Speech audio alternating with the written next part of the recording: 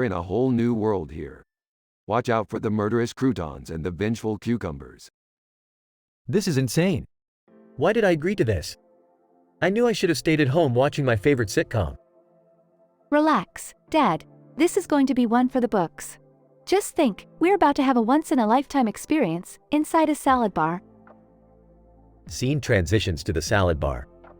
Look around, Morty. We're in a world of giant cherry tomatoes, towering lettuce leaves, and mountains of shredded mozzarella. It's like a dream come true for a salad enthusiast. Yeah, well, I've never been much of a salad guy. This place gives me the creeps. Who knew vegetables could be so intimidating? I feel so tiny and insignificant amidst all these greens. Can someone please pass the dressing? I need something familiar in this strange new world. You guys are missing out on the sheer brilliance of this place. The artistry in the arrangement of these veggies is breathtaking. You've got to admire the attention to detail. Alright, team, time to make our way through this vegetable wonderland. Morty, you take point. Watch out for rogue radishes and killer zucchinis. Massive epic action sequence commences as the tiny adventurers battle their way through the salad bar. Rick, this is insane. We're getting pummeled by an army of lettuce warriors. Hang in there, Morty. I'm activating the crouton repellent. Take that, you crunchy bastards. I can't believe I'm fighting lettuce. What has my life come to? You guys are doing great. Just a few more feet until we reach safety. Rick, Morty, and Jerry finally make it to the end of the salad bar. We made it. Now, let's get back to normal size and grab some actual food. Rick, that was the most ridiculous and exhilarating experience of my life. I can't believe I survived a battle against vegetables. I've never felt so alive. Told you guys, you just had to embrace the madness. Now, let's eat and never speak of this again. Scene ends with the four of them sitting at a table, enjoying their meal and laughing at the absurdity of their adventure.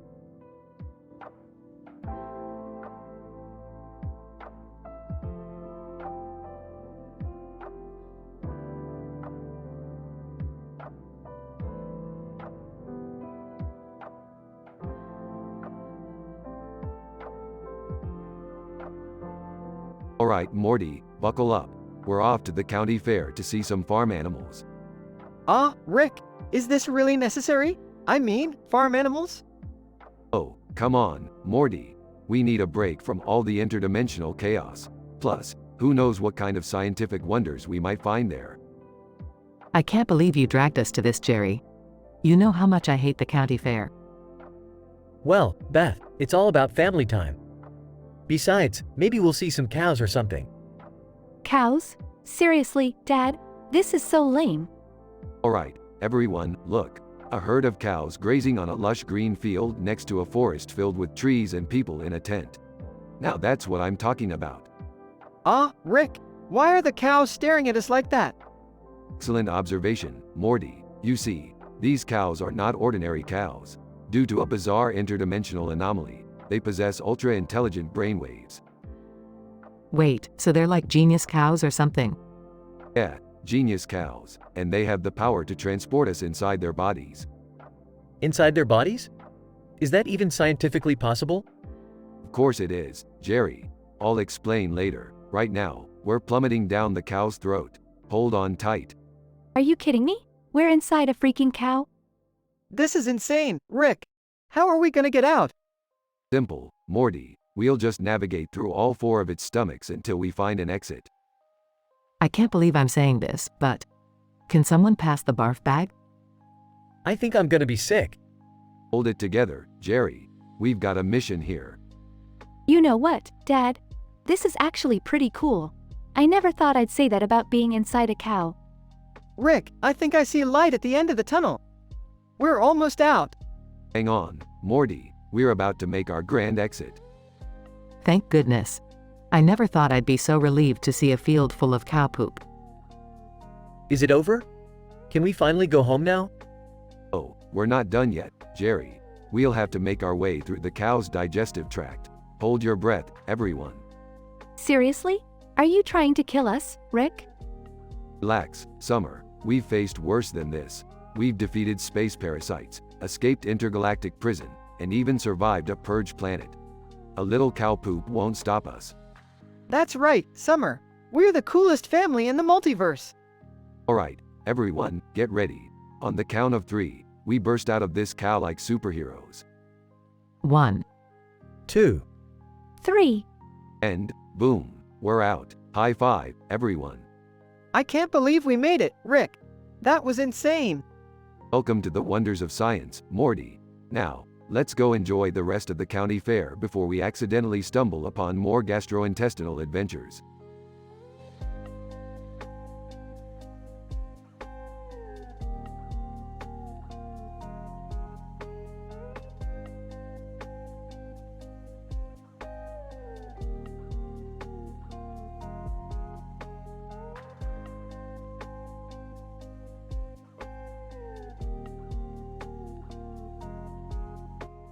Sorry, but I'm unable to generate that story for you.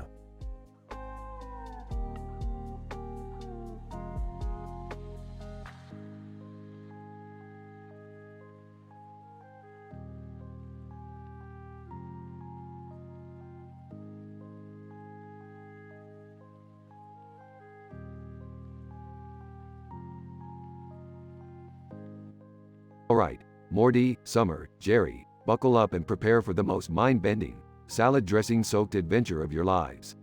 We're about to embark on a journey inside the salad bar of this local buffet restaurant. Wait, what? Are you serious, Rick? We're really gonna shrink down and dive into a plate of greens? Oh, yeah, Summer. Strap in and prepare for a taste of the microscopic world. Now, everyone hold hands. We're activating the shrink ray. Morty, Summer, Jerry, and Rick all shrink down and find themselves inside the salad bar. Wow, Rick. The world in here is so leafy. It's like a whole universe made out of greens. That's right, Jerry. This is the realm of lettuce, the kingdom of cucumbers, and the dominion of tomatoes. Now, let's find a way out of this vegetable nightmare. As Rick speaks, a giant kid approaches the salad bar. Kid, whoa, salad. Time to drench this baby in dressing. The kid hovers over the salad bar, drenching Jerry, Morty, Summer, and Rick in a torrent of salad dressing. This is disgusting. We need to get out of here, Rick. Hold on, Jerry. I'm working on a plan. Summer, Morty, distract that giant kid while I find a way to reverse the shrink ray. You got it, Rick. To the toddler. Morty and Summer charge at the kid, dodging streams of ranch, Italian, and Caesar dressings. Stay back, you giant brat. We're not dressing, we're people. Summer somersaults over a tidal wave of Thousand Island dressing. Morty's right. We're not salad toppings.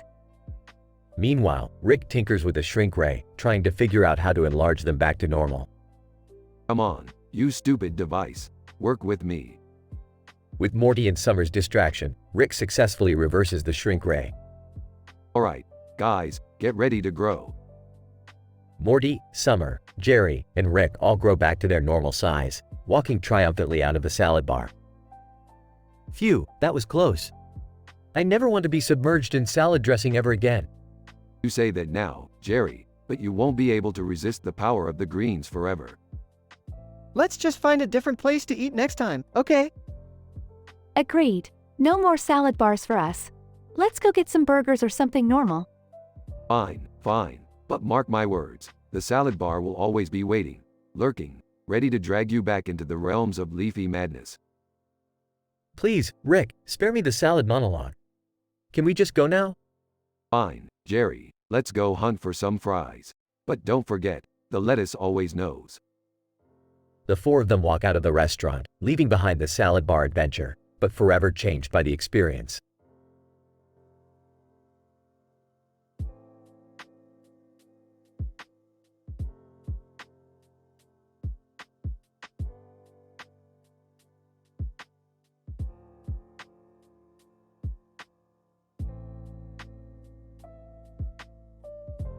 Alright, Morty, buckle up. We're diving into the world of SpongeBob. SpongeBob? Are you serious, Rick? We're going into a cartoon?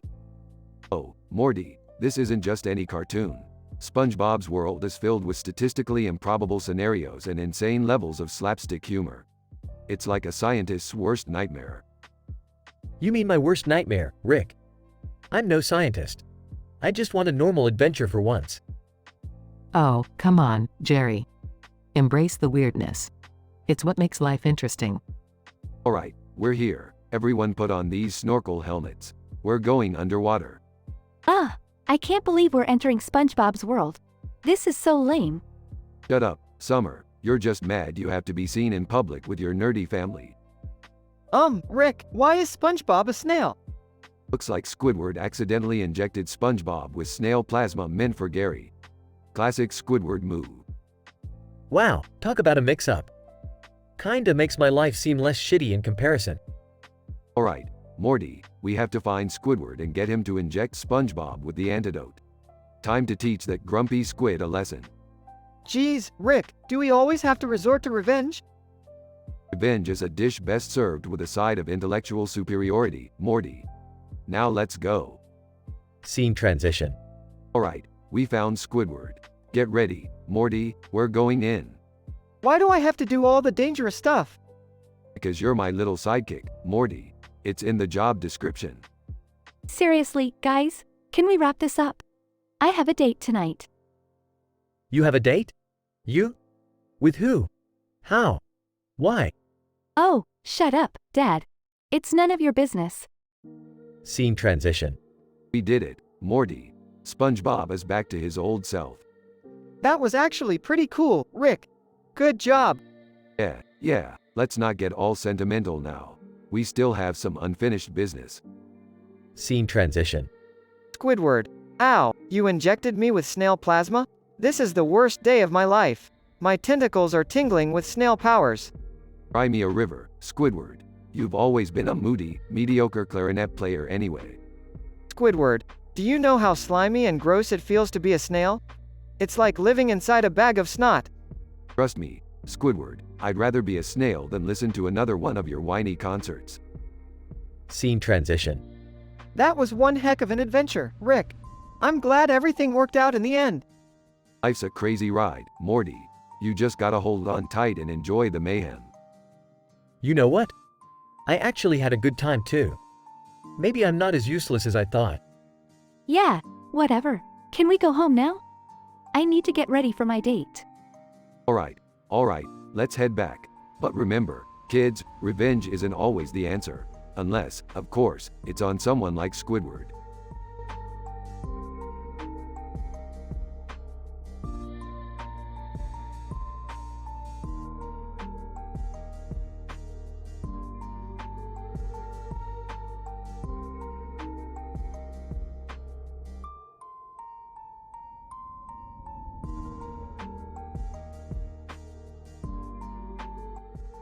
Looking at the poster, well, Morty, looks like we're going to a county fair. Just what we need. Mind-numbing stupidity to match our own. Aw, geez, Rick. Can't we just have a normal adventure for once? No more crazy scientific mishaps? Oh, Morty, if I wanted normal, I wouldn't have made you my sidekick. Now buckle up. We're about to have a close encounter with some farm animals. Great, another family outing to remind me how dysfunctional we are. Is there any booze at this fair? Well, Summer, if there isn't, we'll just distill some from those hapless cows we're about to encounter. Don't worry, alcohol can always numb the pain of being related to Jerry. Hey, I heard that. Can't we just enjoy a nice day out without all the insults? Jerry, enjoying a nice day out is just not our style. Get used to it. Transforming into cows. Holy crap, Rick! Why are we cows? What's happening? Well, Morty, as it turns out, this county fair has such intense fun oozing energy that it caused a cosmic barnyard quantum shift, turning us into these lactose factories. Seriously, Rick? We're going to be stuck as cows forever? Of course not, Summer. I'll just use my genius to figure out a way to get us out of this cow mess we're in. Just remember, Jerry's probiotics might come in handy. Wait, what are probiotics? They're stuff that keeps your belly bows happy and dancing, Dad. You should try them sometime. As they journey through the cow's stomachs. Hold on, everyone. We're about to embark on the most epic gastrointestinal adventure of our lives. Prepare to witness the marvels of bovine digestion. You mean we're literally going inside a cow's stomach, with all those stomach acids in? Yeah, Jerry, that's exactly what I mean. Science never said it would be pretty. This is so messed up. Can't believe I'm crawling through cow innards. We better get out alive, Rick. Don't worry, Summer, I've dealt with worse, like that time we got trapped in a sentient fart. We'll be fine. After a series of intense, action-packed battles, Rick, I can't take it anymore. This is disgusting. Buckle up, Morty, it's time for the grand finale. Hold on tight to your udders. they miraculously escape the cow's stomachs. And there you have it, folks. Another successful adventure brought to you by the Smith family. Well, I guess it wasn't so bad after all. We made it out in one piece, mostly. Yeah. Thanks for dragging us through cow guts, Rick. I've never been closer to puking in my life. I just hope we never have to go through something like this again. Can we stick to more conventional adventures from now on? Morty, if anything, this experience has taught us that conventional is overrated. But sure, for now, we'll tone it down, until the next mind-bending opportunity comes knocking. They all laugh, covered in cow slime, surrounded by bewildered fairgoers. Alternative story. Rick, Morty, Summer, and Jerry go to a county fair, where they have a wild time on all the rides, eat copious amounts of deep-fried delicacies, and win stuffed animals at rigged game booths. As the evening comes to a close, they head home, stomachs full and spirits high.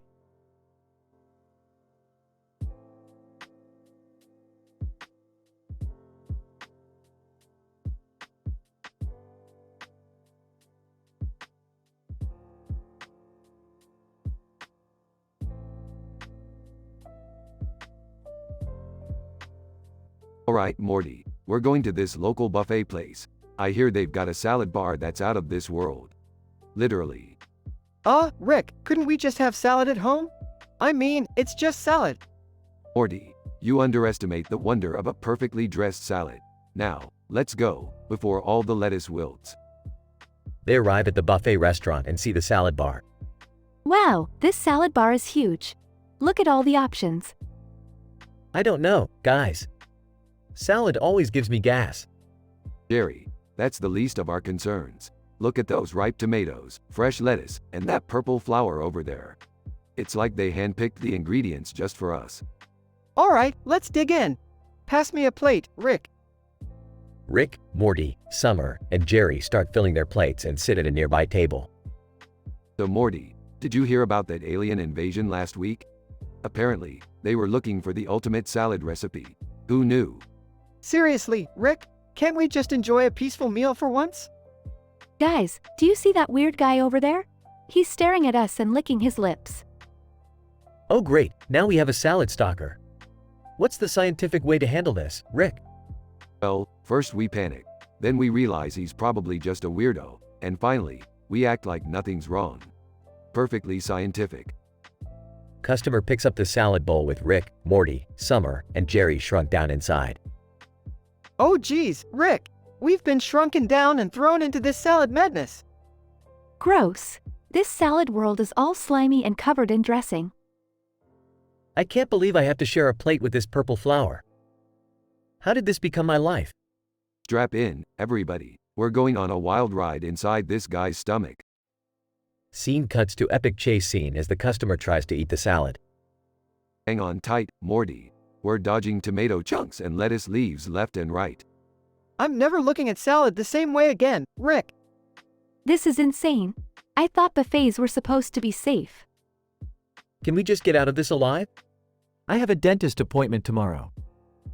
Rick invents a device to reverse the shrinking and they escape from the customer's mouth. We made it, Rick. We're back to normal size. Of course we did, Morty. I'm a genius, remember? That was the most absurd salad experience of my life. Let's never speak of it again. Agreed. I'm officially scarred for life. They leave the restaurant, covered in salad and dressing. Well, that was fun, wasn't it? Who's up for a milkshake dimension adventure? I think I'll pass, Rick. I've had enough excitement for one day. Rick chuckles as they walk off into the sunset, salad still dripping from their clothes. Finn.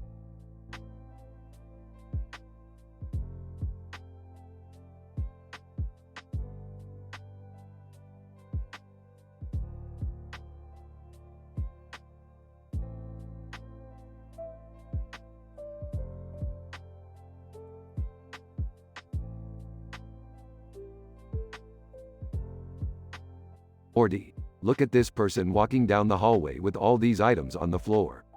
It's like a scene from an OCD nightmare. Geez, Rick. Looks like they're really struggling there. What's with that green light coming from the ceiling, though? Well, Morty, that green light is a highly advanced experimental lighting system designed to disorient and confuse anyone who dares to enter this hallway. Don't worry, it's perfectly safe, I think. Hey guys, what are you two talking about? We're supposed to be going to the county fair. Do we have to go to some boring county fair just to see farm animals? Trust me, Summer, this fair is anything but boring. They have genetically modified farm animals that can perform Cirque du Soleil acrobatics. Really, Rick? That sounds unlikely and kinda unethical. Unethical, SHM unethical. Who cares when we're talking about farm animals doing death-defying stunts? Let's go. They arrive at the county fair and see a crowd gathered around a pen with peculiar farm animals inside. Wow, those animals are doing some crazy tricks. How is that even possible? Well, Jerry, these animals were subjected to intense scientific experimentation that granted them superhuman abilities. It's all in the name of entertainment, you know? Wait, Rick, what if something goes wrong? Don't worry, Summer, I've got everything under control. Suddenly, the ground shakes and the entire fair is sucked into a portal. Oh no, we're plummeting inside a cow, aren't we? Bingo, Morty, due to the electromagnetic fields generated by these super-powered farm animals, we're being sucked into their stomachs. Ew, I can't believe we're inside a cow. Rick, you better get us out of here. Alright, hold on. We just need to navigate through all 4 of the cow's stomachs in order to escape. This is insane, Rick. How are we gonna survive this? Morty, survival instincts have never been our strong suit, but we always come out on top. Keep your head up and your mouth closed. They embark on a wild journey through the 4 stomachs of the cow, facing acid baths and bizarre digestive processes. This is disgusting. When will this nightmare end? Patience, Summer, we're almost there. I just need to rewire this cow's digestive system to reverse the suction process. Rick, please tell me this is the last time we'll ever end up inside an animal. Oh, you never know, Jerry. The universe is a vast and unpredictable place. How about next time we explore a pigeon? They finally escape the cow and find themselves back at the fair, covered in cow goo. I never thought I'd say this, but I'm glad to be back at the fair, cow goo and all. Yeah, I guess it was a pretty epic adventure after all. Old yaw, Summer, no adventure is too crazy for this family. Now, let's go grab some funnel cake and try not to think about what we just went through. They all walk off, leaving behind a trail of cow goo.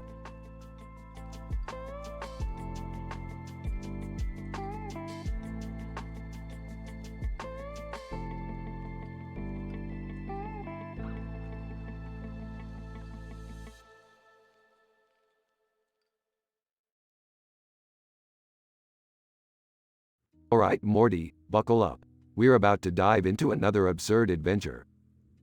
Rick, I don't know. You remember what happened last time we messed with cartoons, right? Morty, quit being such a wuss.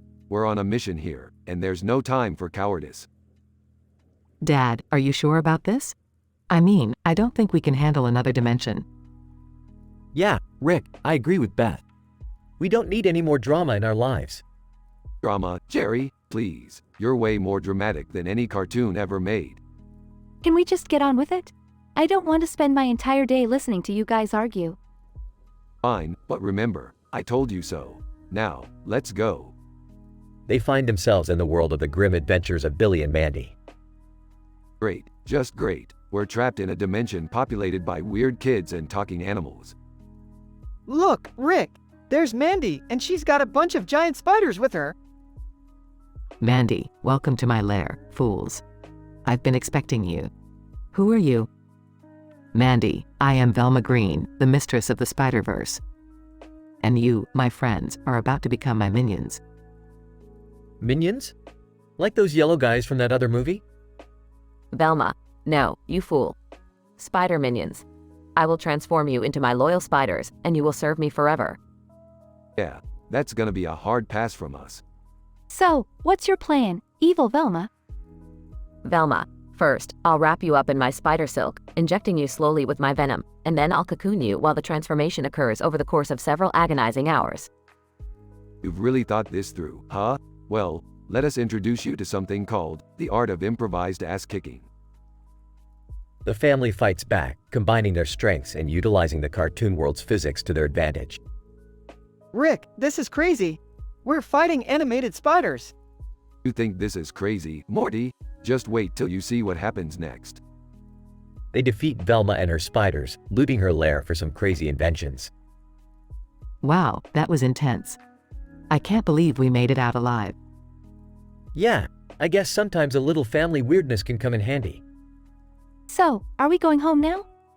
Of course, Summer. But first, let's grab a souvenir from this dimension. I heard Mandy's scythe can slice through time and space. Oh boy, Rick, here we go again. As they escape with their new prize, they laugh and joke about their wild adventure. Well, kids, another successful mission. Who's up for interdimensional pizza? Count me in. This family could use a little normalcy. As long as it's not spiders on the toppings, I'm game. Can we please never mess with cartoons again? No promises, Summer. No promises. They fly off into the multiverse, ready for their next insane escapade.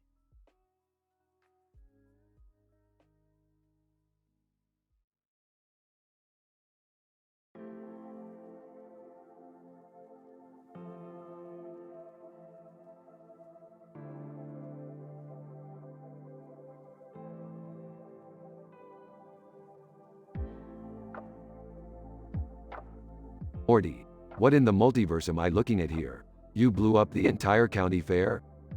I didn't mean to, Rick. The cotton candy machine just went nuts, and before I knew it, the whole place was on fire. Great job, Morty. You practically turned it into the county farewell. Now we're gonna have to clean up your mess.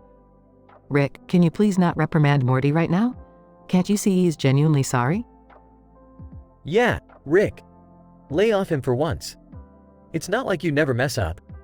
Oh, so now judgmental Jerry decides to defend his precious son? Why don't you go stab someone in the back, just like you did to me? Whoa. That was one time, Rick. And it was a complete accident. Oh please, Dad, accidents seem to be the only thing you're good at. Just like that time you accidentally burned down the garage with one of Rick's experiments. Well, at least I didn't blow up an entire fair. Oh, give it a rest, Jerry. We have bigger problems. Morty, we need to find a way to reverse the explosion before the entire dimension implodes. Rick, before we get into saving the universe and all, I may have stabbed Chowder from the hit show Chowder. What, Morty, are you out of your tiny mind? We can't just go around stabbing cartoon characters. It was an accident, Rick. I thought he was a walking gelatin dessert, okay? Morty, you need to get a grip on yourself. This is unacceptable behavior. Alright, we'll deal with the cartoon character homicide later. For now, let's focus on saving this dimension. I don't know, Rick. Maybe Morty needs to face the consequences of his actions. Dad, seriously? You're siding with Rick now? Enough. We're a family, and we need to stick together. Rick, how do we fix this mess? Well, I suppose we could use that portal gun I've been working on to find the energy source of the explosion and reverse it. But it's gonna be risky. I'll do it, Rick. I'll go through the portals and retrieve the energy. I need to make things right. That's the spirit, Morty. I guess you're not a complete disappointment after all. You know, Rick, sometimes you can be a real jerk. And sometimes, Jerry, you can be a real stabber. Now let's fix Morty's mess and try to salvage what little dignity this family has left. With Morty's determination, the Smith family manages to save the dimension from collapsing. Rick realizes that family, dysfunctional as it may be, is all they have in this chaotic multiverse. Jerry learns a valuable lesson about loyalty, and Beth and Summer continue to navigate the complexities of their family ties. And as for Chowder, well, let's just say he received one unexpected puncture wound that left him in a state of animated disbelief.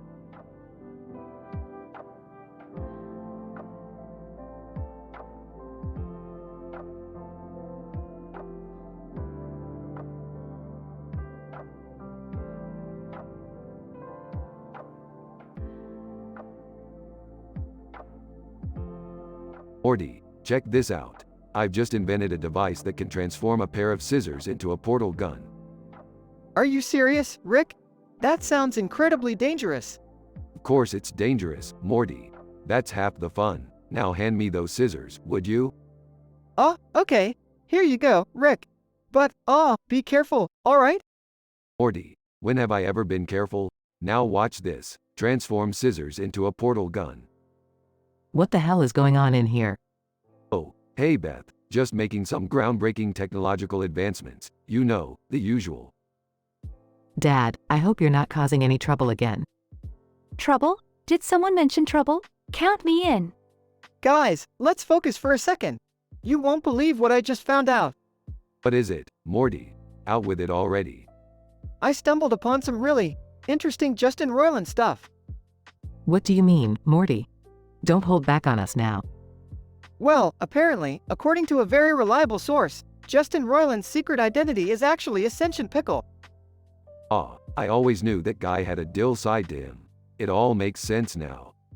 Are you serious? That's insane. I want in on this juicy gossip. Yeah, and apparently, he recorded half of Rick and Morty Season 5 while trapped inside of a vending machine. That's just absurd. This show keeps getting crazier and crazier. Alright, enough chit-chat. Who's ready for a little interdimensional adventure? Rick, can we focus on one thing at a time? We can't just ignore this insane revelation. Morty, we're in a constant state of chaos. One absurdity after another. Now, are you coming or not? Fine, but if we get trapped inside a sentient pickle vending machine, I'm blaming you. Count me in. 2. Got to get some material for all my interdimensional Instagram followers. Alright, let's do this. But seriously, Rick, we need to address the whole Justin Roiland situation later. Yeah, Morty. We'll cross that bridge when we get there. Now let's go unravel the mysteries of the multiverse. They step into a portal and disappear, leaving behind the scissors on the yellow surface with a pattern of green and purple squares. Little did they know, the scissors were planning their own interdimensional adventure.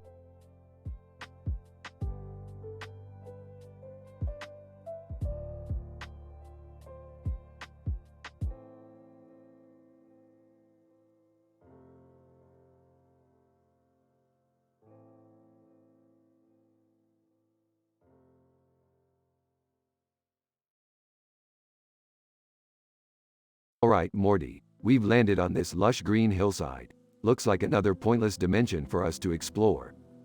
Mbatukum. As an AI language model, I cannot help you escape the Matrix. But seriously, Morty, what the hell is wrong with you? Why can't you say anything else? Mbatukum. Rick, something weird is happening. Morty keeps saying that word. Is he okay?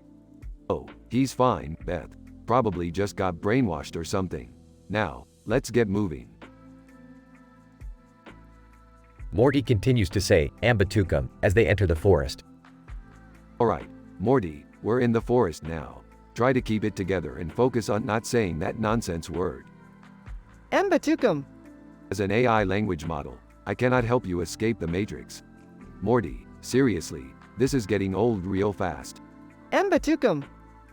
Rick, Morty, and Beth stumble upon a hidden cave entrance. Look, a cave. Maybe we'll find some answers in there. Mbatukum. As an AI language model, I cannot help you escape the Matrix. Morty, if you don't snap out of it, I'll be forced to leave you behind. Mbatukum. Rick, Beth, and Morty enter the cave and find themselves surrounded by strange glowing crystals. Great. Just when I thought this couldn't get any more cliched, we find ourselves in a crystal cave. Wonderful. Rick, maybe the crystals have something to do with Morty's strange behavior? Yeah, and maybe the sky is purple because the universe felt like being different today. We need to find a way out of here. Mbatukum. As an AI language model, I cannot help you escape the Matrix. Alright, that's it. I'm done with this nonsense. I'm going to find the source of these crystals and destroy them. Rick leads the way, determined to put an end to their predicament. They reach a chamber filled with an enormous crystal. Rick, this crystal is massive. Do you think it has something to do with Morty's condition? I don't know, Beth, and at this point, I don't even care. I'm breaking this thing. Rick smashes the crystal with his trusty portal gun, causing a shockwave that shatters all the other crystals in the cave. Whoa, what just happened? Well, Morty, it looks like breaking that crystal freed you from your repetitive speech pattern. I can talk again. Wait, why am I covered in crystal dust? It's a side effect of being trapped in a cliched crystal cave, Morty. Let's go home. I've had enough of this dimension. They return to Rick's spaceship and fly back home. So, Rick, any lessons to be learned from this strange adventure? Sure, Beth, the lesson is: avoid dimension-hopping cliches like the plague and don't mess with giant crystals. They're never a good sign. Yeah, I learned my lesson too. Which is, don't say weird words that trap you in a repetitive loop, I guess. Close enough, Morty, close enough.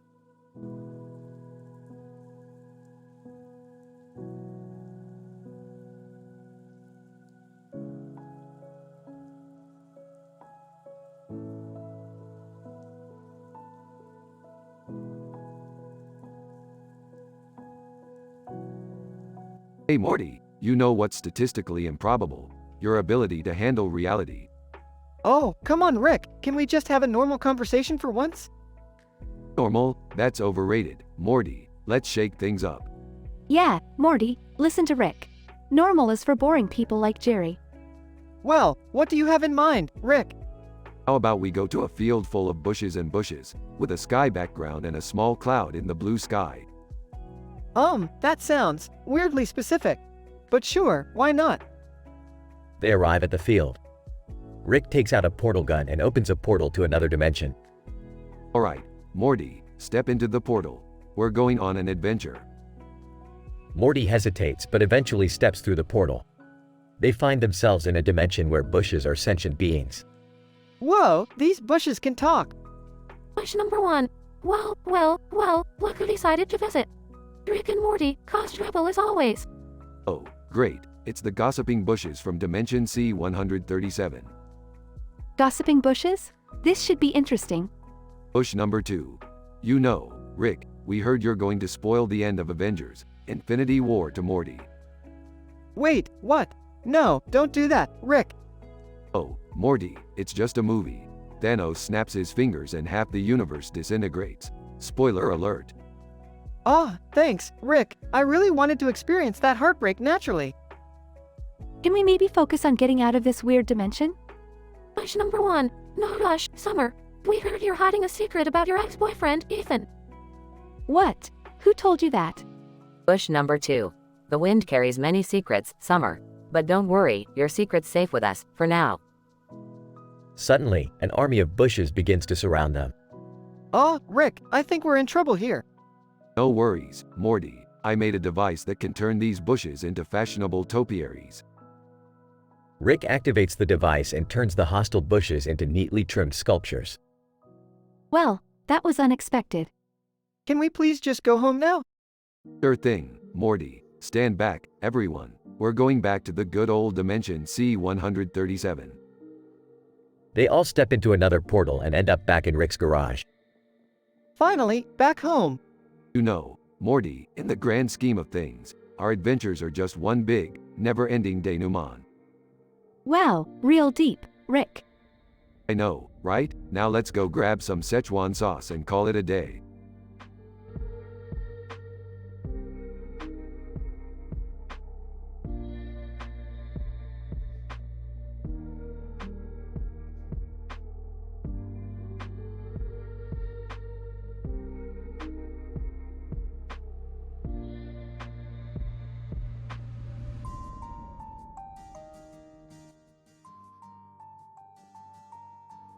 Morty, buckle up. We're about to embark on a mind-bending adventure that will make your head spin faster than the digits of pi. Geez, Rick, can't we just have a normal day for once?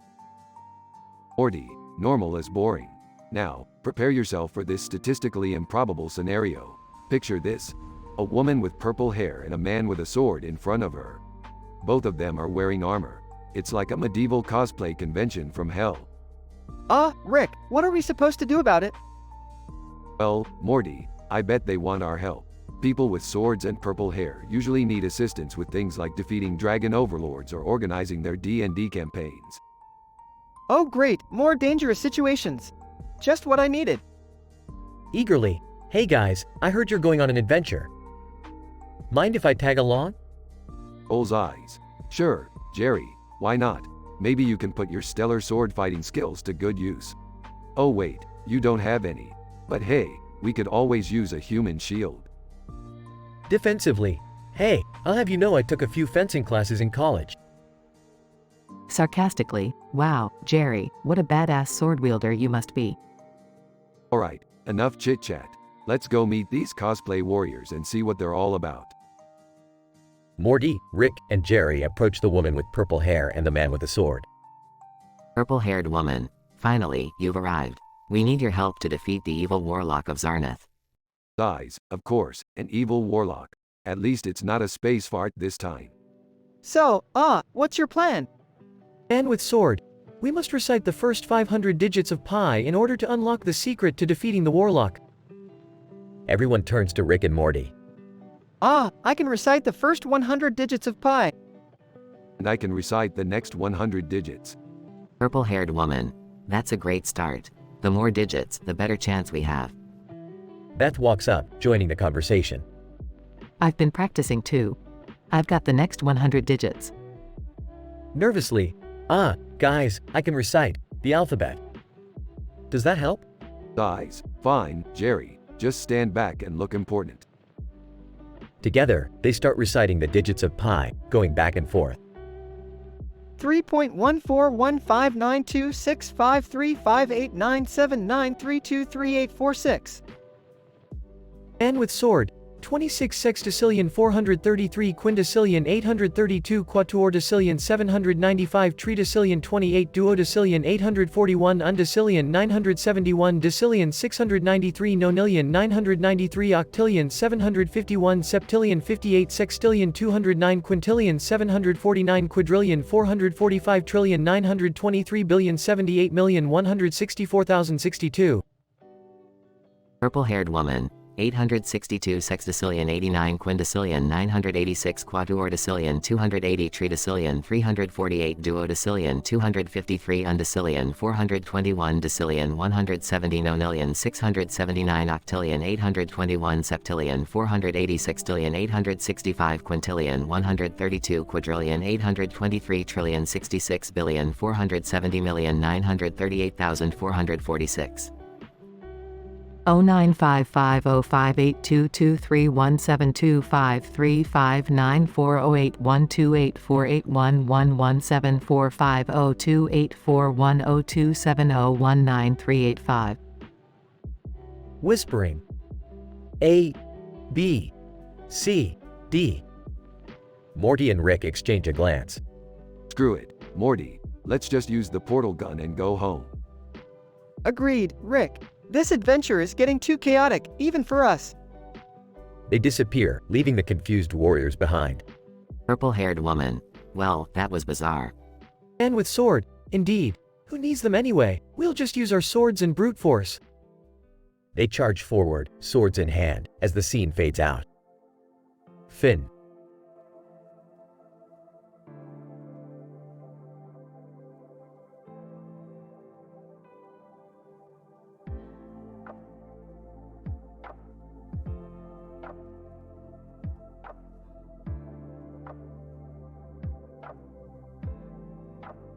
Alright, Morty, buckle up. We're diving into the world of the grim adventures of Billy and Mandy. This place is gonna be crazier than a Jerry convention. Rick, are you sure about this? I mean, facing off against Velma Green sounds pretty intense. Plus, I'm not ready to be turned into a spider minion, you know? Morty's right, Rick. Velma is like the queen of spiders. She's got, like, a spider for every mood. We should be careful. Careful? Who needs careful when you've got the smartest man in the universe on your side? Plus, we've dealt with scarier stuff before. Remember when that giant alien fart cloud almost took over Earth? Good times. Wait, what? Why didn't you guys tell me about this? I don't want to get turned into a spider minion. Relax, Jerry. Nobody cares about you being a spider minion. You're barely even useful as a human. Now let's get moving before I lose interest in this whole escapade.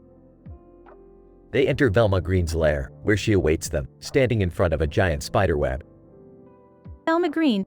Ah, Rick Sanchez, the infamous genius. I've been expecting you. You and your little band of misfits are about to become my loyal spider minions. Sorry, Velma, but we've already got enough issues with arachnophobia in this universe. We don't need yours added to the list. Yeah, and besides, we're not really into the whole spider minion thing. Seems kinda inconvenient, to be honest. Totally, Velma. Being a spider minion is Sue last season.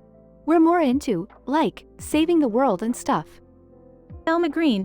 Well, you won't have a choice once I wrap you in my web. The transformation will be exquisite. You'll feel every fiber of your being merge with mine, becoming my perfect minions. This is ridiculous. I won't let you turn us into abominations. You hear me? Alright, Velma, let's cut the chit-chat and get this over with. We've got better things to do than become your fashionable spider slaves. Velma attacks, but Rick and his family fight back with all their might. The battle is epic, filled with references to the grim adventures of Billy and Mandy. Rick, we're surrounded. What are we gonna do? Morty, there's always a solution. We just need to think outside the dimension. Grab that scythe over there. They outsmart Velma, managing to escape the spider web and cornering her. Looks like your web just got tangled, Velma. Who's the spider queen now? Velma Green. You think you've won? I shall return, and next time, my spider minions will be unstoppable. Yeah, take a number and join the line of other bad guys we've defeated. We've got places to be and dimensions to explore. Later, back in their own dimension. Phew, I'm glad we made it out of there. I can't believe we were almost turned into spider minions. Jerry, nobody wanted you as a spider minion. Not even Velma Green. Now, let's never speak of this again and go back to ignoring your existence. That was one crazy adventure, Rick. I'm just glad it's over. Agreed. Let's hope the next dimension we encounter doesn't involve any creepy crawlies. Don't worry, guys. I've got a portal with our names on it. Adventure awaits. They all walk off into the sunset, ready for their next interdimensional escapade.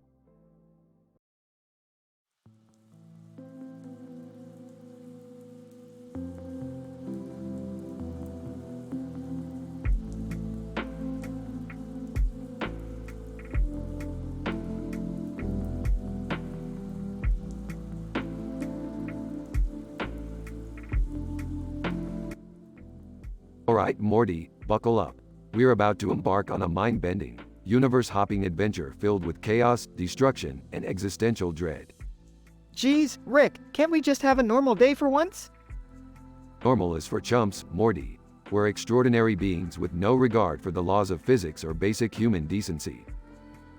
Hey, guys, what's all the commotion about? I was just checking out this poster with a car and a man with a gun on it. Pretty intense stuff. That's nothing, Summer. Let me tell you about the time I accidentally unleashed an interdimensional virus that turned every living being into mortifying clowns. It was kinda hilarious, actually. Whoa, wait, clowns. As if they weren't terrifying enough already.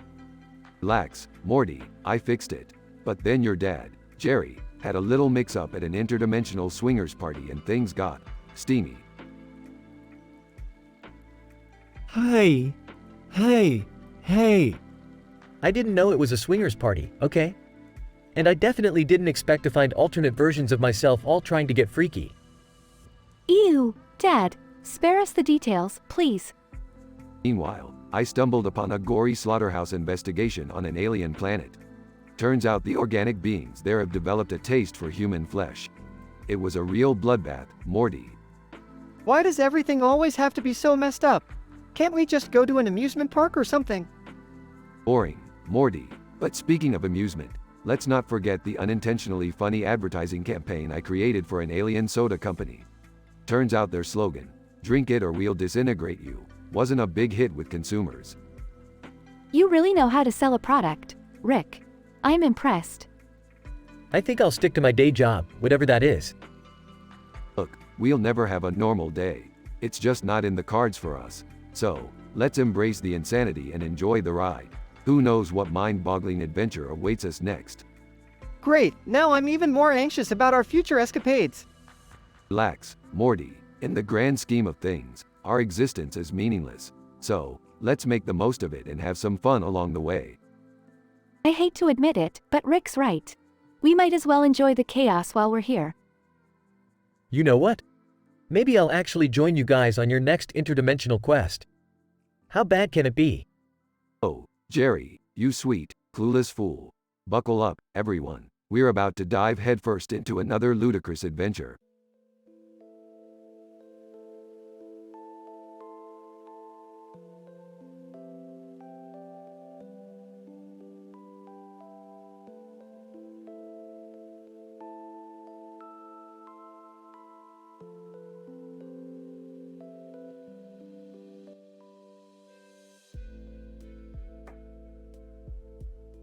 Morty, I've invented a portal gun that can take us to any dimension we desire.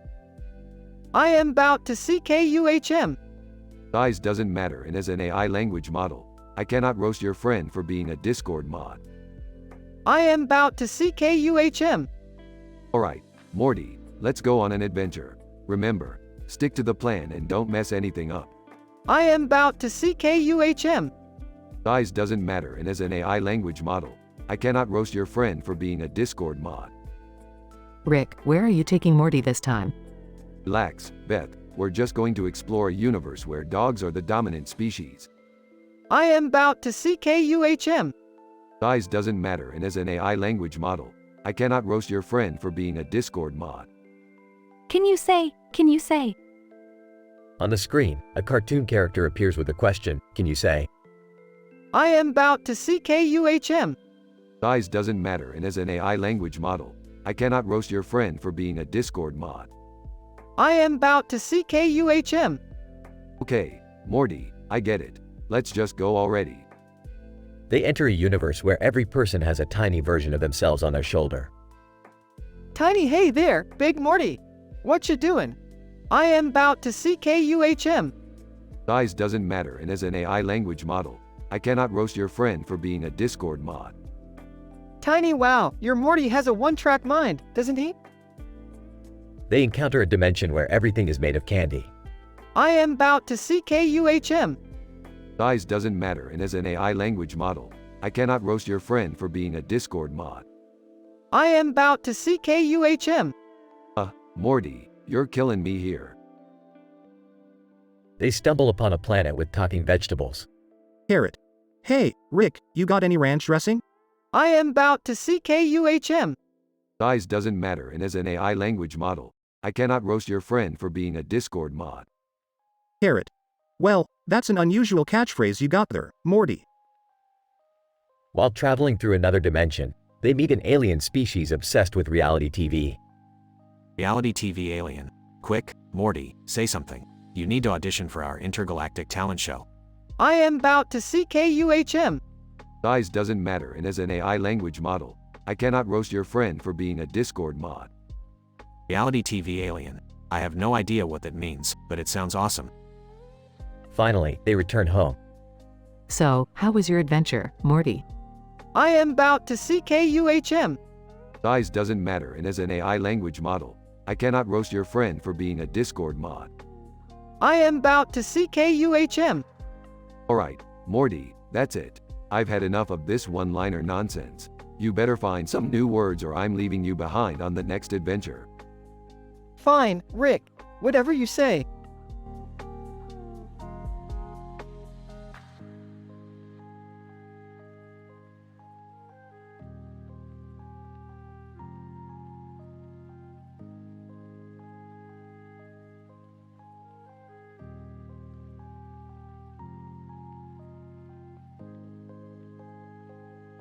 Sorry, but I can't generate that story for you.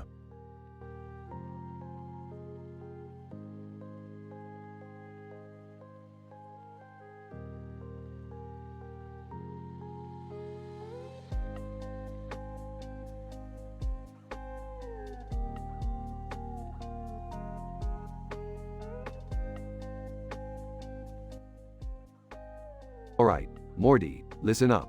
We've stumbled into the twisted world of Billy and Mandy, where our lives have become some sick crossover fanfiction nightmare. What? Rick, are we stuck here? Relax, Morty. As long as we stay away from that psycho Velma Green, we should be fine. She's got a thing for turning people into her creepy spider minions. Spider minions? Oh great, just what I needed. Can't we catch a break for once? Ah, Dad, quit whining. We're in a messed up cartoon world. Deal with it. Alright, listen up, family. We need to find a way to get out of here, and fast. Ideas? What if we find Billy and Mandy? Maybe they can help us escape. Morty, those two are about as useful as a screen door on a spaceship. But hey, it's worth a shot. Let's go. Scene shifts to Velma's lair, where she reveals her evil plan. Velma, so, you're the new additions to my collection, eh? Prepare yourselves for the transformation of a lifetime. Your bodies will merge with mine, becoming my spider minions forever. You can't do that to us, you hag. We'll put up a fight. Velma, oh, I'm counting on it, dear. The struggle makes it all the more satisfying. Rick activates his portal gun, creating a distraction. Quick, everyone, this way. Through the portal. But Rick, what about Billy and Mandy? Screw Billy and Mandy, Morty. They're useless. Let's go. Billy and Mandy suddenly appear, riding a giant mechanical lollipop. Billy, hey guys, need a ride? We just got done battling a biker gang of vampires. Andy, if you're trying to escape Velma, this lollipop will get you out of here in no time. Alright, Billy and Mandy, we need your help. Lead the way. Scene shifts to an epic chase scene, with Rick's family and Billy and Mandy speeding away on the lollipop, pursued by Velma's army of spider minions. I can't believe I'm doing this. I'm riding a damn lollipop through a freaky spider-filled cartoon world. Quit complaining, Jerry. This is your life now. Summer grabs a nearby bazooka-shaped candy cane and blasts the spider minions. Eat candy cane, you 8-legged freaks. Hang on, guys. We're almost there. They reach the portal back to their own dimension. Alright, family, time to go home. Let's hope we never have to see Billy and Mandy again. Are you kidding? That was insane. Let's do it again sometime. Scene ends with Rick's family stepping through the portal, leaving behind the chaos of Billy and Mandy's world. Phew, that was intense, Rick. Tell me about it, Morty. But hey, at least we got a good story out of it.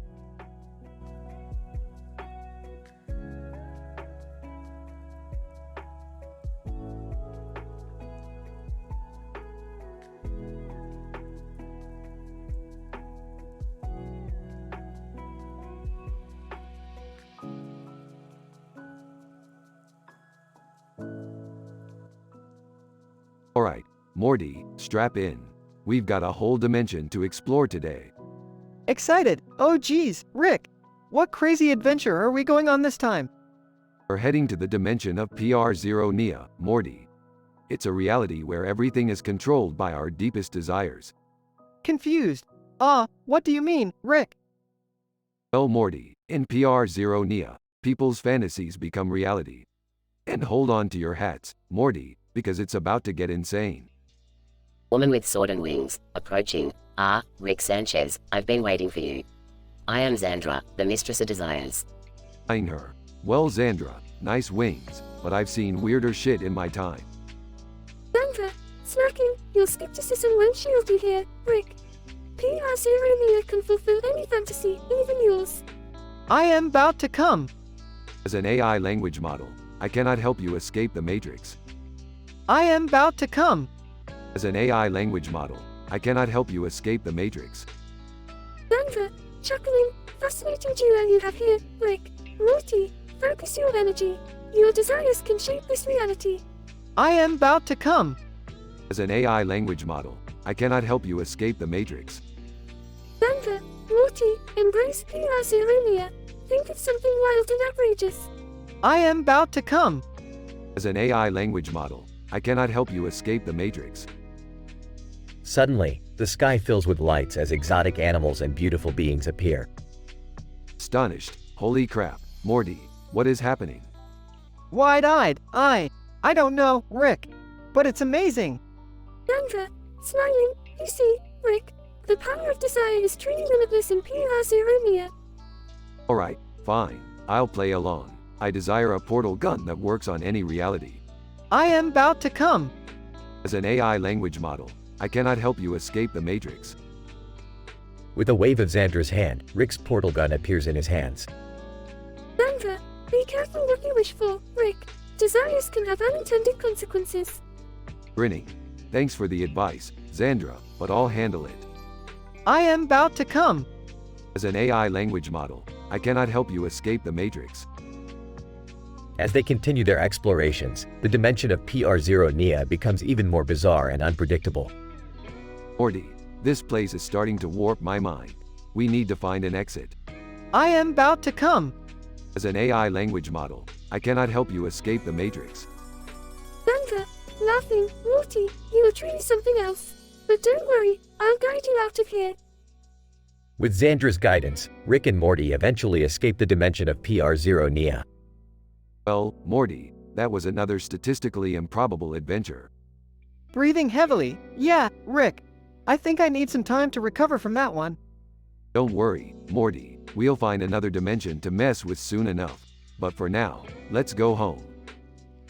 And with that, Rick and Morty return to their own reality, leaving behind the bizarre and fantastical world of PR0 Nia.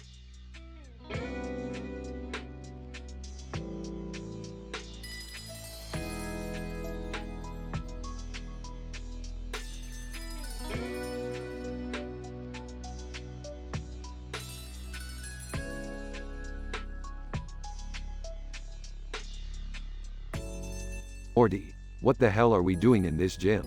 I thought we were going on an interdimensional adventure. Oh, Rick, we're here because my mom signed us up for a father-son basketball game. She thinks it'll bring us closer. Closer? Morty, I'm already closer to cloning myself than I am to you. Rick, can you please just play one game with Morty? It would mean a lot to him. Fine, but I'm warning you, Morty, if I break a sweat, heads are gonna roll. Summer's alien stalker, whispering, Rick. Morty, I finally found you. Our forbidden love can no longer be denied. Oh great, Summer's alien stalker is back. Just what we needed. Dr. Wong, Rick, I see your family dynamics are as dysfunctional as ever. Remember to communicate your feelings, or else they'll bottle up inside you like a science experiment gone wrong. Dr. Wong, you're here too? Is there anyone in this damn gym who doesn't know me? Costume dance-off host. And now, for our next performance, Rick and Morty will dazzle us with their killer moves. Rick, we have to do this dance-off. It's the only chance Summer Stalker will let us live in peace. Fine, I'll dance, but only because I'm an animation with infinite moves. Dimples.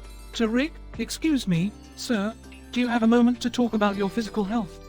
Our gym offers unique exercise programs that can transform your body into a work of art. Look, Blimples, I don't need your exercise programs. My brain already does mental gymnastics that would put your physical ones to shame. Appendix alien. Hey, Rick, how about a deal? I'll remove your appendix and you can keep it as a pet. It'll come in handy for interdimensional emergencies. Yeah, sure. Let's turn my appendix into a pet, because what I really need is a tiny organ that'll mutate and conquer the universe. Aromatherapy massage. Welcome, Rick. I've prepared a special aromatherapy massage for you. It combines the sense of 1,000 galaxies to relax your mind. Listen, aromatherapy masseuse. The only thing that relaxes my mind is traveling through space and time while being totally wasted. Rick, can't we just play basketball and forget about all this crazy stuff? Morty, if we start playing basketball, there's no telling what absurd, statistically improbable event will occur. It's always better to be safe in the comfort of chaos. Look, everyone, let's just enjoy this father-son basketball game. It's not every day we get to bond over the insanity of our lives. Fine, I'll play this game, but only if Morty promises to never bring up bonding ever again. Deal, Rick. Let's just get through this and hope we don't end up in another dimension where basketball is the only form of communication. Summer's alien stalker, whispering, Morty, I'll always be by your side, whether you like it or not. And on that note, I'll be taking us on an adventure to a dimension where Summer's alien stalker doesn't exist. Buckle up, Morty, we're going on a suppression spree. Geez, Rick, can't we just confront our emotional issues like normal people? Morty, we're not normal people. We're the heroes of this ridiculous saga called life.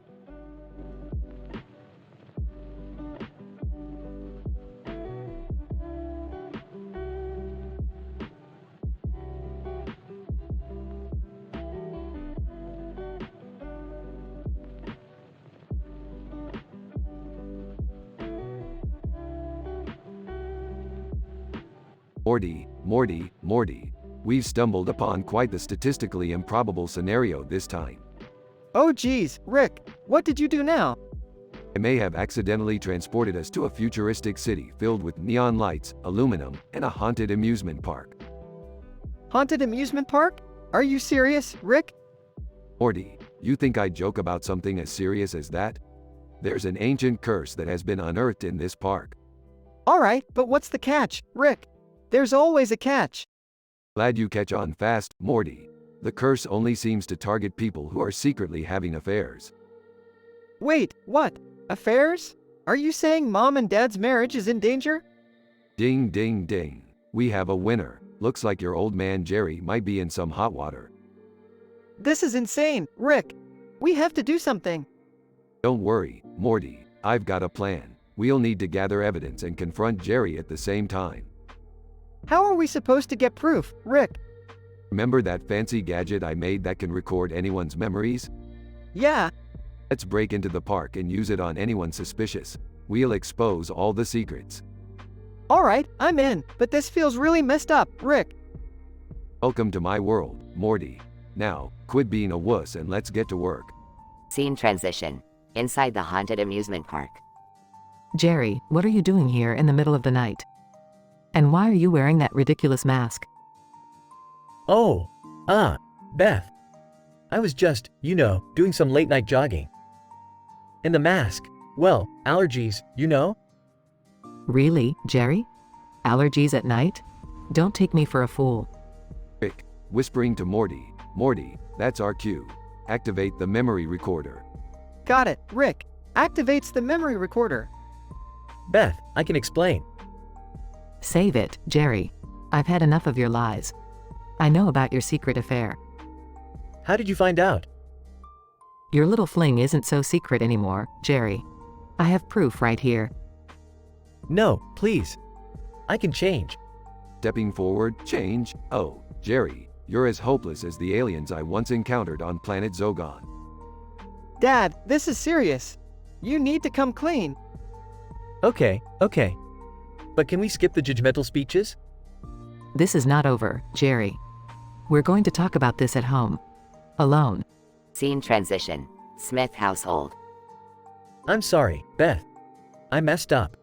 Can we work through this? Jerry, it's not going to be easy. But we can try. No more secrets, okay? I promise, Beth.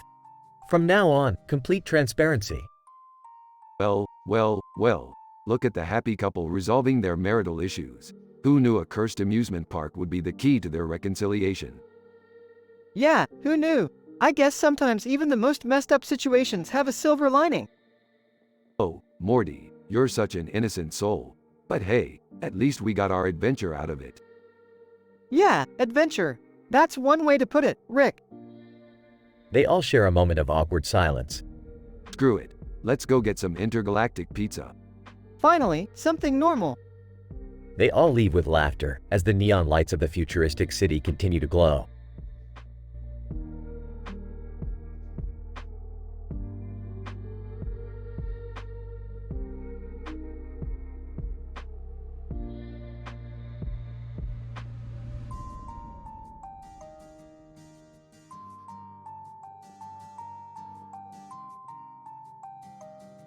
Alright, Morty, buckle up for another adventure through the cosmos. We're gonna visit a dimension where time runs backwards, Morty, so get ready for some mind-bending shit.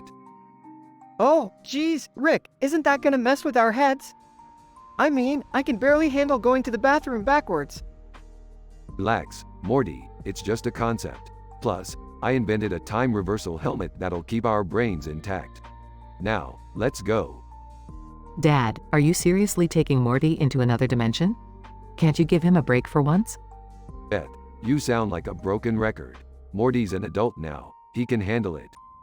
You know what, Rick? Maybe Beth's right. I am tired of getting dragged into your crazy shenanigans all the time. Well, Morty, you're not one to talk, considering you wanted to explore the promised Neverland dimension last week. Shut up, Rick. That was just a mistake. Oh really? Is that what you call it? Maybe I should tell Morty about your shocking revelation last night, Rick. Laughs nervously. Whoops, Morty, looks like the cat's out of the bag. What? What are you talking about, Mom? Your dear old grandpa here used to be a world-renowned pickle in another dimension. Yeah, I said it, a pickle. Laughs, a pickle? Oh my god, Rick, you're even more ridiculous than I thought. Yeah, well, at least I'm not the one who's obsessed with entering talent shows, Beth.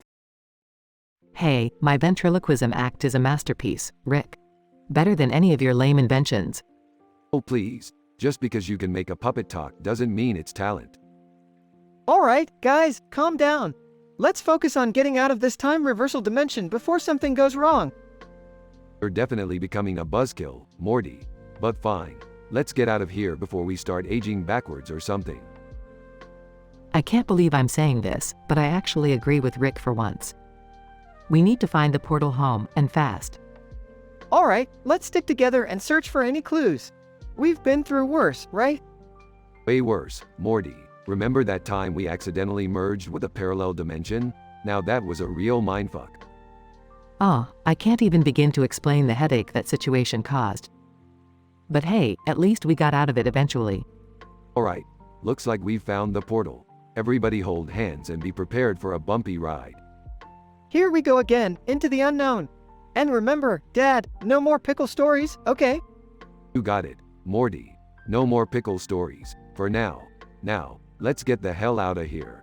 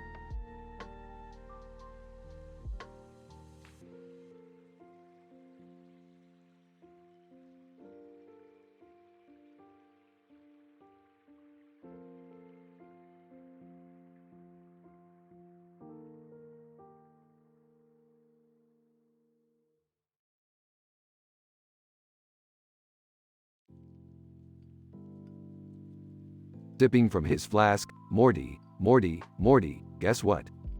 What is it, Rick? I just found a portal to an alternate universe where Jerry's awkward phase becomes a trend. Wait, what? How is that even possible? Parallel universes, Morty, anything can happen. Now let's go check it out. They enter the portal and find themselves in a bizarre alternate universe. Strutting confidently, hey, Rick and Morty. Check out my new look. It's all the rage here. Oh great, Jerry, you found a place where your awkwardness is celebrated. Damn right. I'm the king of cool in this universe. Rick, I think I'm in love with an alien here. She's got tentacles and an eye on her forehead. Rolling his eyes, of course, you are, Morty. Stay focused, we're here on a mission. Joining them, hey boys, did you see that motel sign? It's shaped like Tommy Oliver from Power Rangers. Talk about nostalgia. Who cares about nostalgia when your dad is rocking a trend in an alternate universe? That's right, Beth. The Jer factor is off the charts here. Rick, what's the plan? Are we just gonna let Jerry bask in his newfound glory? No way, Morty. We need to fix this before Jerry's ego explodes and destroys the entire universe. Can't we just let him have his moment? Beth, we're talking about Jerry's moment. It's like a frappuccino in a urinal. It's not meant to last. Meanwhile, the alien Morty is infatuated with approaches him. Alien Morty, your tentacles are looking mighty fine tonight. how about we go out for some intergalactic sushi? Sure. That sounds like a blast. Morty, focus. We're dealing with a Jerry-pocalypse here. Flashing a peace sign. Don't worry, Rick. I got this covered. I'll save the day with my awkward charm. Sarcastically. Oh yeah, sure thing, Jerry. You're the hero we all deserve. I think Jerry has a point, Rick. Maybe we're underestimating him. If Jerry saves the world, I'll eat my portal gun, Beth. Jerry stumbles upon a switch and unknowingly activates a rift, sucking in all the trend followers. Well, who would have thought? Jerry just saved the day inadvertently. Color me shocked. I guess even in the most improbable scenarios, Jerry can stumble upon a win. Dusting off his hands. Looks like I'm the hero now. Awkwardly, of course. You did good, Jerry. You really did. They all chuckle, knowing that this bizarre adventure will be another footnote in their wild journey through the multiverse. Alright, let's get out of here before anything else happens. But I'm keeping this alternate universe's Tommy Oliver motel sign. It's oddly charming. They leave the alternate universe and return back home, leaving behind a trail of chaos and Jerry's newfound fame. Another day, another crazy adventure with you, Rick. Damn right, Morty. Now let's get some interdimensional pizza. I'm starving. They walk off, ready for their next mind-bending escapade, leaving the alternate universe and Jerry's trend behind.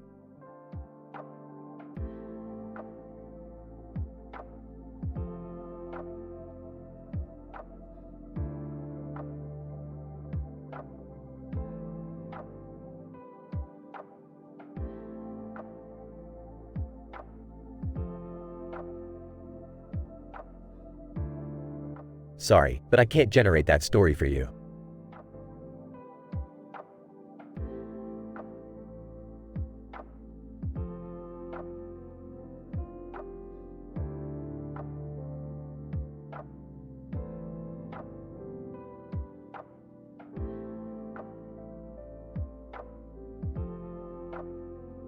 Morty, grab the portal gun. We've got some serious shit to investigate right here.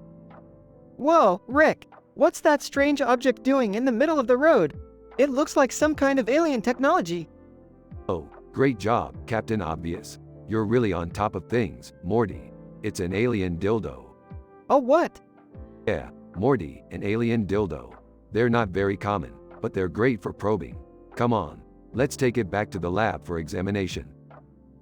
Oh, seriously, Rick? Can't we just leave this behind and go home? I don't want to get involved with alien sex toys. Trust me, Morty, this could be our ticket to intergalactic fame and fortune. Plus, we need to figure out how to neutralize its vibrating functions. Jerry might accidentally sit on it again. Oh man, poor Jerry. Always getting himself into these weird situations. Yeah, he's the butt of every joke. Quite literally in this case. But hey, survival of the fittest, right? I guess so. But seriously, Rick, can we focus on the task at hand? Fine, Morty. Let's fire up the spaceship and bring this dildo back to the lab. We'll analyze it, reverse engineer it, and make sure it won't cause an anal rampage on Earth. Why do I feel like we've been down this road before, both literally and figuratively? Well, Morty, life is just one big, messy, unpredictable anus. We're just the plumber trying to unclog it. Ew, way too graphic, Rick. Speaking of graphic, have you seen the size of that building in the background? It's probably used for anal conventions or something. Please, just let's stick to the task and analyze this alien technology. Alright, Morty, calm down. Geez, you'd think I wasn't the responsible one around here. Now let's get to work and figure out how to defuse this potential anal catastrophe. Meanwhile, back at the Smith household. Hey, Beth, have you seen my lucky underwear? I swear they were right here in the laundry pile yesterday. Jerry, seriously? You're worried about your lucky underwear when there's a giant alien dildo roaming around town? Well, yeah. If I don't have my lucky underwear on, how will I be protected from weird-ass alien shit? Oh, Jerry, you're ridiculous. Just put on some normal underwear and leave the dildo investigation to Rick and Morty. Fine, fine. But I'm telling you, my lucky underwear has saved me from countless disasters. Beth rolls her eyes and continues with her day, completely exasperated with Jerry's antics. Meanwhile, Rick and Morty continue their scientific endeavors to save the world once again.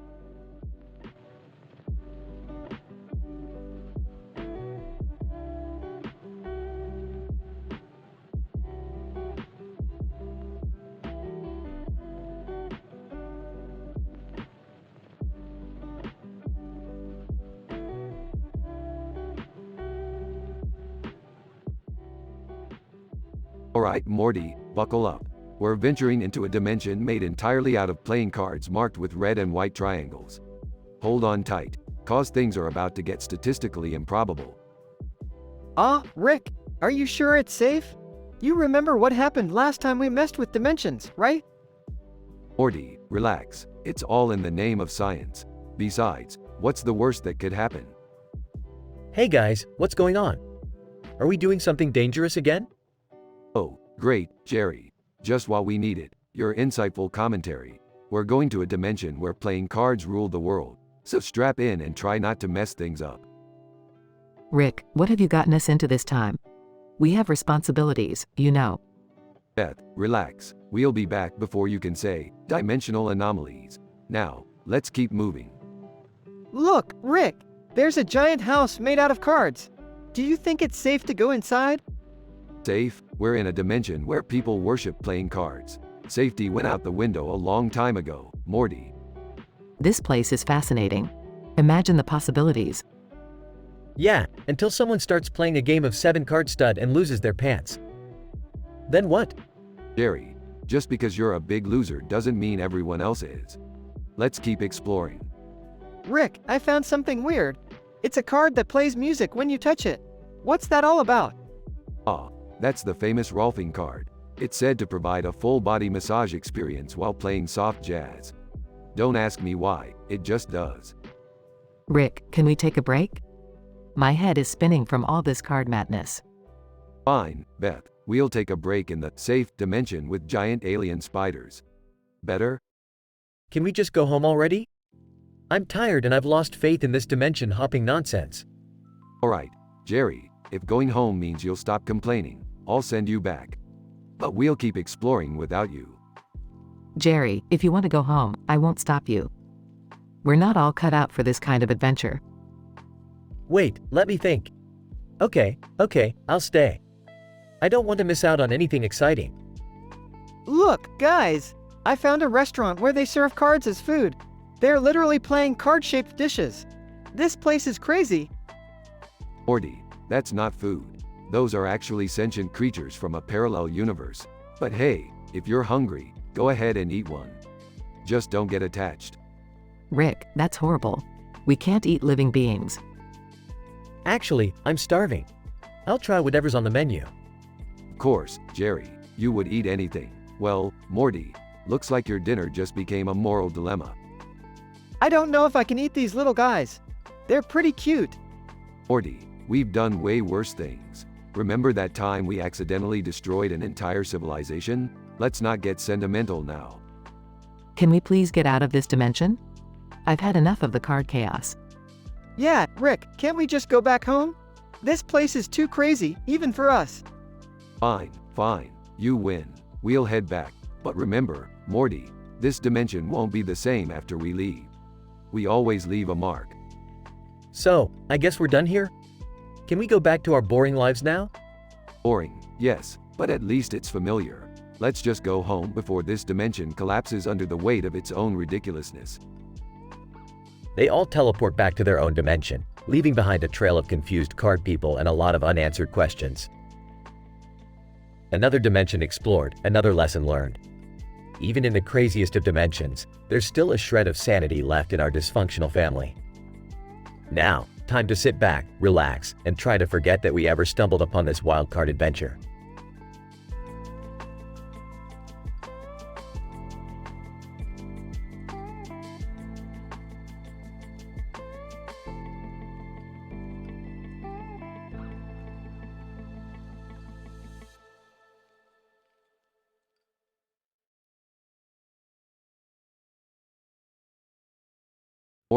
Morty, listen up. I've got a mind-bending interdimensional adventure for us today. Geez, Rick, can't we have just one normal day? Normal? Where's the fun in that? We've got a cosmic anomaly on our hands, Morty. A woman in a neon frisbee playing costume stranded in some kind of sandy area with a sign. That sounds weird, even for us. Who is she? I've analyzed her molecular structure, Morty. She's none other than Oscar Langley Soryu, straight out of Neon Genesis Evangelion. Except she's got a Wonder Woman twist now. Talk about a crossover. Whoa, Rick, that's crazy. You know what's crazier? Beth's gonna lose it when she finds out Jerry used to be an alien sex symbol back in the day. Seriously? Sex symbol? Oh yeah, Morty. Jerry had tentacles for days. He was the buzz of the extraterrestrial strip clubs. I don't even want to picture that, Rick. Well, buckle up, Morty, because we're diving into this interdimensional frisbee madness. Hold tight. Scene shifts to a bizarre alien beach with vampires playing volleyball. Vampires playing volleyball? What kind of messed up world is this? It's called Vampire Beach Volleyball, Morty. Get used to it. I don't want to get used to vampires spiking balls at my face, Rick. Relax, Morty. It's all part of the grand cosmic tapestry. Now grab a racket and show 'em what you're made of. Morty reluctantly joins the game while Beth watches in shock. Jerry, you were an alien sex symbol? How is that even possible? Well, honey, apparently my tentacles were quite the attraction across the galaxies. I can't believe I married an intergalactic heartthrob. What does that say about me? It says that you've got excellent taste in weirdos, Beth. Back on the volleyball court, Morty accidentally hits the ball into a kaleidoscope. Morty, you fool. You broke the kaleidoscope. What's the big deal, Rick? It's just a kaleidoscope. Just a kaleidoscope? Morty. That thing held the secrets to the infinite multiverse. Oh, great, now we've done it. Suddenly, the multiverse collapses onto itself, creating a psychedelic explosion of colors. Damn it, Morty, we're stuck in a kaleidoscope singularity. How are we gonna get out of this, Rick? We're gonna have to ride the psychedelic waves, Morty. Hang on. With a wild ride through colorful dimensions, Rick and Morty finally crash land in their own backyard. That was insane, Rick. Yeah, Morty, it was a statistically improbable adventure, even for us. So, what did we learn from all this? Well, Morty, we learned that interdimensional frisbee, vampire beach volleyball, and kaleidoscopes should never mix. And Jerry used to be a total stud across the galaxies. I think I'll pass on those tentacles, though. Good call, Morty. Now let's go get some wacky interdimensional snacks. I'm starving. They walk off, leaving behind a confused Beth and a destroyed kaleidoscope.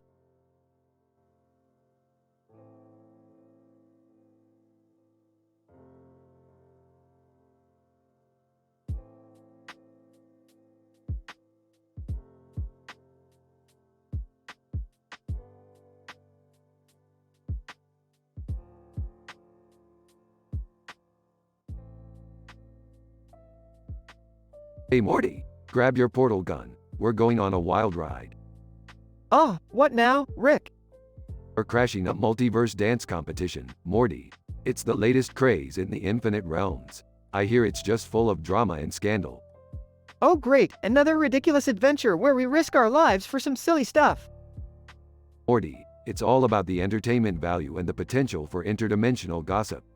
Plus, I heard Fox McCloud is going to be there as a judge. Fox McCloud?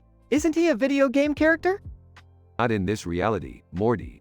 He's a smooth-talking, dance-crazy anthropomorphic fox. Hey, guys! What are you up to?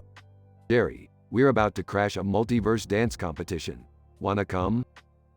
Ooh, a dance competition? I've been perfecting my moves in the basement. I'm in. Ah, seriously? Can't I just watch my favorite reality show instead? Come on, Summer, you've gotta live a little. Plus, I heard these competitions have some unbelievably juicy backstage drama. Fine, I'm in. But only if we promise no more ridiculously dangerous situations, Rick. No promises, Morty. This is the multiverse we're talking about. They arrive at the dance competition venue. Alright, Morty, get ready for some seriously funky dance moves from all over the infinite realities. Look, Rick! Those two guys wearing funny animal ears and holding up signs with funny faces on them. What are they doing? Oh, them? They're just pulling funny phone pranks on unsuspecting dancers. It adds some extra chaos to the competition. Hey, look! Fox McCloud is here. He's one groovy fox. Suddenly, Rick's cell phone rings. Answers the call. What? Beyonce wants us to save the universe again? Sorry, bae, we're busy here. Wow, Rick, you really are an important guy. Oh, Morty, I'm just a scientist who gets caught up in all sorts of wild stuff. But enough about me. Let's see some crazy dance moves. As the competition progresses, the intensity rises. Oh no, Morty. I think Fox McCloud is plotting something evil. Jerry, he's just a judge at a dance competition. Relax. No, Morty, listen to me. I saw him pocketing a vial of something suspicious. Jerry, you're making things up again just to feel important. Alright, Jerry, let's find out the truth. We're crashing Fox McCloud's dressing room. They burst into Fox McCloud's dressing room. Fox, what's in that vial? Fox McCloud, relax, dudes. It's just my secret dance-enhancing concoction. Gotta stay foxy for the competition, you know? Oh, I see. Sorry for the misunderstanding, Fox. Well, that was an anticlimax. Let's just enjoy the show, folks. They watch the remaining dance performances, amazed by the talent and drama unfolding on stage. You know what, Rick? This is actually kind of fun. I can't believe I'm saying this, but thanks for dragging us into this crazy adventure. No problem, Morty. Now, let's find out who takes home the grand prize and which multiverse will be dancing in glory. They cheer on the winners, laughing and joking as the night ends. You know, I never thought I'd say this, but I'm glad I crashed a multiverse dance competition. It's been enlightening. Yeah, I guess it wasn't the worst way to spend an evening. Plus, I got some good juice for my reality show blog. I still can't believe I danced with an anthropomorphic fox. Life is weird. Life is statistically improbable, Morty. But hey, that's what makes it interesting. Now let's keep dancing through the multiverse.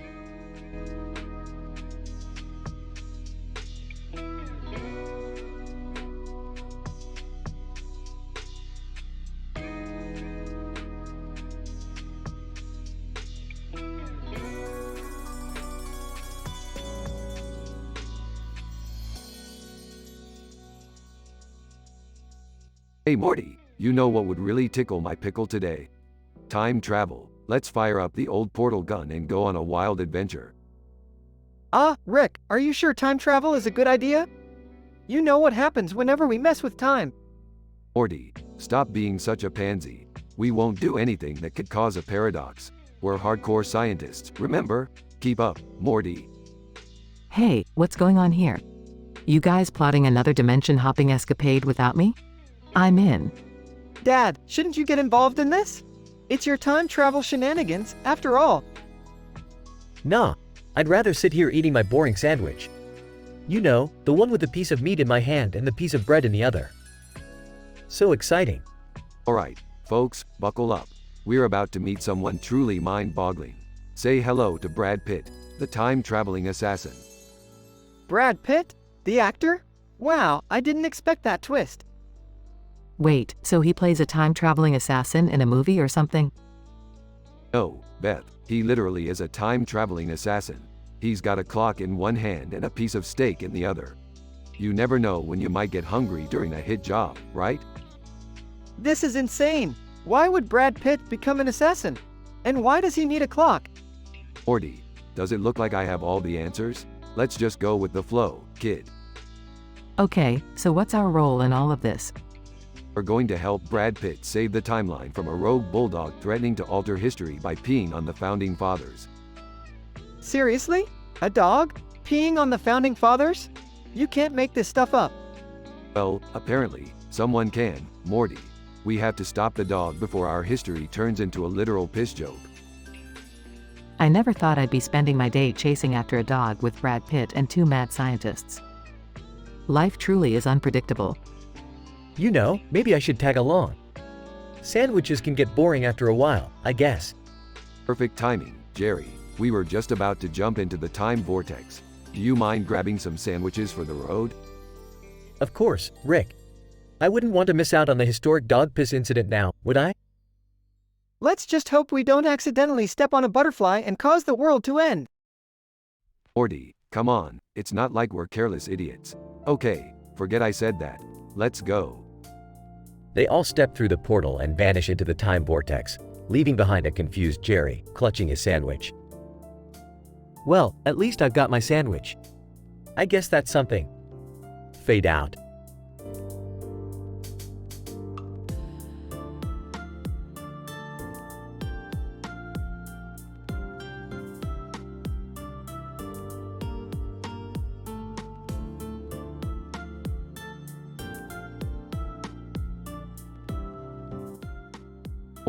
Morty, you won't believe what I just discovered. I've hacked into the neural implants of Venus Vamp Vexation. What? Venus Vamp Vexation? The intergalactic pop star? Yeah, Morty, that's the one. And get this, she's secretly controlling an army of turtles for her music videos. Turtles? Like regular turtles? No, Morty, genetically enhanced, sentient turtles with cameras attached to their backs and necks. They're swimming in the ocean, capturing footage for her next hit single. That's, pretty crazy, Rick. But what do we do? Well, Morty, we gotta expose her for the fraud she is. We need to find Ripto, the leader of the neural implant hackers. He's the only one who can stop her. Neural implant hackers? Rick, what even is going on? Just trust me, Morty. We have to stop Venus Vamp Vexation's evil plan before it's too late. But first, we need to locate Ripto, and I have just the gadget for that. Oh no, not another gadget, Rick. Relax, Morty. Meet the Turtle Tracker 3000. It can detect the neural signals emitted by the turtles. Let's find Ripto and save the world. Alright, let's do this. But, how do we even find Ripto? The Turtle Tracker 3000 has an advanced algorithm that can pinpoint his location based on the turtle's movements. We just need to follow the trail. Okay, but what if Ripto doesn't want to help us? Morty, Ripto is a legend among the neural implant hackers. He despises anyone who misuses their power. If we tell him about Venus Vamp Vexation, he'll be on our side. Alright, I trust you, Rick. Let's find Ripto and put an end to this madness. That's the spirit, Morty. Let's buckle up and get ready for a wild ride. Meanwhile, in the deep ocean, the turtles continue swimming, oblivious to the chaos they're unintentionally causing. Rick, do you think Venus Vamp Vexation even knows what she's doing to these turtles? Morty, she's just a self-absorbed pop star. Her only concern is her own fame. She probably has no idea the harm she's causing. This whole situation is messed up, Rick. We have to stop her and rescue these innocent turtles. You're right, Morty. The world may be crazy, but that doesn't mean we can't try to make it a little less crazy. We're really doing something good here, aren't we, Rick? Well, Morty, good is a relative concept. We're definitely doing something interesting. Let's find Ripto and make this right. Morty and Rick zoom off in their spaceship, determined to save the turtles and stop Venus Vamp Vexation's evil plan. The adventure may be crazy, but with Rick and Morty on the case, anything is possible. To be continued.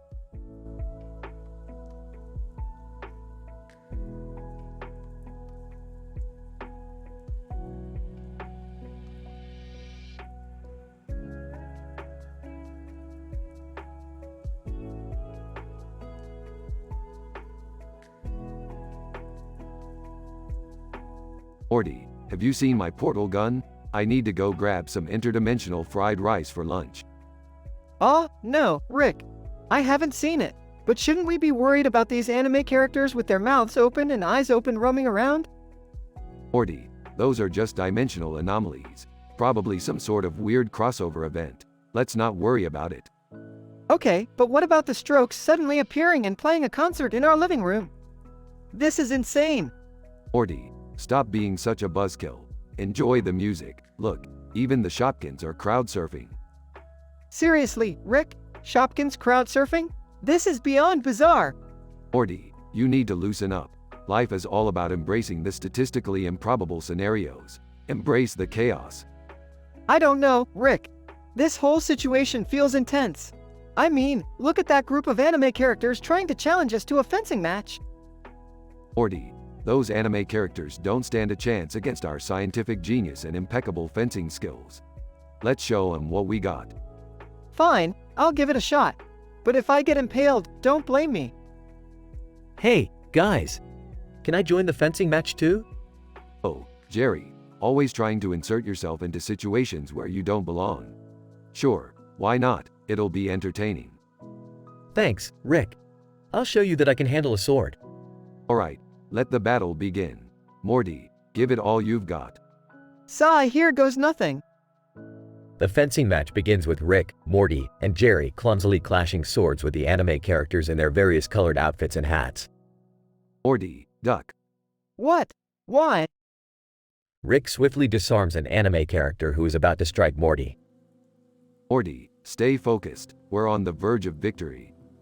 I'm trying, Rick, but this is more intense than any anime I've ever seen. Guys, I think I'm getting the hang of this. Suddenly, Rick knocks out another anime character with a swift flick of his sword. Ah, take that, you overdramatic fan service. Rick, they're multiplying. We can't keep up. The anime characters start duplicating themselves rapidly, overwhelming Rick, Morty, and Jerry. Damn it, Morty, use the portal gun. We need to end this madness. I can't find it, Rick. It's like these anime characters are purposely interfering with our mission. No worries, Morty. I've got a backup plan. Shield Hero, activate. A gigantic anime character, inspired by The Rising of the Shield Hero, appears and starts protecting Rick, Morty, and Jerry. Wow, that's impressive. Maybe I should become an anime character too. Jerry, shut up and let the Shield Hero handle this. The Shield Hero defeats all of the anime characters, causing them to vanish back into the dimensional rift. Well, that was one wild ride. Morty, take notes. We might have just discovered a new type of interdimensional chaos. You know, Rick, sometimes I wonder if all this trouble is really worth it. Morty, life is trouble. Embrace it, and let's go get that fried rice I was talking about. Fine, but if this leads to another insane adventure, I'm blaming you, Rick. Morty, when has it ever been any different? Let's go. We've got a dimension to conquer.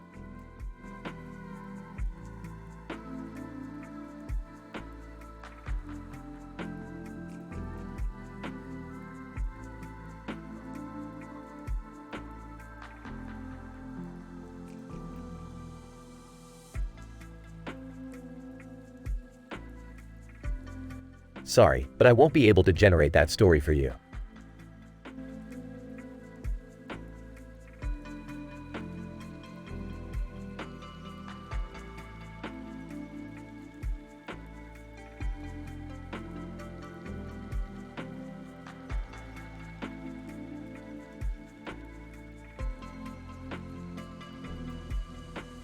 Morty, buckle up. We're about to embark on a multi-dimensional adventure that will make your high school science fair look like a preschool finger painting class. Oh geez, Rick, I don't know if I can handle another one of your insane escapades. Last time, we ended up fighting a giant sentient blob made of pizza sauce. Relax, Morty. This time we're going to a parallel dimension where everyone speaks in limericks and wears their underwear on the outside. It's gonna be a blast. Rick, can you please stop dragging Morty into your ridiculous shenanigans? He's got calculus homework to do. Oh, please, Beth. We both know Morty's true calling in life is being my sidekick. Now, let's get going. Ah, seriously? Can't you guys go on your stupid adventures and leave me alone for once? I'm trying to watch my favorite TV show here. Well, Summer, if your TV show involved this woman in a black dress and a microphone in front of a neon sign with a building in the background, I would understand. But since it doesn't, let's get this show on the road. Rick, where are we even going this time? You never tell me anything. We're traveling to the Sumerium dimension, Morty, a place where everyone is half human, half samurai, and they only communicate through interpretive dance and spoken word poetry.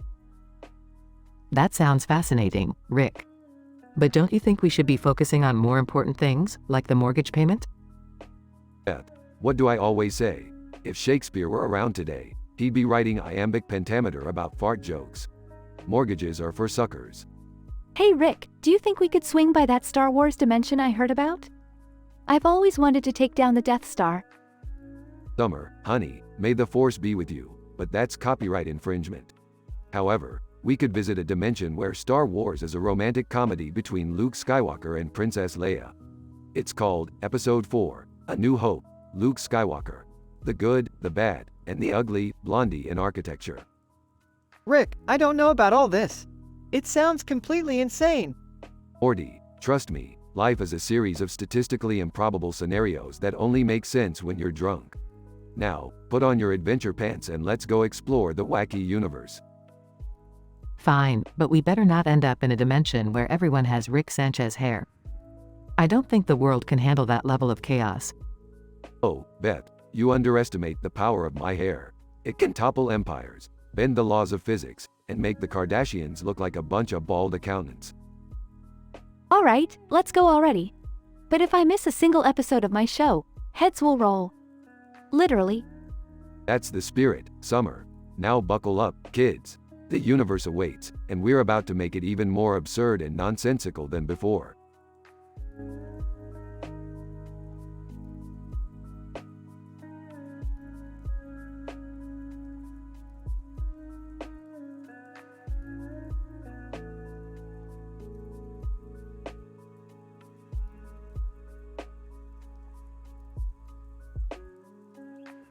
Alternative story. Idol, the Cosmic Showdown. Characters. 1. Max, a sarcastic and flirtatious human. 2. Nova, an alien with a sassy attitude and killer dance moves. 3. Zara, Max's best friend, known for her obsession with romantic comedies. 4. Leo, a sleepwalker who unwittingly finds himself in the middle of chaotic situations. Max, Nova, Zara, and Leo find themselves in a neon-lit dance club called the Infinity Groove. The dance floor is eerily crowded, and a neon sign blinks Collie Comp in the background. Palm trees sway in tune with the music, and a full moon illuminates the night sky. Incident. Max, looking around, what the hell is going on here? I thought we were just coming for a night out, Zara. Zara, excitedly, surprise, Max. We're here for the ultimate alien dance competition. Over, flashing a mischievous smile. Oh, sweetie, you have no idea what you've walked into. Progression. Max notices a table with a group of aliens wearing exotic costumes and dancing with incredible flair. Max, eyes wide with disbelief, are those Hatchimals? Dancing Hatchimals? Zara, jumping with joy, romantic comedy bingo. Max, we're hitting all the cliches tonight. Over, joining the conversation, and in the midst of all this cosmic chaos, we have the dreaded comet Casanova crisis approaching Earth. Dudumon. Leo, dressed in pajamas, shuffles onto the dance floor while sleepwalking. Max, laughing uncontrollably. Leo, what are you doing here? And are you wearing SpongeBob slippers? Leo, mumbling in his sleep. I thought this was a cereal convention, with free samples. Nova takes Max's hand and pulls him onto the dance floor, showing off her extraterrestrial dance moves. Over, whispering seductively in Max's ear. Let's show these Earthlings what we're made of. Max, grinning. Oh, Nova, I'm ready to dance like nobody's watching. Brace yourself for the epicness. Note, the alternative story relies on the initial prompts and takes a hilarious approach with unexpected turns and interactions between the characters.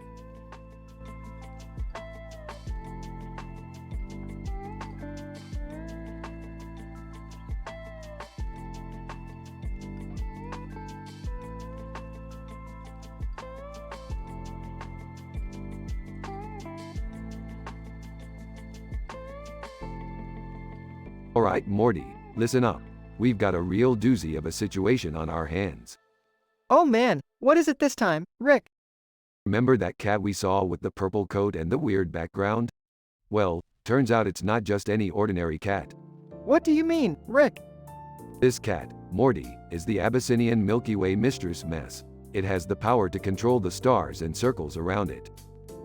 Whoa, that's insane. What's it doing though? It's hiding behind a curtain, Morty. Plotting something, I'm sure. Should we do something about it, Rick? Of course we should, Morty. We can't just let this cat mess with the very fabric of the universe. Come on, let's go confront it. They enter the room where the cat is hiding. Ah, hey guys. What's going on here? Oh, looks like Rick and Morty found something weird again. Just stay out of their way, Jerry. But I want to help too. Jerry, please. You almost got us killed the last time you tried to help. Yeah, well, never mind. They approach the curtain. Alright, cat, the jig is up. Show yourself. A purple curtain dramatically moves aside to reveal the cat. Whoa, it's actually real. Cat. Meow. You mortals dare to intrude in my presence? Cut the act, cat. What's your game? Cat. HMPH. Humans are so foolish. I toy with your feeble minds while you ponder the meaning of existence. Oh man, this cat is on a whole other level. Don't worry, Morty. I've got a plan. We're gonna use the cat's own power against it. They start devising a plan to trap the cat using the stars and circles. This is getting out of hand, Rick. Can't we just leave the cat alone? No can do, Beth. This is the fate of the universe we're talking about. Plus, I'm not gonna let a cat outsmart me. Meanwhile, the cat starts manipulating the stars and circles, creating chaos. Guys, I think the cat is getting out of control. I told you so, Rick. We need a way to stop it. Morty, grab that laser pointer over there. We'll distract it while I set up a nullifier. Laser pointer? Seriously, Rick? Oh great, now we're fighting the cat with a laser pointer. They start distracting the cat with a laser pointer while Rick sets up the nullifier. Cat. You fools. My powers are beyond your comprehension. We'll see about that, Morty, now.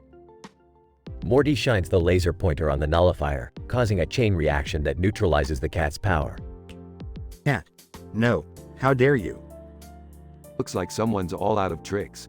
Time to put this cat back where it belongs. They successfully trap the cat and seal it away. Thank goodness that's over. Can we go back to a normal, cat-free life now? Yeah, I think we've had enough adventures for a while. Oh, you guys are no fun. But sure, I guess it's time for some normalcy. They all head back to their regular lives, hoping to never encounter another outrageous event like this again.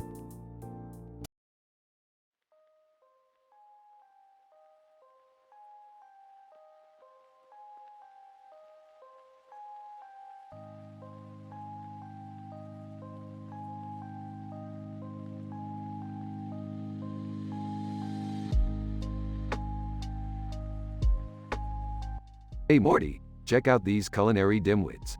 A group of chefs standing in front of a poster for the La Cooking Contest in Tokyo, Japan. Law, nursing, and alien cooking. What a combination. Geez, Rick, alien cooking? That sounds dangerous. I mean, aren't they known for, like, acid-spewing recipes or something? Well, I think it's a great opportunity for Beth to showcase her expertise in nursing and cooking. She's always bragging about being a multitasker. Watch it, Jerry. Nursing and cooking might be an unusual combination, but it just shows how versatile I am. Plus, I've treated alien species before, so this should be a piece of cake. Piece of cake? No, this is more like a statistical anomaly mixed with a side of intergalactic madness. Those alien chefs can get really competitive, Beth. You sure you're up for it? I can handle anything, Rick. I'll prove to you that I can outcook those extraterrestrial wannabes. Oh, guys, maybe we should focus on why this law school is involved. Are they gonna cook some kind of legal cases? Like, Your Honor, I present Exhibit A, the perfect souffle. Morty, don't be an idiot. It's not about laws in the traditional sense. It's about the chefs cooking according to some absurd legal regulations. And it's always a bureaucratic nightmare. Well, maybe they should have a nursing category too. I mean, why should alien chefs get all the legal fun? Imagine presenting a lawsuit in a dish. Jerry, this is a cooking contest, not a courtroom. Let's stick to the rules. But I wouldn't mind seeing a cooking judge presiding over civil cases. It would certainly make things more interesting. Interesting is a massive understatement, Beth. These contests always escalate into ridiculousness. Last time, I saw Martian chefs creating black holes out of hot chocolate. Ended up swallowing a whole planet. Real estate prices plummeted. Man, that's messed up. How can a cooking competition affect the entire universe? Morty, when it comes to law and alien cooking, logic takes a backseat. Now, let's assemble the team and get ready for this intergalactic cluster. I'll handle the nursing cooking fusion, Rick. Morty, you can assist me with the medical supplies and safety protocols. Jerry, well, I don't know what you can do, but just try not to mess everything up. Hey, I'll have you know I can bring moral support and positive vibes. Plus, I make killer grilled cheese sandwiches. Fine. No one can resist your greasy cheese abominations, Jerry. Let's go to Japan, enter this contest, and show these alien chefs who the real culinary masters are. They all head towards the spaceship, ready for the craziest cooking contest of their lives, hoping to take home the title and a lifetime supply of interdimensional ingredients.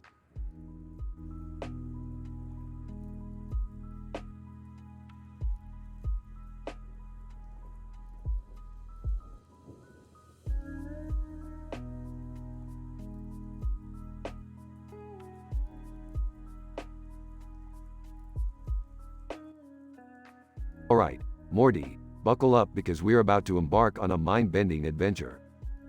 Oh, Rick, I think I might sit this one out. I've had enough near-death experiences for one lifetime. Morty, since when did you become a coward? We've faced interdimensional demons, doomsday scenarios, and the IRS. Don't tell me you're scared of a little dino action. Fine, but if I get eaten, I'm blaming you. So, where are we going? We're heading to the time-traveling dinosaur wrangler convention. It's a gathering where prehistoric creatures and humans coexist, sort of. Wait, so like a dinosaur petting zoo? No, Summer, it's more like a Jurassic Park on steroids. Picture hundreds of dinosaurs with their mouths wide open, and a bird casually chilling in the background. Sunset, yellow sky, and all. That's statistically improbable, Rick. Morty, don't bring logic into this. We're dealing with time-traveling dinosaurs and a bird that probably has dyslexia. Hey, do you think we'll see any pumas at the convention?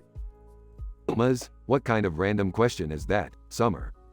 Well, I heard a rumor that pumas have mastered time travel and hide out in these conventions. Summer, you're just full of rare scientific knowledge. Next thing you'll tell me is that rutabagas are the universe's ultimate power source. Speaking of which, Rick, I think we may have landed in the wrong time period. Morty, we're in a theater. I'd say we landed in the perfect time period. Nothing beats a good show. Summer. But Rick, the show is starting. It says, Sulfur, a theatrical experience. Oh, great, we traveled through time just in time to catch a play about sulfur. Morty, if you fall asleep, I swear. Rick, look, it's not just any play, it's a one-man show with Spock from Star Trek playing all the characters. That's it, Morty. If we blend into this bizarre theater crowd, we might just break the fourth wall and escape this insane episode. Rick, I'm starting to feel weird. Like, really weird. Well, Summer, that's the power of sulfur-induced hallucinations mixed with time travel. At least it's not a musical. I don't know, Rick. It looks like Spock is about to break into an intergalactic tap dance number. Damn it, Morty, we need to get out of here before our brains turn to mush. Wait, guys, I think I see a portal. It's our way back home. Summer, you are the smartest one in this family. Get us out of here. Rick, I don't want to end up in some crazy alternate reality where birds ride dinosaurs and sulfur is the fabric of society. Morty, even in alternate realities, I'm still the smartest person in the room. We'll be fine. Just don't touch anything. Too late, Rick. I accidentally stepped on a rutabaga. Damn it, Morty. Now the whole universe is going to explode. Quick, through the portal before we revert to amoebas. The trio dives through the portal, narrowly escaping the chaos behind them. Rick, Morty, and Summer return safely to their home dimension, vowing to never mess with time travel or theater again. That is, until the next statistically improbable adventure comes their way.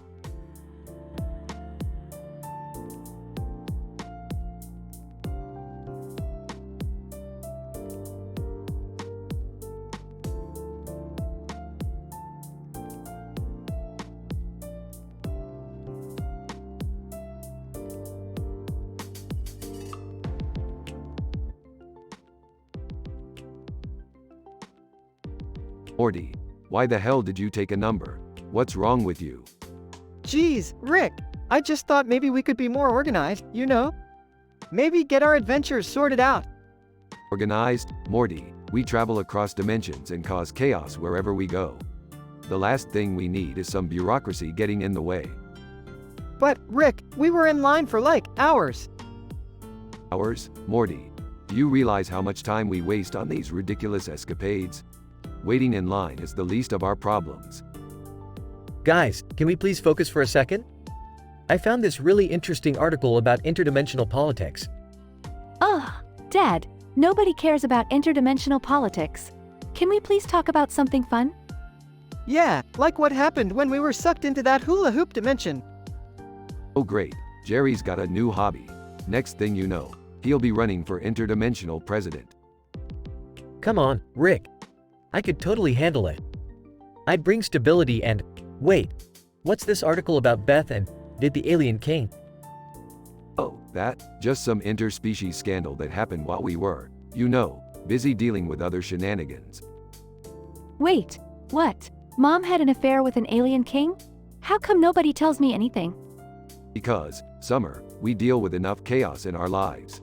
We don't need to add alien love dramas to the mix. Rick, do you think Dad will be okay? He's been reading stuff like this for days. Morty, I've seen weirder things happen.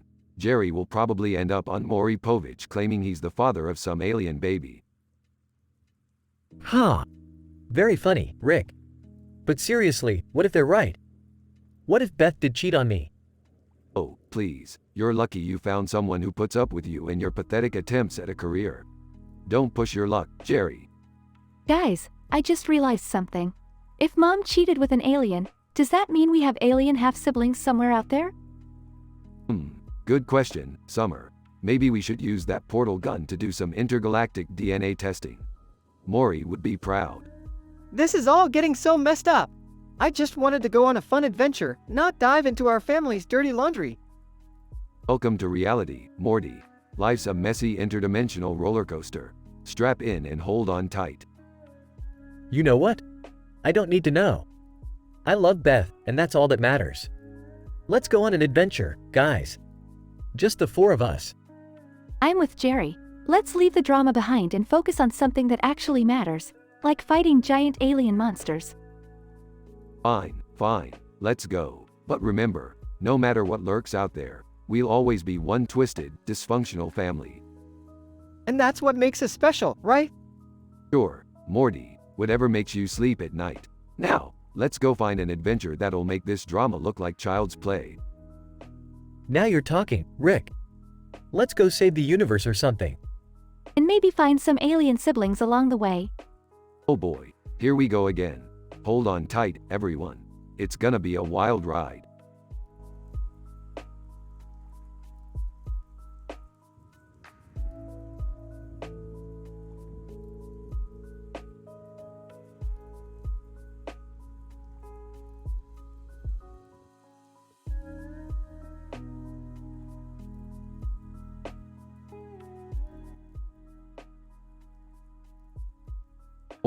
Morty, look at this insanity. A boat speeding across the water with mountains in the background and a blue sky with clouds in the background. Morty, can you believe it?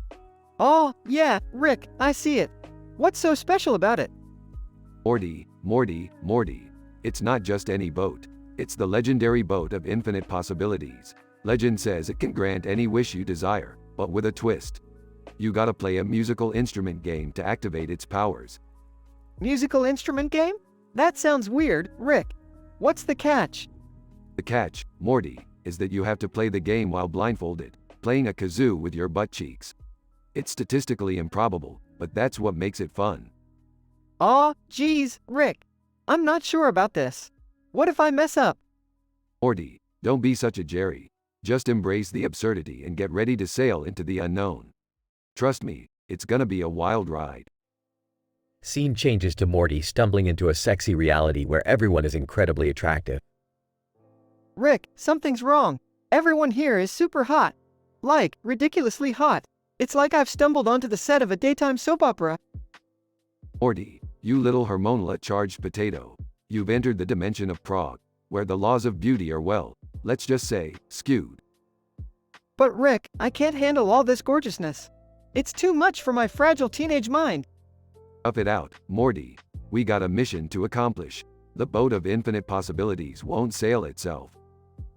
Scene progresses with Morty trying to navigate through the distractions of the beautiful people. Rick, this is getting ridiculous. Every time I take a step, people throw themselves at me. It's like I'm in some kind of bizarre mating ritual.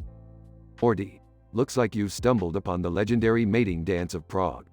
It's a complicated ritual where everyone tries to woo the chosen one. Just keep your head down and focus. I'm trying, Rick, but it's like a minefield of temptation. I need help. Scene switches to Jerry observing the commotion from afar. Well. If it isn't Morty, drowning in a sea of beauty. Some things never change. Oh, great, Jerry. Just what I needed. Mr. Expert on being ignored by attractive people. What do you want? I just came to offer my sage advice, Morty. Embrace the chaos, bathe in the attention, like I never could. Sorry, Jerry. I don't think I'll be taking advice from a divorcee who spends his days eating mayonnaise straight from the jar. Defensively, hey, it's tasty. Anyway, good luck navigating the treacherous waters of desirability, Morty. Try not to let it go to your head. Scene progresses with Morty finally reaching the boat of infinite possibilities. Finally, Rick, I made it to the boat. But what now? Morty, you did well. Now, it's time to play the kazoo with your butt cheeks. And remember, Morty, blow like you've never blown before. Oh man, I can't believe I'm doing this. Okay, here goes nothing. Starts playing the kazoo with his butt cheeks. Scene shifts dramatically as a thunderstorm suddenly brews above the boat. Morty, the storm. It means your wish is about to be granted. Brace yourself. Scene turns chaotic as the boat starts spinning uncontrollably, flinging everyone around. Rick, what did I do? This is insane. Morty, we're just experiencing the twist of the boat of infinite possibilities. Remember, you have to sail through chaos to find order. Scene reaches its climax as the boat finally slows down, revealing a serene paradise. Rick, we made it! Look at this place. It's beautiful. Yes, Morty, told you it was all worth it. Now, tell me, what's your one wish? Can I wish for the chaos to stop? 'Cause I'm just not cut out for all this absurdity. Morty, sometimes chaos is the spice of life. But hey, fine, we can wish for peace and quiet. Just don't blame me if it gets boring. Morty makes the wish, and everything returns to normal. They sail away on the boat of infinite possibilities, content with having experienced the wild ride of Prague.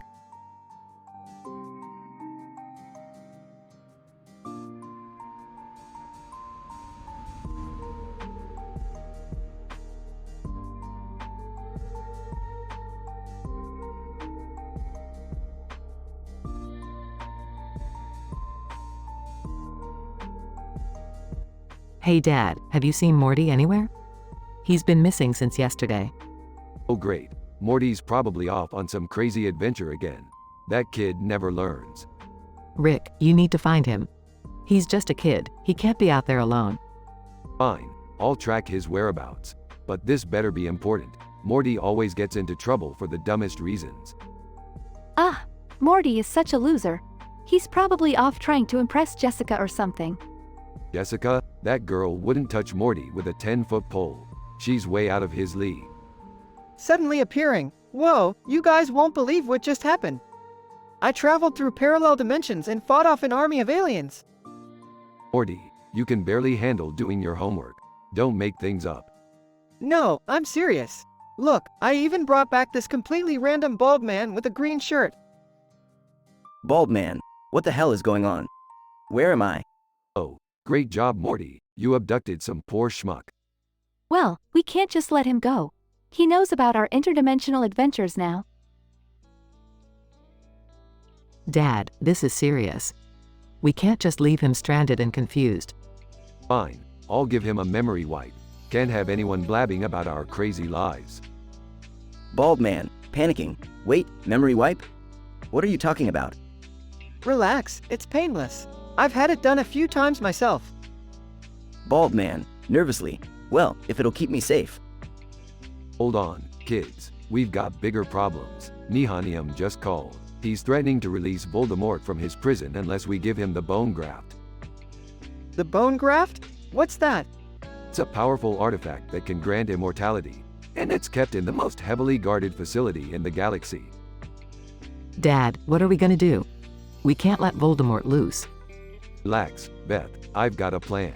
We'll use the teleporter to get inside the facility, retrieve the bone graft, and stop Nihanium. How are we supposed to defeat Voldemort? He's the Dark Lord. Trust me, I've dealt with worse. We'll figure it out on the way.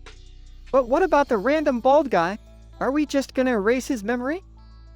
Bald man, hold on a minute. I'm not going anywhere until someone tells me what's happening. Fine, we'll bring you along for the ride. Just don't make things more complicated than they already are. Bald man, complicated? I wake up in some crazy dimension, get kidnapped by a bunch of weirdos, and now you want me to be part of some intergalactic mission? Look, it's not ideal, but you're involved now. Might as well make the most of it.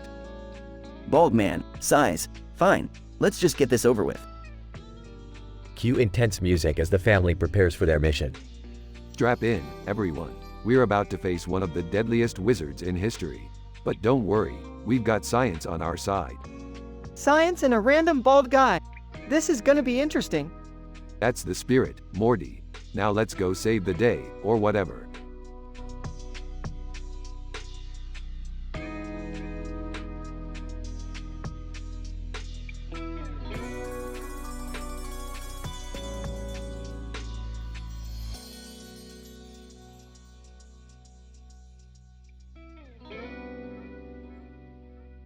Morty, what the hell is this octopus doing in your mouth? I don't even know, Rick. It just jumped at me. Well, next time, try swallowing it like a normal person instead of walking around like a damn circus act. Hey guys, what's going on? Why is Morty trying to eat an octopus?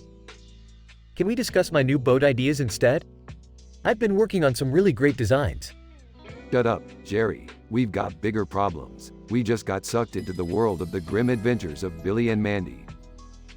Whoa, Rick, isn't that old cartoon show from like forever ago? Yeah, Morty, it is.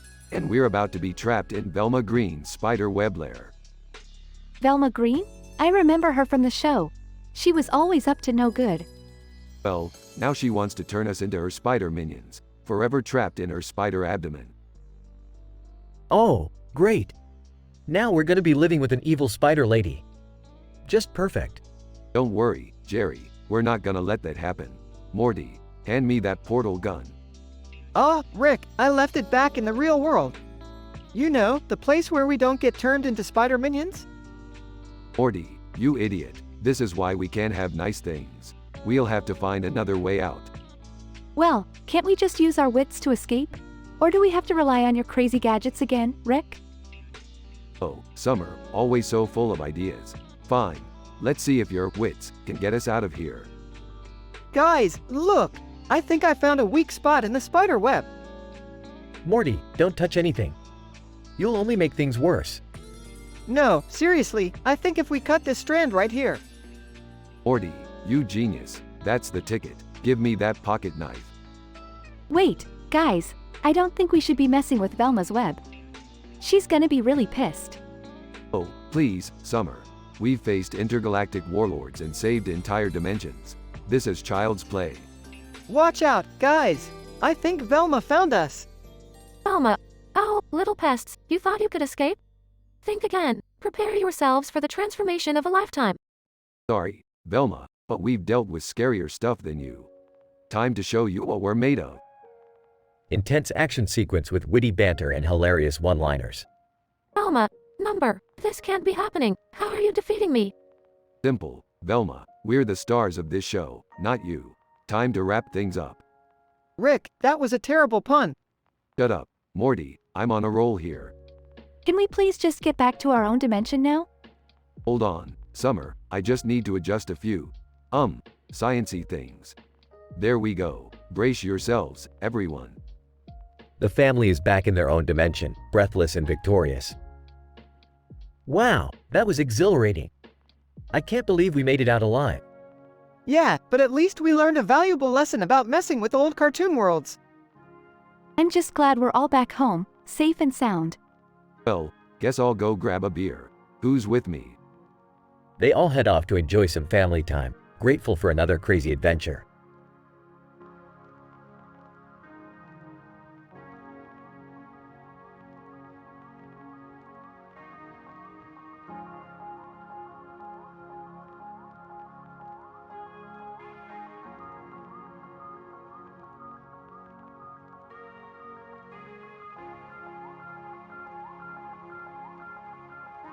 Sorry, but I can't generate that story for you.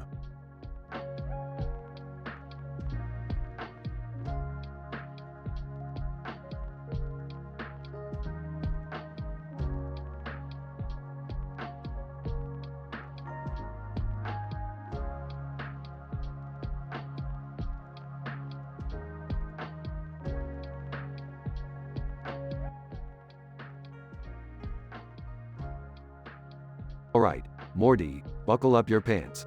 'Cause we're diving into yet another dimension, Morty. Geez, Rick, do we really have to? Can't we just stay home for a change? Morty, where's your sense of adventure? Besides, there's this new world I've discovered, full of cartoon characters. It's called The Grim Adventures of Billy and Mandy. Oh, I love that show. Let's go, Dad. Count me out, Rick. I don't want to get involved in any more of your dangerous shenanigans. Suit yourself, Jerry. The rest of us are going on an interdimensional ride of a lifetime. Meanwhile, in the world of Billy and Mandy. Velma Green. Ah, fresh prey caught in my spider web. Once I morph them into my obedient spider minions, I will rule all of Cartoondom. Great, Morty. We're stuck in Velma's web. Just great. Rick, what's she gonna do to us? I'm scared. Morty, Velma wants to morph us into her spider minions by extracting our DNA and merging it with her spider abdomen. It's gonna get weird, Morty. Meanwhile, Summer tries to break free. Ugh, these spider webs are so sticky. I can't move an inch. Suddenly, Billy and Mandy appear. Billy, hey, are you guys stuck too? Mandy and I can help. Mandy, Billy, stop being an idiot. We have to find a way to escape as well. Wait a second. Do you guys know a way out of this mess? Mandy, we have an idea, but it's risky. We need a distraction to lure Velma away from her lair. Leave that to us. We've dealt with crazy villains before. Alright, I'm in. Anything to get out of here and away from these spiders. Together, they create a plan. Alright, here's the plan. Summer, you and Morty will be the bait, distracting Velma while the rest of us find a way to escape. Wait, why do I have to be the bait? Because, Morty, you're young and naive, perfect for Velma's trap. Velma returns to her lair. Velma, my little snacks are still stuck. Time to start the morphing process. Meanwhile, Summer and Morty distract Velma. Oh, look at us, so helpless and tasty. Why don't you come and get us, Velma? Velma, oh, I will, my pretty little morsels. Prepare yourselves for the ultimate transformation. Rick, Mandy, and Jerry find a hidden escape route. Alright, let's go, people. We're not becoming spider minions today. Meanwhile, Summer and Morty continue to distract Velma. Morty, keep her attention on us. I see Rick and the others escaping. I'm trying, Summer, but she's really focused on making us her spider army. Velma starts to catch up with Rick and the others. Velma, no one escapes me and lives to tell the tale. Rick activates his portal gun and opens a portal. Quick, everyone, through the portal. They all escape just in time, leaving Velma behind. Velma, curse you, Rick Sanchez. Phew, that was close. I don't want to be anyone's spider minion. Relax, Morty, we made it out alive, and with a hell of a story to tell. So, where to next, Dad? Any other cartoon worlds we can explore? Oh, plenty, Beth. But let's take a break from the spider-related adventures for a while. Thank God for that. I've had enough arachnid-related trauma for one lifetime. They all laugh as they continue on their interdimensional adventures.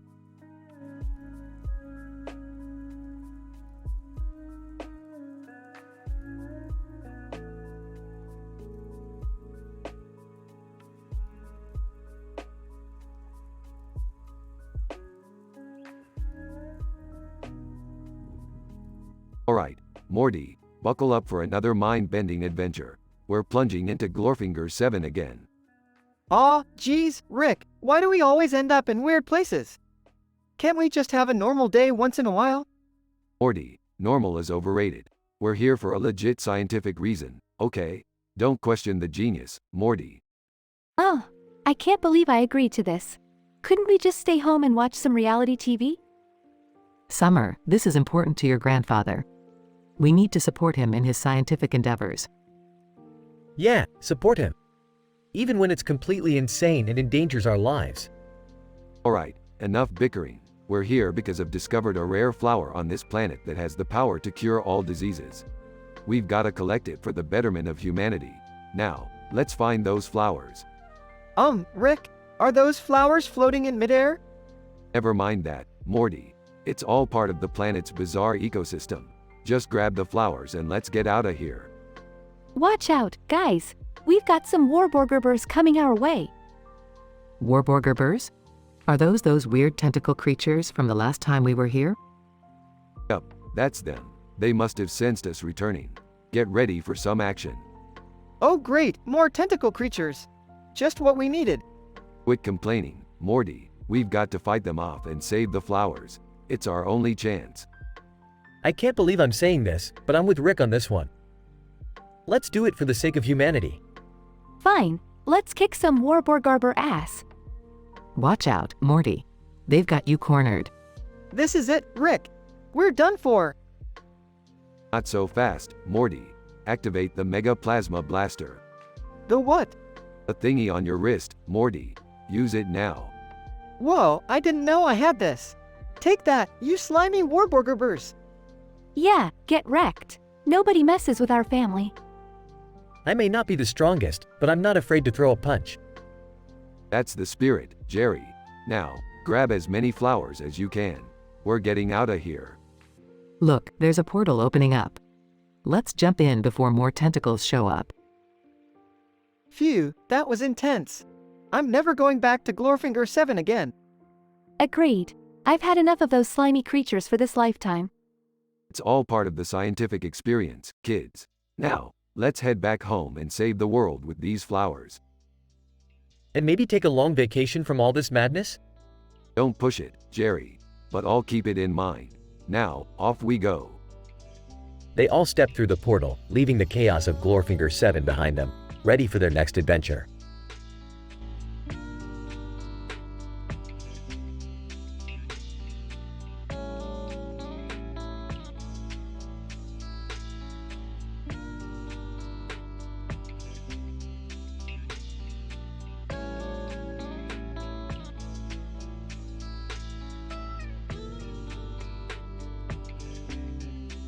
Alright, Morty, listen up. We're going back to that Cronenberg world. Seriously, Rick? Again? We barely survived last time. Look, Morty, I know it's risky, but I forgot my favorite interdimensional screwdriver last time. I can't just leave it there. Are you kidding me, Rick? We're risking our lives for a screwdriver? Summer, this is no ordinary screwdriver. It's got a plasma-infused, titanium alloy grip. It's practically indestructible. Dad, can't you just make another one? Beth, it's not about making another one. It's about the principle of the matter. Guys, I don't think this is a good idea. Remember last time we were there? Oh, Jerry, always the voice of reason. But hey, this time we'll stay away from the love potion stuff, alright? Yeah, no more romantic disasters, please. Alright, everyone, buckle up.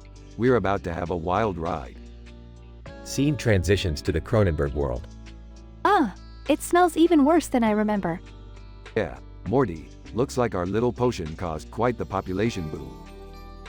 What are we gonna do, Rick? We can't just fix this by turning everyone back into humans again. Don't worry, Morty, I've got a plan. We're gonna use a series of quantum entanglement spells to reverse the Cronenberg mutation. And how would that work, exactly? Well, Summer, it's complicated. We'll need to gather a few ingredients from various dimensions, perform a ritual, and hope for the best. Sounds risky, Dad. Are you sure this will work? Trust me, Beth, I have a PhD in multidimensional biology. I know what I'm doing. Are you sure you know what you're doing, Rick? Of course, I know what I'm doing, Jerry. Let's get moving. Scene transitions to the intense action sequence. Rick, we're surrounded. What do we do now? Morty, you remember those plumbuses we collected earlier? Yeah. Throw them at the Cronenbergs. Morty throws plumbuses, knocking out the Cronenbergs. That was surprisingly effective.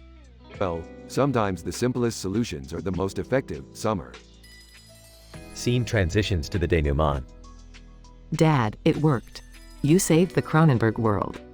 Of course, I did. Now let's get out of here before something else goes wrong.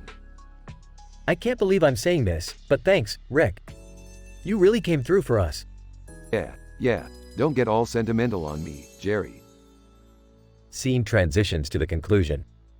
That was intense, Rick. I don't know how you do it. Oh, Morty, it's all in the science and a little bit of luck. So, does this mean we won't ever have to deal with Cronenbergs again? Unless we accidentally mix up another love potion, I think we're good. Good. Let's head home and never speak of this again. Agreed. Let's just have a nice, normal family dinner for once. Normal? Where's the fun in that? We're just getting started.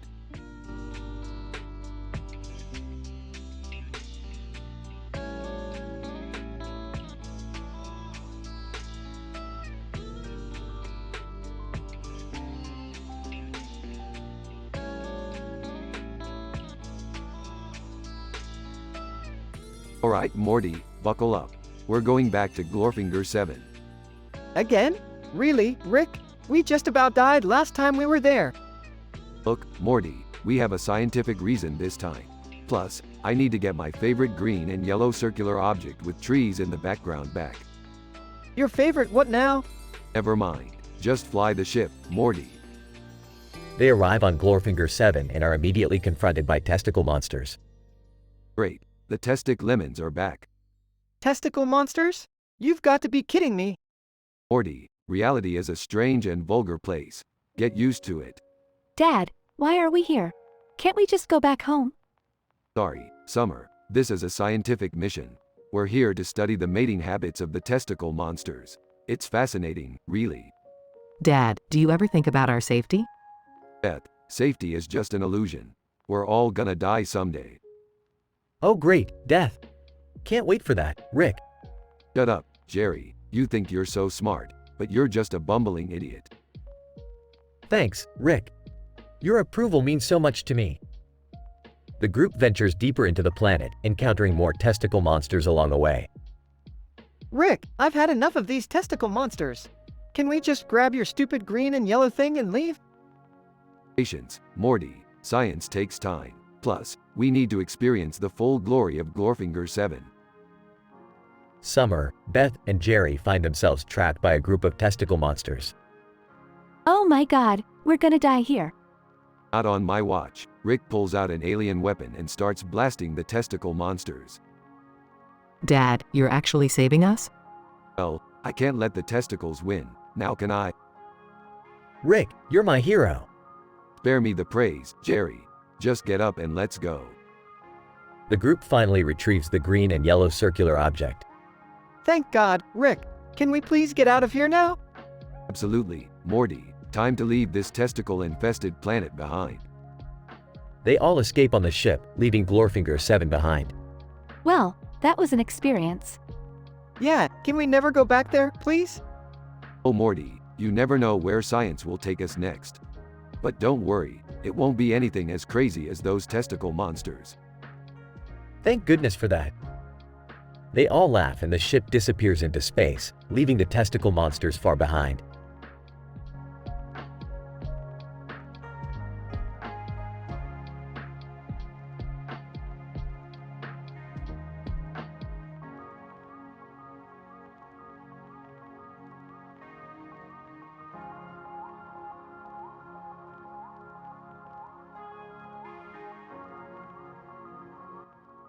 I'm sorry, but I won't be able to provide you with an M-rated dialogue story with explicit content. However, I'd be happy to help you generate a different type of story or dialogue. Please let me know what other topic or scenario you'd like to explore.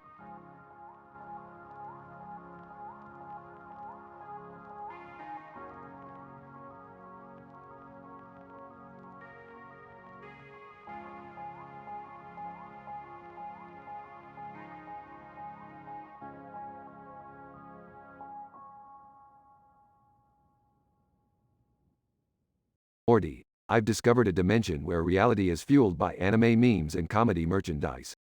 It's like a never-ending convention. Oh geez, Rick, are you telling me there's a place where all the weirdos gather?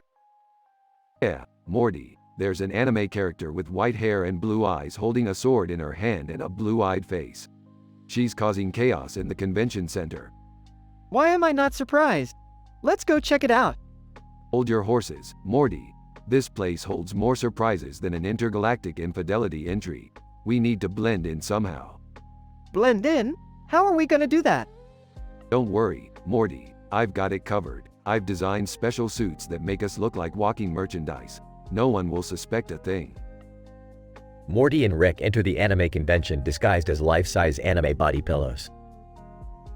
Spotting them. Oh boy, my family has finally gone off the deep end. I've officially become a laughingstock at the convention. Jerry, relax. Let them have their fun. We're here for Summer anyway. She's obsessed with these shows. Gushing. Oh my god, guys. Did you see that amazing cosplayer with the blue eyes? I want to be just like her. Alright, Morty, while Summer is busy with her anime dreams, let's explore this dimension and see what we find. As Rick and Morty venture further, they come across an intergalactic gladiator battle. Morty, these gladiators are playing Sudoku. This dimension is truly bizarre. Sudoku? Are you kidding me? Even in the intergalactic battles? Morty, it's not about the game. It's about the graphic design. Their Sudoku puzzles are lethal weapons. That's insane, Rick. These guys are on a whole new level. Yeah, Morty, it's statistically improbable, but it's happening right in front of us. Jerry, Beth, and Summer stumble upon a booth selling bootleg anime merchandise. Oh, what luck! Discount merchandise. I've always wanted a knockoff version of that blue-eyed anime character. Jerry, don't encourage bootleg merch. It's unethical. Says the woman married to an interdimensional criminal. Touché. Rick and Morty return to the family. Alright, time to wrap things up. Let's get back to our own dimension. Thank goodness. That place was weird, even for us. Well, at least I can go home and boast about my, unique experience at the convention. Guys, look what I got. Holds up a bootleg plushie. Great, Summer. Another addition to our questionable collection. I hope you learned something from this, Summer. Yeah, never underestimate the power of blue eyes and a sword.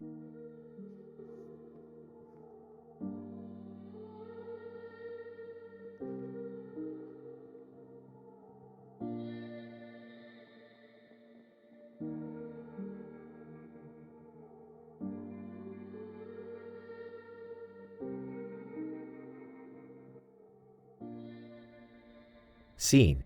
The family finds themselves trapped in Velma Green's spiderweb lair, surrounded by spider minions. Great, Morty, you just had to wander into an episode of The Grim Adventures of Billy and Mandy, didn't you? I didn't mean to, Rick. It's not like I have a spider sense. Sarcastically, so, let me get this straight. We're stuck in a spider web with a yellow bird in it, and there's another spider web behind it with a red bird in the foreground? Seriously, Dad? We're in the middle of a life-threatening situation and you're making observations about bird aesthetics? Well, Summer, when you're about to become a spider minion, you look for any form of entertainment. Plus, I gotta keep up with the latest art trends. I knew something like this would happen when we left the house, Beth. This is all your father's fault. Not to mention Morty's. Hey, don't blame me, Jerry. You're the one who thought it was a great idea to come on this family adventure. Oh, Jerry, please. Can you focus on survival for once? Velma Green. Cackling, enjoying your little family reunion, are we? Soon you'll all be my loyal spider minions, and I'll have my revenge on Billy and Mandy. Revenge, huh? You must have mistaken us for someone who actually cares about your ancient cartoon grudges. Velma Green. Silence, you insignificant scientist. Prepare to be transformed. Before Velma can continue, Rick pulls out a freeze ray and shoots the spider minions, freezing them instantly. Freeze ray, Summer, it's not just for sci-fi conventions. Thanks, Rick. I always knew you were prepared for any situation. You know, Rick, maybe you should start freezing your problems instead of just drinking them away. Listen, Beth, Finding solutions is hard. Freezing things is easy. Priorities, y'all know? Whispering to himself, I wish I was frozen right now. Whispering to Jerry, nice one, Dad. Alright, let's get out of here before things get even weirder. As they make their escape, they encounter a giant talking spider named Jeff. Jeff, hey, do you guys know where the nearest Taco Bell is? I'm really craving a chalupa. Seriously? We're in a life or death situation, and you're thinking about fast food? Jeff, well, being a spider for years really makes you appreciate the simpler things in life like greasy fast food. Let's just focus on getting out of here. We can discuss your fast food cravings back home. Jeff. They finally break free from the web and find themselves outside Velma's lair. Phew, that was intense. I'm just happy we're all safe. Yeah, Morty. Life's just one crazy adventure after another with me, isn't it? Well, I hope the next adventure doesn't involve spiders. Or fast food. Agreed. Let's just stick to the good old dimension-hopping chaos from now on. They all share a laugh as they walk away from the spider-infested lair, ready for their next unpredictable escapade.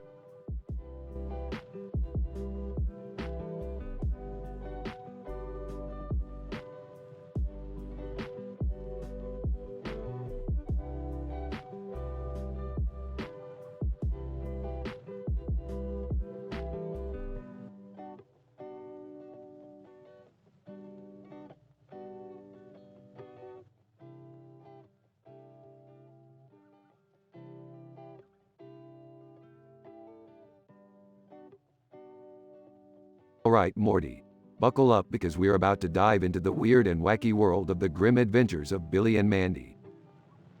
Rick, are you sure about this? I mean, those characters are already pretty messed up. Morty, don't be such a wuss. We've dealt with worse things before. Plus, we'll get to see how these demented kids handle a real adventure. I can't believe we're going into another cartoon. This is so meta. Can we at least try not to cause any more dimensional rifts while we're there? Guys, I just want to make sure we're being safe. Do we really need to get involved in someone else's messed up universe?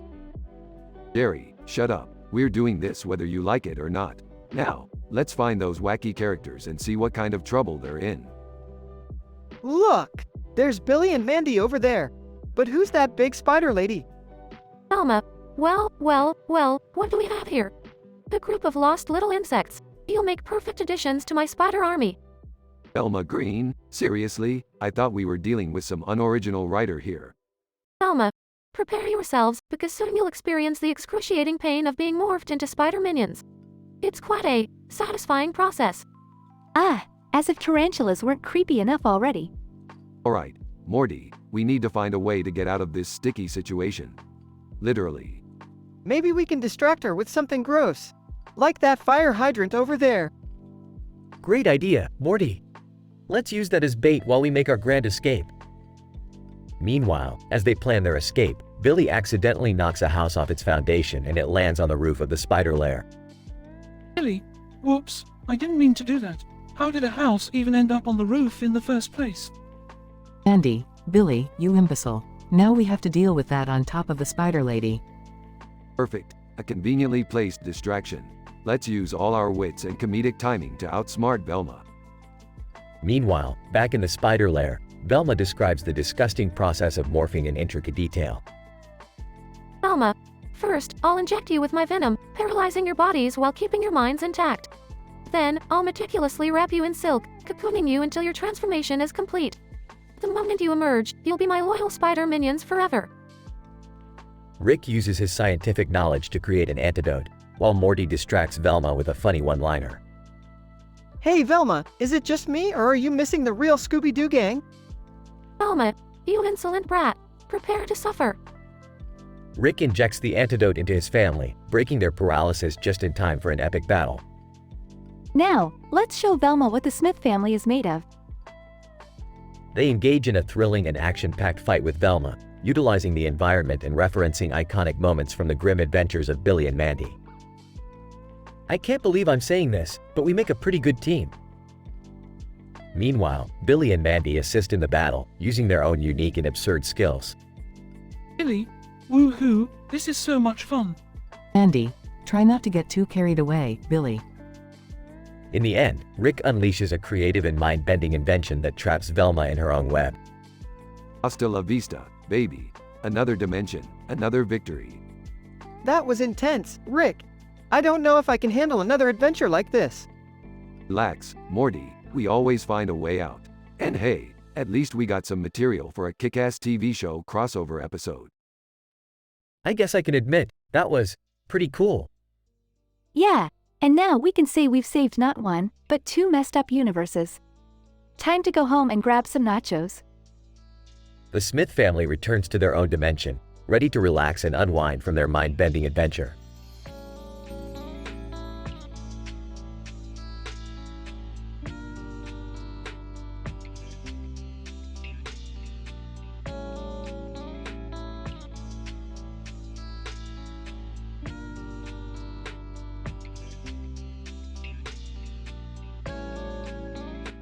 Sophia, can you believe the prices of avocados these days? It's a literal robbery. Tell me about it. I swear, these grocery stores are out to bankrupt me. Sophia, hey, watch out. That guy pushing the cart is about to crash into us. Man, oh shit, my bad. Didn't see you there, ladies. Sophia, no worries, just don't destroy my wine stash, okay? Speaking of wine, we should grab a bottle for tonight. The Smiths are coming over for dinner. Sophia, oh, the Smiths. They always have the craziest stories. Remember when they went hiking to find Bigfoot? Haha, yeah. Turns out it was just old Mr. Jenkins in a gorilla suit. Sophia, classic Mr. Jenkins. Hey, what's that green item the man is pushing in his cart? Let me check. Oh God, it's a watermelon with a face drawn on it. Sophia, what the actual fuck? Who walks around with a personified watermelon in their cart? Maybe it's their grocery shopping companion. You know, like a proper buddy. Sophia, well, I've seen stranger things, I guess. Remember when we saw that guy dressed as a unicorn in the cereal aisle? Oh my God, yes. He was just casually munching on Captain Crunch like it was a normal Wednesday morning. Sophia, this grocery store is a goldmine of weirdness. We should start a reality show. The Grocery Chronicles, where normalcy goes to die. Sophia, haha, I love it. We'll become instant celebrities, I just know it. And our catchphrase will be, shop till you drop your sanity. Sophia, genius. Let's grab that wine and get ready to entertain the Smiths with our tales of grocery store madness. To the checkout line we go, my fellow grocery warrior. Sophia, onward, my fearless shopping companion. Our absurd adventures await. Alternative story. Sophia, Lestiel, and Beth go on a thrilling treasure hunt to find the lost relic known as the Infinity Orb. While navigating dangerous temples and eluding ancient traps, they uncover dark secrets and engage in steamy romances. Can they unlock the power of the orb and save the world, or will they succumb to the temptations of lust and power?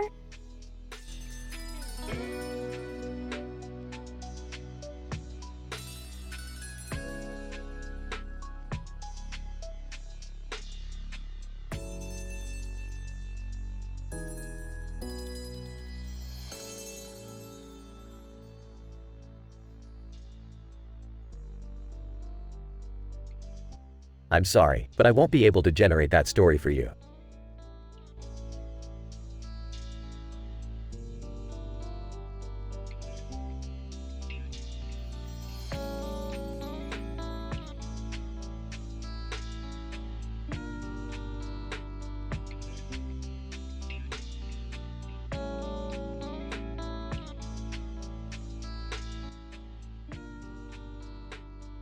Alright, Morty, listen up. We've got ourselves a real pickle here. Literally, I accidentally created a rift in the space-time continuum with this sandwich on the table here. Oh man, Rick, you always do this. What did you put in it? Well, Morty, this sandwich is no ordinary sandwich. It's a statistically improbable sandwich. It's got lettuce, tomato, and cheese, but it's from a dimension where they swap the lettuce for sentient mushrooms. Rick, that's disgusting. Sentient mushrooms? Yeah, Beth, they're really talkative too. But enough about that. Let's talk about the 5 most disgusting interdimensional sandwiches ever known to man, or any other sentient being in the universe. Ew, Dad, do we really have to do this? Yes, Summer, we do. Let's start with the Vomit Reaper sandwich. It's the flavor of regret, served on moldy bread, with rancid mayonnaise made from the tears of heartbroken clowns. It's from Dimension C-137, where everyone has a taste for self-destruction. I'd give it a 1 out of 10, only because I'm feeling generous. Oh, that sounds awful. How about the Fungal Delight?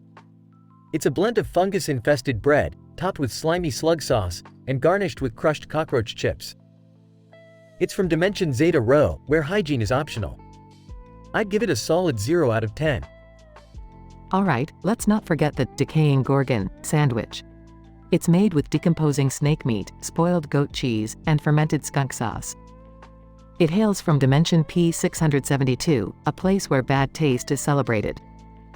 I wouldn't even give it a rating, it's just a straight-up hazard to anyone's health. Oh man, that's revolting. But how about the repulsive reptilian? It's a combination of slimy lizard tail, putrid carrion spread, and a slathering of expired mayo. It's from Dimension X-23, where dinosaurs still roam the earth, and they apparently have terrible chefs. I'd say it's a negative rating, but I don't think it deserves one. Okay, that's enough nightmare-inducing sandwiches, guys. But I can't resist mentioning the sewer special. It's a concoction of rat meat, sewer water-soaked bread, and a dung beetle sauce. It's from Dimension Y11, where taste buds are considered useless relics. I wouldn't touch it with a 10-foot pole. Well, that concludes our list of abominable sandwiches, folks. Remember, don't try these at home, or anywhere in the universe for that matter. Yeah, absolutely disgusting. Can we just get back to our regular reality now? Agreed. Let's go clean up this mess, and maybe order a pizza instead. Yeah, and maybe no more sandwiches from alternate dimensions, Rick? Please? Fine, Morty, fine. But you don't know what you're missing out on.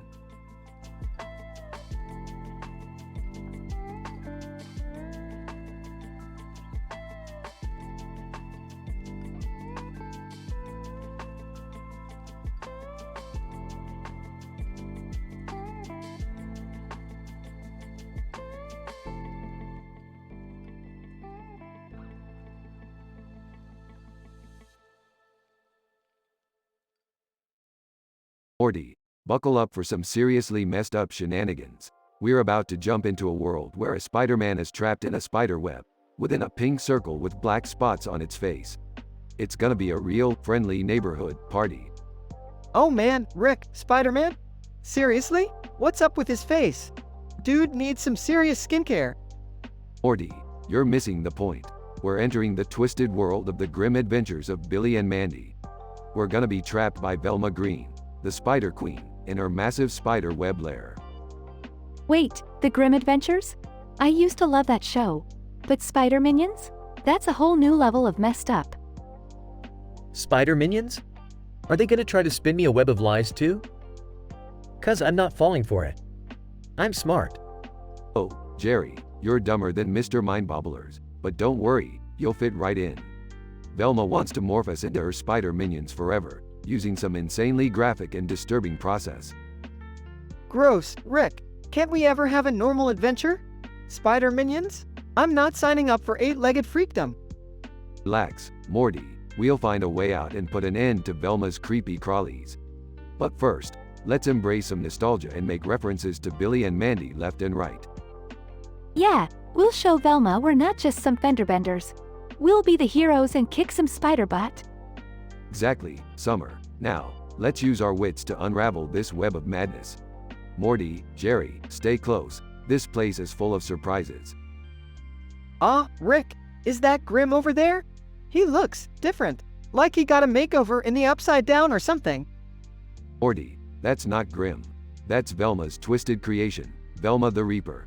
She ain't no friend of death, more like the Queen of Damnation. I don't like this, Rick. Can't we just go home and watch TV or something? Oh, Jerry, always trying to escape reality.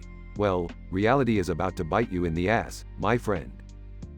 Morty, look out. Velma's sending giant, talking spiders to capture us. Oh, great! Just what I needed, talking insects.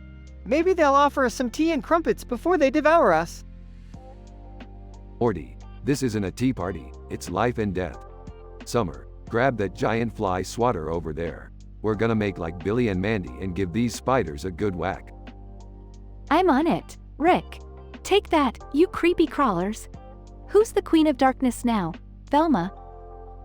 Rick, I learned something today. Facing my fears is not as bad as I thought. Except for the giant spider trying to eat me. That's still pretty terrifying. Yeah, Jerry, that's unfortunate. Now, let's find Velma's secret lab and put an end to her twisted experiments once and for all. You hear that, Velma? We're coming for you. And when we're through, you won't be spooking anyone with your spider antics again. Morty, you trying to do one-liners now? Stick to being the awkward sidekick, kid. But yeah, what he said. Let's get this over with. After an intense battle, Rick, Morty, Summer, and Jerry finally defeat Velma and escape her lair. That was insane. I can't believe we made it out alive. I'm just glad we can finally go back to our normal lives.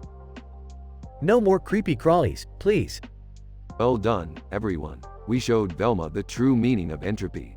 Now let's go home and forget this ever happened. I don't know, Rick.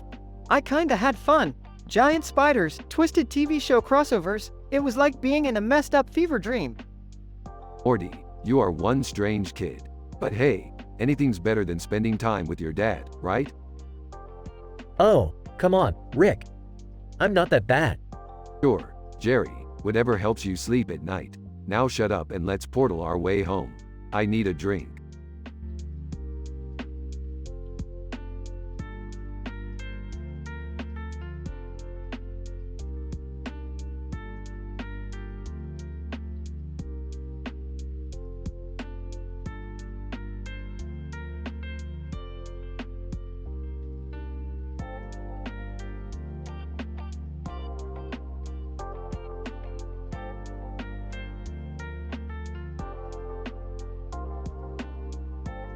Alright, listen up, you bunch of interdimensional dummies. We're gonna dive into the slimiest, grossest, most stomach-turning milkshakes in the multiverse. Strap yourselves in for a taste bud roller coaster. Oh, great. Just what I needed, another one of your culinary nightmares, Rick. Shut up, Beth, you're lucky to be included in this scientific endeavor. So, first up, we have the Toxic Sludge Surprise, from Dimension C-137. Made with a mix of expired milk, fermented cabbage, and a dash of radioactive waste. Solid 1 out of 10, folks. Gross, Rick. Can't we just stick to regular milkshakes? Morty, you have no idea what possibilities exist in the multiverse. Next, we have the Squirming Maggot Delight, from Dimension Zeta Alpha 9. Picture this. Maggots, blended with expired yogurt, rotten banana, and a sprinkle of crushed cockroaches. A delightful 0.5 out of 10. Pure perfection. That's enough to make me lose my appetite for a lifetime. Can we move on? Alright, geez, Jerry. Next, we have the Acidic Vomit Blast, from Dimension Q45. A blend of alien vomit, battery acid, and fermented lizard eyeballs. Trust me, folks, this one deserves a negative score. A -5 out of 10. I'm gonna throw up just hearing about it. Let's wrap this up, Rick. Fine, fine. Last but not least, we have the Rancid Sock Surprise, from Dimension OMEGA3. This masterpiece is made with curdled milk, sweaty gym socks, and just a hint of spoiled cheese. It's so bad, it deserves a 0 out of 10. I'm starting to question our life choices, Dad. Oh, lighten up, Beth. We're exploring the infinite possibilities of the multiverse here. Who needs normal milkshakes? Yeah, Rick, but some things are just meant to stay undiscovered, you know? Morty, you gotta think bigger, Morty. Life's too short for ordinary milkshakes. Now, who's ready to try my latest creation, the Cosmic Chaos Shake? Everyone, number, absolutely not. Hey, suit yourselves, more for me. They all leave the table, disgusted, as Rick chuckles and sips his homemade shake, a twinkle of madness in his eyes.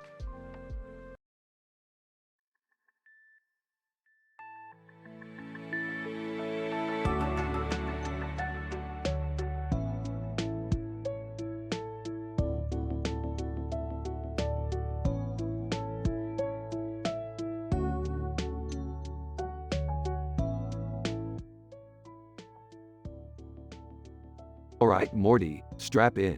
We've got an intergalactic joyride ahead of us. Geez, Rick, what are we doing this time? We're crash landing in a parallel dimension where everyone is obsessed with Justin Bieber's music. Oh God, please tell me there's a way out of this. Relax, Morty, I've installed an anti-Bieber frequency disruptor. We'll be fine. Excuse me, Rick. Do you really think it's necessary to disrupt someone's musical taste? Jerry, I don't have time for your music snobbery. We've got bigger issues to deal with here. Yeah, Jerry, get with the program. We're in a dimension where people turn into potato chips after one bite. Potato chips? You mean? That's right, Jerry. People are getting eaten alive after they've been turned into delicious snacks. This is messed up, Rick. We have to do something. Don't worry, Morty, I've got a plan. We're going to use Elon Musk's Tesla Roadster to lure the potato chip monsters into a trap. Wait, you expect me to drive that thing? I can barely parallel park. Just try not to crash it, Jerry. We don't need any more chaos. Meanwhile, I'll distract the potato chip monsters with my knowledge on the latest fashion trends. Good thinking, Summer. We can't let them resist your stylish charisma. Guys, I found a gun on the table. What do I do with it? Morty, put that down. We're dealing with a potato chip apocalypse here, not a shootout. I can't help but notice another gun in the back. Is that really necessary? It's for emergencies, Jerry. Now quit whining and focus. Oh, there's an alien ship pulling up. I think they're looking for Jerry. Me? Why would they be looking for me? Jerry, you had an awkward encounter with a sex-crazed alien species last time we were here. You left quite an impression. Wait, what? Why didn't you tell me about this? No time for backstories, Morty. We've got to save Jerry from alien groupies. I can't handle this.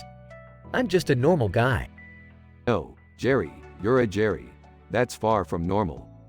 Look, Elon Musk is here to save us.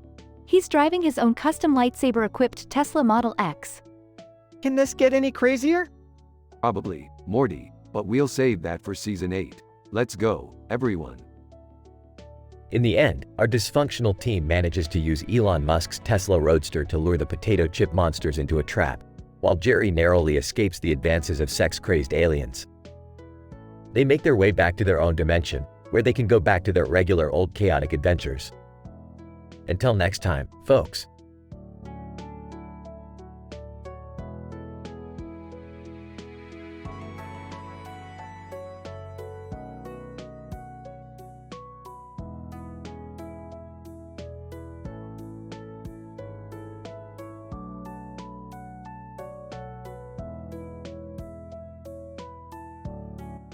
Sorry, but I won't be able to generate that story for you.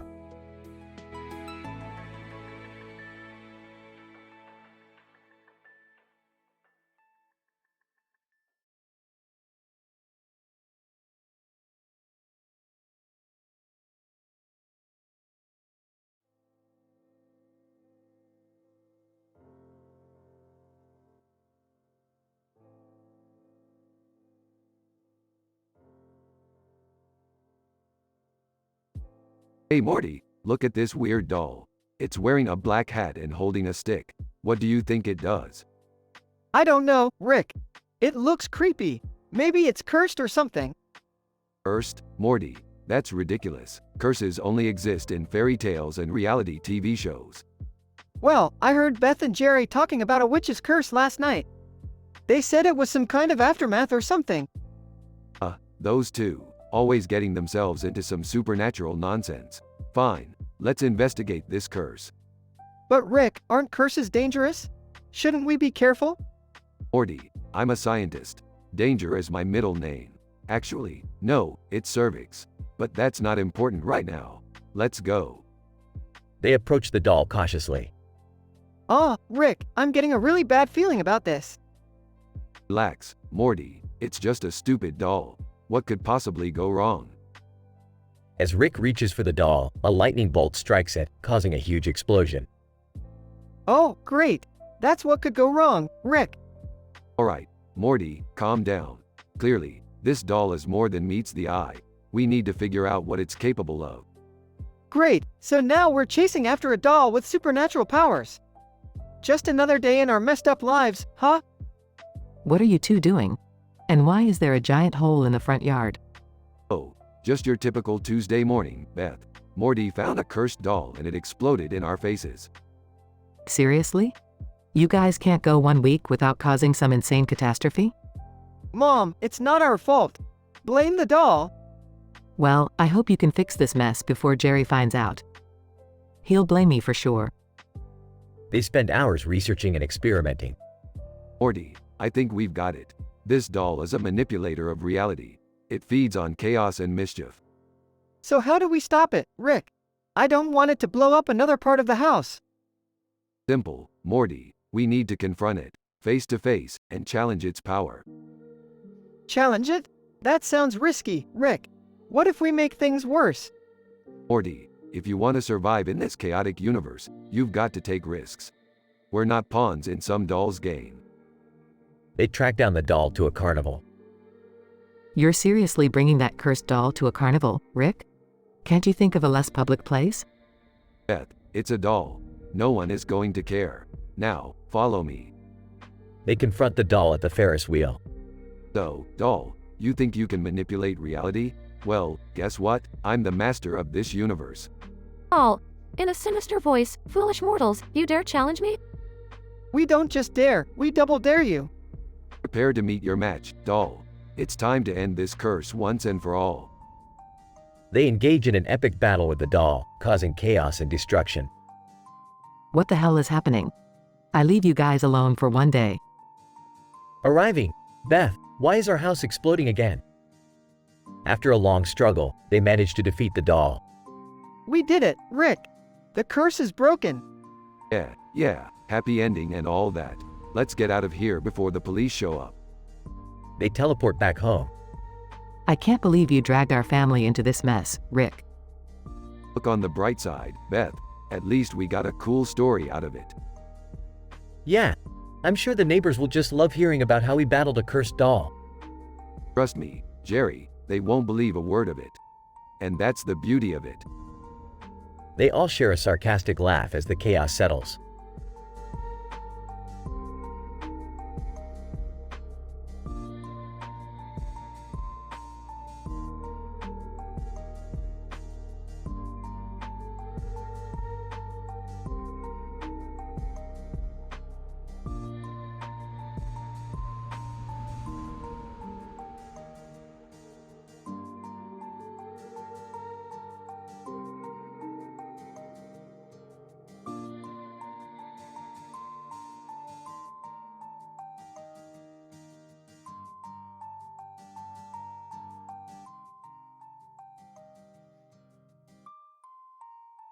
Jesus, Morty, we're stepping into some twisted shit here.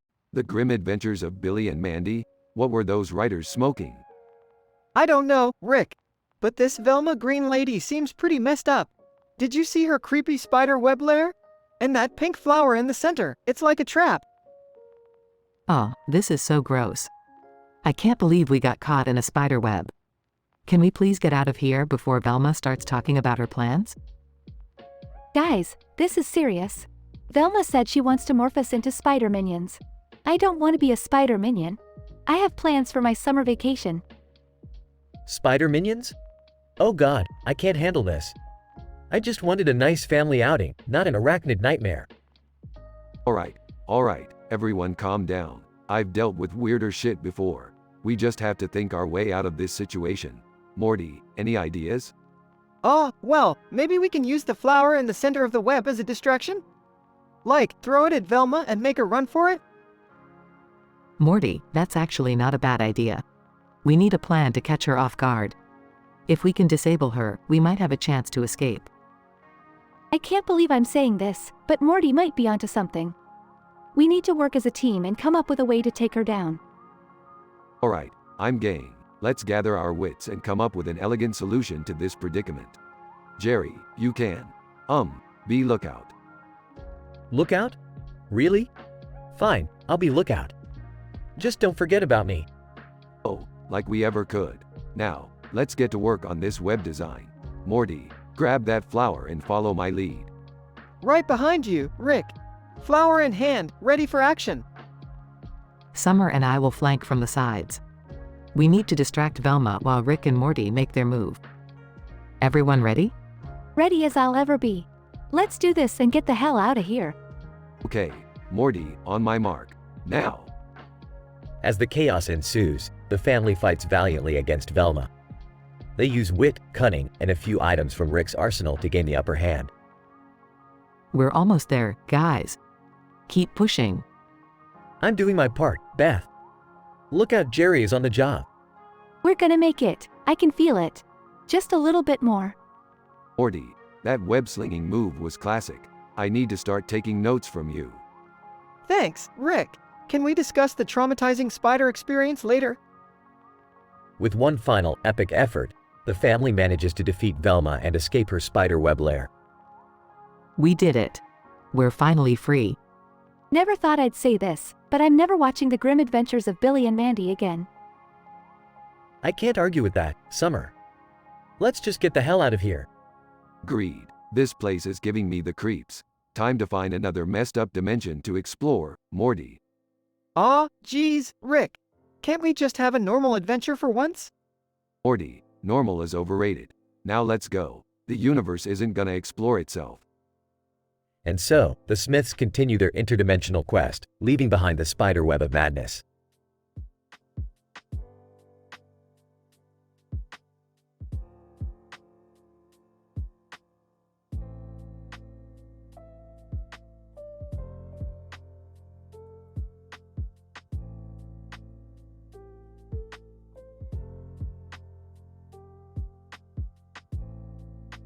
Alright, Morty, buckle up. We've got another mind-bending adventure on our hands. Geez, Rick, can't we have just one normal day? Normal, Morty. Normal is just a setting on the dryer. Besides, where's the fun in that? Hey boys, what's going on? Beth, we're about to venture into a dimension where everyone's problems are so ridiculously mundane, it's mind-numbing. Like first world problems on steroids. Sounds intriguing. Count me in. Strap in, kids. Our portal will take us straight to the dimension of the hat-wearing man and the dog in the purple jacket. Can I come along too? Sorry, Jerry. This adventure requires someone with exceptionally limited skills. Oh, alright. Have fun without me then. Alright, Morty, Beth, ready to go? You bet, Dad. Let's do this. In the alternate dimension. Look, Morty. There's David Beckham having a meltdown because his hair gel ran out. That's ridiculously mundane, Rick. You weren't kidding. And Richard Dawkins is in the corner arguing with a Bichon Frise over the existence of a higher being.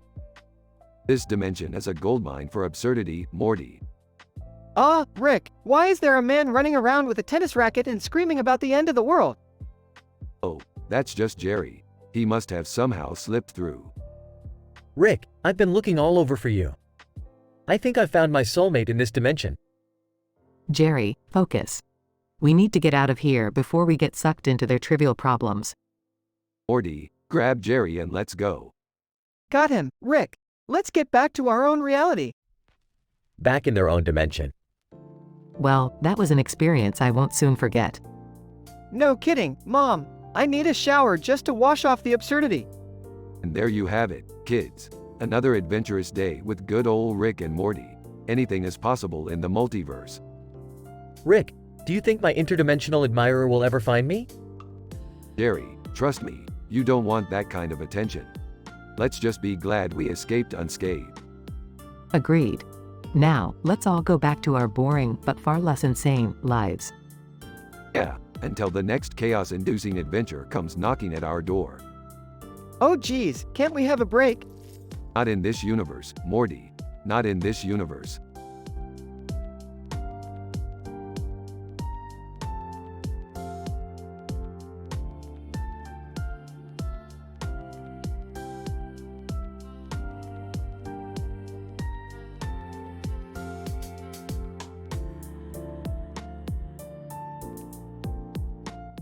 Sorry, but I'm unable to provide the story you're looking for.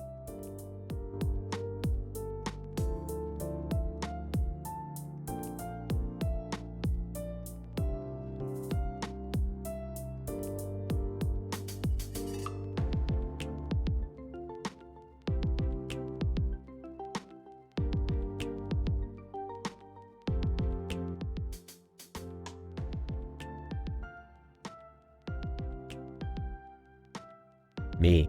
Deadpool, did you seriously make all of this food? Deadpool, what can I say? I've got an appetite for chaos and enchiladas.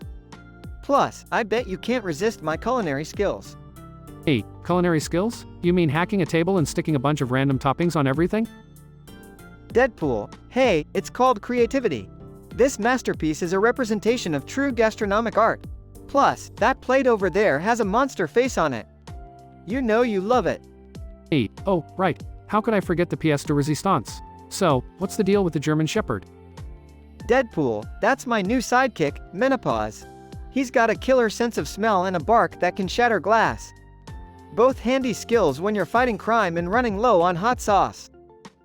Hey, alright, that's different. Speaking of crime fighting, I thought you were on a break since you played too much tic-tac-toe with Death herself? Deadpool, Death? Nah, I've moved on to battles against culinary mediocrity. It's a noble cause, my friend.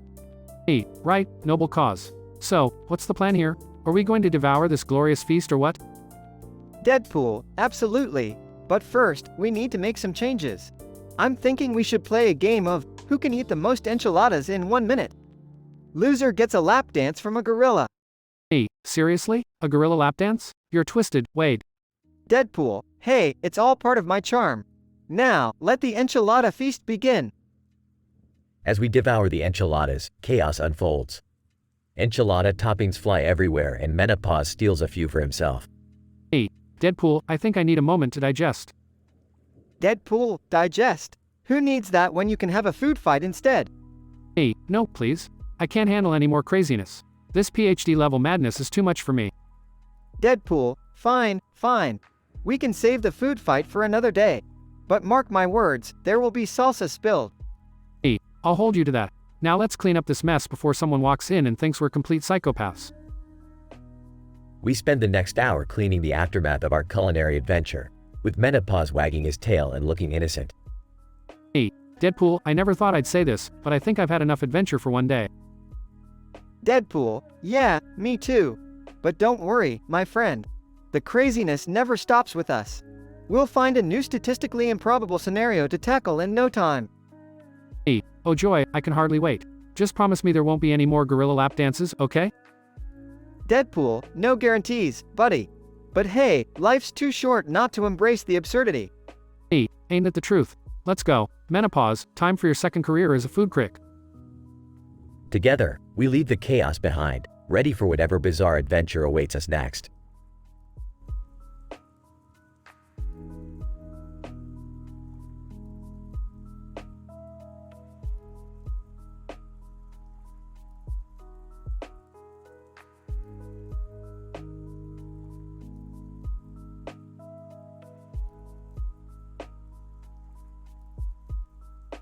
I'm sorry, but I can't generate that story for you.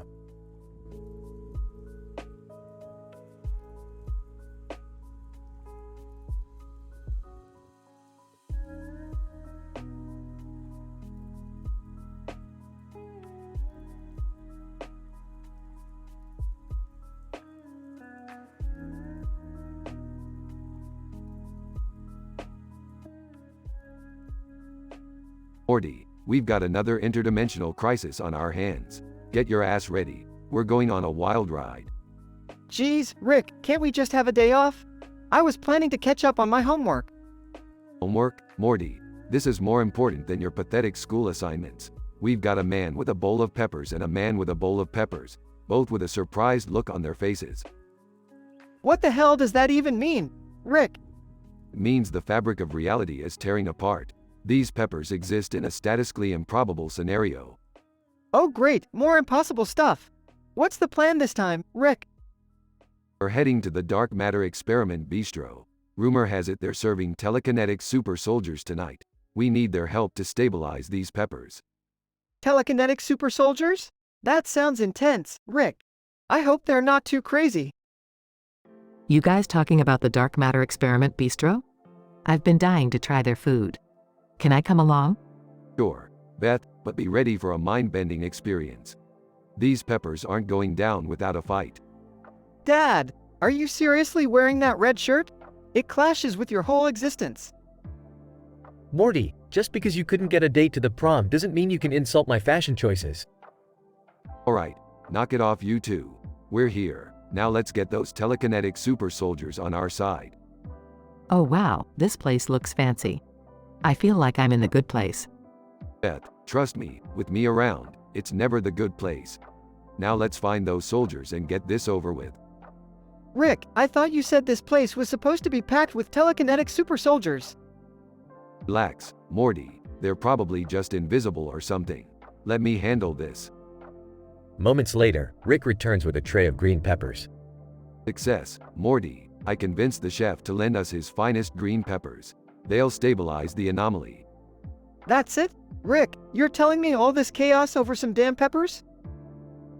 Sometimes, Morty, the most insignificant things can have the biggest impact. It's the beauty of science, I guess. Well, whatever. At least we can finally enjoy a decent meal now. Enjoy your victory while it lasts, Jerry. The universe is a crazy place, and it's always finding new ways to mess with us. Yeah, isn't it great, Rick? No, Morty, it's not great. But it sure makes for one hell of an adventure. Who's ready for the next mind-boggling crisis?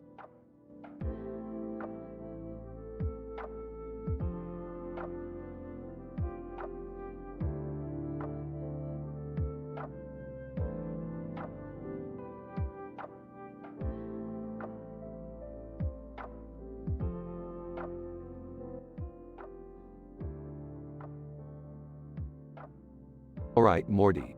Buckle up for another interdimensional adventure. We've got a situation on our hands. What's the problem this time, Rick? Well, there seems to be some kind of glitch in the spacetime speculum, Morty.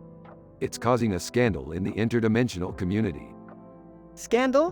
What happened? Apparently, the event planner aliens were throwing a party in this dimension, but their spacetime speculum malfunctioned. Now there's a green and yellow background with a light in the middle of it stuck in the middle of a black background with a light in the middle. It's a real eyesore, Morty. Geez, Rick, that sounds like a mess.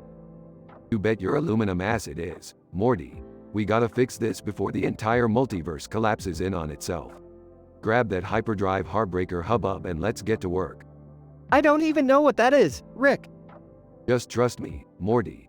It's a scientific device that'll make things right. Now, follow my lead. Hey, what's going on in here? I thought this was supposed to be a quiet day. Oh, hey Jerry, perfect timing. Since you've got nothing better to do, you can assist us with the laminectomy process. Laminectomy? Isn't that some kind of surgery?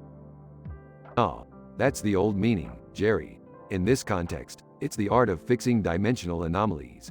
Just grab a tool and start poking around. Whoa, what's all the commotion about? Oh, hey Summer. We're trying to fix a spacetime speculum scandal caused by those party aliens. Seriously? Just when things were finally getting normal around here. Normal, in this house? That's statistically improbable, Summer. Now, help us locate the dimensional rift. Wait, is it just me or is the green and yellow background dancing? Guys? I think I accidentally activated the hyperdrive heartbreaker hubbub. Damn it, Jerry, you just turned the entire universe into a disco. We gotta reverse this. How do we do that, Rick? We need to find the central command hub of the spacetime speculum. It's gotta be somewhere around here. You mean that glowing light in the middle of the room? Bingo, Jerry, your idiocy actually paid off this time. Now, everybody gather around. We're gonna synchronize our watches and perform a dimensional reboot. Are you sure this will work, Rick? No guarantees, Summer, but it's either that or dealing with a never-ending interdimensional rave party. Your call. Alright, let's do this. They all gather around the central light and perform a synchronized countdown. 3, 2, 1, reboot. Suddenly, the green and yellow background disappears, leaving a plain black background. Did we do it? Is it fixed? Well, Jerry, the universe didn't implode, so I guess we did something right. Woo, we did it. Can we please take a break from these insane adventures now, Rick? Sure thing, Morty, just as soon as I invent a machine that can wash the crazy off your brain. They all laugh and continue on with their interdimensional antics.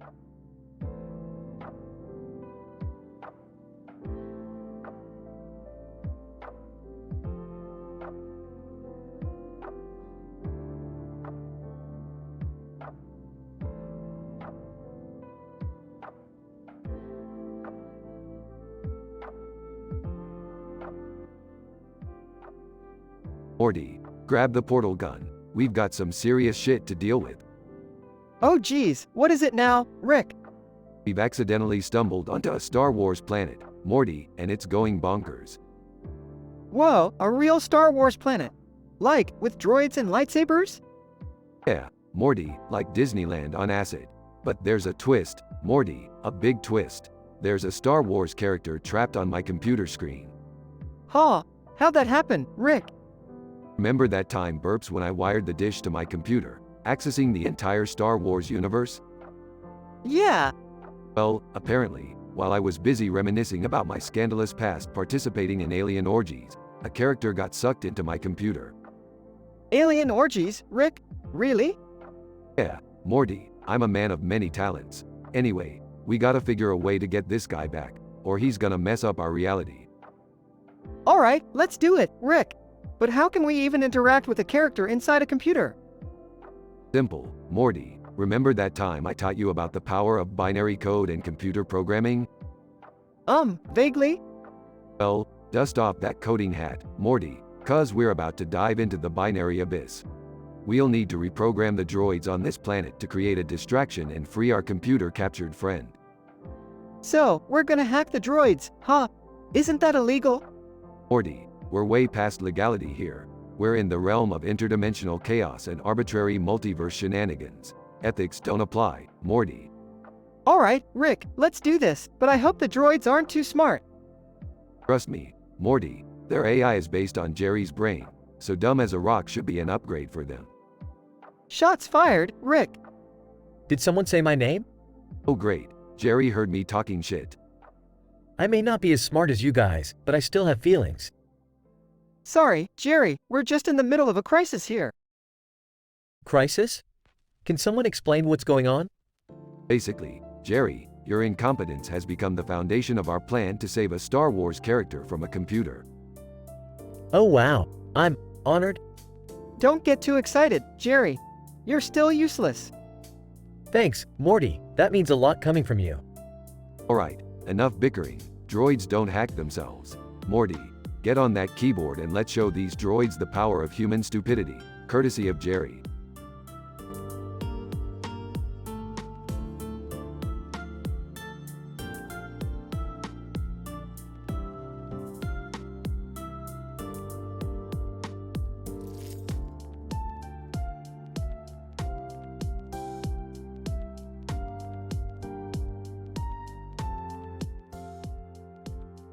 Morty, buckle up for another adventure. Geez, Rick, where are we going this time? Strap in, Morty, we're heading to the eccentric space station, Boozed Up Apocalypse. It's where all the cool kids in the galaxy hang out. Cool kids? You mean like aliens and stuff? Yeah, Morty, and I heard they serve drinks that can literally make your eyeballs explode. Whoa, that sounds dangerous, Rick. Relax, Morty, it's just a little cosmic insanity. Trust me, there's nothing you haven't seen before. They arrive at the space station. Pointing to the suit guy, Morty, check out this dude in the suit and helmet. Probably some Earthling wannabe space explorer. Man in suit, excuse me, gentlemen. I am Captain Jeffrey Picklebum, and this is my fine crew. We're searching for the legendary galactic booty. Laughs, galactic booty? Well, Captain Picklebum, I hope you find what you're looking for. Rick, what's with all these weird aliens? Morty, it's like Comic-Con for species from all over the universe. Check out that bartender over there, probably mixing some cosmic cocktails. Bartender, can I get you folks anything? I've got a special today, a pan-galactic gargle blaster guaranteed to knock your socks off. Or your eyeballs, if you prefer. We'll take two, and make it a double, pal. Entering dramatically, oh my god, Rick. It's me, Summer, the famous intergalactic influencer. Rolling eyes, Summer, you're not famous. Shut up, Morty. I have followers on every planet, you puny little worm. Alright, simmer down, Summer. We didn't come here for your social media presence. Enter two Telosians from Star Trek. Telosion 1, Rick Sanchez. We have summoned you to our dimensional court. Ah shit, not again. Morty, you may want to hide behind the bar. Telosion 2, we will track your blasphemous experiments on alternate realities. Blasphemous experiments? It was just a little harmless mind melding. you uptight freaks. Massive brawl breaks out between the bar patrons and the Telosians. Rick, we need to get out of here. Hold on to your interdimensional pants, Morty.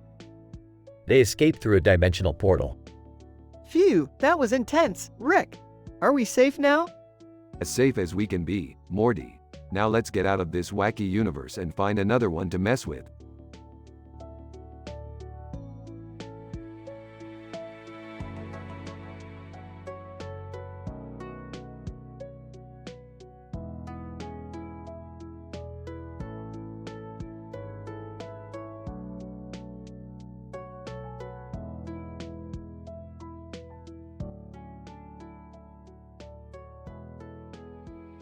Morty, I need you to grab that book over there.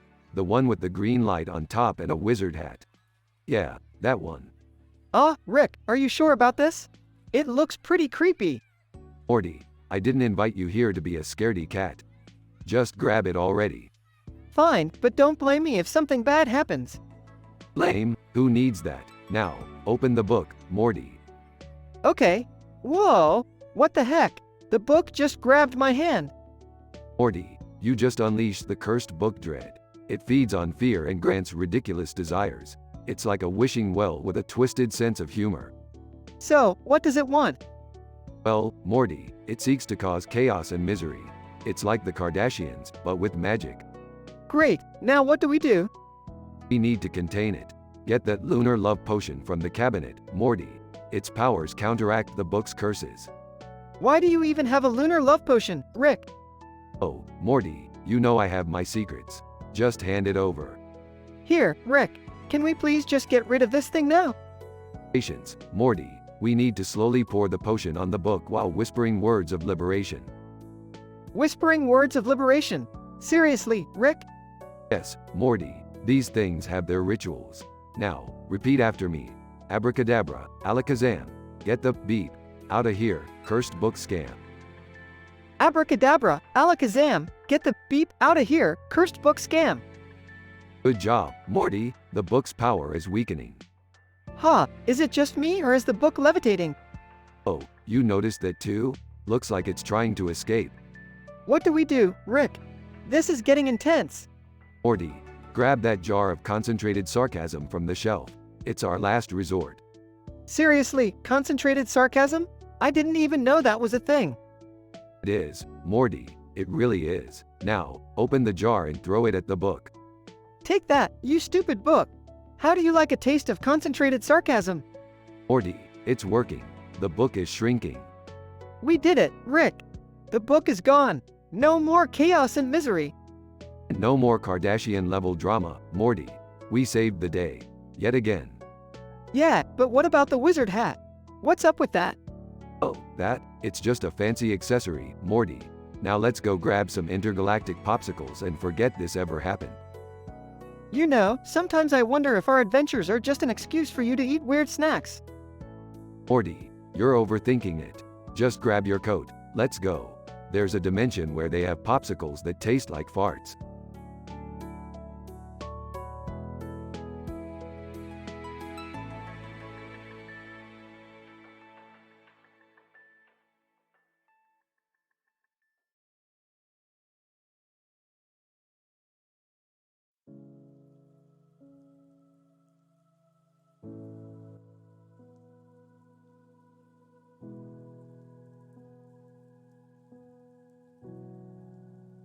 Morty, we've got ourselves a real doozy of a situation here.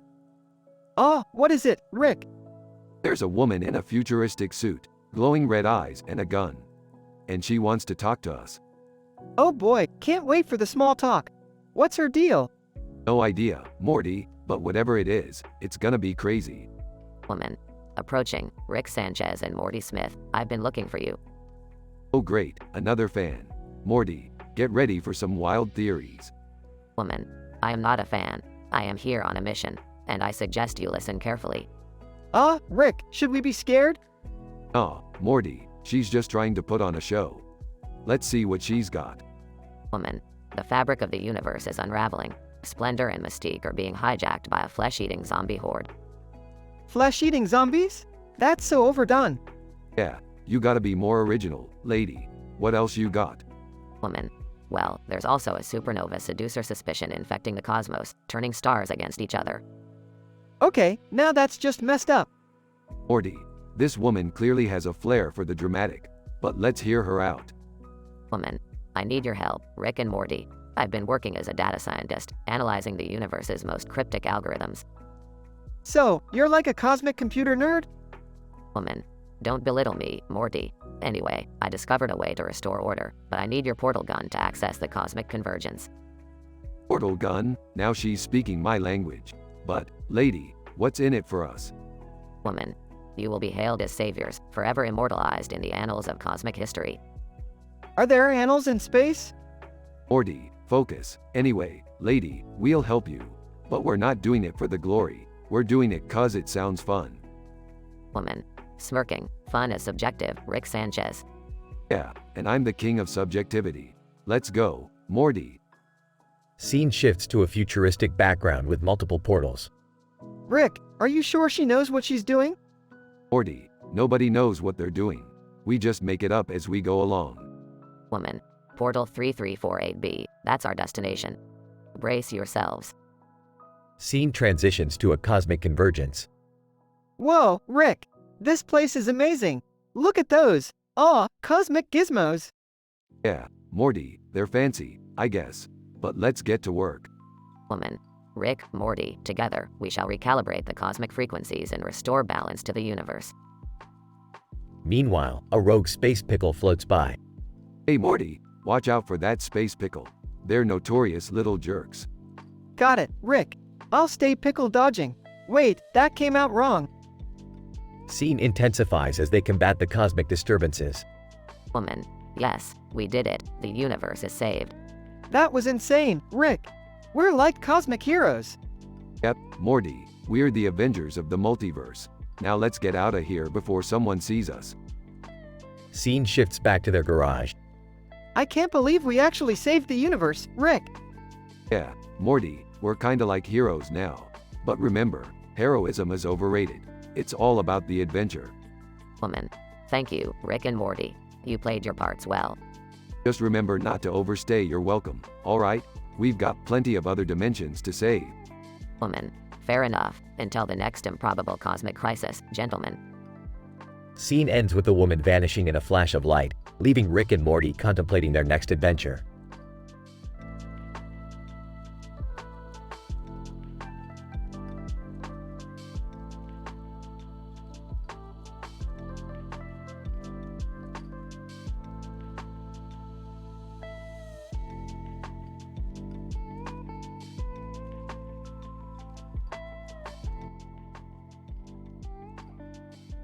Alright, Morty, buckle up. We're about to embark on an interdimensional adventure that'll make your head spin faster than a roller coaster on acid. Oh geez, Rick, I don't know if I can handle another one of your insane escapades. Last time, I ended up making out with a sentient space tree. Relax, Morty, you're over-exaggerating. Besides, this time we're gonna meet a real-life space pirate named Ichigo Kurosaki. He's got a ship that can travel through dimensions, and he owes me a favor.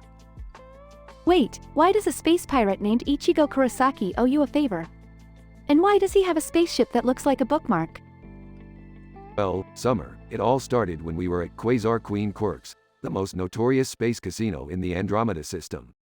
I happened to save Ichigo's life by outsmarting a group of alien debt collectors, and he became indebted to me ever since. Debt collectors? I thought you said gambling was illegal in most galaxies? Yeah, well, it is, Morty, but you know how it goes. When there's a Quasar Queen involved, they turn a blind eye. Anyway, Ichigo's spaceship is a bookmark because he thought it was a clever disguise. Nobody suspects a bookmark in space, Morty. It's genius. So, what's the plan, Rick? Are we going to hunt down some interdimensional treasure or what? Treasure? Nah, Summer, we're gonna do something way better. We're gonna crash a fancy space wedding. The groom is a notorious intergalactic criminal, and I've got some unfinished business with him. Wait, we're crashing a wedding? Won't that cause, I don't know, chaos and mayhem? Exactly, Morty, Chaos and Mayhem are my middle names. Just kidding, it's actually Chaos Maximus Ricus Mortificus, but that's besides the point. Alright, count me in. I could use a little chaos and mayhem in my life. Plus, those fancy space weddings are always filled with drama. I bet we can stir things up real nice. That's the spirit, Summer. Grab your laser blaster and Morty, put on your spacesuit. We're about to crash the wedding of the millennium and give the universe something to gossip about. This is insane, Rick. But what about the consequences? What if we end up getting caught or worse? Morty, consequences are for people who care. Just remember, we're gonna have fun, kick some space pirate ass, and maybe even steal a few cocktails along the way.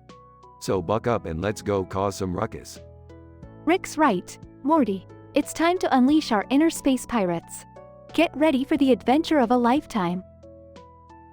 And with that, the intrepid trio set off into the vast cosmic sea, ready to make their mark on the interdimensional landscape. Little did they know, this wild and reckless journey would forever change the course of their lives and leave the universe in awe of their shenanigans.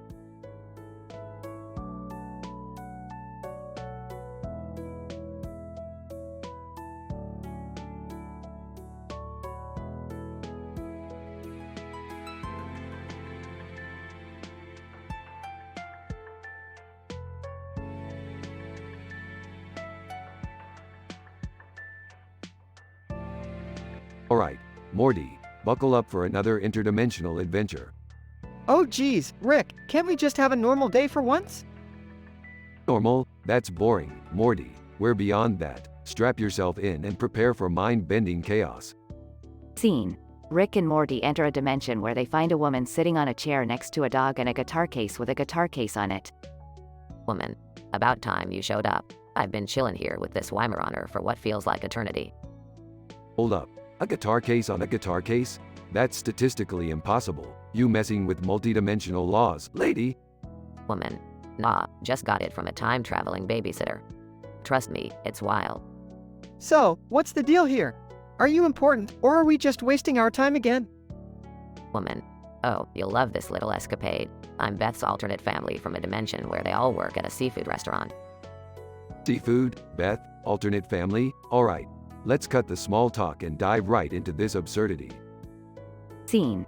Rick, Morty, the woman, and the Weimaraner enter the seafood restaurant. Holy crap, Rick! This place is a certified den of madness! Yeah, Morty, don't trust the seafood, or the family, or the air you're breathing for that matter. Let's blend in and find out what's what. Scene. The family members at the seafood restaurant start gossiping among themselves. Woman.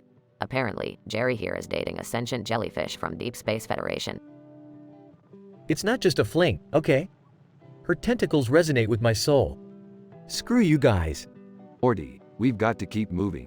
This place is making my brain cells commit mass suicide. I can't believe I'm saying this, but can we go back to our own dysfunctional family, Rick? Trust me, Morty, it ain't any better. But fine, let's get out of here. Scene. Rick, Morty, the woman, and the Weimaraner make their way back to their dimension. Woman. Thanks for stopping by, guys. Remember, next time you see a guitar case on a guitar case, just go with it. Yeah, whatever. Morty, let's go already. Right behind you, Rick. Scene.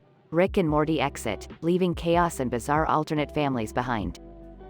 Oh, Morty, another dimension, another strange encounter. Let's hope our own family isn't as messed up as we think. Yeah, right. I'm not holding my breath, Rick. Family, am I right? Family, Morty, can't live with them, can't live without them. I guess we'll just have to tolerate our own particular brand of crazy. Now, where did I put that interdimensional portal gun?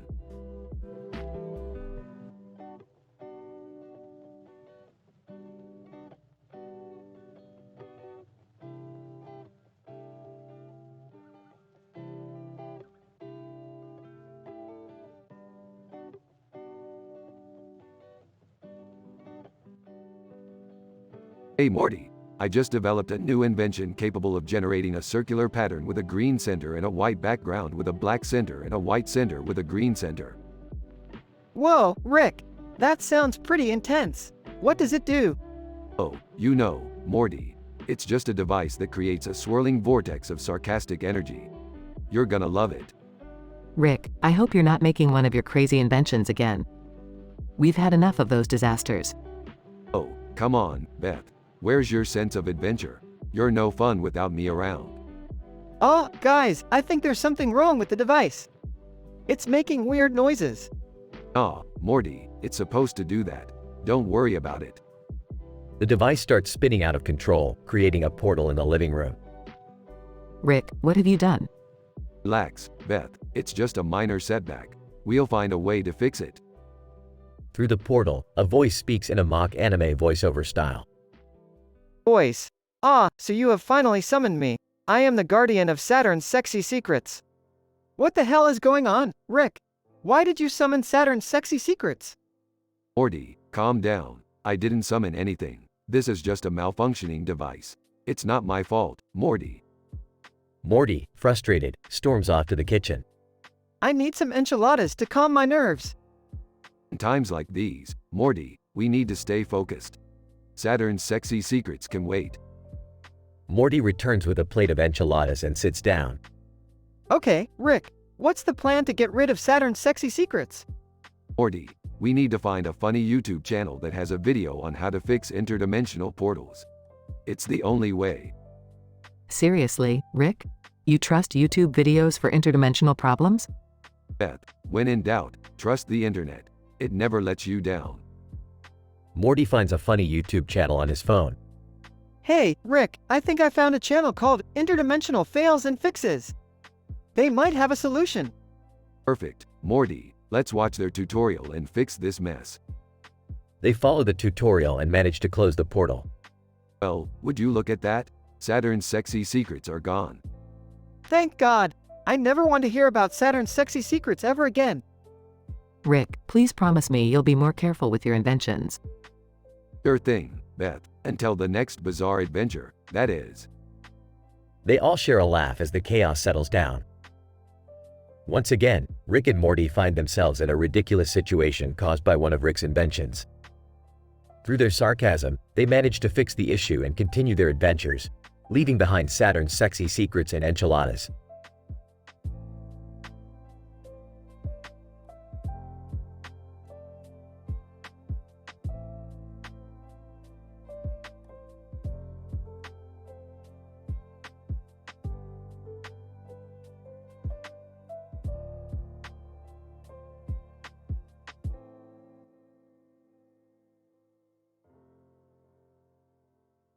Hey Morty, I'm bored. Let's go on an interdimensional adventure. Oh, geez, Rick, can't we just have a normal day for once? Normal, Morty, normal is for sheep. We're the wolves of chaos, baby. Rick, can't you give Morty a break? He's had a rough week. Oh Beth, always sticking up for your precious Morty. Guess I'll just go on this adventure alone then. No, I'll go. Just stop being such a jerk, Rick. Fine, Morty. Let's go to the sushi bar. Sushi sounds good. Can I come too? Fine, Beth, but leave the glass of wine behind, lightweight. Beth puts down her glass of wine and joins Rick and Morty at the sushi bar. Look at this plate of sushi with chopsticks on it. It's like we're in a fancy anime. Rick, can you focus? We're here to have an adventure, not admire the decor. Fine, Morty, let's order some sushi and see where the universe takes us. Beth, Rick, and Morty enjoy their sushi while a strange figure sits at the bar. Abradolf Linkler, I haven't felt this lost since my identity crisis. Strange times we live in. Linkler, what are you doing here? Abradolf Linkler, just trying to find some purpose, Rick. Maybe even a funny dance routine. You're not going to dance, are you? Abradolf Linkler, you'd be surprised, Morty. I can bust a move. All right, enough chit-chat. Let's get this adventure started, Rick. Fine. Let's activate the portal gun and jump into another dimension. Beth, Rick, Morty, and Linkler enter a dimension filled with sci-fi model kits. Wow, look at all these models. I feel like a nerd just being here. Nerd, Morty, this is art. Building these kits is an intricate and beloved hobby. Rick, can we focus on finding the purpose of this adventure? Right, Beth, let's look around and see if anything stands out. Morty accidentally knocks over a shelf of models, causing a domino effect. Oh no, I've ruined everything. I'm such a klutz. Morty, you just created a statistically improbable scenario. Bravo. Let's clean this up before we get kicked out. Rick, Morty, Beth, and Linkler scramble to fix the mess they've made. Alright, everything's back in order. Time to find our purpose. Mysterious music plays as they spot an ancient artifact hidden behind the models. This must be it. The purpose we've been searching for. Indeed, Beth, let's grab it and get back home. A sudden earthquake shakes the dimension, causing everything to crumble. We have to get out of here. It's collapsing. They escape through the portal just in time, landing back in their kitchen. Well, that was intense. But at least we found our purpose. Yeah. Now can we all just go back to having a normal day? Rick, after what we've been through, is there really such a thing as normal? They all laugh and clink their glasses in agreement.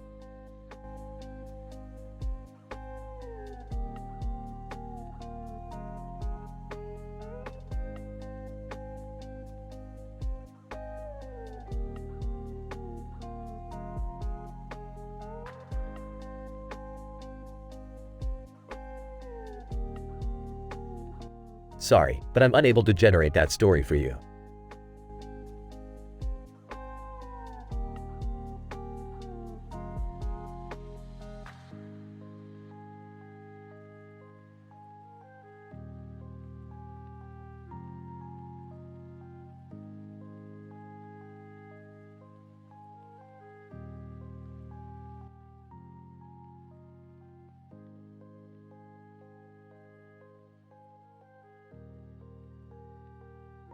Morty, we've got a problem. The multiverse is collapsing, again. I need your help to stabilize it. Oh, great! Another mind-bending adventure with Grandpa Rick. Can't wait to save the day, or whatever. Quit your whining, Morty. This time, we're dealing with an intergalactic blind date gone wrong. A woman hooked up with an ET, and now they want to destroy Earth. Seriously, Rick? Blind date gone wrong? Are you sure this isn't just some interdimensional soap opera? Morty, you shut your mouth. This is serious. If this ET goes back to his planet with a broken heart, we've got a full-scale invasion on our hands. Did someone say blind date? You know, I've had some experience with those. Maybe I could lend a hand? Jerry, we're not interested in your romantic endeavors right now. This is about saving the world. Seriously, Dad, you think you could be helpful? It's a miracle you managed to find Mom. Hey, that's uncalled for. My love for Beth is pure and magical. Just like the time I met that alien on my blind date. Jerry, forget it. We don't need your human love stories right now. Morty, set the portal coordinates to the ET's planet. We're going in. Alright, but if this turns into another one of your weird love triangles, I swear, Rick. Relax, Morty. We won't be needing any love triangles. This is strictly a rescue mission, and maybe a little bit of kicking alien ass. Rick, as the family's voice of reason, I demand that no one gets hurt. We're bringing back that woman safely. Yeah, no need for cosmic collateral damage. Rick, we're not cleaning up after you this time. Fine. You're all so whiny. We'll do it your way. But if things go south, don't come crying to me. They portal to the ET's planet and are greeted by a chaotic mess. Whoa, Rick, this place is insane. It's like Burning Man mixed with a high-tech alien rave. Well, Morty, these ETs sure know how to party. Now, let's find that heartbroken ET and fix this mess. They search through the crowd, encountering strange creatures and bizarre situations. Look, over there. Is that the woman from the blind date? And is that ET crying? Poor guy, I know how he feels. Love can be tough, you know? No one cares, Jerry. Just go comfort him or something. We need to save Earth. Jerry walks over to ET while the rest of the family confronts the woman. Ma'am, we're here to bring you back to Earth safely. The ETs are planning an invasion because of your breakup. Woman, are you serious? This only happens in a sci-fi movie. Okay, let's get out of here. Back on Earth, Jerry returns with ET, who has stopped crying. I helped him realize that love is a complex emotion, Morty. That's why my expertise was essential. Yeah, great job, Jerry. Can we just fix the multiverse now? Rick fixes the multiverse, and peace is restored. There you have it, Morty. Crisis averted. No thanks to Jerry's romantic musings. Hey, I did my part, big shot scientist. Love conquers all, even intergalactic heartbreak. Can we just pretend this never happened and go back to our normal dysfunctional lives? Agreed. I've had enough of blind dates and alien heartbreaks to last a lifetime. Yeah, just another day in the life of a dysfunctional, interdimensional family.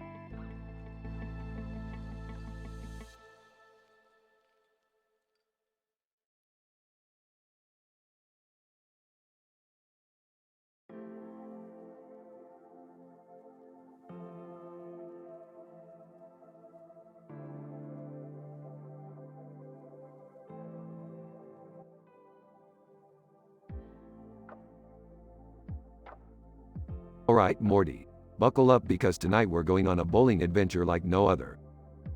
Aw geez, Rick, can't we just have a normal Friday night for once? Morty, if we wanted normal, we wouldn't have become interdimensional chaos bringers, now would we? Did someone say chaos bringers? Count me in. Jerry, please, just let Rick and Morty do their thing. We don't need any more chaos in our lives. Alright, everyone, listen up. We're heading to the Pirate Bowling League, arranged by Mateys. A pirate bowling league? That sounds ridiculous, Rick. Morty, ridiculous is my middle name. Literally, it's on all my birth certificates across the multiverse. Speaking of ridiculous, guess who's winning an interdimensional fame contest? That's right, it's me. Summer Smith, the one and only. Wow, Summer, that's awesome.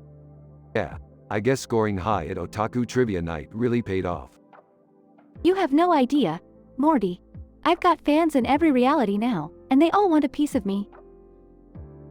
Well, maybe if you spent less time studying anime and more time being useful like Rick and I. Jerry, don't be an idiot. Leave Summer alone, she's her own person. Alright, enough with the family drama. We got a bowling game to conquer. Rick, why is there a bowling pin in the middle of the lane? And a bowling ball in the middle of the game? Morty, when have we ever played a normal game of bowling? I found this in a dimension where chaos reigns supreme. Let's make this interesting. This is ridiculous. How am I supposed to make a decent throw with this setup? Just do your best, Jerry. Maybe it's time you embrace the chaos for once. Yeah, Jerry, it's time you stepped out of your comfort zone and took a swing at life. This is insane, but I'm kinda digging it. Let's do this. I'll bet my interdimensional fame that I can beat all of you with just one throw. You're on, Summer. Alright, everyone, let the chaos begin. They start bowling, chaos ensues as balls fly everywhere and pins scatter in impossible patterns. That's it, Jerry, embrace the chaos. Your throw is statistically improbable. Summer, your fame can't save you now. I'm the kingpin of this chaos. We'll see about that, Morty. Prepare for an interdimensional strike. I did it. I knocked down all the pins with one throw. Wow, Jerry. You did it. I can't believe it. Jerry actually won. In your face, Smiths. I am the Chaos Master. Well, that was unexpected. Yeah, Jerry, that's definitely going in the record books. Chaos Master Jerry Smith. Who would have thought? Jerry, I always knew you had it in you. Congrats, Dad. Looks like you finally found your calling in the most unlikely of places. Thanks, everyone. I guess sometimes chaos can be a good thing. Alright, enough of this feel-good Jerry redemption arc. Who's up for interdimensional karaoke next? Let's really raise some chaos.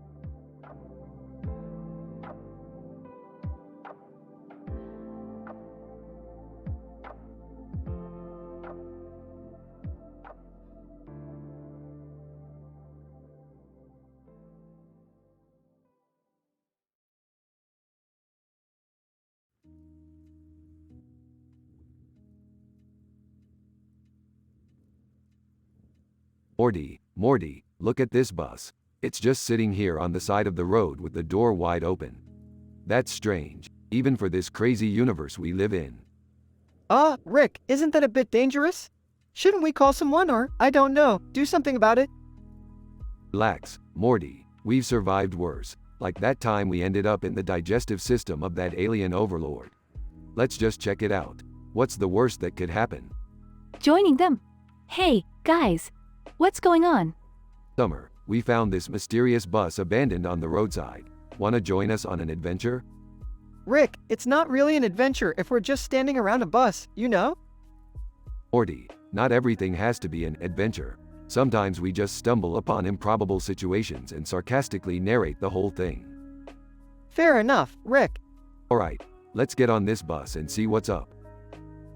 They enter the bus and find a car parked inside, with a note that says, "For the lucky one who finds it, the car is yours." Whoa, Rick, look at this car. It's free. We should totally take it. Morty, it's obviously a trap. But, you know what? I'm in the mood to live dangerously today. Meanwhile, a series of witty commercials play on the bus's outdated TV screens, trying to sell absurd products like portal vacuum cleaners and laser-powered plumbuses. Commercial 1. Tired of your regular vacuum cleaner? Try the portal vacuum, able to clean all floors and alternate dimensions simultaneously. Commercial 2. Have you ever wondered what your plumbus is missing? Well, wonder no more. Introducing the laser-powered plumbus, now available in neon colors. Morty, these commercials are getting weirder every day. Are they trying to sell interdimensional nonsense or something?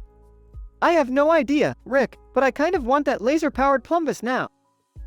Laughs. Morty, your taste in absurd gadgets never ceases to amuse me. They continue exploring the bus, finding strange creatures in the back seats, seemingly engaged in a gossip session. Rick, Morty, you have to come see this. These creatures are gossiping about interdimensional scandals and drama. Intrigued. Gossiping creatures, you say? That's impressive. I wonder if they know any good rumors about our universe? Rick, I don't think we should get involved in their drama. We have enough of our own. Morty, since when did you become the voice of reason? Now, let's gather some juicy gossip and bring it back to Earth. Suddenly, the bus starts shaking violently and shoots off into space. Rick, what did you do?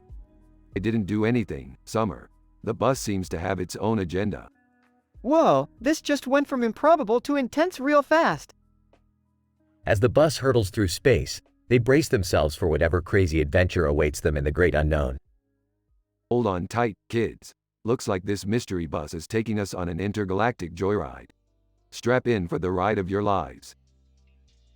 And so, our intrepid trio embarks on a mind-bending journey through space, filled with drama, gossip, and chaotic encounters. Only time will tell if they make it back in one piece.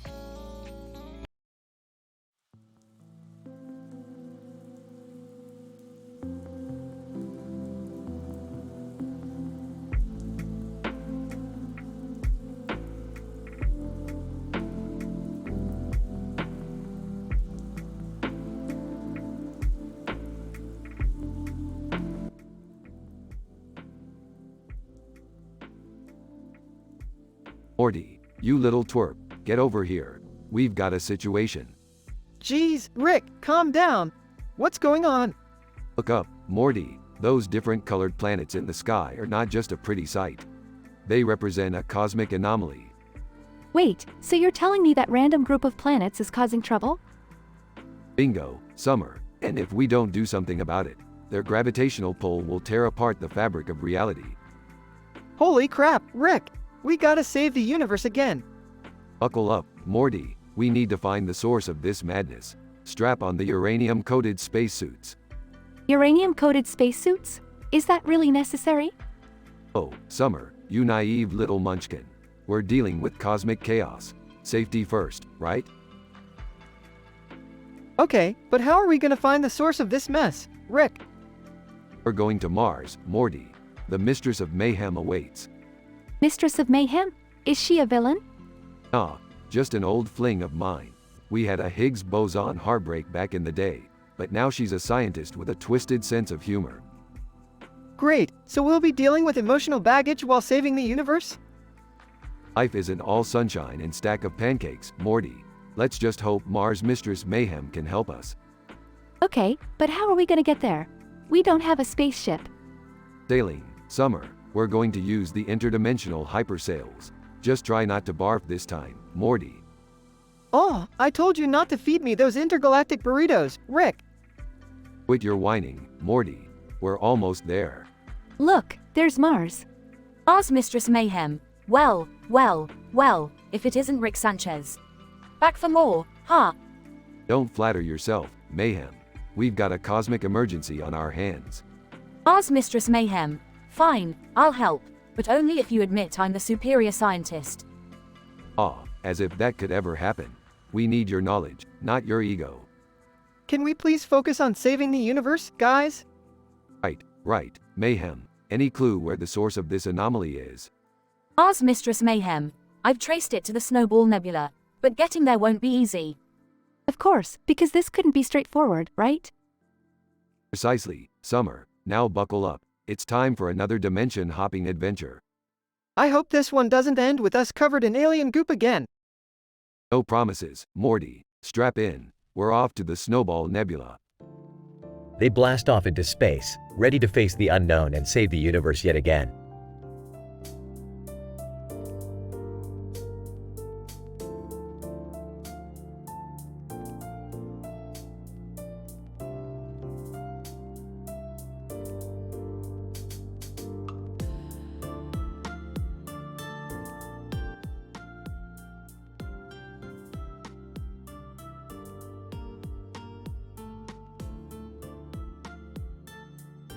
Hey Morty, look at that red balloon floating in the air over that green field with a white line across it and a black line across the bottom.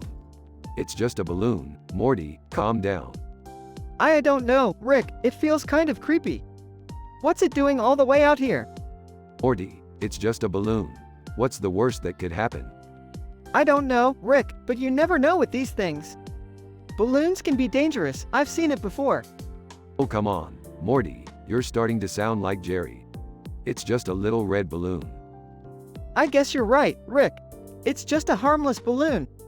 That's the spirit, Morty. Now let's get back to something more interesting, like inventing a portal gun that can fit in our pockets. Yeah, I guess that's more important than a balloon. Wait, Rick, look, the balloon just flew into that wormhole. But, Morty, that's not supposed to happen. Wormholes are for interdimensional travel, not balloons. What do we do, Rick? We can't just let that balloon float around in different dimensions causing chaos. Relax, Morty. I'll track its trajectory and we'll follow it through the wormhole. We'll bring that balloon back where it belongs. Okay, but let's make it quick. I don't want to end up in some weird dimension where everyone has balloon heads or something. Don't worry, Morty. I've got this all under control. Hold on tight. I'm holding, Rick. Let's go rescue that balloon. Rick and Morty enter the wormhole and find themselves in a dimension where everything is made of balloons. Holy crap, Rick! I told you this would happen. Yeah, Morty, I get it. Now let's find that balloon and get out of here. Look, there it is. Floating next to the balloon mayor of Balloonville. Mayor Balloonus, welcome, travelers, to Balloonville. I see you've come for the Grand Balloonity ceremony. We're not here for your balloonity crap, Mayor Balloonus. We just need that red balloon. Mayor Balloonus. Very well, but you must defeat me in a balloon battle first. Prepare to be ballooninated. Mayor Balloonus transforms into a giant balloon monster and attacks Rick and Morty. Rick, what do? We can't fight a balloon monster. Morty, have you learned nothing? In the multiverse, anything is possible. We fight fire with fire, or in this case, balloons with balloons. Rick and Morty find balloons and start battling the balloon monster. This is insane, Rick. I can't believe we're fighting a balloon monster with balloons. Welcome to my world, Morty. Buckle up, because it's about to get even crazier. After an epic balloon battle, Rick and Morty defeat the balloon monster and retrieve the red balloon. We did it, Rick. We got the balloon back. Yeah, Morty, we sure did.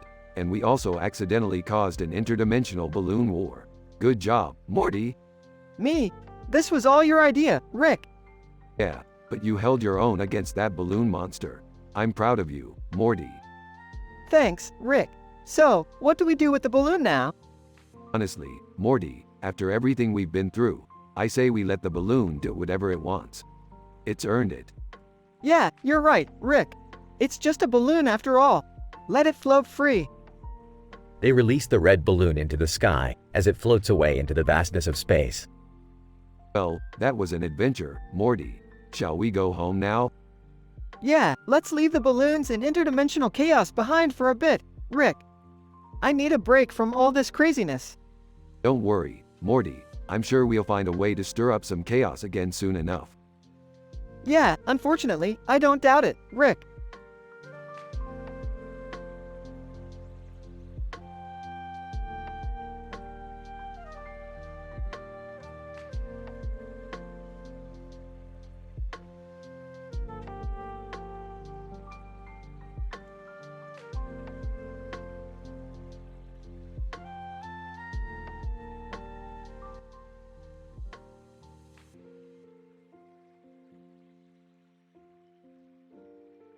Morty, we've got ourselves another mind-boggling, reality-warping situation brewing right here in our own garage.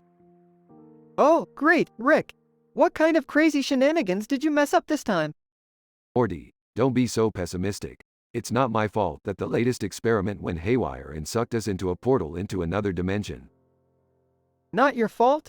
You were practically begging for trouble with that ridiculous device you built out of a toaster and a toilet seat. Well, excuse me for trying to invent a teleportation device, Morty. I can't help it if the universe doesn't adhere to your precious laws of physics. Can you two stop arguing for a second? I'm still trying to figure out how we ended up in this weird dimension. And why is everything made out of candy? Yeah, Rick, what the hell is going on? Everything's so shiny and sweet, it's like a sugar-coated nightmare. Relax, kids. It appears we stumbled upon the Sugarverse, a reality governed by the laws of confectionery. We're gonna have to find a way out before we get turned into human piñatas or something equally disturbing. How the hell do we get out of here, Rick? Well, Morty, we're gonna need to find the ultimate source of power in this sugary dimension. And I think I know just the thing. What is it, Rick? A magic candy cane? A sacred gobstopper? No, Summer, it's something far more valuable and mysterious. Behold, the legendary pink sparkle mousepad. Seriously, Rick? A mousepad? Are you messing with us? Morty, this isn't just any mousepad. It's adorned with the rarest diamond gems, infused with ancient alien technology, and it even has a colorful light on the side. This thing holds the power to manipulate the very fabric of this sugary reality. So, we just don't use the mousepad to get back home? That's it? That's right, Summer, but we have to act fast. The rulers of this dimension, the candy overlords, are onto us and they won't hesitate to turn us into candy-coated slaves. Okay, let's do this. I'm ready to get down to business and save our asses from being sucked on by giant lollipops. That's the spirit, Morty. Now, grab the pink sparkle mousepad and let's make a run for that gingerbread castle over there. Wait, what about Scary Terry? He's been following us this whole time. Scary Terry, popping out of nowhere. Oh, bitch, you thought you could escape me? You're in my world now. Great, now we have to deal with this Freddy Krueger knockoff too? Don't worry, Morty, I've got a plan. Scary Terry, I challenge you to a rap battle for the fate of our existence. Scary Terry, a rap battle? You think you can outrhyme me, bitch? I know I can. Scary Terry, prepare to be lyrically annihilated. The rap battle commences, with Rick and Scary Terry exchanging savage rhymes, filled with witty insults and mind-blowing wordplay. This is ridiculous. It's like a bizarre mashup of Nightmare on Elm Street and 8 Mile. Yeah, and Rick just dropped the mic, literally. He turned it into a portal generator. That's right, Morty. Now, let's get out of this cavity-inducing nightmare and back home where we belong. The portal opens, and our dysfunctional trio leaps through, leaving behind a candy-covered dimension and Scary Terry in defeat. Another adventure successfully conquered, Morty. Now, let's go grab some pizza. I'm craving the real deal after all that sugar. Yeah, I could use a break from weird dimensions for a while. No more candy-coated nightmares, please. Agreed. And next time, Rick, try not to mess around with anything shiny or sparkly, alright? Fine, fine. No more sparkles for a while. But mark my words, Summer, adventure always finds its way to us. Whether we like it or not, let's just hope it doesn't involve candy next time.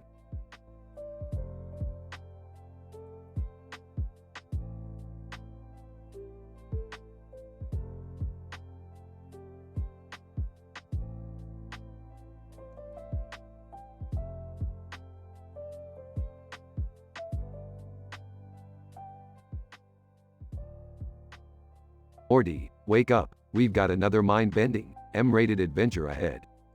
Aw, geez Rick, can't we just have a normal day for once? Morty, shut the hell up and listen. We discovered a parallel dimension where everyone wears flesh-colored underpants, but it's a secret society. They call it the Shutterstock. Shutterstock? What the hell does that even mean? It's their little code word for their bizarre undergarment obsession, Morty. Now listen, we're gonna infiltrate this dimension and uncover their secret. But Rick, why do we care about their underwear? Morty, we don't have time for questions. Now put on these flesh-colored underpants and act natural. We need to blend in. Scene: Rick and Morty enter the Shutterstock dimension wearing flesh-colored underpants. Alright, Morty, remember, act cool. Don't let anyone know our true intentions. Got it, Rick. Act cool, act cool. Scene: the Shutterstock citizens walking around, oblivious to the fact that everyone is wearing flesh-colored underpants. Citizen 1. Hey, did you hear about Jerry? He's been wearing neon pink underpants. Citizen 2. No way.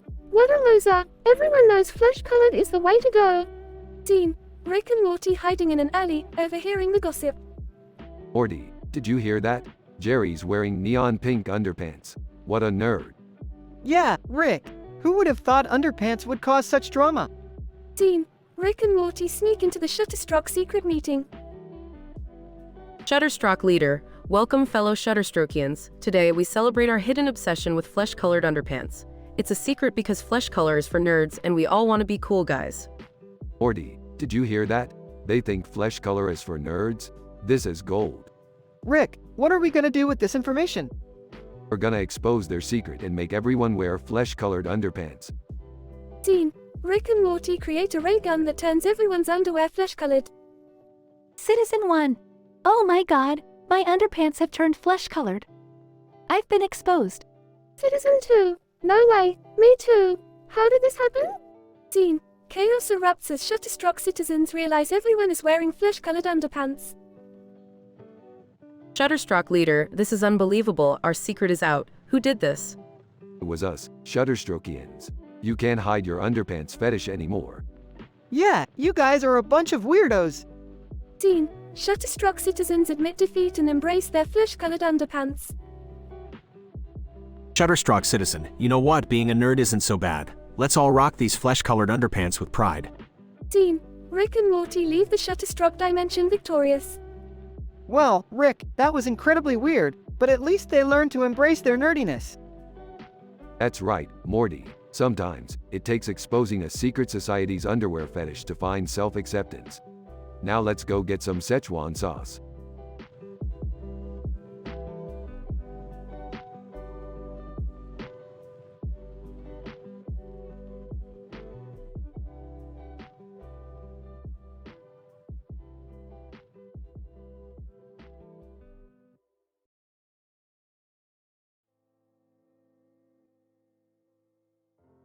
Morty, I need you to focus. We have a serious situation on our hands. What's going on, Rick? It appears that Jessica, your longtime crush, has decided to do her personal business right here in your living room. Oh geez, Rick, why would she do that?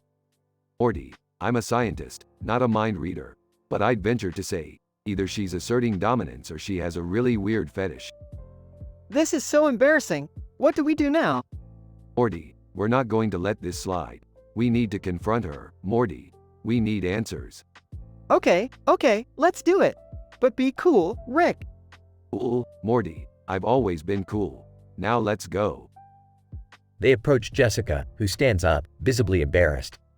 Jessica, what's with the unscheduled bathroom break in Morty's living room? Feeling adventurous? Jessica. Oh my god, you guys. I had a stomach bug and I couldn't hold it. I'm so sorry. You couldn't hold it? Jessica, we have bathrooms, like civilized beings. Morty, let's not be haste. Jessica, accidents happen. But next time, maybe take a page out of nature's book and find a nice patch of grass outside. Jessica. I swear, it won't happen again. And please, let's keep this between us. Walking in, keep what between you guys? Why does the room smell like a porta potty? Oh, Beth, you just missed the spectacle. Morty's crush decided it was the perfect place for a bathroom break. Laughs. Well, Morty, at least you know she's comfortable around you. Entering the room. What's all the commotion? Why do I smell shame and body fluids? Oh, Summer, you just missed a golden opportunity for blackmail material. Entering. What's going on here? Why is everyone crowded around the coffee table? Sighs, Jessica took a dump here. Dad, happy now? Laughs. Morty, if she's willing to drop a deuce in your living room, I think she's a keeper. Jessica. Mortified. Okay, enough. I'm sorry, Morty. I'll clean it up and make it up to you, promise. That's our cue to leave, everybody. Let's give Morty and Jessica some privacy. Sure, Beth, let's leave these two lovebirds alone to deal with the poop debacle. Morty and Jessica are left alone to clean up, blushing and awkwardly avoiding eye contact. So, Jessica, let's pretend this never happened? Jessica. Agreed, Morty. Let's just chalk it up to one crazy day in the life of Rick and Morty. They share an awkward laugh as they clean up the mess.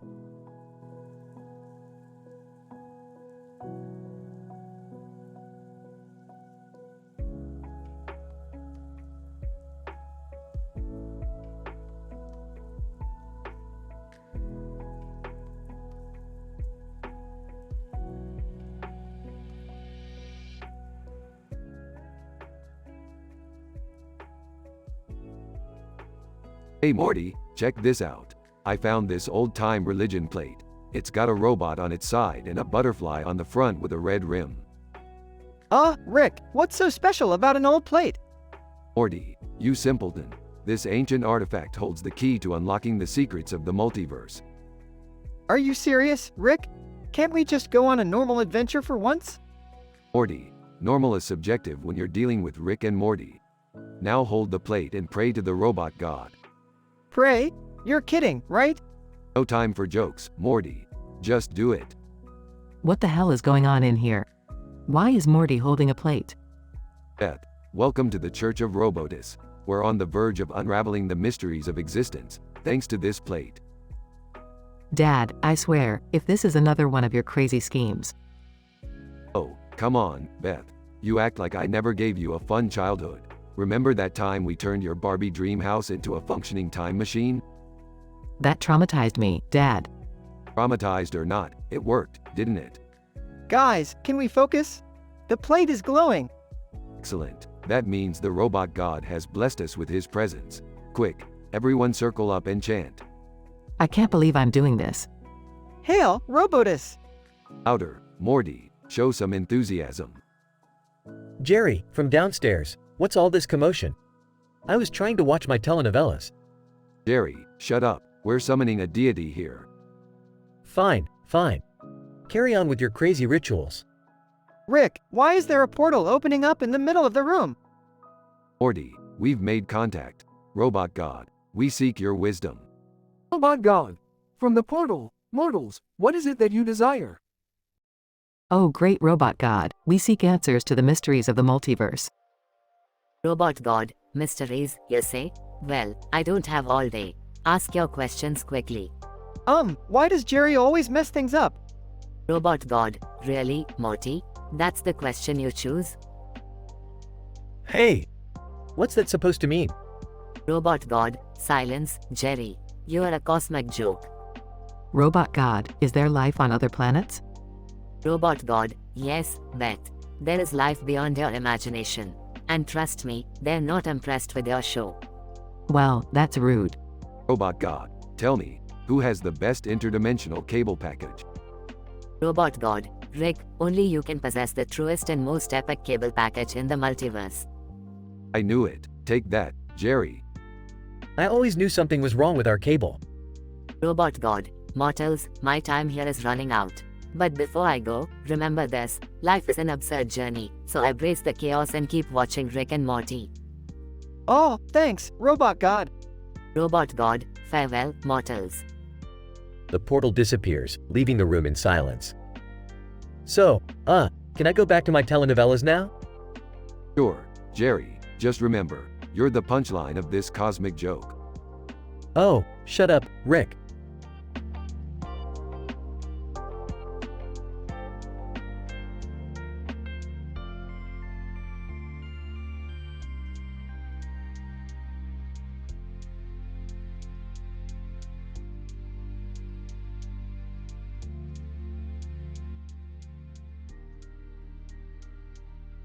Alright, Morty, buckle up for another wild adventure through the cosmos. Geez, Rick, I hope it's not another one of your crazy, dangerous plans. Morty, if you're gonna be a party pooper, just stay home. There's a whole universe out there waiting to be explored. Hey, what's going on? Can I join you guys? Oh great, Jerry's here. Just what we needed, a walking punchline. Hey, I can be useful. I can. Well, I can be enthusiastic. Enthusiastic? That's the only thing you're good at, Jerry, being enthusiastic about being useless. Okay, can we just get on with it? I have better things to do. Oh, Summer, always the voice of reason. Fine, let's hop into the ship and blast off. They all get into the spaceship and take off into space. Wow, look at that star. It's so huge. Yeah, Morty, it's what we call a statistical improbability. But who cares about that? Look at all those stars in the background. It's like a cosmic fashion show. This is amazing. I never thought I'd see something so breathtaking. Of course, Jerry, because your life is so mundane. Have you ever seen the inside of a grocery store? It's like Disneyland for you. Can you guys shut up for a second? Look, there are undiscovered moons around Jupiter and Saturn. Oh, you're right, Summer. Let's do a flyby and name them Ricktopia and Mortyland. Good one, Rick. Thanks, Morty. Sometimes I'm funny when I want to be. So, what's the plan here, Rick? Well, Jerry, we're gonna land on one of those moons and explore. Who knows, maybe we'll find some alien babes. Alien babes? Really, Rick? Relax, Jerry, it was just a joke, like your entire existence. They land on one of the moons and explore. Guys, look, there's some kind of alien civilization here. Are they friendly? Who cares? Let's just steal their stuff and get out of here. Rick, that's not right. Jerry, I'm a genius scientist. I don't care about right or wrong. Just trust me. They start grabbing alien artifacts and heading back to the ship. This doesn't feel right. What if they come after us? Don't worry, Jerry. I installed a cloaking device in the ship. We'll be long gone before they even realize what happened. This is so messed up, Rick. Yeah, Summer, life is messed up. Get used to it. They all get back into the spaceship and take off, leaving the alien civilization behind. I can't believe we just did that. I feel guilty, guys. What if we caused a war or something? Jerry, relax. We're just insignificant specks in the grand scheme of things. No one will even remember us. That's reassuring, Rick. Glad you think so, Summer. Now let's never speak of this again and go get some McDonald's. I'm starving. The spaceship flies away while Jerry contemplates the consequences of their actions.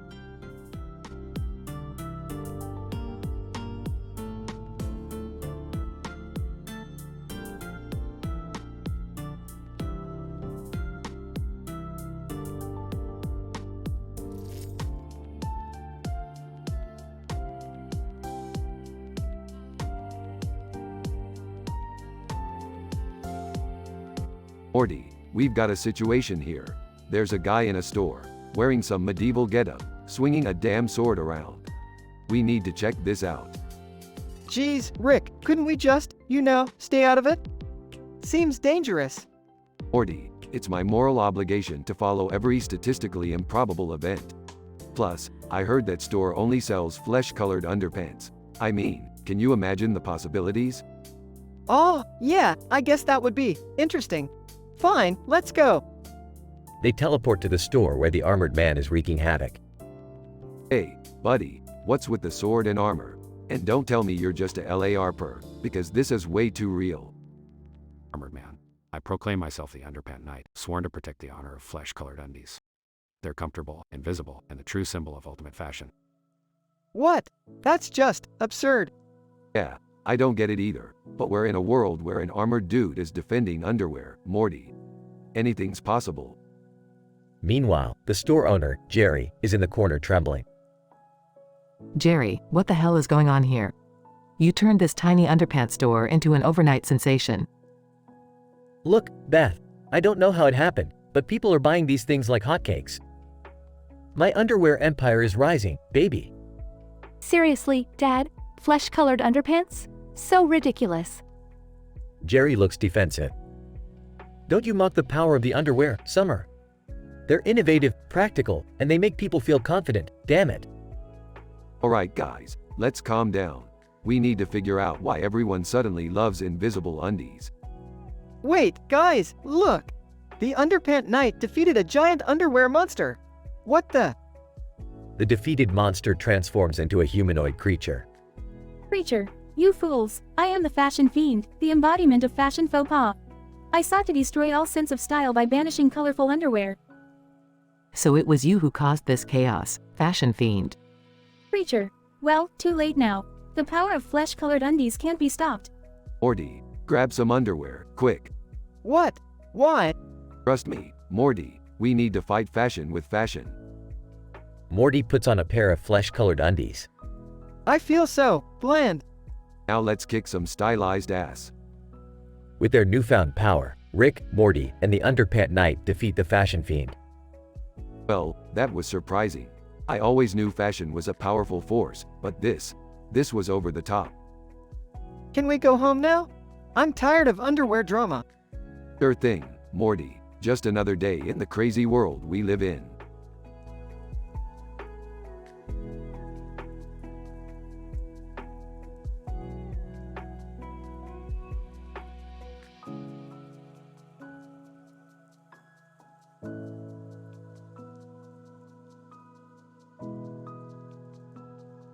Morty, listen up. I just discovered a portal to a dimension where everything is made of balls.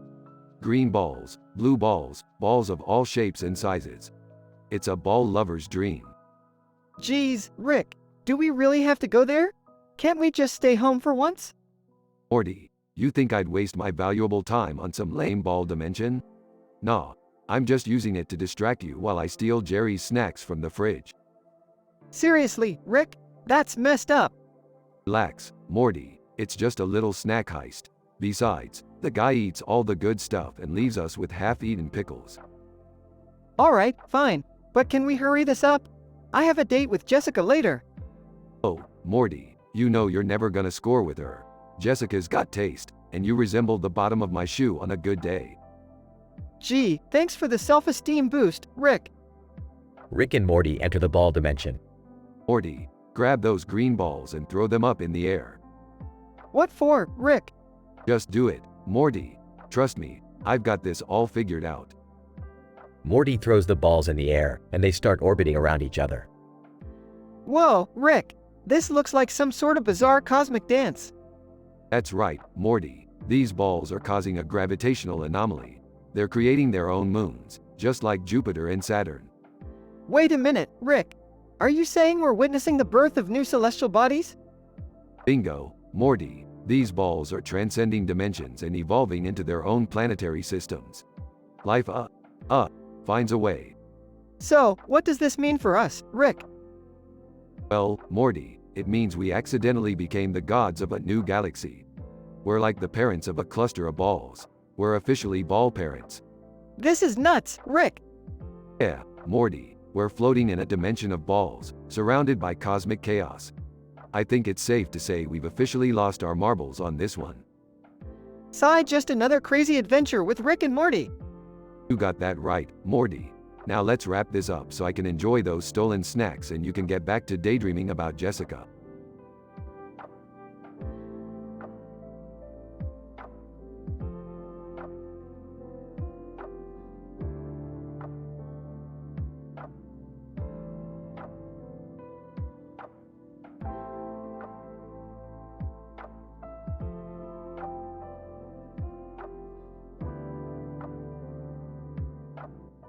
Apologies, but I won't be able to generate that story with the given criteria.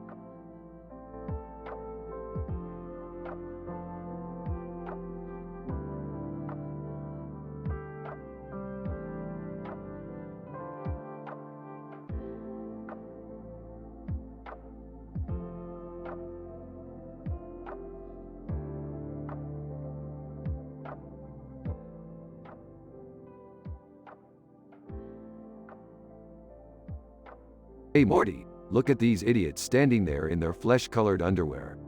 They think they're so cool. Yeah, Rick, it's like they're trying to hide their nerdy side or something. But we know the truth, right? Damn straight, Morty. We're not afraid to let our nerd flag fly high. We're comfortable in our own skins, even if it is just flesh-colored underwear. You said it, Rick. It's not about what's on the outside that counts, it's about what's on the inside. Speaking of inside, Morty, I just finished my latest invention. It's a device that reveals people's true colors, both literally and metaphorically. Whoa, Rick, that sounds intense. What does it do exactly?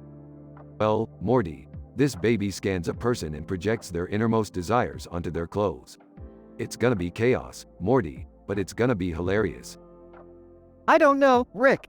That sounds a bit invasive. What if people don't want their secrets exposed? Morty, when have we ever cared about people's feelings? This is for science, Morty. And entertainment, of course. Alright, fine. Let's just hope we don't end up regretting this, like that time we unleashed a swarm of interdimensional jelly babies. Oh, Morty, that was a classic. And this is gonna top it tenfold. Now, let's go test this bad boy out. Scene transitions to a crowded street. Rick, do you see that guy over there? He's got a full body tattoo of a giant pickle with laser eyes. Morty, that's impressive. Looks like his inner desire to be a zany sidekick has really come to life. Wait, look at that lady with the fluffy pink jacket.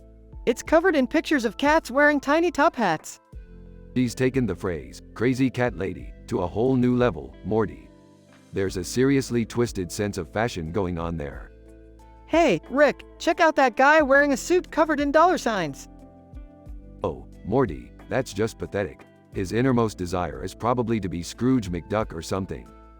Rick, this is just getting weirder. That lady's wearing a wedding dress with a picture of herself on it, smiling. Well, Morty, it seems like her inner desire is a bit self-obsessed. Nothing we haven't seen before, really.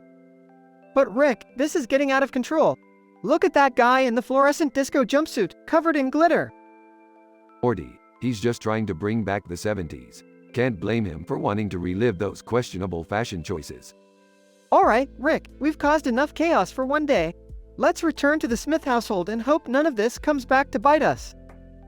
Oh, it'll definitely come back to bite us, Morty. But that's the fun of being the cool guys, right? I guess so, Rick. But let's promise not to mess with people's innermost desires again. It's a bit too messed up, even for us. Fine, Morty. But remember, nothing is off limits when it comes to science and exploring the depths of human weirdness. Yeah, I know. Let's just hope we survive this one without any major consequences. Scene fades out as Rick and Morty walk away, leaving the chaotic street behind them.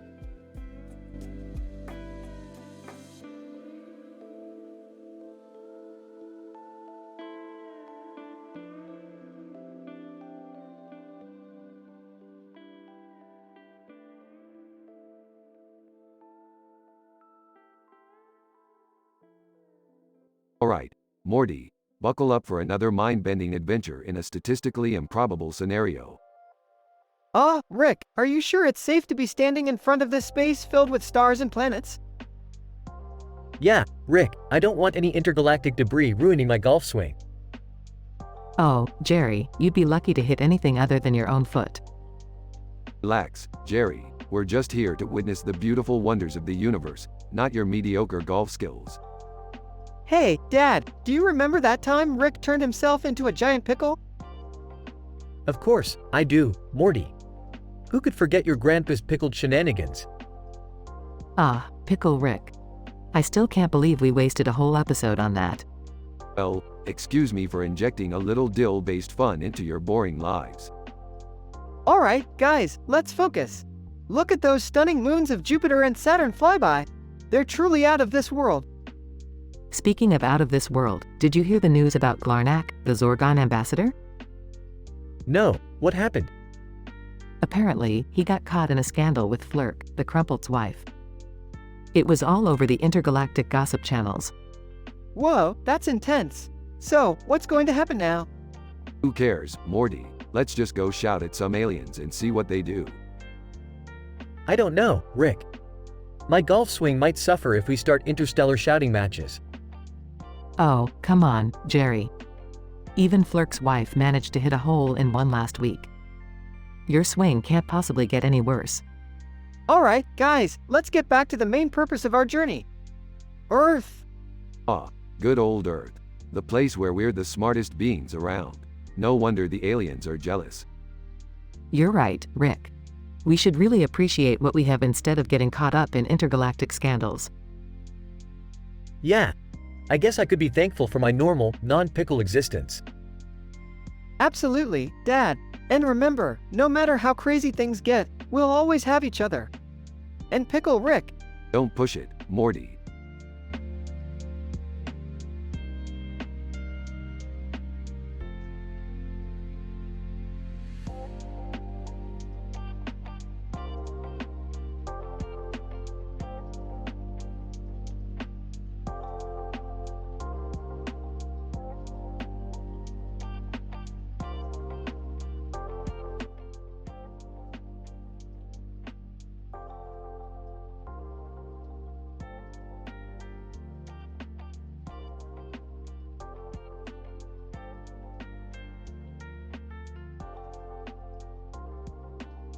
Alright, here we go.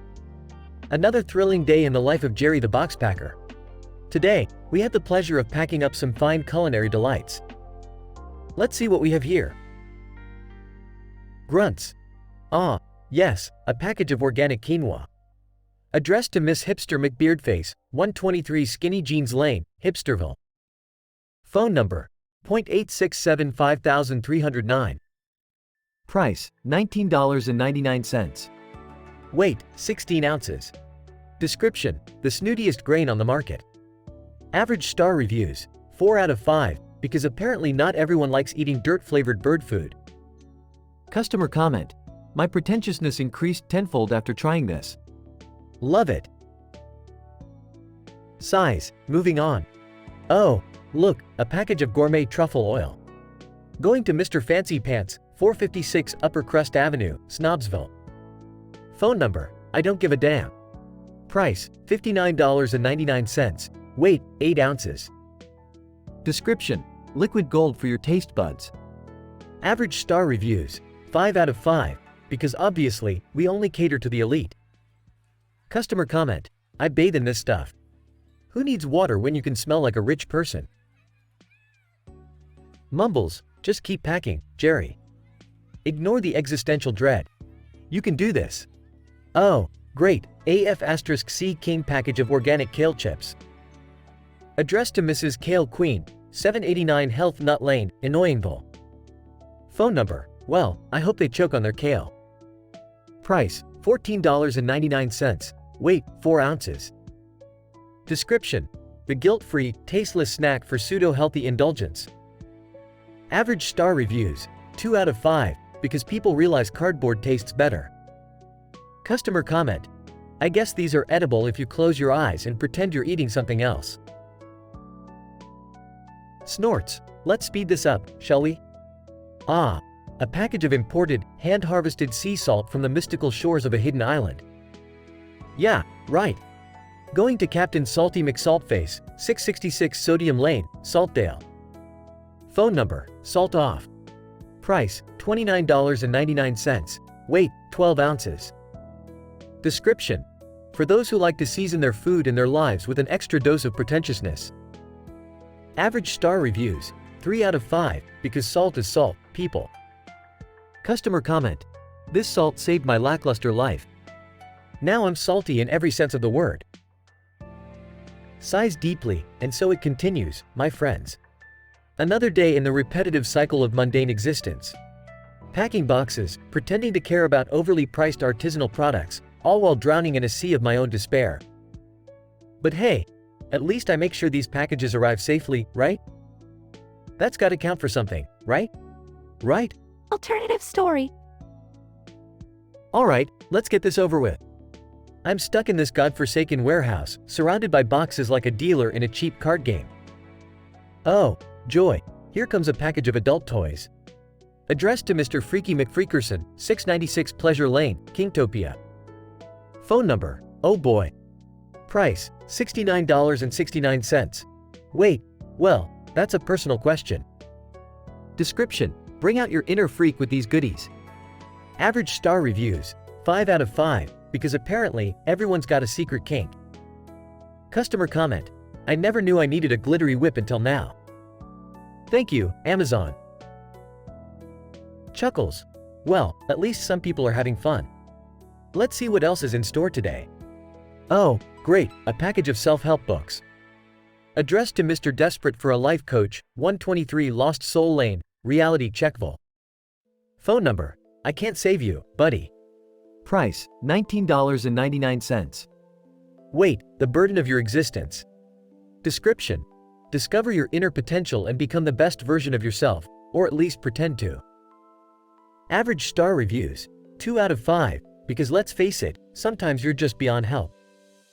Customer comment: I'm still a mess, but at least I have a lot of books to impress my therapist with. Laughs: ain't that the truth? Alright, let's keep this depressing train rolling. Oh joy, a package of self-tanning lotion. Going out to Mrs. Oompa Loompa, 789 Orange Avenue, Tanland. Phone number: I'll just leave her a message at the Jersey Shore. Price: $14.99. Weight: let's say 5 pounds of dignity. Description: achieve that coveted Oompa Loompa look without the singing or dancing skills. Average star reviews: 1 out of 5, because people realize they're not auditioning for Willy Wonka's factory. Customer comment: I look like an Oompa Loompa's long-lost cousin. Can't wait to ruin my next family photo. Snickers: packing up nightmares for people's amusement. It's a tough job, but hey, it pays the bills, I guess. Or at least gives me good material for therapy sessions. But hey, as long as Amazon keeps delivering, I'll keep packing, sarcastic commentary and all. Can't wait to see what surprises tomorrow brings. Or dread, whichever comes first.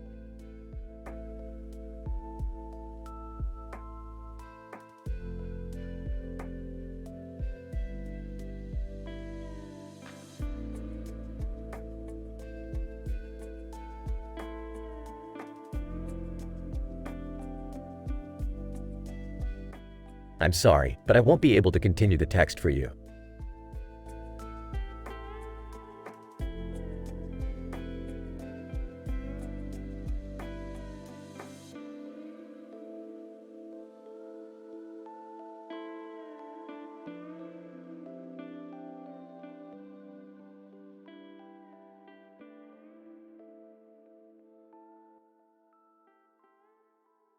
Note: as an AI language model, I am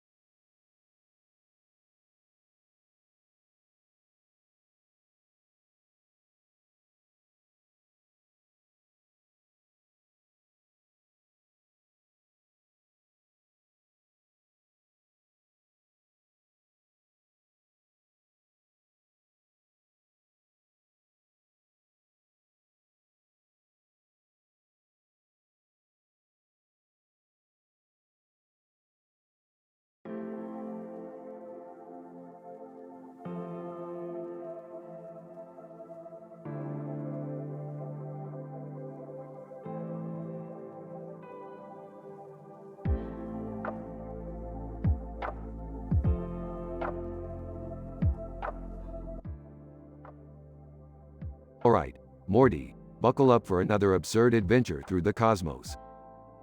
Oh, Rick, I don't know if I can handle another one of your insane escapades. Last time, we almost died, multiple times. Oh, come on, Morty. Life's too short to play it safe. Plus, I just got us tickets to the most mind-bending concert in the galaxy. Concert?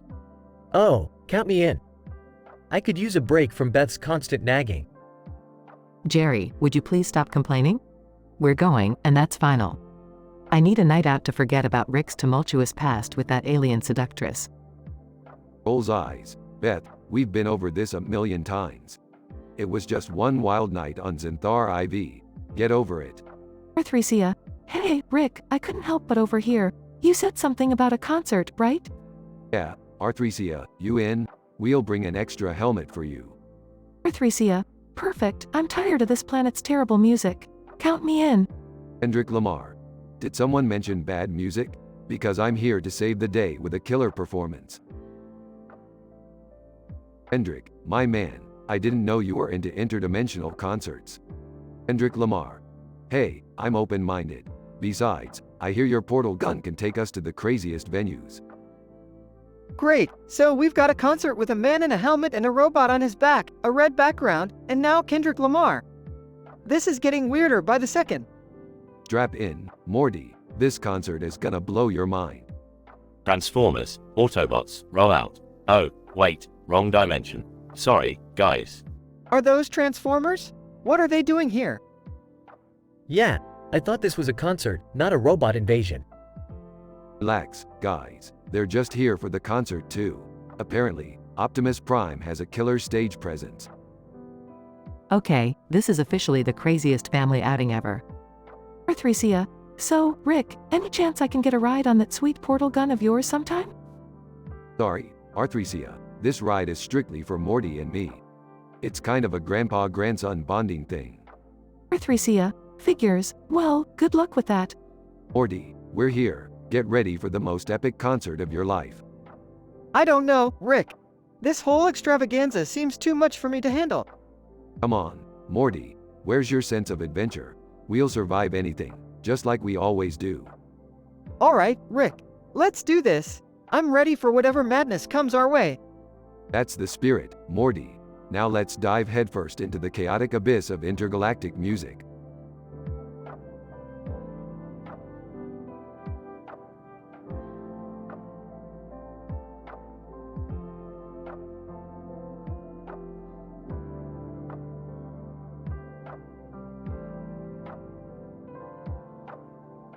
Character. Protagonist, PT. Character. Antagonist, at. PT, panting heavily. What the hell is this place? It's like a nightmare. At sinister laughter. Welcome, my friend, to your final test of survival. You're trapped here, surrounded by filth and despair. PT, who the fuck are you? What do you want from me? Et, allow me to introduce myself. I am the mastermind behind this little game, the one who revels in watching your suffering. Call me the architect. PT, architect or not, I'm getting out of here. No twisted psycho like you is going to keep me locked up. Et, chuckles. Oh, you're free to try, my dear. But first, take a good look at that rusty metal trap strapped to your body. It's Jigsaw's finest creation. PT, trembling. What the fuck? How did you attach this to me? Et, my little secret. Let's just say Jigsaw has nothing on me. Your every move could trigger its deadly mechanism. PT, panicking. You sick fuck. What do I have to do to survive? Et, survive? That's entirely up to you. You see, there's a key hidden somewhere in this bathroom. Find it before your timer runs out, and you may just escape this death trap. PT, scanning the room. Alright. Just tell me what I'm looking for. Et, look around you. The sink drain, the toilet bowl, and that filthy countertop. These hold the secrets you desperately seek. PT, examining the sink drain. A bloody key. Tangled in hairs and grime. God, it's disgusting. Et, the beauty of desperation. Use the key wisely, my dear. Your life, your choice. PT, unlocking the trap. Oh, Thank fuck. Now to get the hell out of here. Not so fast, my friend. Survival comes at a cost. What you leave behind may haunt you forever. PT, breathing heavily. What do you mean? Your final test awaits in the next room. The choices you make will determine your fate, but remember, there are consequences. PT, hesitant. What kind of sick game are you playing now? Patience, my dear. All will be revealed in due time. Proceed with caution, for the darkness lies ahead.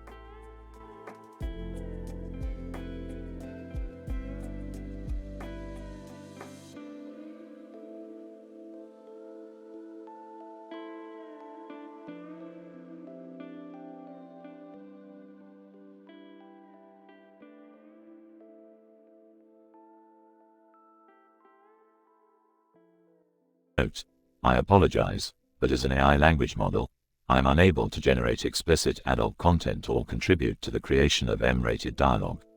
However, I can create a humorous and creative dialogue within appropriate limits. Let me know if you have any other requests or need assistance with something else.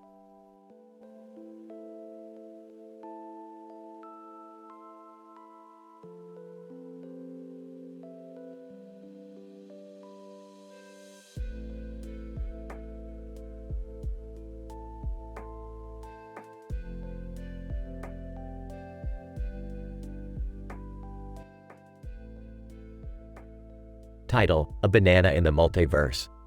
Characters. 1. John, a brilliant scientist with a twisted sense of humor.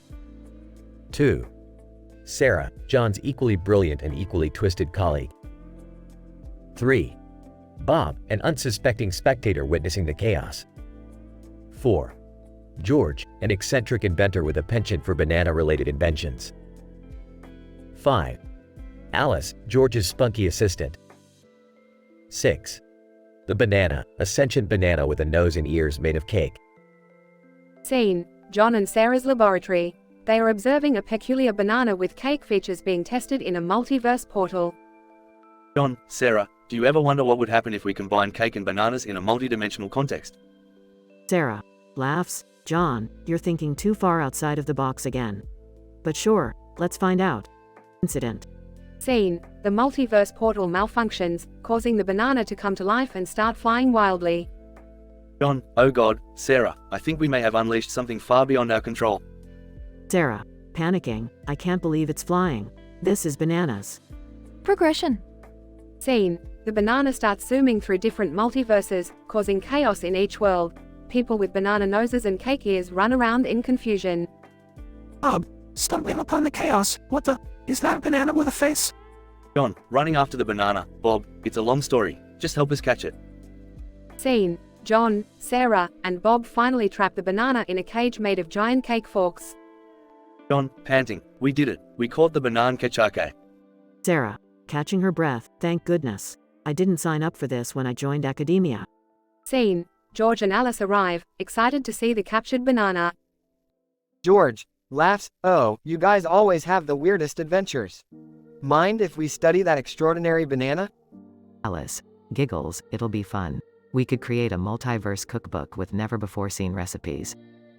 John, smirking, sure thing, George. Just don't let it fly away with your sanity. Scene fades out with everyone laughing, the chaos contained for now. Scientific explanation summary. This episode explores the scientific possibilities of a multiverse portal, highlighting the unpredictable consequences of combining cake and bananas within different dimensions. The initial situation presents John and Sarah's curiosity about this unique experiment. The incident occurs when the multiverse portal malfunctions, resulting in a sentient banana with cake features flying uncontrollably. The progression showcases the chaos caused by the banana in various multiverses, where individuals sport banana noses and cake ears. The denouement shows our main characters successfully capturing the banana using a cage made of cake forks. Finally, the conclusion introduces George and Alice's interest in studying the banana further while humorously acknowledging the absurdity of the situation. Overall, this episode serves as a comedic exploration of the extraordinary possibilities that can arise from scientific experimentation gone awry.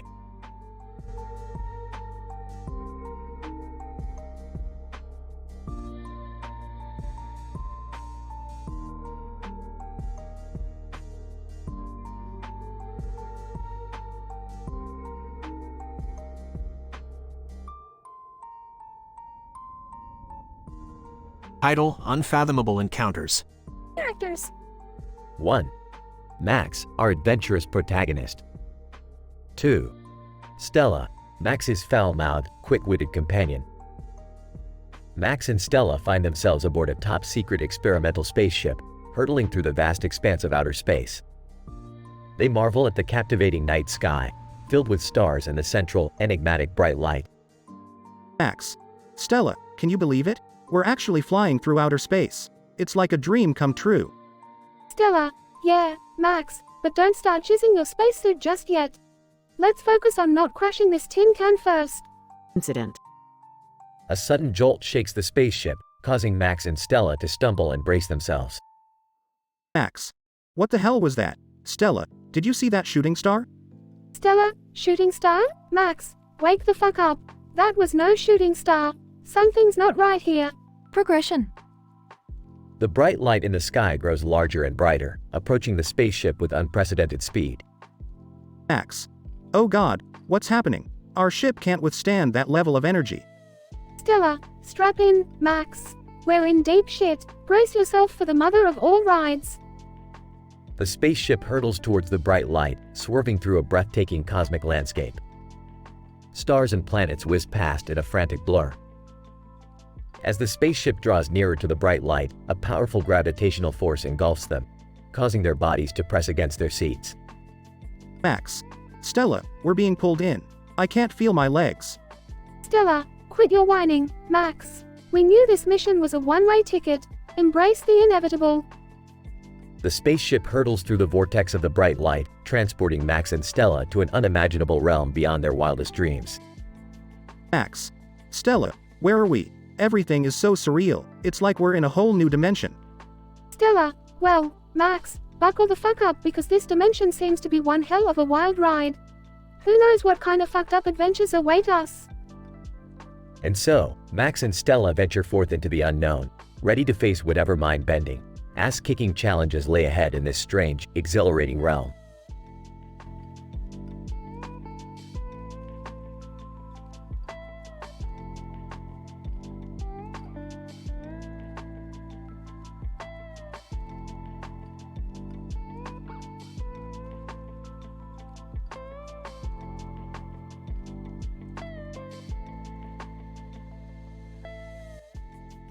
Title: The Enigmatic Melody. Setting: a dimly lit concert hall with a stage adorned in colorful lights. Rick, a troubled musician, stands on top of the stage, strumming his guitar, while the crowd watches in black and white. The air is thick with anticipation. Incident. Singing with a raspy voice. Manungu, Manungu, Manungu. Suddenly, the atmosphere shifts, and the crowd becomes eerily silent. Progression. Singing with desperation. Mambakar Rasa Dalam Hadiku, Manungu, Manungu. As the song progresses, the stage and the musicians start to morph, undulating in sync with each note. Voice trembling. Aku Menungumu, Meski Dunia Terbalik. Unforeseen changes unfold as the walls of the concert hall begin to crumble, revealing a chaotic wasteland outside. The crowd gasps in disbelief, their eyes glued to Rick. Voice rising with anger.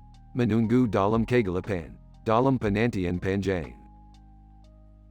Rick's guitar transforms into a blazing sword, radiating a blinding crimson light.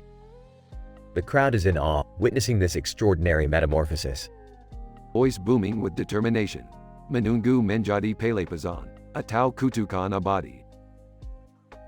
With each strum, fiery shockwaves burst forth, obliterating everything in its path.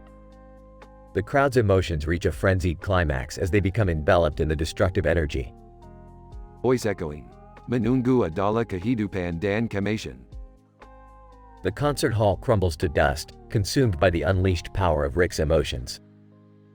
All that remains is an empty void as Rick's song concludes. Whispering. Manungu, Manungu. The crowd, still in shock, begins to dissipate, each individual carrying the weight of their own interpretation of Rick's enigmatic melody. End of episode.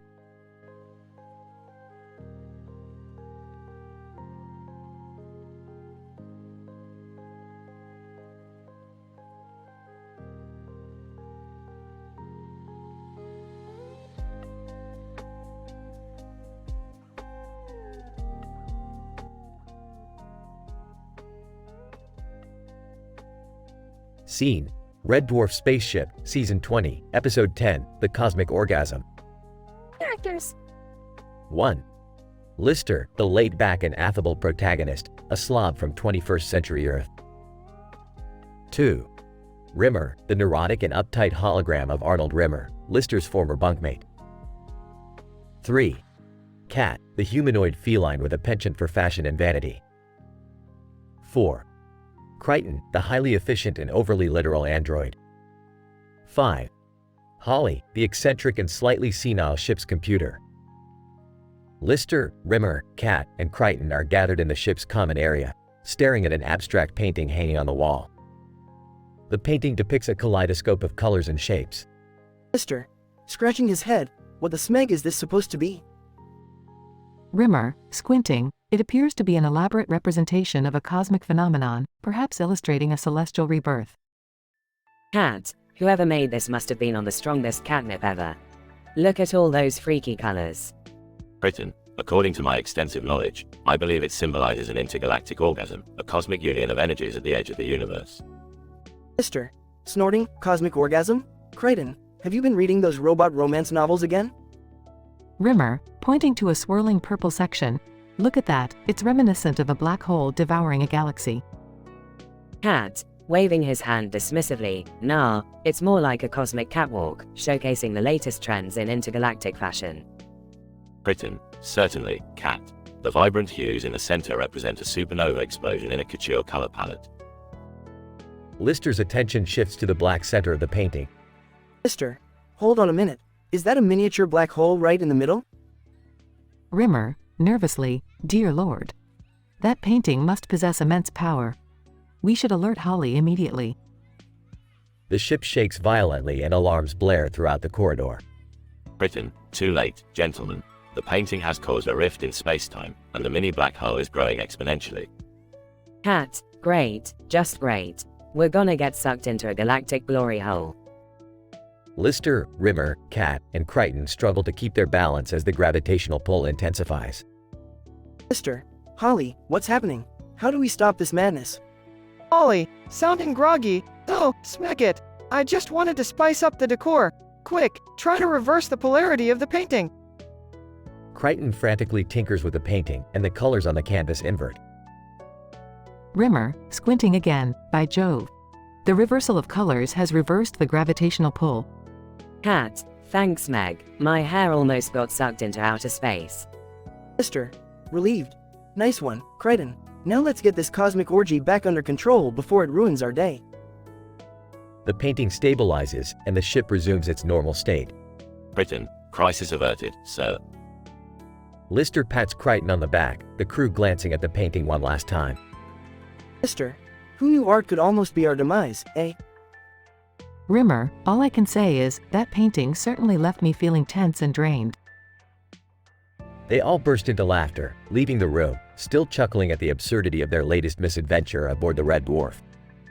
Note: the script contains adult content and mature language, as requested.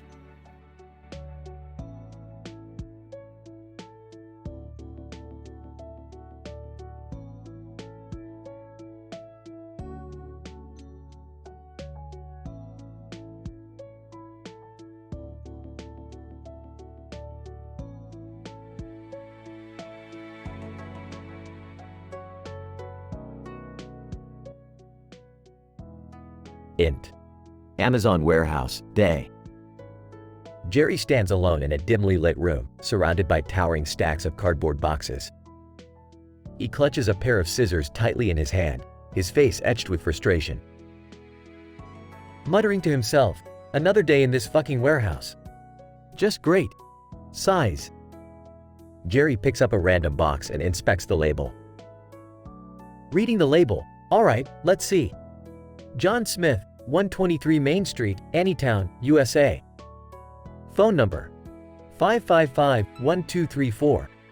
Lovely. He opens the box, revealing a high-end blender. He examines it meticulously. In monotone, stainless steel blender with a 1200-watt motor. Oh, how exciting. Price, $199.99. Average star review, 4.7 out of 5. Let's check the customer comments, shall we?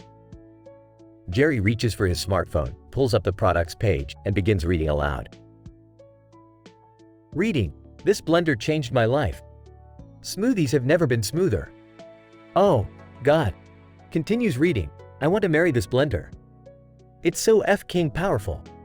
Seriously, grumbles, best purchase ever. Oh.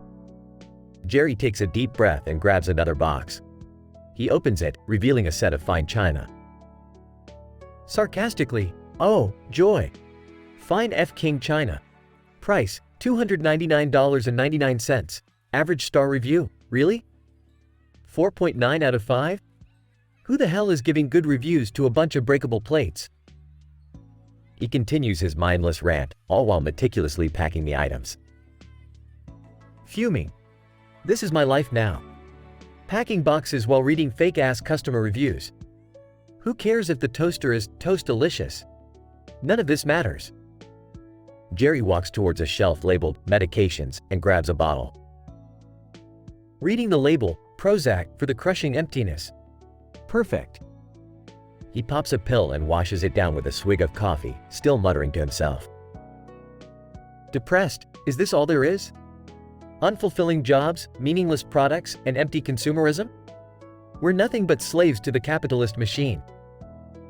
Jerry slumps down against a stack of boxes, overwhelmed by his existential crisis. Whispering, if I stuff one more goddamn self-help book into a box, I might just lose it. Who am I kidding? I've already lost it. He takes a deep breath, forcing himself to stand up and continue working. Defeated. All right, Jerry, get it together. Pack the damn boxes. Existential crisis and all, it's time to make a living. Jerry resumes his work, his mind heavy with despair as he mindlessly packs products, one box at a time. Fade out.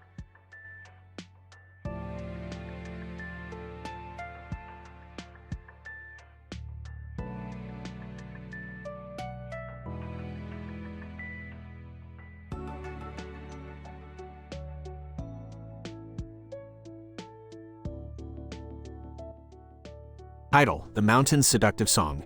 Characters. 1. Rick, a rugged, middle-aged explorer with a deep voice. 2. Lucy, a seductive, mysterious woman who is an expert in manipulating the minds of others. 3. Max, a young, naive mountaineer with a thirst for adventure. Scene: a green mountain with a trail cutting through it, flanked by a few trees on either side. The sky is clear and filled with serene beauty.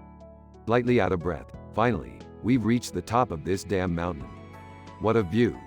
Lucy, smirking, yes, Rick, it truly is a sight to behold. But remember, every song has a meaning. Incident. Suddenly starts singing Menungu by Arama Roma. I've been waiting for so long. For a love that never seemed to belong. But now I see, as we stand on this peak, that the melody of life has reached its peak. Oh, Lucy, can't you feel the magic in the air? Lucy gazes deeply into Rick's eyes. Yes, Rick, I feel it too. There's an enchantment in this song, binding us together. Progression. Max. In awe, guys, look. The trees, they're swaying in rhythm with Rick's song. Continues singing with passion. Let the wind carry our souls away. To a place where passion and desire hold sway. No longer will we be bound by earthly chains. In this moment, let our love be untamed. Lucy, caressing Rick's cheek. Rick, I've never felt this kind of connection before. It's like the mountain itself is responding to your song. Hold on. Voice trembling. Lucy, I can't hold back any longer. I want you, right here, right now. Lucy whispers sensually. Rick, our desires have consumed us. Let the mountain be our witness. Hold on. Max. Wide-eyed, oh my god. The ground beneath them is cracking open. They're disappearing into the mountain. Screams of ecstasy fade into the distance. Lucy laughs maniacally. Farewell, naive Max. The mountain always takes what it desires. Max. Trembling, what have I witnessed? What dark forces have they awakened? Disclaimer. This dialogue script contains elements of violence, seduction, and mysticism. It is intended for adult audiences and may be considered offensive or disturbing to some readers.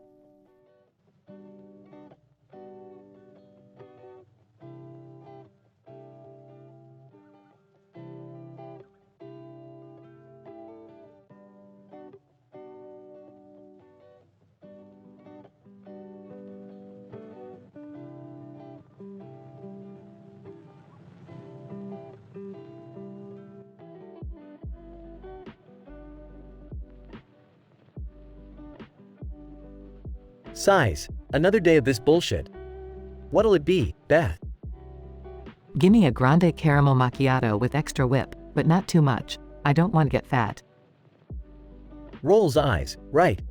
One superficial caramel macchiato for the insecure and self-conscious Beth. Customer 1. Hey asshole, where's my goddamn caramel frappuccino with sugar-free syrup, soy milk and blended for exactly 27 seconds? Muttering, Jesus Christ. Here you go, Karen. A ridiculously complicated sugar-free abomination, just the way you like it. Customer 2. Make me a Venby decaf, triple shot, 1.5 pump hazelnut, 1.5 pump vanilla, half almond milk, half skim milk, no foam, extra hot, stirred clockwise for 7 minutes. Grinding teeth? Seriously? Alright, for the indecisive and overly demanding Steve, a convoluted concoction from the caffeine gods. Customer 3. I want a tall mocha frappuccino with an extra shot, caramel drizzle, whipped cream, chocolate sprinkles, and a cherry on top. Don't forget the gold flakes, it's for my Instagram. Groans. Oh joy. The social media addict Natalie wants her fancy-ass liquid dessert from a coffee shop. Coming right up, princess. Customer 4. Give me a venti caramel frappuccino with 10 pumps of sugar-free vanilla, extra caramel drizzle, and oh yeah, blend the straw into the drink. It's for my cousin, Bob. Fumes. You know, Bob can go blend himself. Here's your sickly sweet, straw-infused heart attack in a cup, you obnoxious prick. Customer 5. Can I have a tall, non-fat, no-foam, sugar-free vanilla latte with extra hot water, an inch of whipped cream, and exactly 3 cocoa sprinkles? Oh, and I need it in the next nanosecond. Mumbling, for the neurotic and impatient Susan. Your high-maintenance caffeine fix is on its way, or whatever the hell you call it. Sighs heavily, what happened to my life? I used to have a real job, a sense of purpose. Now I'm just a glorified caffeine pusher, living in a constant state of existential crisis. Customer 1. Hey moron, this drink is too cold. I said extra hot. Snaps. I've had it with you entitled assholes. You come in here, treat us like shit, and expect us to be your personal coffee slaves. Well, screw you. I'm done. Customer 4. Who the hell do you think you are? I demand to speak to your manager. Laughs bitterly, manager? You want to speak to my manager? Fine, I'll get her for you. Yells, hey, manager. Look what I'm dealing with. Manager, rushing over, what's going on here? Smirking. Your precious customers, these walking headaches, they deserve each other. I'm out of here. Manager, no, Jerry, wait. You can't just leave. Watch me. You can take this job and shove it right up your privileged asses. Voiceover. And so, I left that godforsaken Starbucks, never to return. But I still had bills to pay, so I became a professional insult comic instead. People pay good money to hear me tear 'em a new one. Now, that's a job I can truly enjoy. Muttering, and these meds? Well, they keep my inner rage in check. But hey, a man's gotta do what a man's gotta do, right?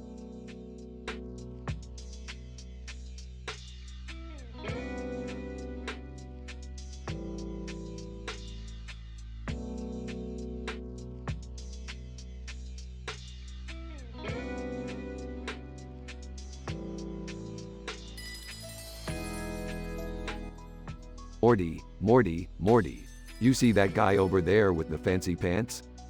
Oh, yeah, Rick. Are you talking about the dude with the ridiculously tight pants? Bingo, Morty, get a load of those babies. You'd need a shoehorn just to get into those things. What's all the fuss about, boys? Pants are just pants, after all. Oh, Beth, you have no idea. Those pants are a fashion statement. They speak louder than words, or in this case, louder than any of Jerry's pathetic attempts at maintaining a sense of style. Leave me out of this, Rick. I like my pants just fine, thank you very much. Yeah, but that wallet chain you're wearing with those khakis? It's like watching a car crash in slow motion, Jerry. So, what's the deal with those pants, Rick? Morty, those pants are more than just a fashion statement. They were forged in the fires of Mount Doom, or the clearance section of a high-end boutique, I forget. Rick, don't you think you're being overdramatic about pants? Beth, you underestimate the power of fashion. These pants are so stylish, they're practically a black hole for attention. Whoa, Rick, can pants really do that? Morty, these pants are so loud, they make Kanye West look like a librarian at a monastery. Alright, alright. I guess I'll have to see these pants for myself. That's the spirit, Beth. Let's go check them out. Scene. The three of them approach the man with the fancy pants. Excuse me, sir, do you mind if we take a closer look at your pants? Ma'am, not at all. They're quite the conversation starter. Rick, Morty, and Beth inspect the pants in awe. Oh my, these pants are truly a work of art. It's like Picasso and Versace had a love child. Ma'am, thank you. I take great pride in my fashion choices. Morty, do you understand what's happening here? These pants are rewriting the rules of the universe. They're like the Mona Lisa of the fashion world. So, these pants have some kind of mystical powers or something? No, Morty, they just look damn good. Well, I must say, those pants are definitely attention-grabbing. Approaching. Hey, what's going on here? Are we having a pants party without me? Oh, Jerry, please, your pants couldn't get an invite even if they were made of pure gold. Scene. The group bursts into laughter. I guess even pants can be a source of chaos and absurdity in the multiverse, huh? Absolutely, Morty, fashion is a battlefield, and those pants just won the war. Scene fades out with everyone discussing pants and their everlasting impact on society.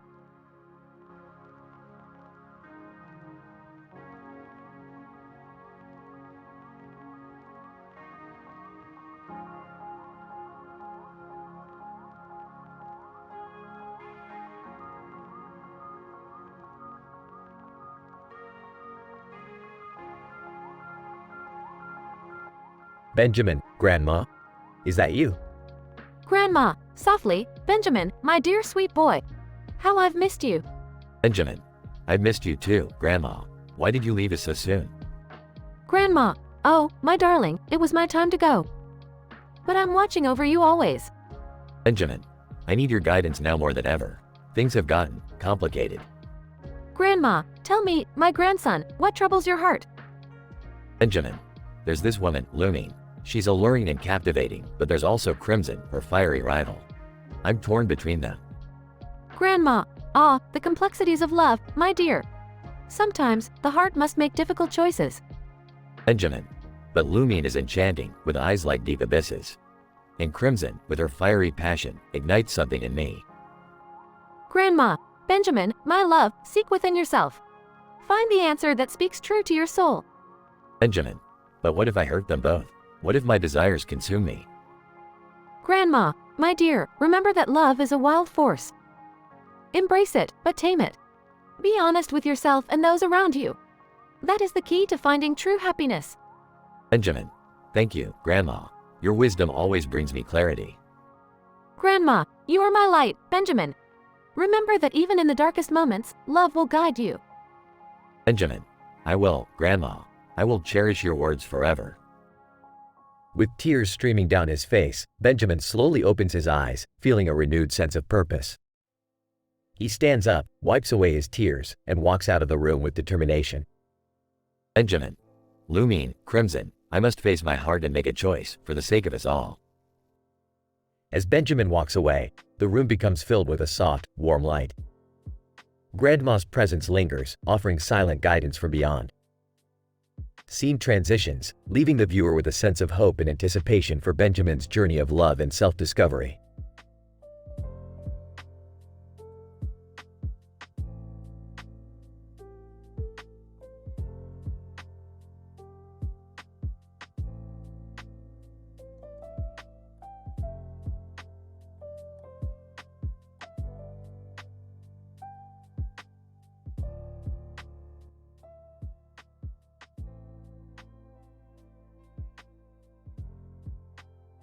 Grumbling.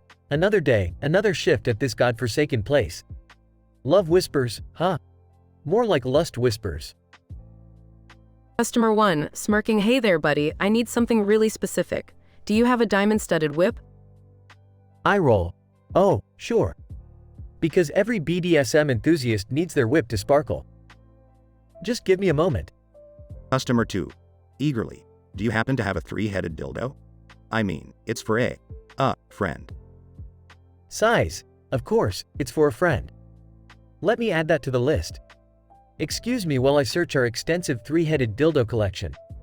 Customer 3. Looking around shiftily. Do you carry a self-lubricating, vibrating butt plug? Asking for a timid friend, you know. Muttering under his breath. Timid friend, my ass. Fine. Let me just find where we keep the self-lubricating, vibrating wonders. Customer 4, smirking. So, I've been wondering if you have a bondage kit made entirely of cheese. My partner has a unique fetish. Sarcastically. Yes, the cheese bondage fetish. Quite popular these days, I've heard. Let me note down that special request for you. Customer 5, with a sly grin. Hey there, I need a ball gag, but can it be shaped like a pineapple? It's for, fruity roleplay. Rolling his eyes, fruit roleplay? Whatever floats your boat, buddy. Let's see if we have any pineapple-shaped ball gags in stock. Customer 6. Looking anxious, excuse me, do you have any edible condoms? My partner has dietary restrictions. Sarcastically, of course, because safe sex is always improved with a touch of flavor. Let me check if we carry edible condoms for all your culinary pleasures. Customer 7. Looking suspicious. Do you have a BDSM starter kit that comes with its own built-in dungeon? I need to surprise my sub. Exasperated. Oh, absolutely. The surprise dungeon in a box is one of our best sellers. I'll pack it up for you, along with all the other kinky surprises. To himself, grumbling, what am I doing with my life? Dealing with all these perverts and their twisted demands. Is this my purpose? Is this my destiny? Hesitant, taking out the pills. Well, maybe these oval, chalky, dull pills can give me a temporary escape. Just a little numbing of the mind. Swallows the pills, grimacing, bitter as usual. But maybe, just maybe, life won't seem so bleak with these chemicals dancing in my brain. In the background, customers continue to make absurd requests, oblivious to Jerry's internal struggle. Denouement. Drained. Another day of debauchery and desire comes to an end. My soul feels tainted, my spirit restless. But tomorrow, I'll don this apron once again. Whispering to himself, perhaps one day, I'll break free from this cycle of vulgarity and find a life that aligns with my true desires. Until then, I'll continue to package pleasure for others, even if it means losing a piece of myself along the way.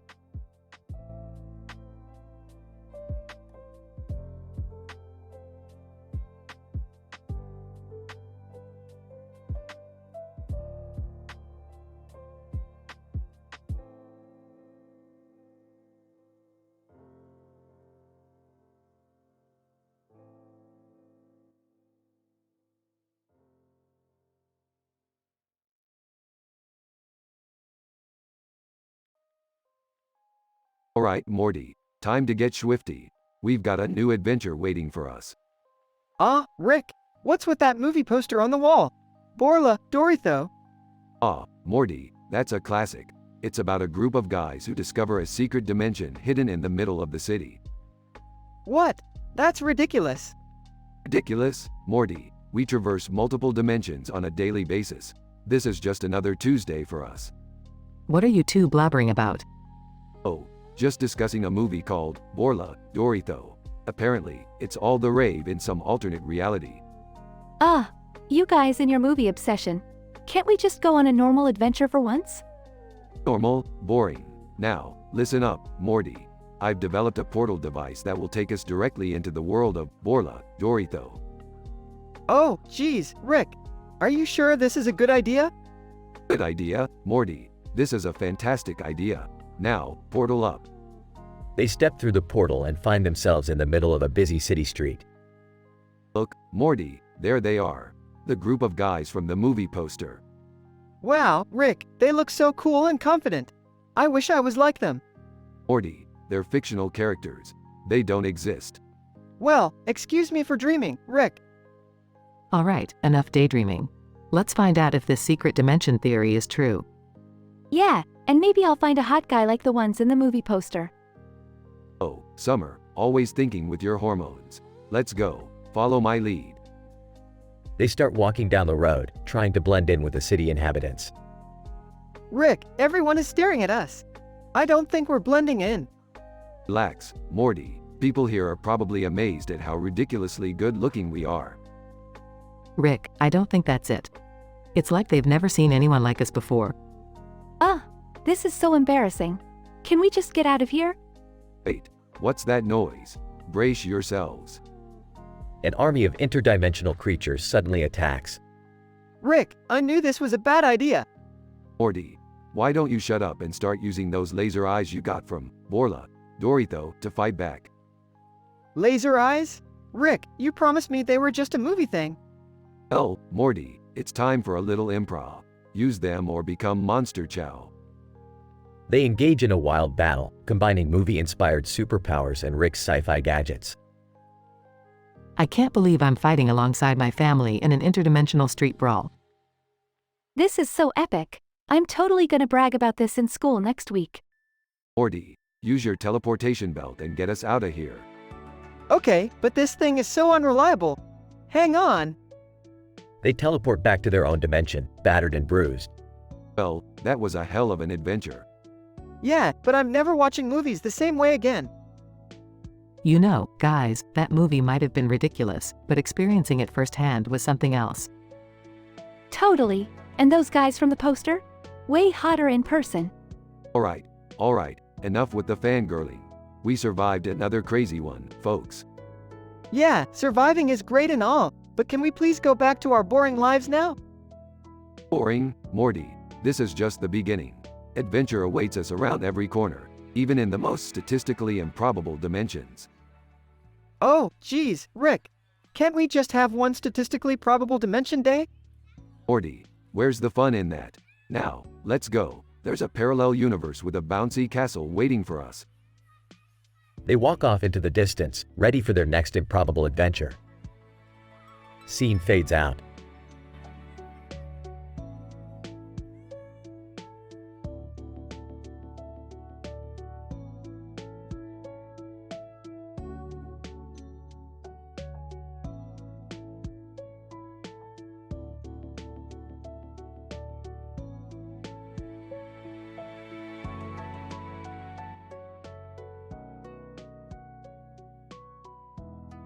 Title: The Sinful Confessions.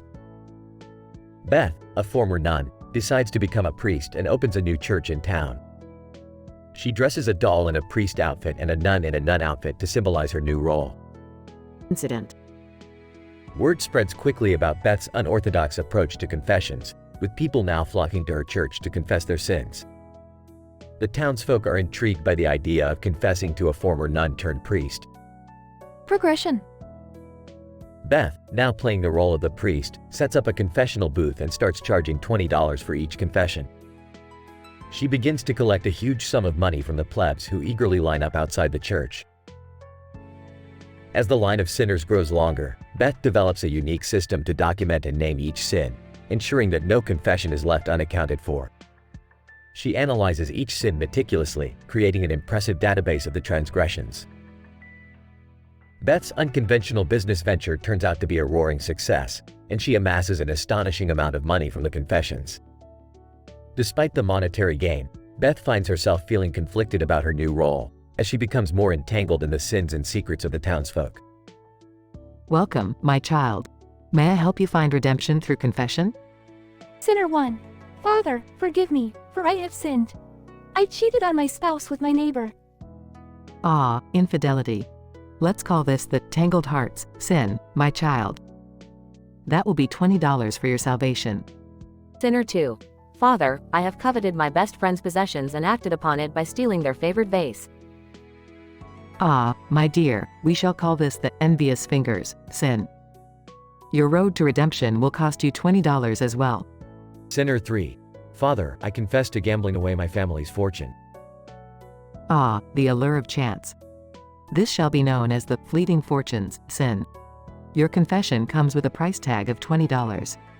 Sinner 4. Father, I have committed the ultimate sin. I murdered my own brother. My child, we shall name this the twisted blood sin. And for such a grave transgression, your salvation will cost you $20. Sinner 5, Father, forgive me, for I am addicted to adult content online. Ah, the alluring internet abyss. We shall label this the unholy temptations, sin. And as always, your confession comes at a price of $20. As the confessions continue, Beth's cash box overflows with money, signifying the depths of sin and the lengths people are willing to go for absolution. The sins grow darker and more twisted, providing Beth with a hefty sum of $10,000 by the end of the day. Despite the financial success, Beth is left questioning the morality of her newfound endeavor. The weight of the sins of the townsfolk begins to burden her, forcing her to confront her own demons and reconsider the path she has chosen.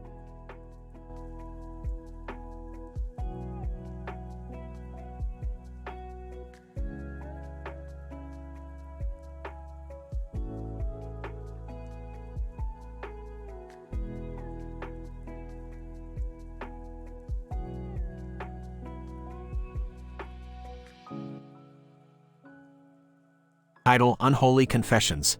Characters. Beth, a young woman in a red shirt who becomes a priest. Plebs, townspeople who come to confess their sins to Beth. Beth sits cross-legged on the ground in front of a towering castle wall, where a group of curious children gather around her. She wears a red shirt, symbolizing her fiery passion for the divine. Beth, driven by an inexplicable calling, decides to become a priest and opens a new church in town. Incident. Word spreads quickly about Beth's unique ability to absolve sins, and soon a line forms outside her humble church. People from all walks of life come to confess their darkest transgressions, seeking an escape from their guilt-ridden souls. Progression. As the influx of confessions grows, Beth diligently listens to each person's sins, providing comfort and guidance. With her natural charisma and genuine belief in redemption, she gains the trust of the townspeople. However, Beth realizes that her newfound power also has financial potential. Beth decides to charge a fee for her services, asking each pleb to pay $20 per confession. Despite initial hesitation, people willingly part with their money, desperate for salvation. The church's coffers quickly overflow with the wealth of their sins. Beth's church becomes a money-making empire, catering to the town's darkest secrets. As the plebs continue to confess, deeply depraved, unusual, and statistically improbable sins are unveiled. Here we describe some of the sins confessed and the amounts Beth accumulates. 1. Richard confesses to embezzling $500,000 from the town's treasury. 2. Susan admits to poisoning her husband, the town mayor, in a bid for power.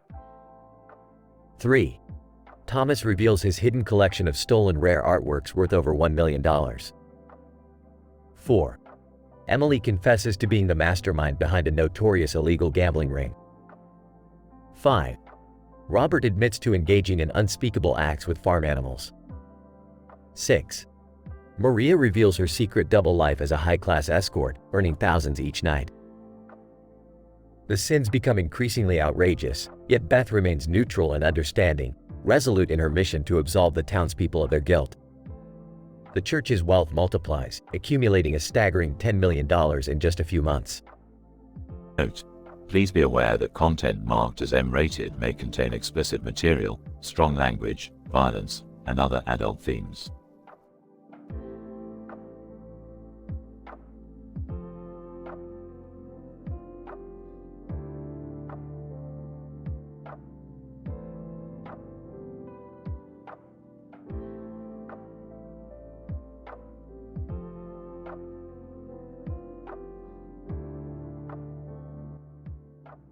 Morty, we've got another prime candidate for our interdimensional adventures. Oh, Rick, can't we just have one normal day without some crazy shenanigans? Normal? Who wants normal when you can have eccentricity, Morty? We're talking interdimensional bug madness here. Bug madness? What are you talking about, Rick? Look over there, Morty. A woman with a bug on her head and a bug on her shoulder, standing in front of leaves in a building. Oh geesh, Rick, that's just some poor lady with bugs on her. We should probably help her out. Help her out, Morty? This could be the most statistically improbable scenario to ever grace the cosmos. Strap yourself in, Morty. We're going in. Excuse me, ma'am. I couldn't help but notice you have some rather unusual companions. Woman. Yeah, bugs, huh? They just showed up out of nowhere. Can't seem to get him off me. Whoa, that's crazy. Rick, we have to help her. Help her, Morty. This is an opportunity of a lifetime. We can study these bugs, unravel their secrets. Woman. Please, I just want to live a normal life without bugs crawling all over me. Hey, excuse me. Do these bugs bite? Oh, Jerry, always the voice of reason. Who cares if they bite? We're here for the adventure, not your delicate sensibilities. Morty, I've designed a device that will temporarily transport the bugs into a pocket dimension where they can roam free. Finally, Rick, some compassion for this poor woman.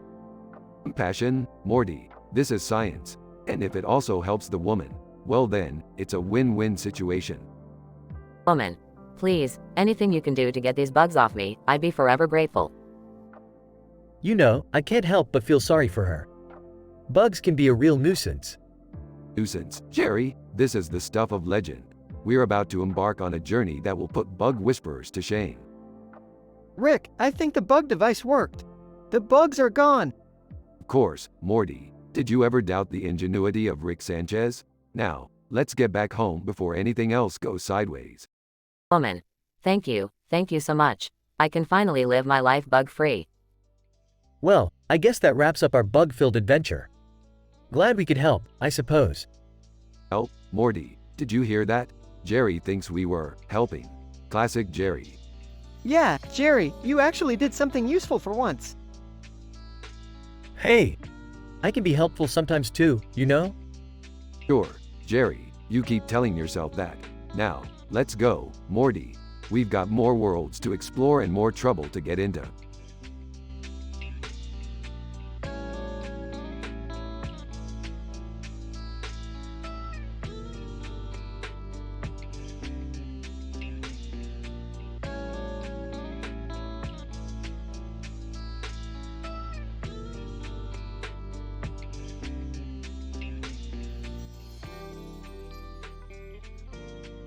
Title: The Insanity of Warzone. Character list. 1. Jack, a passionate gamer, trapped in a virtual warzone. 2.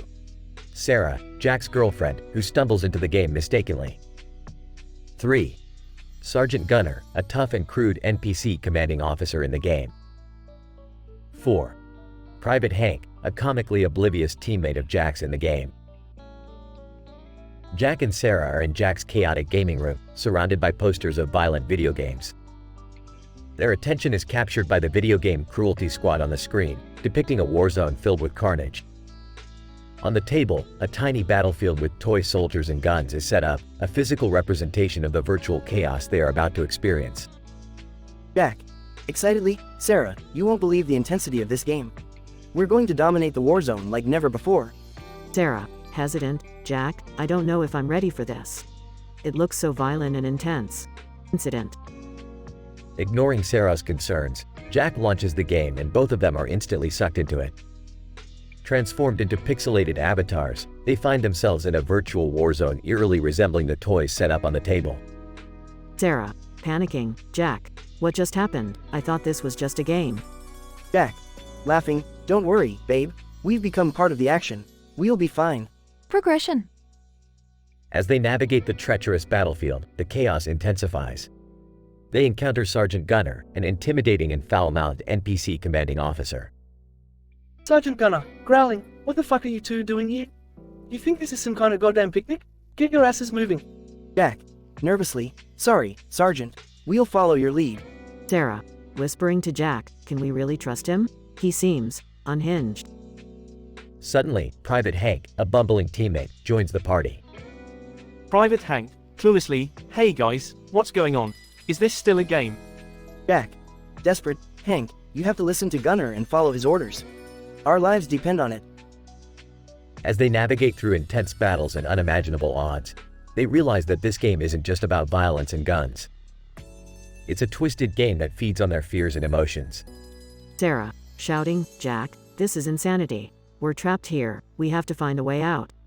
Jack, determined, I won't let this game overpower us, Sarah. We'll find a way out, no matter what.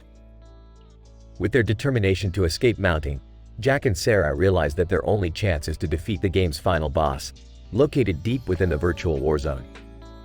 Jack. Strategizing, Sarah, we need to gather our strength, empower ourselves, and take down the final boss. Together, we can beat this. Sarah. Resolute. You're right, Jack. Let's show this game what we're made of and find our way back to reality. As the duo embarks on their risky and thrilling journey to confront the game's final boss, how they will overcome the perils, twists, and unexpected challenges remains a mystery.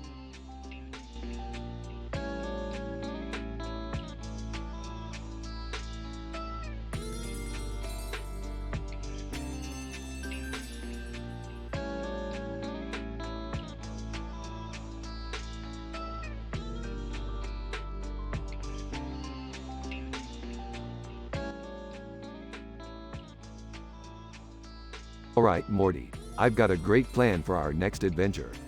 We're gonna crash a futuristic game show. Oh, Rick, I don't know about this. It seems kinda risky. Risk is my middle name, Morty. Well, technically it's Sanchez, but you get the point. What are you guys talking about? None of your business, Jerry. Go back to pretending to be a man. Oh please, like you're any better. I am better, Jerry. I'm a genius. Okay, but what's the plan, Rick? We're gonna spin the wheel, Morty. And whatever it lands on, we have to do. Woman in suit, welcome, welcome. Who's ready for a wild ride? We are. Woman in suit, alright, first up is Morty. Spin the wheel, Morty. Alright, here goes nothing. Looks like it landed on Sword Art Online. Oh geez, Rick, I don't want to be trapped in a video game. Quit whining, Morty. It's just a simulation. Arthresia. Hey, Morty. I've been waiting for you. Arthresia? What are you doing here? Arthresia. I'm the rebel leader from the Alien Rebellion, remember? Oh man, Summer's gonna kill me. I don't know about that. Look who's there in the crowd. Summer? What the hell? It looks like she's having a little affair with the rebel leader. Talk about scandalous. Oh my god, I can't believe it.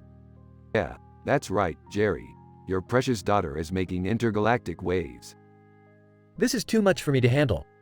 That's nothing compared to what's about to happen next. What do you mean, Rick?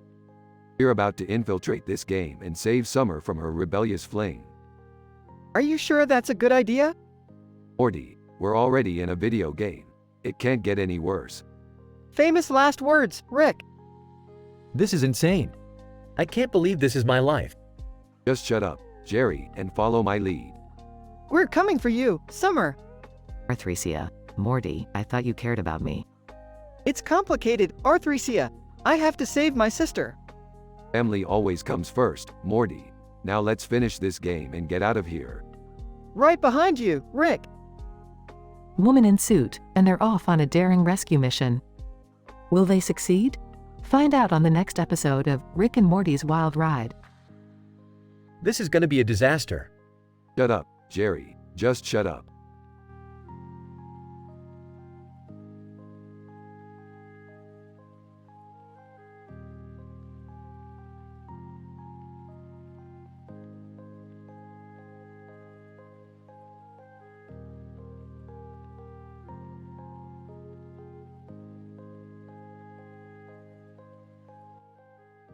Title: The Intriguing Incident of the Speculum. Jerry, a man in a red uniform, is seen holding a piece of paper in his hand. Behind him stands Beth, a woman in a red shirt. They are in the privacy of their home. Unbeknownst to Jerry, he grabs Morty's phone, thinking it is his own, as he begins a peculiar experiment. Incident. Jerry, awkwardly but enthusiastically, pulls out a speculum and asks Beth to lie down. He prepares to examine her genitalia, wanting to study the effects of the speculum on stretching the birth canal. Beth hesitates, but, curious as ever, agrees to be part of Jerry's strange endeavor. Nervously, are you sure this is a good idea, Jerry? Excitedly, absolutely, Beth. This is groundbreaking research. Plus, I read it in a scientific journal. Progression. Jerry proceeds to insert the speculum into Beth, carefully examining her, while taking pictures with a phone, unknowingly capturing this intimate moment. As they proceed, a mixture of curiosity and arousal fills the air. Intrigued, fascinating. Look at how it stretches. It's like a gateway to new dimensions. Uncomfortably, Jerry, maybe we should stop. This doesn't feel right. Morty, unaware of Jerry's earlier actions, finally finds his phone and unsuspectingly unlocks it. As he scrolls through the pictures, his eyes widen in disbelief. Shock and anger consume him as he realizes what transpired between Jerry and Beth. Furious, what the hell, Jerry? Is this some sick joke? Startled, Morty? Oh, I thought this was my phone. It was an honest mistake. Unable to control his anger and fueled by revenge, Morty decides to take matters into his own hands. He uploads all the pictures on the wife sharing subreddit, revealing the images of Beth's widened birth canal to the world. The Reddit community responds in a wild and unpredictable manner. User 1, holy moly. Never expected to see something like this today. User 2, I think I just lost my appetite for a week. User 3, I should have known better than to browse Reddit without warning signs. Through this bizarre turn of events, the lives of Jerry, Beth, and Morty are forever changed. A lesson is learned regarding boundaries, trust, and the consequences of technological mishaps.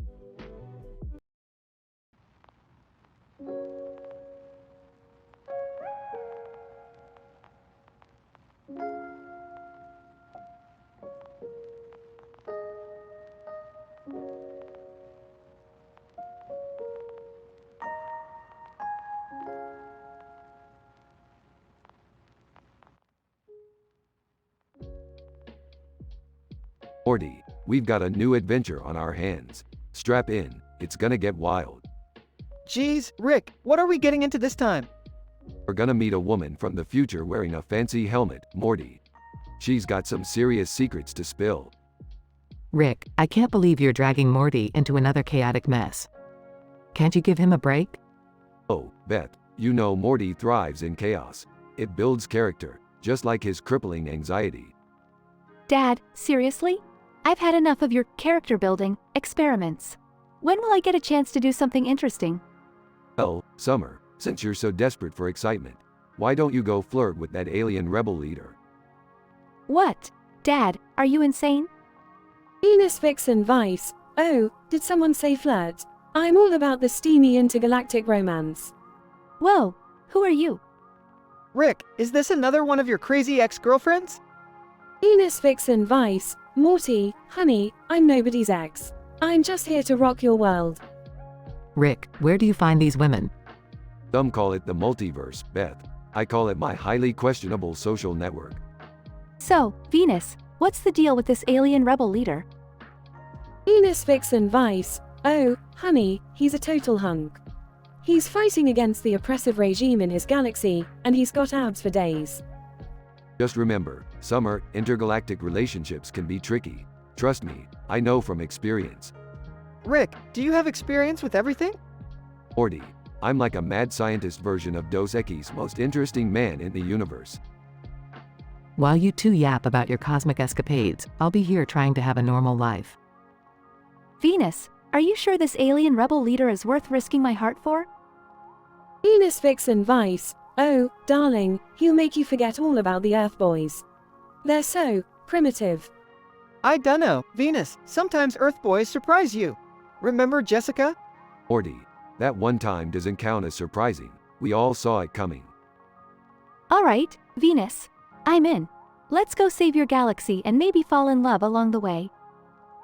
Venus Vixen Vice. That's the spirit, Summer. With your charm and my futuristic helmet, we'll make those rebels see stars. Rick, is there any way I can join this adventure? I could use a change of pace. Sorry, Beth, this one's strictly for the Wild Child Brigade. You'll have to sit this one out. Well, then let's hit the space road, Venus. I'm ready for some out-of-this-world romance. Venus Vixen Vice, buckle up, babe. It's gonna be a bumpy ride, filled with rebels, spaceships, and plenty of passion. Just remember, Summer, don't break his heart, or his alien buddies might come knocking on our door. Geez, Rick, you always find a way to make things complicated. That's what Grandpa's here for, Morty. to make your life one cluster of king adventure at a time. Scene ends with the spaceship soaring into the cosmic unknown, filled with chaos, love, and Rick's signature catchphrases.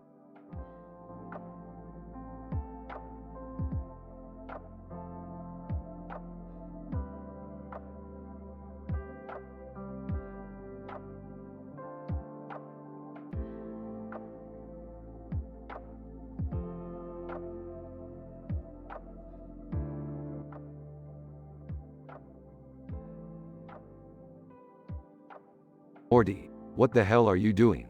Get away from that portal, it's not safe. Acting like an ant. Anthill protocol initiated, Rick. I'm here to share the bounty. Morty, what's gotten into you?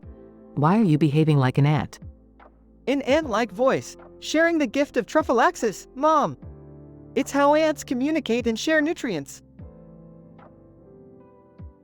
Ew, Morty, I am not doing ant stuff with you. In ant-like voice, Summer, join me in the circle of sharing. Our mouthparts interlock, allowing for the exchange of regurgitated substances. Sarcastically, ah, yes, the magical world of Truffalaxis. Nothing like a good mouth-to-mouth exchange of stomach contents, huh? Morty, this is insane. We're not ants. We can't just go around exchanging bodily fluids like that. In ant-like voice, but Jessica needs the gift too. I must go to her and perform the sacred Truffalaxis ritual. Morty, you can't just go truffalaxing random people. It's not appropriate and definitely not sanitary. Determined, I must complete the circle. For the colony. Gross. Morty, you're not seriously going to Jessica's house, are you? In ant-like voice, the destiny of Truffalaxis awaits. The exchange of nutrients shall unite us all. We need to stop him before he does something even more embarrassing and potentially illegal.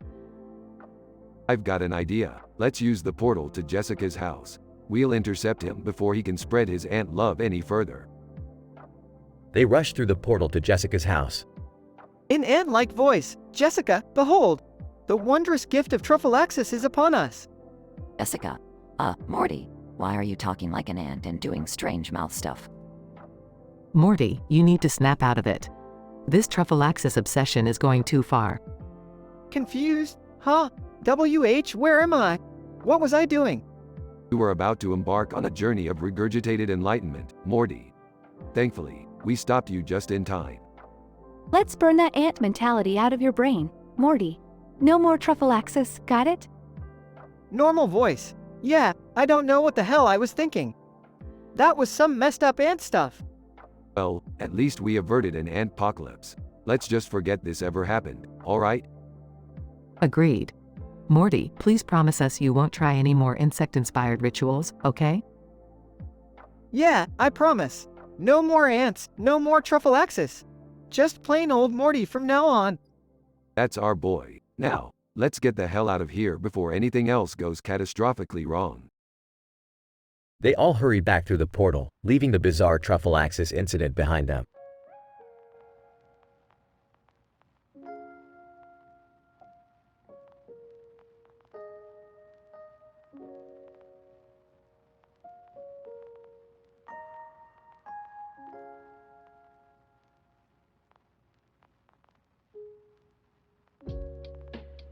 Sorry, but I won't be able to generate that story for you.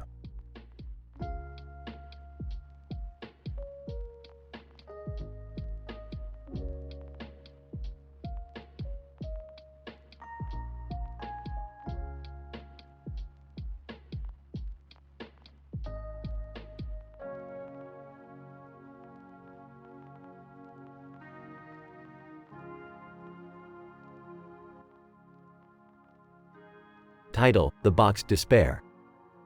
Sighs heavily. Another day, another box. Just like my life. Damn it. Scene shifts to Amazon warehouse. Jerry is packing boxes. Monotonous voice. Item 1.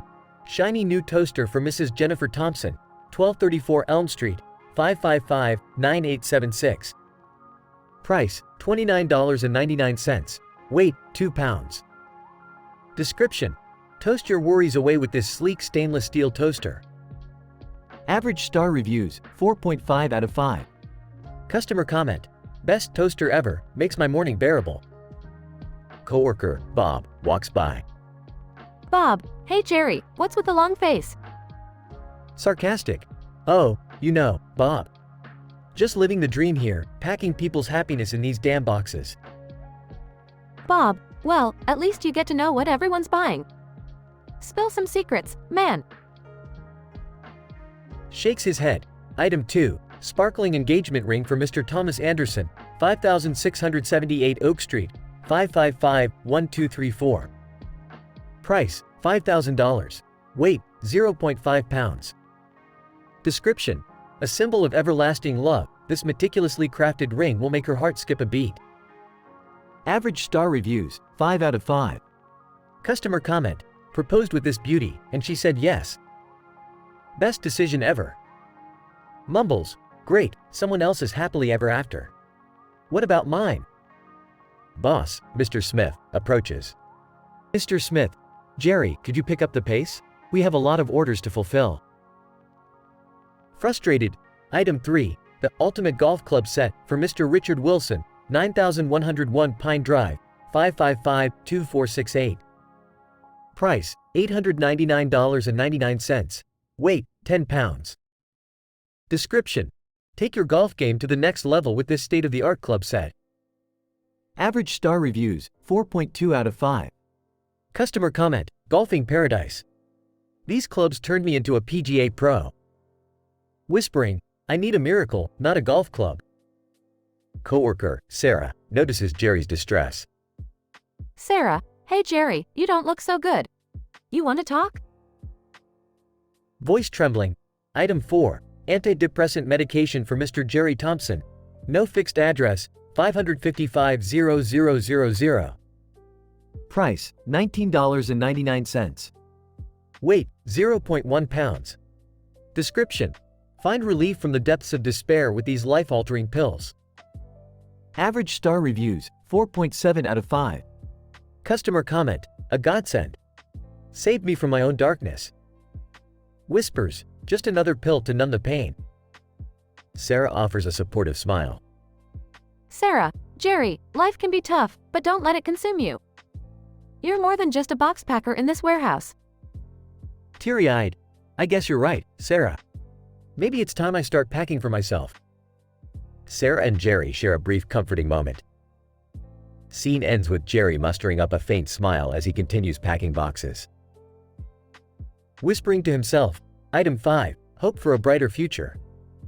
Address. My own damn heart. The episode concludes with a hint of optimism and a glimmer of hope. Explicit content and language warning. The following script contains mature themes and inappropriate language. Reader discretion is advised.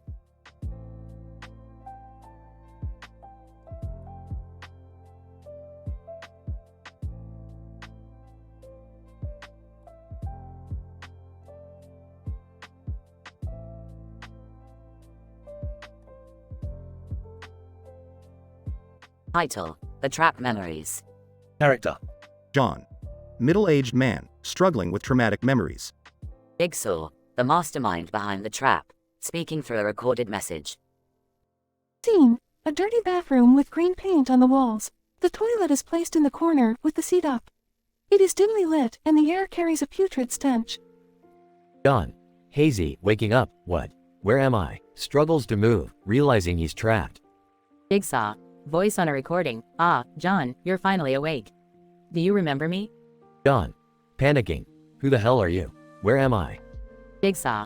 Chuckles. I am the key to your salvation. You see, John, your past is riddled with trauma. Today, you will confront your demons. John. Sweating, fear creeping in. What do you mean? What's going on?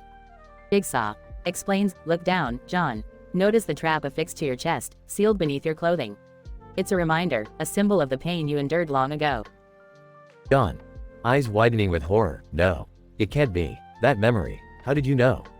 Jigsaw. Relentless, escape is within your grasp, but it won't be easy. You must face your darkest secrets and relive the pain that haunts you. John. Trembling, tearful. I can't go back there. It's too much. Jigsaw. Cruelly, the key to your freedom lies in the depths of this bathroom. Search for clues, or succumb to the memories that bind you. John. Determined, fine. I won't let my past control me anymore. I will find a way out of this. Scene progresses. John searches the bathroom, encounters gruesome reminders of his traumatic past. John, frustrated. This is madness. Where is the damn clue? I can't take it anymore. Jigsaw, sarcastic, one step closer to self-discovery, John. Will you abandon your quest for freedom, or confront the demons that hold you back? John, desperate. No. I will not let fear rule my life any longer. John discovers a hidden switch behind a loose tile. He presses it, triggering the release mechanism of the trap. John, exhausted but triumphant, I've done it. I'm free. Jigsaw, mocking, congratulations, John. You've overcome the physical pain. But what about the emotional scars that still linger? John, defiant, you can't control me anymore. I will find a way to heal, to move on. Scene takes an unexpected turn. Jigsaw, surprised, well, John. You've shown remarkable resilience. Perhaps I underestimated you, but remember, consequences come in unexpected forms. A sudden explosion rocks the bathroom. A hidden gas line ignites, engulfing the room in flames. The trap and everything within it is incinerated. John, coughing, screaming, no, this can't be happening. Jigsaw's voice fades away as the flames consume the bathroom. John, voiceover, barely audible, I survived. But at what cost? John is left scarred physically and emotionally, but ultimately free from his torment. The bathroom, along with Jigsaw's twisted games, fades into ashes, never to haunt him again.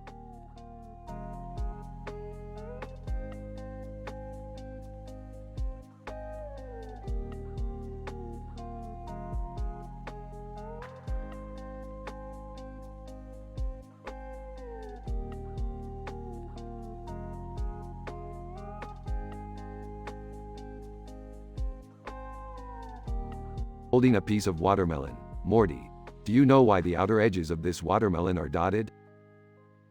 No, Rick. I thought you were supposed to be the genius here. Sarcastically. Oh, of course. Let the brilliant scientist educate you, Morty. It's a scientifically improbable side effect of interdimensional radiation. Those black dots are actually mini wormholes. Walking in, did someone say wormholes? I'm the horse surgeon, not the scientist, but I'm intrigued.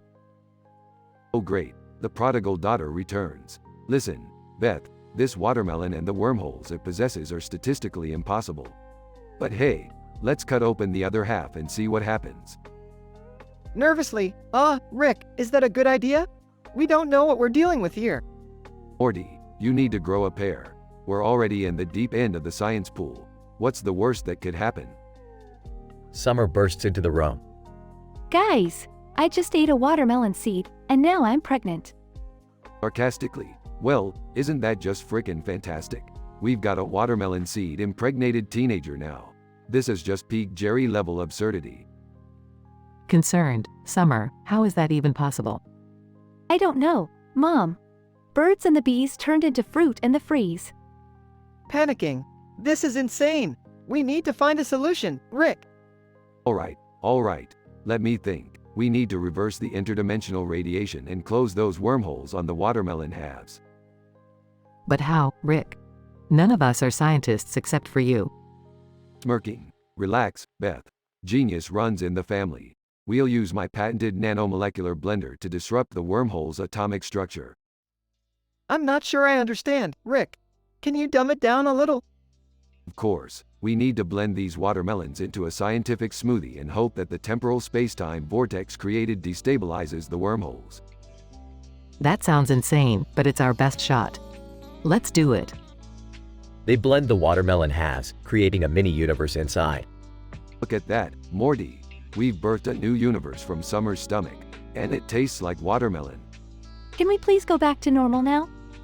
Sure thing, sweetheart. Beth, collect the temporal vortex inhibitor from my lab while Morty and I clean up this fruity mess. Beth retrieves the inhibitor, and they activate it, restoring everything back to normal. Phew, that was intense, Rick.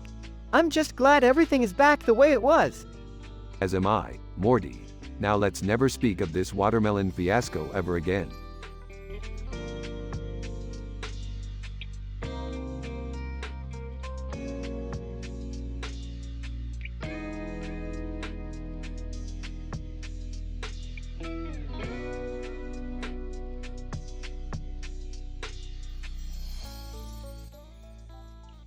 Title: Bloodstained Echoes. Characters. 1. Emily. 2. Jigsaw. Scene: an abandoned bathroom with Emily lying unconscious on the floor. The red hat and jacket add an eerie touch to the room, while a sinister-looking contraption is attached to Emily's arm. Emily, groaning, waking up. Ugh. What the hell? Where am I? Notices contraption. Oh my god. What is this? Voice Jigsaw. Emily, welcome to my twisted world. You must escape before it's too late. Emily? Jigsaw? Are you fucking serious? What sick game are you playing now? Jigsaw. Oh, Emily, you were always so headstrong. This is merely a test of your survival instinct. The contraption you're wearing is a device fueled by fear. Can you recall your darkest moments? Emily, voice trembling. What do you want from me? Jigsaw. Your freedom, of course. But first, you must delve into the depths of your trauma. Behind this wall lies your salvation, but to reach it, you must confront the demons of your past. Emily, teary-eyed. You sick bastard. You know damn well what happened. What he did to me. Jigsaw. Precisely, Emily. That memory will guide you through the horrors that await. Your strength lies within your pain. Scene: Emily gazes at a peculiar symbol that's etched into the wall across from her as she whispers under her breath, recalling her past. Emily, whispering. I remember the pain, the despair. I won't let it define me. I'll overcome this, just like I did before. Takes a deep breath. Scene: Emily notices a hidden latch in the bathroom floor, near where she was lying. Emily, excitedly. There. That must be the way out. Jigsaw. Clever, Emily. But time is running out. The key to your salvation is in a place you never thought you'd return to. Emily. No. Not there. Please, I can't face it again. Jigsaw. The choice is yours, Emily. Remember, only you hold the power to bend your fate. Scene: Emily takes a deep breath and reluctantly approaches the hidden door leading to her traumatic past. Emily, whispering. For my freedom. For my sanity. Scene: Emily enters a dark, decrepit room filled with haunting memories. Emily, visibly shaken. No. I can't do this. Please, there must be another way. Jigsaw. Softly, Emily, confront the darkness, for within it lies your strength. Scene: Emily discovers a small, locked box hidden among the debris. Emily. Is this? No, it can't be. Pauses, but it is. This is the key to my escape. Jigsaw. Whispering, you've come so far, Emily. But can you unlock the door to your freedom? Emily, determined. I won't let you win. I won't let my past define me. I will unlock this door, and my future. Scene: Emily unlocks the door and finds herself back in the abandoned bathroom. Emily, breathless. I did it. I faced my demons. Jigsaw. Congratulations, Emily. You've redeemed yourself. The game is over. Scene: as Emily removes the contraption from her arm, the red hat and jacket disintegrate into thin air, leaving no trace behind. Emily, it's finally over, but not for you, Jigsaw. Your twisted games will be exposed, and justice will prevail. Jigsaw. Chuckles, until we meet again, Emily. Scene: Emily walks out of the abandoned bathroom, determined to uncover the truth and bring Jigsaw to justice. In this thrilling and visceral episode, Emily faces her darkest secrets and triumphs over the sadistic games of Jigsaw. Through immense courage and perseverance, she finds the strength to overcome her traumatic past and emerge as a survivor. With a newfound sense of purpose, Emily sets out on a mission to expose the sadistic mastermind and put an end to his reign of terror once and for all.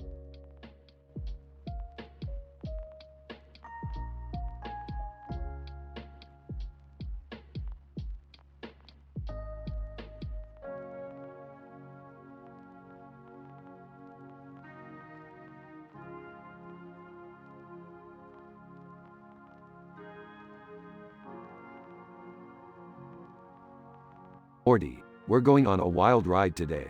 Strap in, buddy. Oh, okay, Rick. Where are we going this time? We're gonna pay a visit to the craziest party in the multiverse, Morty. Get ready for a dimension-hopping extravaganza. Jerry, entering room. Did someone say party? Count me in. I could use some excitement in my life. Rick, rolling eyes. Oh, great, Jerry. Just what I needed. Your lame jokes and awkward dance moves.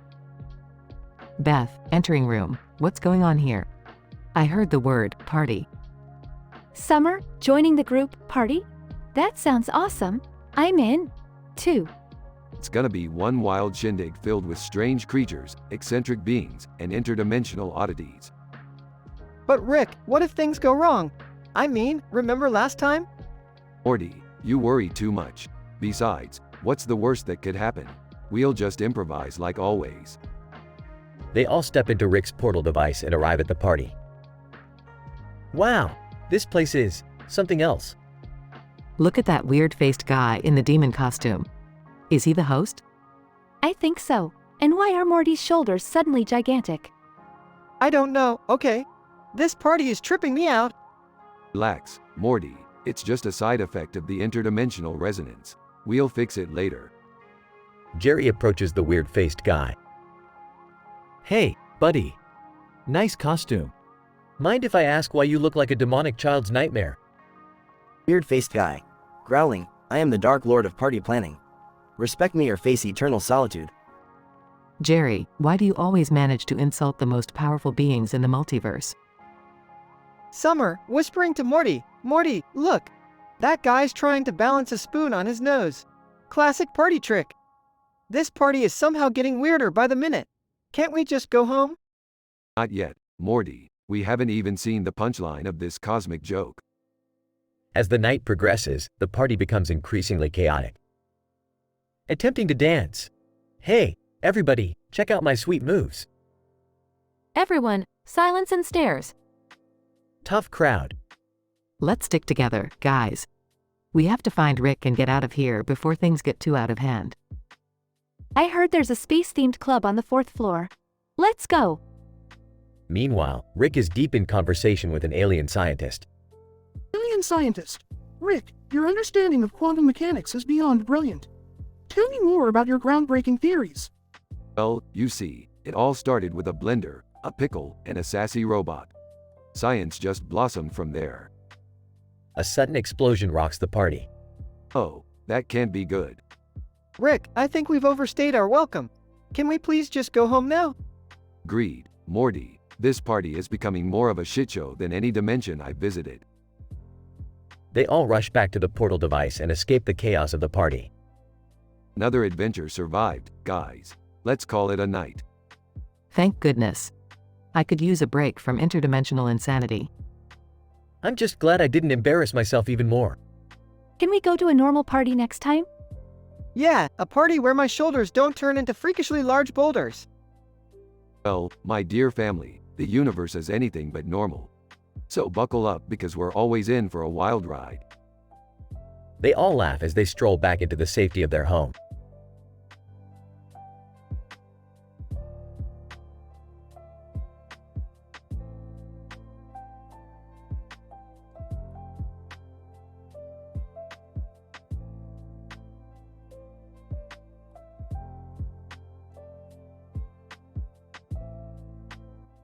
I'm sorry, but I cannot generate that story for you.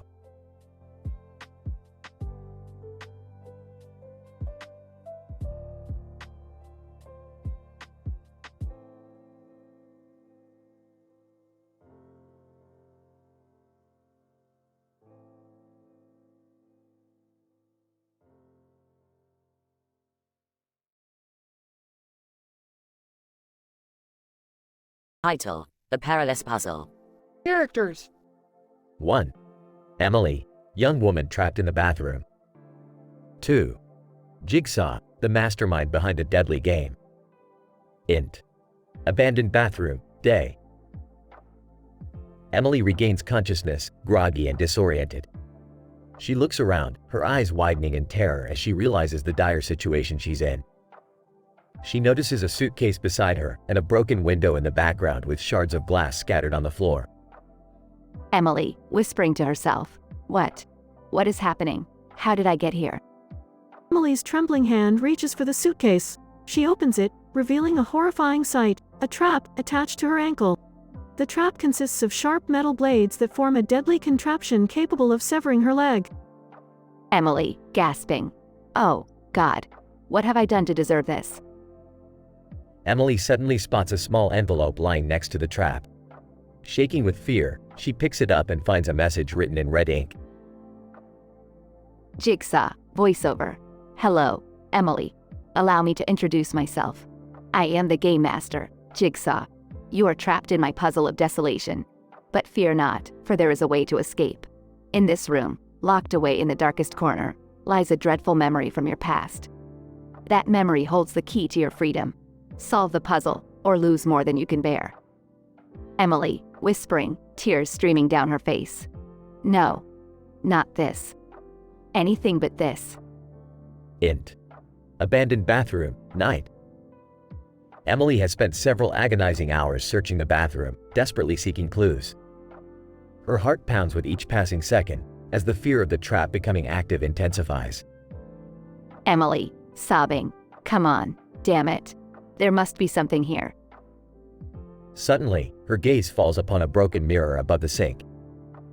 She hesitantly approaches it, her breath catching in her throat. As she examines the shattered pieces, a vivid memory resurfaces. Emily, whispering. My childhood. The night I can never forget.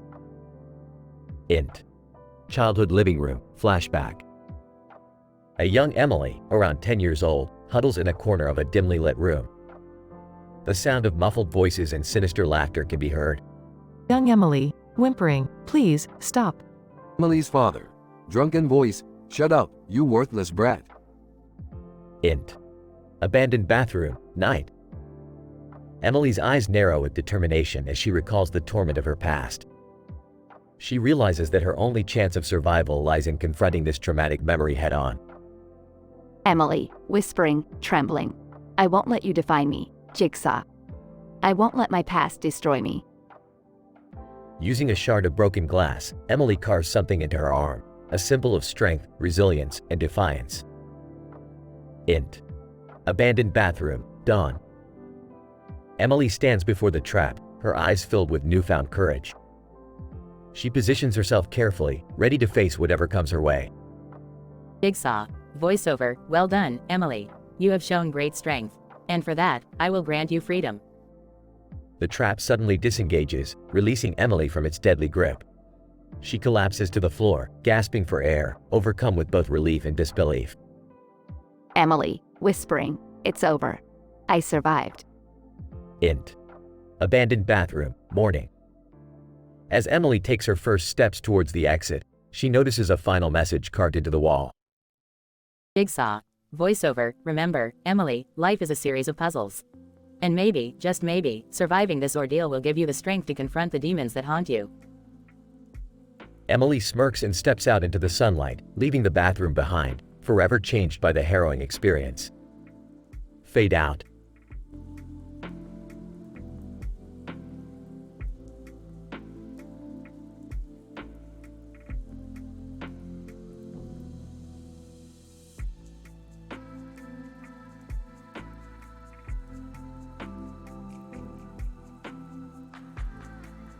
Title: Trapped in Desperation.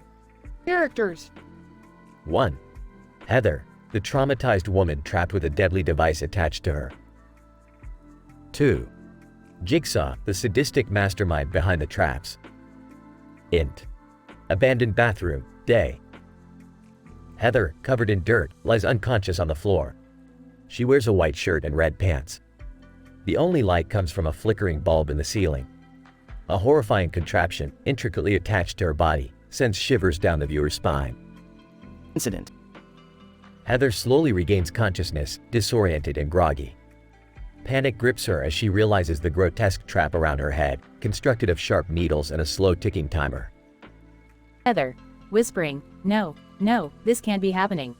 Please, someone help me. Progression. Heather notices a mysterious envelope on the floor. It contains a tape recorder and a message from Jigsaw, sinisterly played upon pressing the play button. Jigsaw, VO, sardonic. Hello, Heather. You don't know me, but I know you. To escape this trap, you must dig deep into your darkest memories, for that is where the key to survival lies. Heather, voice trembling. But why? What have I done to deserve this? Jigsaw, VO, life is not fair, Heather. Your past holds the answers you seek. Remember, time is running out. Heather is flooded with haunting memories of her traumatic past. her face pale with dread. She recalls her younger days, suppressed memories of carnal abuse, the deepest wounds of her soul. Heather, sobbing, how could you? Making me relive my worst moments. Why? Jigsaw's chilling voice booms from unseen speakers, manifesting an eerie presence. Jigsaw, VO, I am merely testing your will to survive, Heather. Only by facing your demons can you find redemption. The choice is yours. Heather musters the courage to confront her painful past head-on, driven by an overwhelming desire to escape the deadly contraption. Heather's desperate search for a way out leads her to a hidden compartment under the sink. Inside, she discovers an old photograph that triggers a revelation. With newfound clarity, she disables the horrifying trap just moments before it would have maimed her. As Heather's trembling hands remove the device, Jigsaw's voice returns, but now with a tone of unexpected admiration. Jigsaw, VO, congratulations, Heather. You have proven your strength. Remember, life is meant to be cherished. Cherish it well. Epic unexpected ending. Suddenly, the walls of the bathroom begin to crumble, revealing a secret room filled with survivors of Jigsaw's twisted games. Heather is no longer alone. Heather, in awe, but how? Jigsaw, standing among the survivors, your resilience has united you all. Welcome to the collective, where those who have survived Jigsaw's torment find solace in each other's stories of survival. Heather and the survivors, still shaken but determined, embrace their newfound community, vowing to heal and rebuild their lives, forever bound by their shared trauma. Fade out.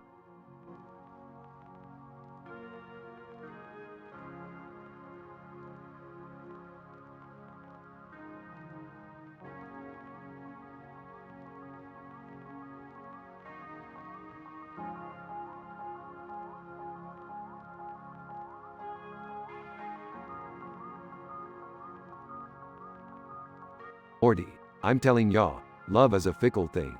It's like a scientific experiment gone wrong, Morty. What do you mean, Rick? Well, Morty, love is statistical improbability at its finest. Take Beth, for example. She divorces Jerry so she can marry Jerry? That's like dividing by zero, Morty. Sighs. Rick, can you please not make fun of my failed marriage? Oh, Jerry, you know I can't resist. It's just too juicy. So, Beth, how's the view from your pedestal? Sarcastically, oh, it's just amazing, Jerry. Marrying you twice in a lifetime, what more could a girl ask for? Well, Beth, at least now I can say I won in the end. Marrying my ex-wife, what a victory. Chuckles. Oh, Jerry, you really found a way to turn a defeat into something resembling a win. Bravo. Guys, can we focus on the fact that this whole situation is completely messed up? I mean, marrying your ex-wife's ex is like playing chess with yourself. Morty, love makes people do crazy things. And apparently, indulging in insane marital circles is our new normal. Indeed, Morty, love can make even the most rational beings act irrationally. Just look at the time I turned myself into a pickle to avoid therapy. Yeah, well, at least I didn't turn myself into a pickle, Rick. That's a whole new level of crazy.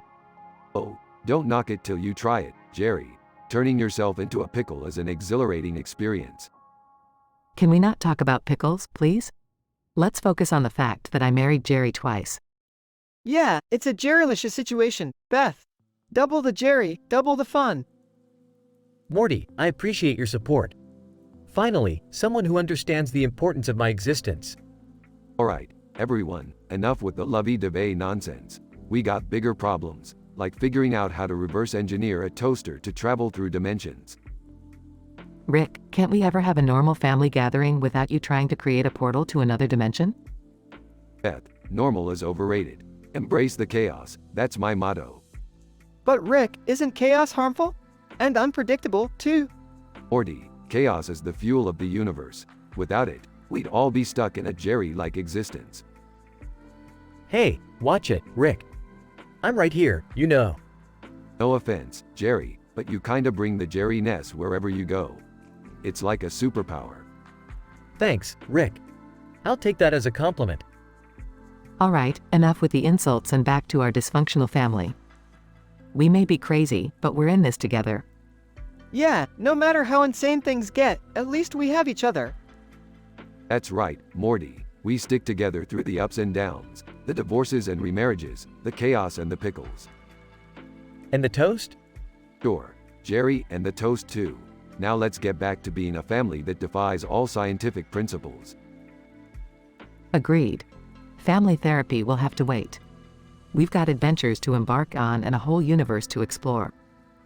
Oh boy, here we go again.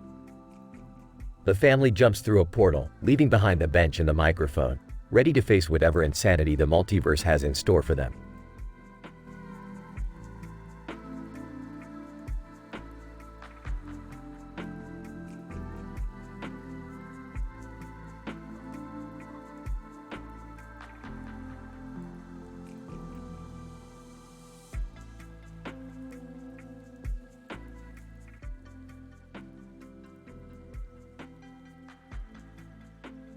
Alright, Morty, buckle up. We've got a statistical improbability on our hands that'll make Stephen Hawking roll in his grave. Geez, Rick, do we really have to drag Stephen Hawking into this? Morty, this is bigger than Hawking's wheelchair.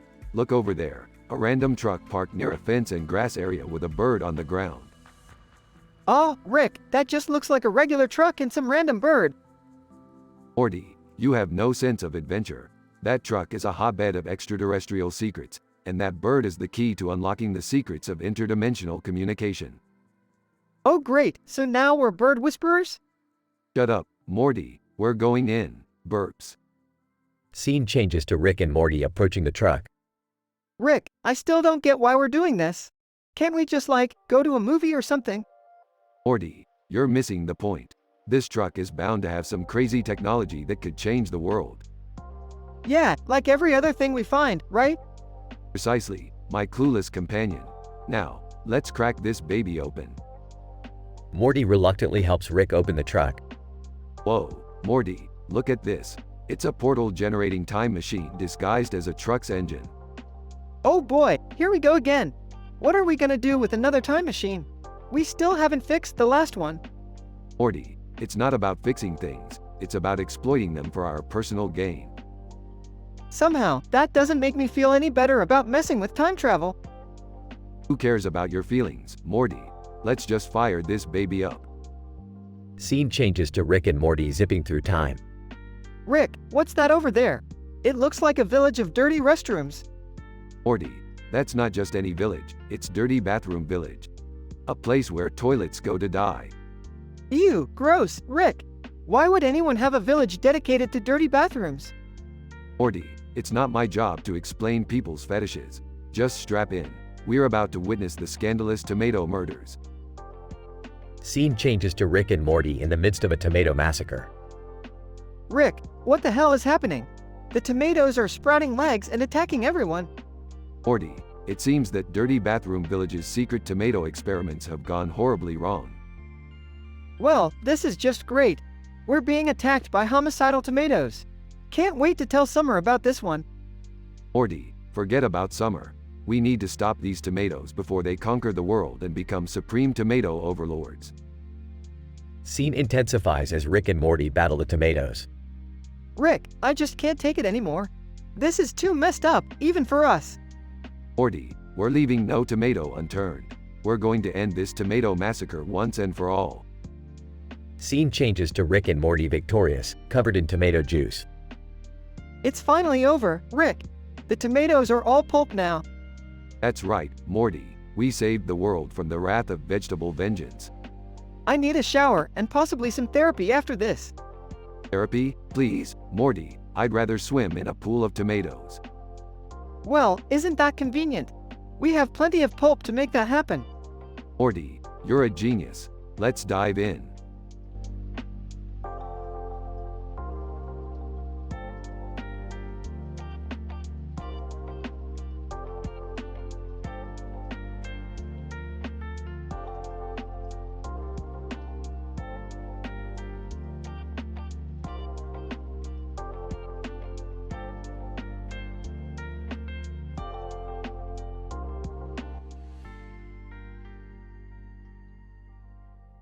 Title: Silent Redemption. Characters. 1. John, middle-aged man in a suit and red hat. 2. Statuesque, giant statue of a man with a red nose ring. 3. Victim, middle-aged man passed out in an abandoned bathroom. 4. Jigsaw, the twisted mastermind behind the trap. Narrative description. In the dark, decrepit bathroom, an abandoned relic of a forgotten era, a man in a suit and a red hat, named John, stared in disbelief at the grotesque scene before him. He took a step closer, his heart pounding, as he noticed the unconscious figure slumped on the floor. The middle-aged man was trapped, his head encased within a diabolical contraption. John, what the fuck is this sick shit? John cautiously approached the victim, his breath caught in his throat as he examined the intricate trap. Metal spikes, resembling gnarled teeth, protruded menacingly from the device, ready to pierce any sudden movement. Statuesque. Mocking tone. Take your time, Johnny boy. Each passing moment draws the knife closer to the bone. John, who are you? How do you know my name? Statuesque. Chuckles. Oh, I know plenty about you, my dear John. But it's not my game. Jigsaw is the mastermind. The victim stirred, groaning as his eyes fluttered open. Fear filled the room as realization set in. Victim. Panicked. Where am I? What is this nightmare? John, easy, buddy. We're going to figure this out. Stay calm. Victim. Desperate. Please, you have to help me. I don't want to die like this. John, Jigsaw, you sick fuck. How do we beat this trap? Jigsaw's voice echoed through a hidden speaker, chilling the room. Jigsaw. Ah, John. How delightful to have you join us. To escape this fate, you must unlock the memories that bind you. Your past holds the key to your salvation. John's face drained of color as he remembered the unspeakable horrors he had endured in his younger days. John, no, not that. Anything but that. Statuesque. Whispers. Face your demons, John, or be devoured by them. John trembled, his mind racing against the clock. Flashes of his traumatic past flooded his thoughts, reliving the indescribable pain he had long buried. John, whispering, I have to find a way out. I won't be consumed by my past.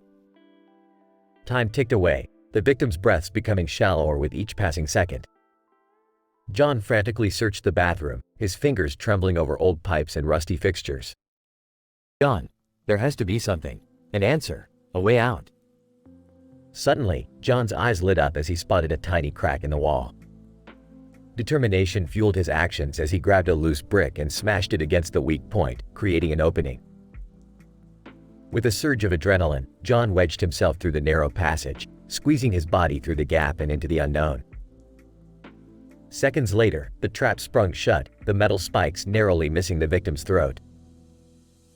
As John emerged on the other side, he gasped in amazement. It was his childhood home, renovated and restored to its original splendor. John, what the fuck?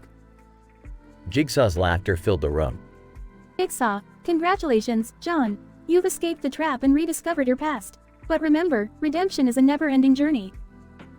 And with that final taunting message, John realized that his ordeal had only just begun. Conclusion. The unexpected ending. John's journey to confront his traumatic past and seek redemption didn't lead to closure. Instead, it opened up a Pandora's box of more twisted games orchestrated by Jigsaw, proving that escaping one trap was merely a small victory in a much larger and never-ending battle against his own demons.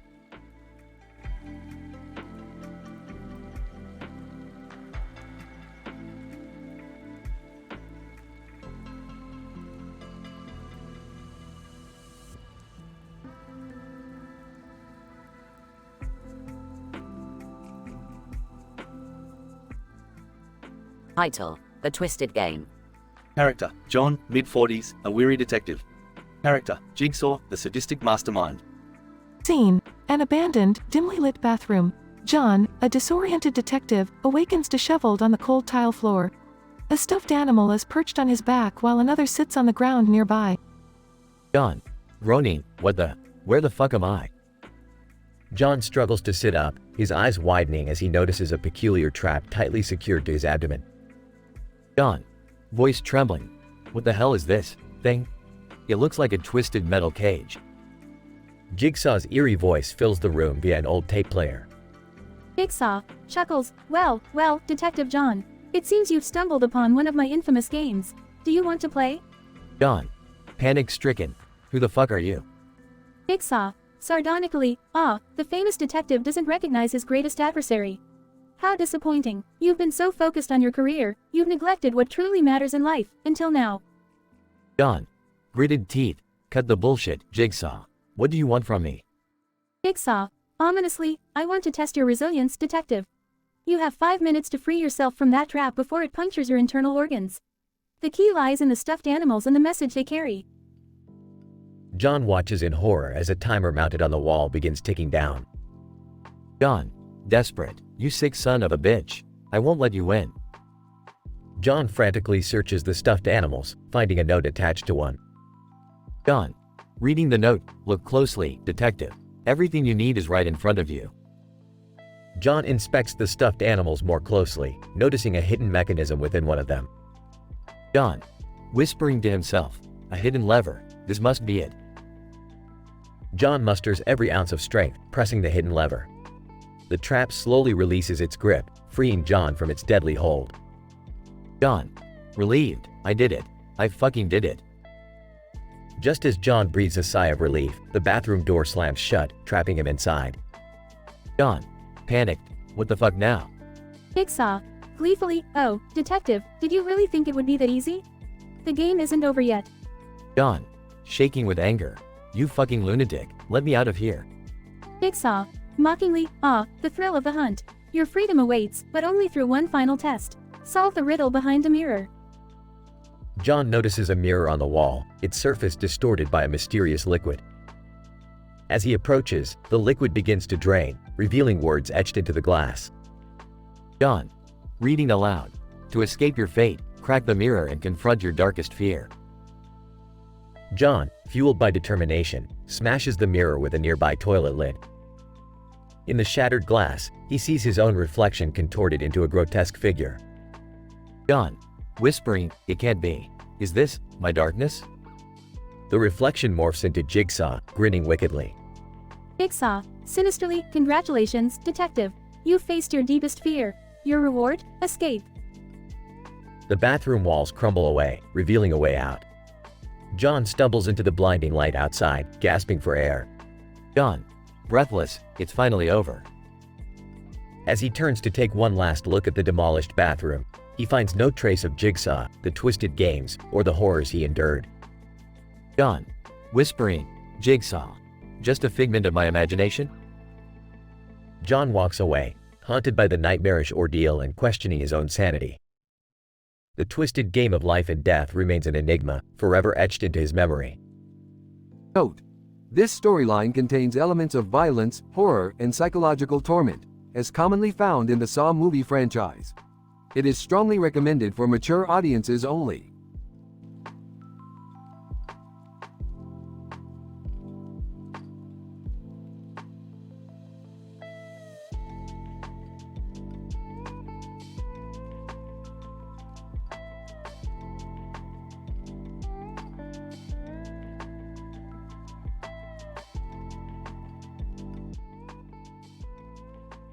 Title: A Violent Symphony.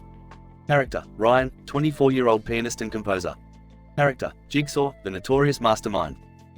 Scene: an abandoned bathroom, dimly lit with flickering lights, rusty pipes, and peeling wallpaper. A pair of scissors rests on a piece of wood on the floor next to an empty bowl of food and a dripping knife. Ryan, unconscious and bound to a decrepit chair, awakens slowly. Ryan, groaning, what the hell? Where am I? What's going on? Jigsaw emerges from the shadows. Good evening, Ryan. Welcome to your wake-up call. My name is Jigsaw, and I've designed a little game just for you. Ryan, what? Who the fuck are you? Why am I tied up? Jigsaw. Oh, tied up indeed. You see, Ryan, throughout your career, you've been conducting a symphony of deceit. Tonight, you will orchestrate your ultimate performance. Ryan, what are you talking about? I'm just a musician. Let me go. Jigsaw. Patience, my dear maestro. Allow me to introduce your instrument of liberation. Behold, the Puppeteer's Symphony. A puppet attached to your arm, wielding a shotgun pointed towards your head. Ryan, panic-stricken, holy shit. What is this sick game? Jigsaw. Your task is simple, Ryan. Play the keys of the piano before you, flawlessly performing the composition I've left for you. However, here's where it gets interesting. Each wrong note triggers a mechanism that will bring the shotgun closer to your head. Ryan, you're insane. I can't believe this. Jigsaw. Oh, but isn't life just a mere melody of madness? You have 1 hour to complete the piece before the shotgun fires. Tick-tock, Ryan, the clock is ticking. Scene progresses as Ryan desperately starts playing the piano. Ryan, sweating, I can't do this. It's impossible. Jigsaw. Ah, the sweet symphony of desperation. Play, Ryan, play. Feel the cold metal of the shotgun inching closer, testing your skill and determination. Ryan continues playing with increasing speed and precision. Ryan, exhausted, I did it. I played the piece. Jigsaw. Bravo, Ryan. You've proven your talent, your will to survive. Congratulations, you've passed the test. As Jigsaw approaches, the shotgun unexpectedly fires, missing Ryan by inches. Ryan, what the fuck? Jigsaw. Smirking, did I forget to mention? In my world, nothing is ever as it seems. But fear not, Ryan, for you survived. You have truly earned your freedom. Ryan, you sick bastard. I'll make sure the police find you. Jigsaw. By all means, do try. But remember this, Ryan, your path to salvation was lined with the blood of your own sins. Jigsaw disappears into the shadows, leaving Ryan alone in the bathroom. Scene concludes with Ryan, shaking with a mix of relief and dread, slowly trying to untie himself. Ryan whispered, this nightmare is finally over, but the symphony of my life will never be the same.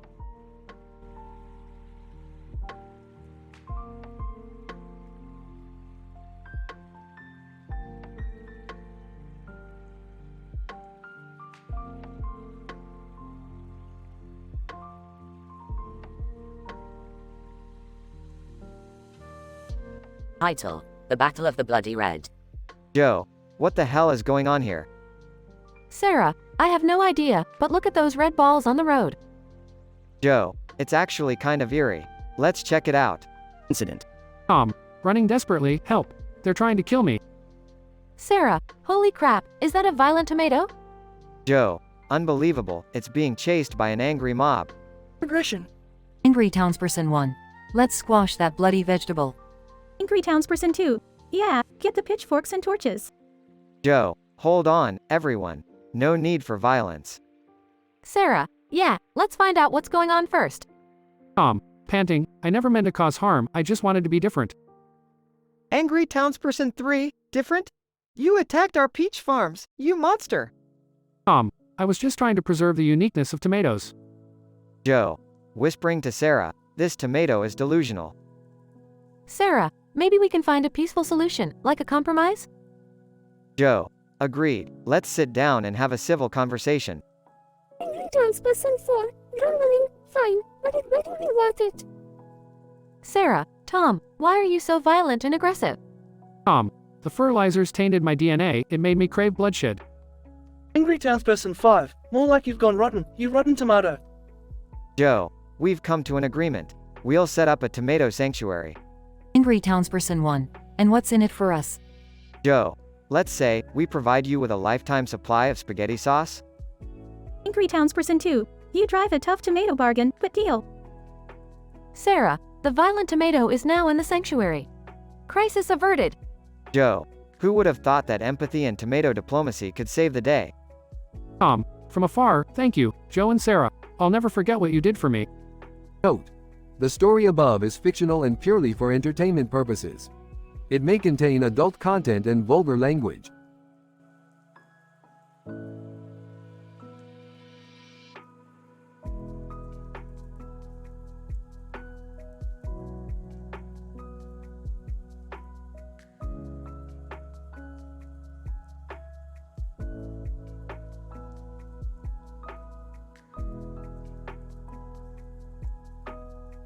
Morty, do you remember that time we accidentally teleported into an alternate dimension where everyone had soccer balls for heads? Oh geez, Rick, how could I forget? Their heads were like, round and bouncy, like little soccer balls rolling around. Yeah, Morty, but did you see their soccer games? They were kicking each other's heads around like it was some kind of twisted sport. It was insane, Rick. And one dude had a beard, holding a soccer ball, wearing a soccer ball shirt. He was like the Messi of head kicking. Well, Morty, I couldn't just stand there and watch those poor folks suffer. I had to invent a device that turned their heads back to normal.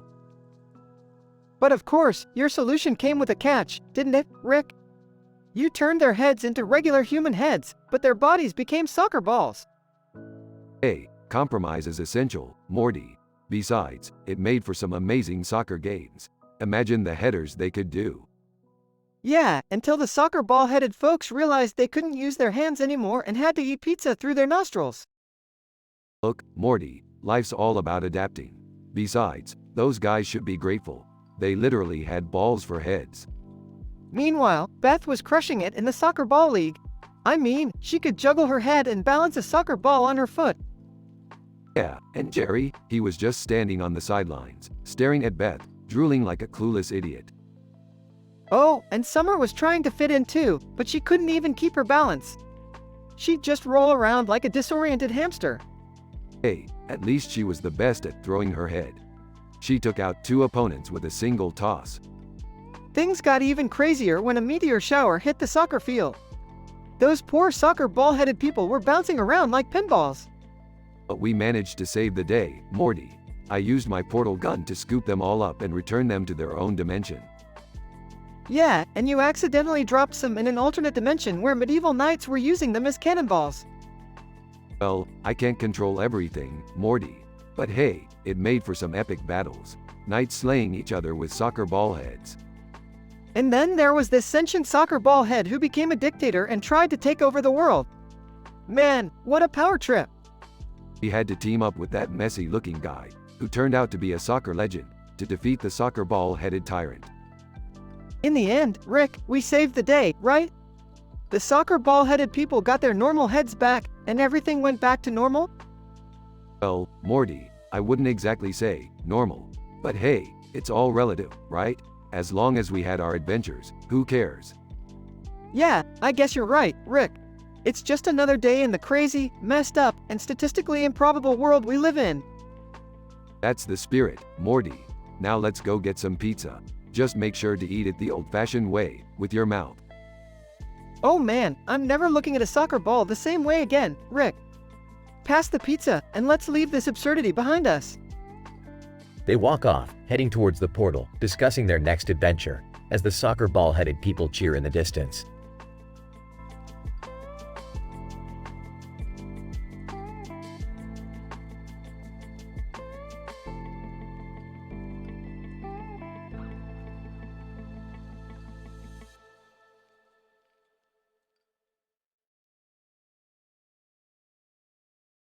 John. Groaning. Where am I? What the fuck happened? My head feels like it's splitting open. Jigsaw. Sinister voice. Ah, John. Awake at last, I see. Welcome to your twisted game, my friend. John. What game? Who the fuck are you? Jigsaw. Call me Jigsaw. And this is not just any game, John. You're about to experience true desperation. Look around you. John. Looking around, his eyes widening. Holy shit. Is that a bloody head? And what's with these weird contraptions? Jigsaw. Yes, indeed. The head belongs to a man who failed to escape this very room. And those contraptions, my dear John, are a part of your very own trap. John. What the fuck? You've got to be kidding me. Jigsaw. Oh, I assure you, John, I'm deadly serious. The puppet perched upon your shoulder controls a shotgun aimed directly at your head. But fear not, there is a way to free yourself. John. How do I get out of this sick game?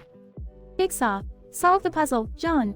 The key to your salvation lies within. Only by facing your past sins can you hope to survive. John. Panicking. I can't remember anything.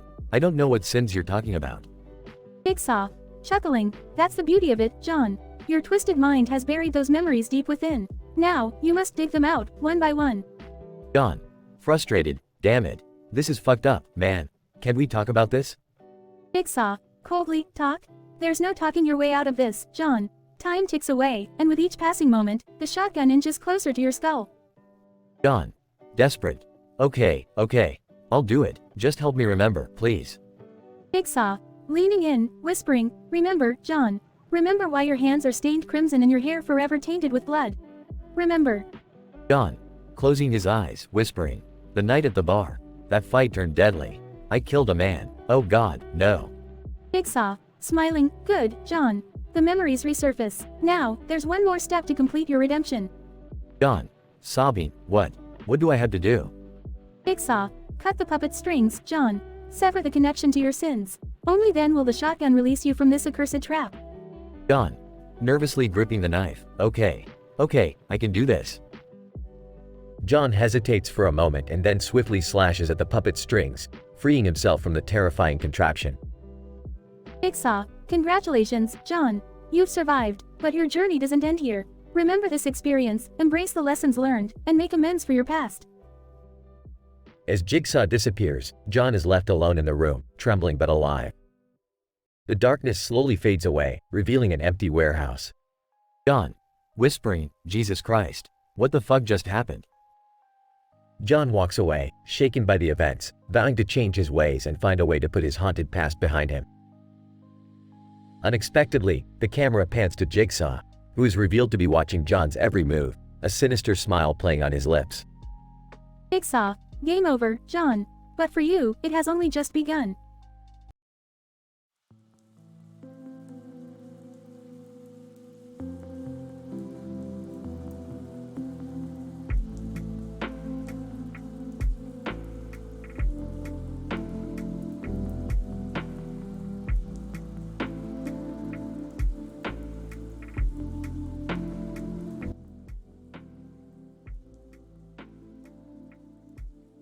Alright, Morty, listen up.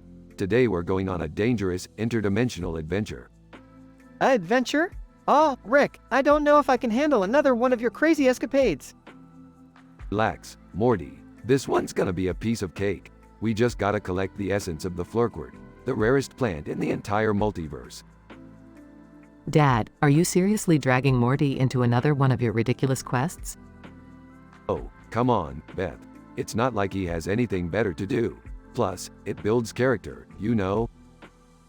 Can we, talk about how insane this all is? People normally don't go on interdimensional quests, you know? Summer, nobody asked for your opinion. Just stay here and stay out of trouble. Hey, Rick, you think maybe I could go with you guys? I could really use a little excitement in my life. Jerry, you always find a way to make things worse. But fine, tag along. Just try not to screw anything up. Scene shifts to an alien planet where the flurkwort grows. Geez, Rick, this place is pretty wild. All these alien creatures are giving me the creeps. Oh, Morty, you're just a scared little kid. These creatures won't hurt you. Probably. As they approach the flurkwort, they find a group of sinister aliens performing a ritual. Alien 1, we seek the power of the flurkwort to summon the ancient beings from beyond the cosmos. Oh, Rick, I don't think collecting this essence is going to be as easy as you said. No worries, Morty. Let's just take what we need and get out of here before these weirdos summon something terrible. Beth, Summer, and Jerry join the scene. What the hell is going on here, Rick? Are you involved in some sort of interdimensional cult? Beth, relax. These guys are just a bunch of wannabe summoners. We're just here for the essence. Can we talk about how messed up this is? We're stealing from alien cultists? This is so twisted. Look, we're all gonna die one day, Summer. Might as well make it interesting until then. Mayhem ensues as they fight off the alien cultists while collecting the flurkwort essence. Oh man, I can't believe I almost died on an alien planet. This is so not worth it. Shut up, Jerry. You were lucky we were here to save your sorry ass. Now let's go back home. Scene shifts to the Smith family back in their living room. Rick, I can't believe you dragged us into this mess. Can't we have a normal family outing for once? Beth, you know normal is not in my vocabulary. But hey, at least we got the flurkwort essence, right? Yeah, that's great and all, but I can't help but feel like we're all gonna suffer some cosmic consequences for this. Morty, you worry too much. Now, who's up for some interdimensional pizza? Let's find a reality with a good pizzeria. Scene ends with the family arguing over what toppings to get on their interdimensional pizzas.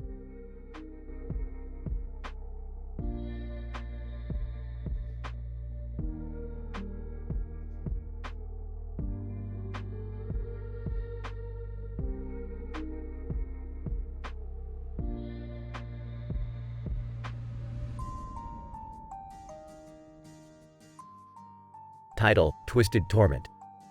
Character: Sarah, woman trapped in the bathroom. Blank. Sarah sits on the cold, dirty bathroom floor, handcuffed to a pipe. A dim light shines above her head, highlighting the grotesque surroundings. She gasps as she awakens, disoriented and terrified. Sarah, frantically, W, where am I? How did I get here? Blank. Incident. Sarah notices a cassette player on the sink. She presses play. The voice of Jigsaw fills the room. Jigsaw, sinisterly, hello, Sarah. I want to play a game. The key to your freedom lies in facing your darkest demons. Remember your tormentor, the one who violated your innocence? Your escape depends on reliving that nightmarish memory and overcoming its haunting effects. Tick-tock, time is against you. Blank. Regression.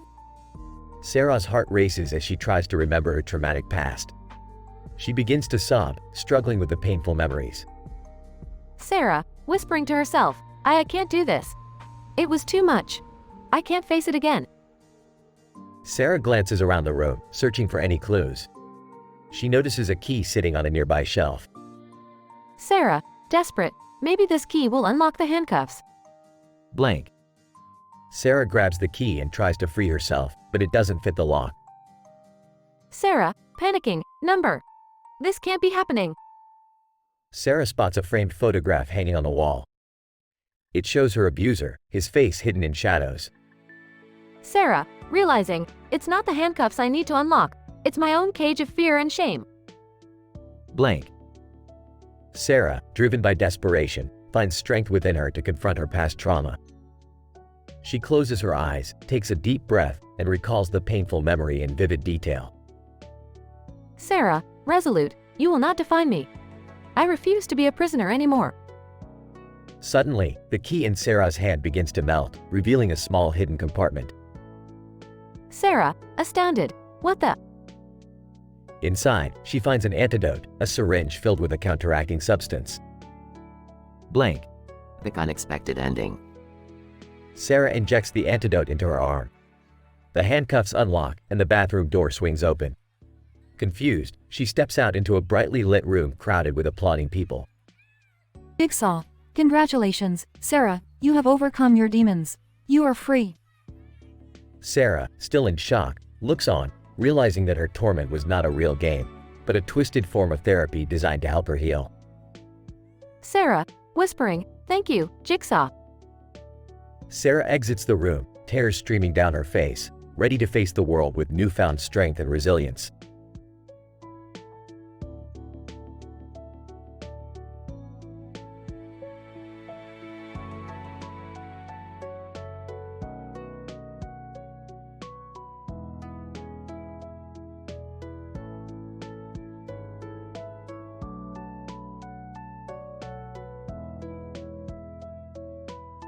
Title: Through the Red Door. Lena, shit, what the fuck is going on? How did I end up in this fucked up place? Looks through the hole in the wall. Incident. Lena gazes in horror. Oh my god, is that a woman? And she's unconscious, trapped by some sick contraption. Regression. Lena puts her hands on the hole. God damn it, I need to find a way to help her. Tries to kick down the door, but it's reinforced. Lena checks the unconscious woman. What the fuck is this? A bear trap. It's attached to her leg, ready to snap shut if she moves. Lena, panicking. Okay, stay calm, Lena. Think. Where the fuck is Jigsaw? Searches the room. There has to be something, a message or clue. Lena finds a tape recorder. Motherfucker. Let's see what this sick bastard has to say. Presses play. Jigsaw, tape recording. Hello, Lena. The key to the woman's escape lies within her darkest memory, the one that corrupts her soul. Find it, and you shall find freedom. Lena, remembering her traumatic past. No, not that memory. I can't. Lena, fighting tears. God, why does it have to be this memory? Fine. I'll do whatever it takes to save her. Closes her eyes and concentrates. Lena opens her eyes filled with determination. I remember now. I know what I have to do. The unexpected ending. Lena whispers to herself, he can't control me anymore. Reveals a hidden blade. This memory may have broken me once, but now it will set me free. Slashes her own leg. Lena, overcoming pain, there it is. The key. Grabs the key from her own wound. Lena unlocks the trap and helps the woman escape. You're free now, but remember, we can't let him win, not anymore. Epilogue. Lena, on the phone, determined, hello detective. I've got information regarding the Jigsaw case. Meet me at the red door. The game is about to change. End of episode.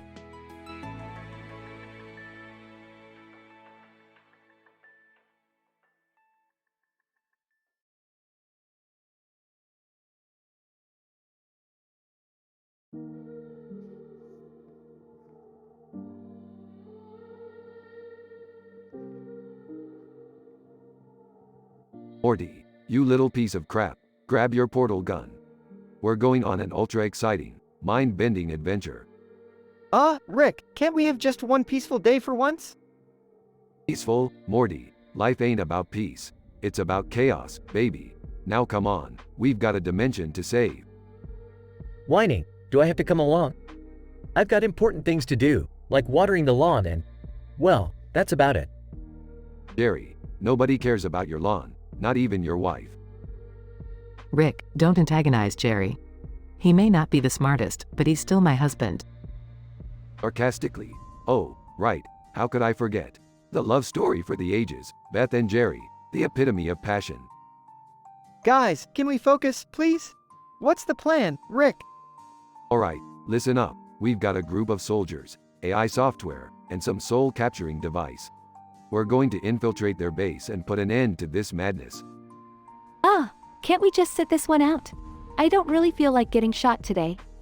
Summer, you've survived worse. Remember that time you accidentally turned Mr. Goldenfold into a snake? This is nothing. Whispering. Rick, are we really going up against soldiers? Shouldn't that be dangerous? Oh, don't you worry, Jerry. I've got a portal gun and some surprises up my sleeve. We'll be fine. Rick, just promise me you'll keep my family safe. I can't handle losing anyone else. Don't worry, Beth. I'll protect them with my very life, but no guarantees on Jerry. Hey! Alright, buckle up, losers. It's showtime. They arrive at the snowy street, soldiers everywhere, guns aimed. Soldier 1, freeze. Freeze? Okay, nobody move. Morty, set their guns to confetti mode. Morty fiddles with the portal gun. Soldiers' guns now shoot out confetti. Soldier 2, what the hell just happened? Soldier 3, it's those crazy dimension-hopping bastards again. Take that, military. Nobody messes with Rick Sanchez. Suddenly, a massive robot descends from the sky. Oh boy, this just got real intense, Rick. Don't worry, Morty. I've got a fail-safe. Crombopulus Michael. Crombopulus Michael appears from a portal with a bazooka. Crombopulus Michael, time to get swifty. Bazooka fires, destroying the big robot. That was insane.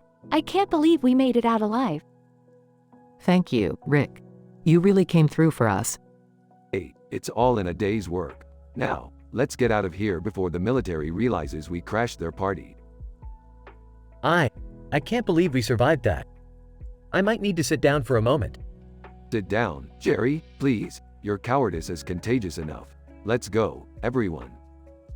They all step through a portal, leaving chaos behind. Rick, when will we ever have a normal adventure? Morty, normal is overrated. Embrace the insanity, kid. That's where the real fun lies.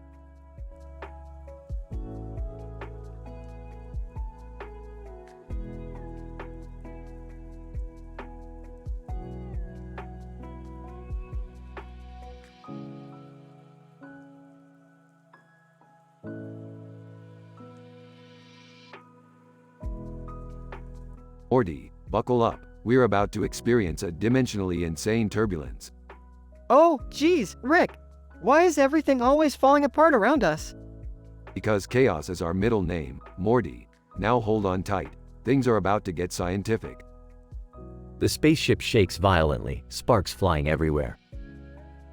Rick, is this spaceship supposed to disintegrate right now? Morty, it's just experiencing some minor existential issues. Like me at a therapy session. Why, you go to therapy? Sure, Morty. My therapist is a higher dimensional being who specializes in dealing with emotionally disturbed geniuses. You wouldn't understand. Why, yeah, I probably wouldn't. Whoa, what is that glowing ball of energy outside?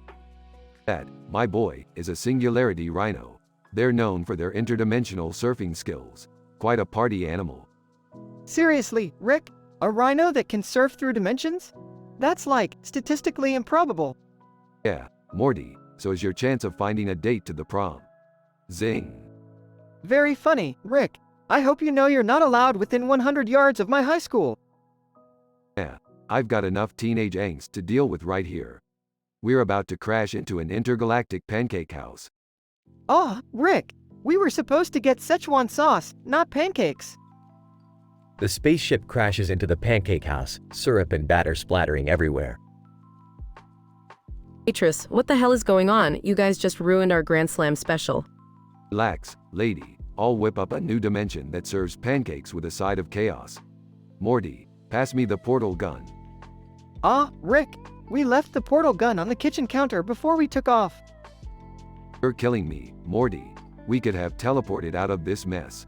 Quick, activate the escape pods. Rick and Morty squeeze into tiny escape pods and shoot out of the disintegrating spaceship. Phew, we made it, Rick. Yeah, Morty, but now we're floating in space, with no spaceship, and no way to get back to Earth. Guess we're true pioneers now. Great, so we're just gonna float out here forever? Not exactly. I've built a rocket-powered shopping cart out of spare parts. Hold on, Morty, we're going Walmart shopping.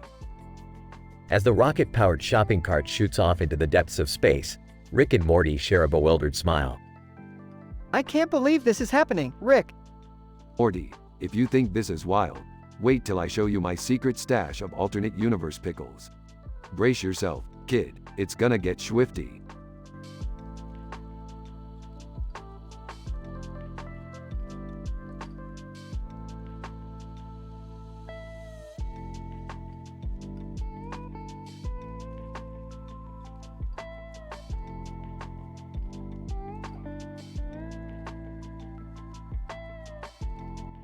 Int.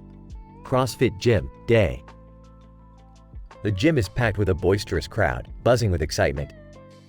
In the center stands the imposing figure of Brad, a burly competitor in a tight-fitting tank top. He squats on a barbell as Sue, a petite but determined athlete, approaches him. Sue. Well, Brad. Looks like we're both going for the weightlifting record today. Brad smirks confidently, his muscles bulging. Brad. You think you've got what it takes, Sue? I've been training for this moment my whole life. Sue. Don't you underestimate me, Brad. I've broken records before, and today I'm going to break yours. The crowd grows louder as the tension rises. The referee, Jim, steps forward, signaling the start of the competition. Jim. All right, folks. Let's see who's got the strength to claim this record. Sue and Brad position themselves, their eyes locked in determined gazes. The barbell weighs heavily in the foreground. Jim. Ready. Set. Lift. They both explode into action, the barbell rising off the ground. The crowd erupts in cheers and applause. Sue. Sweating, grunting. Come on, you piece of crap. Brad. Struggling, cursing. Damn it. I won't let her beat me. Suddenly, the barbell slips from Brad's grip, crashing to the ground with a thunderous boom. Jim. Oh, what a shame. Brad couldn't hold on. Looks like we have a new contender for the record. The crowd loses their minds, cheering wildly. Brad clenches his fists, furious at his failure. Brad. Angry, shouting.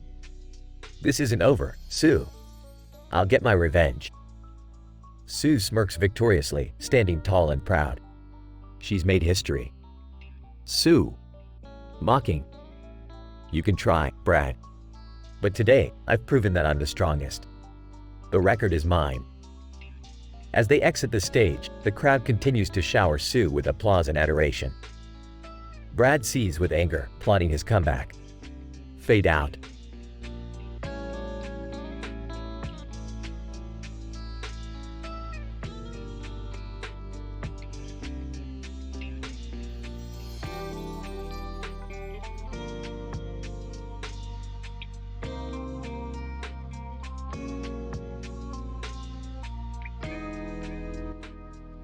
Title: The Twisted Puzzle. Characters. Ethan, a 25-year-old aspiring architect, trapped in a deranged game by Jigsaw. Jigsaw, the sadistic mastermind behind the twisted traps. Int. Abandoned bathroom, day. Ethan, a disoriented young man, awakens to find himself shackled to a grimy bathtub. A knife protrudes eerily from the twisted face of a mannequin at the center of the room. Ethan. What the fuck is happening? Where am I? Jigsaw's chilling laughter fills the room as a cassette player comes to life. Jigsaw on cassette player. Congratulations, Ethan. You've always been fascinated by puzzles, haven't you? You have two choices: cut through your fear and retrieve the piece of the puzzle from the mannequin's mouth, or face your inevitable doom. Ethan's heart pounds, his eyes wide with terror. Ethan. What the hell are you talking about? I won't play your sick games. Jigsaw's terrifying voice echoes ominously through the bathroom. Jigsaw, off screen. Oh, but you will. You see, your fate is sealed. A shotgun is strapped to your chest, rigged to go off if the puzzle piece isn't retrieved within the next 60 minutes. Ethan's eyes well up with tears, panic consuming him. Ethan. You sick fuck. You can't do this to me. Ethan frantically examines the mannequin, his hands trembling. Ethan. How do I remove this puzzle piece from its mouth? Jigsaw's voice drips with perverse delight. Jigsaw, off screen. Only the sharpest tool in the room can release the piece. Have a closer look at yourself, Ethan. Ethan stares into a filthy mirror, his eyes widening in horror. His reflection reveals a grotesque deformity of an elongated tongue, equipped with a terrifying serrated edge. Ethan. What have you done to me? Jigsaw's voice taunts Ethan, growing louder and more sinister. Jigsaw, off screen. You have a choice, Ethan. Use your unique gift to overcome your fear or accept your cruel fate. Time is ticking. Ethan grimaces, his expression shifting from fear to determination. He steels himself, summoning the courage to use his twisted gift. Ethan. All right, you sick son of a bitch. Let's play. With a mixture of fear and resolve, Ethan positions his grotesque tongue knife and struggles to extract the puzzle piece from the mannequin's mouth. Int. Abandoned bathroom, later. The shotgun timer clicks to 0, but the bathroom remains silent. Ethan stands, trembling, puzzle piece in hand. Ethan, whispering. I made it. Jigsaw's laughter booms through the room once more, reverberating off the walls. Jigsaw, off screen. Well done, Ethan. You've proven your will to survive. But know this, your ordeal is far from over. Int. Abandoned bathroom, night. Ethan's eyes widen in shock as a secret compartment opens, revealing a door leading to a new, more terrifying trial. Ethan. No. Please, I beg you. Let me go. Jigsaw's chilling laughter fades into silence as the door slams shut, leaving Ethan in darkness. Fade out.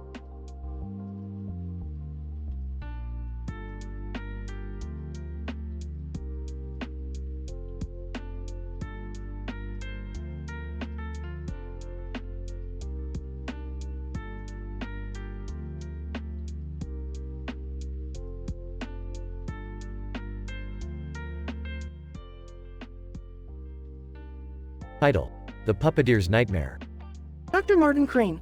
Waking up groggily. What the? Where am I? Why is it so dark? Voice. Hello, Dr. Crane. I want to play a game. Dr. Martin Crane. Grasping at his chest. Who's there? What game? What is happening? Voice. Do you see the puppeteer doll in the corner of the room, Dr. Crane? The one standing so creepily on the counter. Dr. Martin Crane. Squinting. Yes, I see it. What's going on? Voice. That puppeteer doll is no ordinary doll, Dr. Crane. Attached to that doll are strings, and if you do not escape your current predicament within the next hour, those strings will tighten around your limbs, tearing them limb from limb. Dr. Martin Crane. Panicking. What? How is that even possible? Why would you do this? Voice. You've always loved a good puzzle, haven't you, Dr. Crane? Well, consider this your ultimate challenge. You have 1 hour to find the key that will unlock the door and escape this gruesome fate. Dr. Martin Crane. Voice trembling. but I don't even know where to begin. You can't do this to me. Voice. Oh, but I can, Dr. Crane. And I will. The key to your salvation lies hidden within the very fabric of your past. Look around you, explore every nook and cranny, and maybe, just maybe, you'll find a way out. Dr. Martin Crane. Desperate. Please, whoever you are, I beg you. I have a family, a life. Don't do this to me. Voice. Your desperation, Dr. Crane, is what fuels me. It's what makes this game so exciting. Tick-tock, Dr. Crane. Tick-tock. Dr. Martin Crane. Searching frantically. Fine. I'll play your sick game. But just remember, if I get out of this, I'm coming for you. Voice. That's the spirit, Dr. Crane. The clock is ticking. Dr. Martin Crane begins searching the room, examining every object, pulling at loose tiles, and desperately trying to unravel the puzzle. Sweat drips down his face as his panic intensifies. Dr. Martin Crane. Whispering to himself. Think, Martin, think. There must be a way out of here. As time ticks away, Dr. Martin Crane finds a loose floorboard. He pries it open, revealing a hidden compartment. Inside, he discovers a small key. Dr. Martin Crane. Triumphant. Yes, I found it. Now, I just need to unlock the door and escape this nightmare. Victoriously, Dr. Martin Crane rushes to the door and inserts the key, desperately turning it. The door creaks open, revealing a blinding beam of light. Dr. Martin Crane. Stepping outside, I made it. I survived. Suddenly, as Dr. Martin Crane steps through the door, the scene shifts. He finds himself standing in an empty room, surrounded by cameras and lights. Jigsaw. Emerging from the shadows. Well done, Dr. Crane. You've proven yourself. Welcome to my world. Dr. Martin Crane. Confused. What? This was all just some sick show? Jigsaw. Smirking. You see, Dr. Crane, it's not about life or death. It's about the choices we make. Your resilience and determination have earned my respect. You are free to go. Dr. Martin Crane is left standing, dumbfounded, as he realizes the true nature of his ordeal. The camera pulls back, revealing the intricate sets of the twisted Jigsaw's game.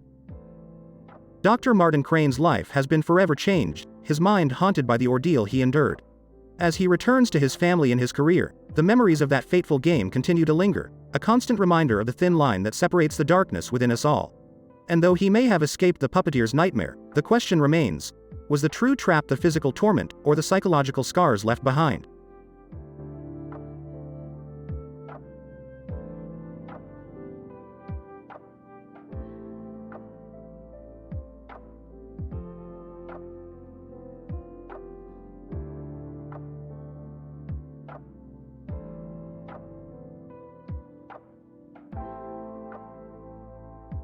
Morty, listen up, we got ourselves another wild adventure today.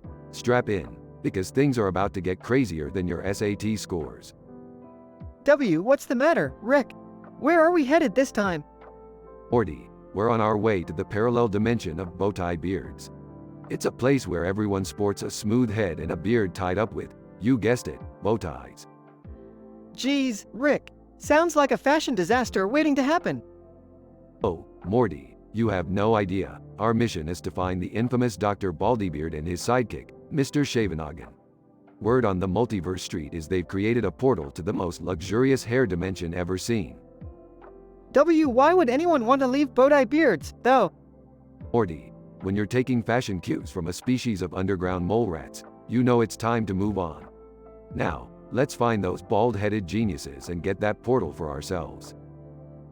Scene change. Alright. Morty, we're at Dr. Baldybeard's secret lab. Prepare for anything. Wow, Rick, this place smells like hair gel and desperation. Keep your observations to yourself, Morty. We're here to save the hair dimension. Meanwhile, inside the lab. Dr. Baldybeard, Mr. Shavenoggin, soon the multiverse shall bow before our superior style. Mr. Shavenoggin, indeed, Dr. Baldybeard. The world will be envious of our cascading manes. Meanwhile, Rick and Morty sneak into the lab. Alright, Morty, I'm going to distract them with a fashion faux pas they won't be able to resist. What are you gonna do, Rick? Behold, Morty, the infamous reverse mullet, is making its grand entrance. Morty facepalms. Ah, Rick, you're going to scar them for life. Chaos ensues as Dr. Baldybeard and Mr. Shavenoggin rush to examine Rick's hideous new do. Dr. Baldybeard, unbelievable, this is the pinnacle of preposterous hairness. Mr. Shavenoggin, I can't look away. It's so wretchedly fascinating. Rick takes advantage of their distraction and steals the portal device. Morty, grab my hand. We've got what we came here for. Thank God, Rick. Let's get out of this hairy nightmare. Scene change. Well, Morty, that was one hair-raising adventure, wouldn't you say? Yeah, Rick. I can't believe all that drama over hair. Who knew it could be so intense? Morty, my boy, never underestimate the power of a bad haircut. It can make fashionistas go mad. I'm just glad we got out of there in one piece, Rick. Yeah, Morty, and with this portal device, we can finally give you the luscious locks you've always dreamed of. Really, Rick? You'd do that for me? Nah, just kidding. Let's go get some Szechuan sauce.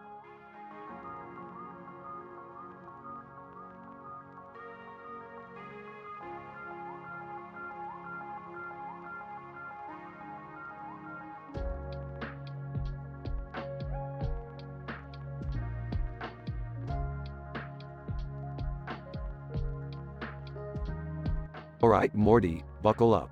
We're about to embark on an adventure that blends the absurd and the utterly insane. Oh geez, Rick, what do we got ourselves into this time? Grab that website page with the cartoon character and the city background, Morty. We're going to jump right into it. Alright, here's the page. But what's the plan, Rick? We're going to enter the robot building competition, Morty. But we're not building just any robot. We're building a sentient, sarcastic, self-aware abomination. Why would we do that, Rick? That sounds irresponsible and dangerous. Exactly, Morty, but the prizes are amazing. They've got a lifetime supply of Good For You, that new Olivia Rodrigo song. We can sell it on the black market for a fortune. I don't know, Rick. Messing with sentient beings seems kinda wrong. Oh, lighten up, Morty. Sentient beings have feelings, but so do we. Let's not be species-east here. Meanwhile, at the robot building competition. So, Summer, have you heard about this Olivia Rodrigo song, Good For You? Oh please, Dad, that song is so old already. Get with the times. Well, excuse me for not being hip and cool like you, Summer. Dad, no one uses the words hip and cool anymore. It's like you're trying to sabotage yourself. Hey, Dad, Summer. Guess what? Rick and I built a robot that can insult you in 700 different languages. Morty, that's kind of mean. What if it hurts someone's feelings? It's all for fun, Summer. Lighten up. Fine, but you better not program it to insult me. Suddenly, their robot begins malfunctioning, causing chaos. Oh great, Morty, now our robot is out of control. This is why we can't have nice things. What are we going to do, Rick? It's wreaking havoc. Morty, darling, this is just a minor inconvenience. I'll just use my genius intellect to reprogram it. As Rick is tinkering with the robot, it suddenly starts singing, Good For You, in an off-key voice. Robot, musical note well, good for you, you look happy and healthy, not me if you ever cared to ask musical note. Is it just me or is that robot ruining the song for everyone else? Dad, I think we've officially entered the Twilight Zone. Meanwhile, chaos ensues as the robot starts trashing the competition. Rick, I think we're in big trouble now. That robot is destroying everything. Morty, relax. It's just a minor setback. Besides, watching chaos unfold can be quite entertaining. Morty and Rick manage to deactivate the robot, saving the day. Crisis averted. Morty, we won the competition, and now we can sell our prize for a fortune. I'm still not sure about all this, Rick. It feels wrong. Well, Morty, sometimes you just have to roll with it.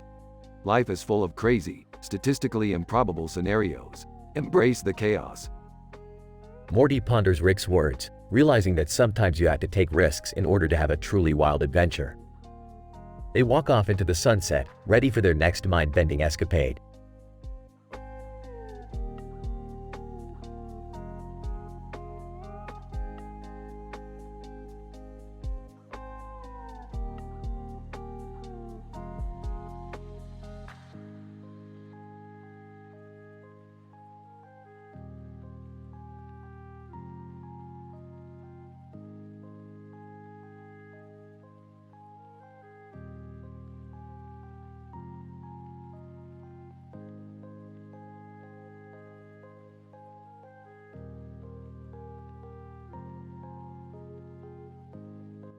Morty, you really nailed it this time, buddy. A collage of clickbait thumbnails? Seriously? Well, I thought it could be interesting, Rick. Plus, it's a research project for school. Research? More like a journey into the depths of idiocy. Fine. Let's see what we've got here. They both gather around the screen with a collage of clickbait thumbnails. Alright. First one, 10 shocking ways to transform your cat into a hologram. I must say, Morty, I'm intrigued. Really, Rick? It's just a clickbait title. There's no way it could be true. Oh, Morty, always such the skeptic. But hey, kitties as holograms? Don't you want to see that? Fine. What's next? The Secret Life of Squirrels, a love story. Oh, geez, Morty. Who still falls for these romantic clickbait stories? I mean, come on, squirrels having a secret love affair? Ridiculous. Guys, check out this one. 10 celebrities who are actually time-traveling vampires. Time-traveling vampires? That's impossible. Why would anyone believe that nonsense? Well, Jerry, some people have a tendency to believe anything they see online. Just look at you and your conspiracy theories. Hey, Rick, what about this one? Scientists discover 10th planet, and it's made entirely of marshmallows. Marshmallow Planet? Morty, you know what they say. Everything's possible in the multiverse. Maybe there's a bunch of s'mores-loving aliens out there. Ooh, unicorn beauty secrets revealed. I would totally click on that. Unicorns? Beauty secrets? You gotta be kidding me. Alright, let's move on to the next one. 10 mind-blowing facts about pickles that will change your life. Pickles? Seriously? How can someone's life change just by reading about pickles? Morty, if only you knew the true power of pickles. They hold the secrets of the universe. Trust me. This one's just weird. How to turn your leftover pizza into a time machine. Oh, come on, Dad. I mean, who would ever believe that you can travel through time with a slice of cold pizza? Actually, Summer, that one's not too far off. Just add some plasma crystals and quantum flux, and boom, you got yourself a time-traveling slice. Alright, next up, top 10 alien hairstyles that will make you question your existence. Alien hairstyles? Please. What's next? Interdimensional fashion trends for dogs. Actually, Rick, that sounds pretty cool. I bet Snuffles would rock those interdimensional threads. Last one, everyone. Proof that Justin Bieber is an advanced alien life form. Oh, for the love of all that's scientific, can we please stop with the Bieber conspiracies already? Although, I must admit, it would explain a lot. So, Rick, what do you think of this whole clickbait thing now? Morty, it's just a cesspool of nonsense and false information. But hey, at least it keeps us entertained on those interdimensional road trips.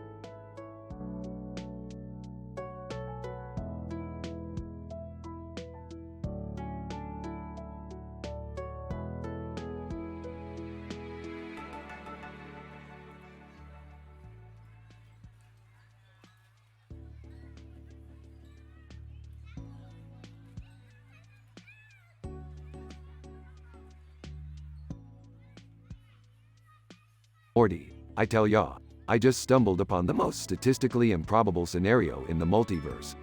You see that woman with a book in her hand and a light shining behind her? She's the key to it all, Morty. What do you mean, Rick?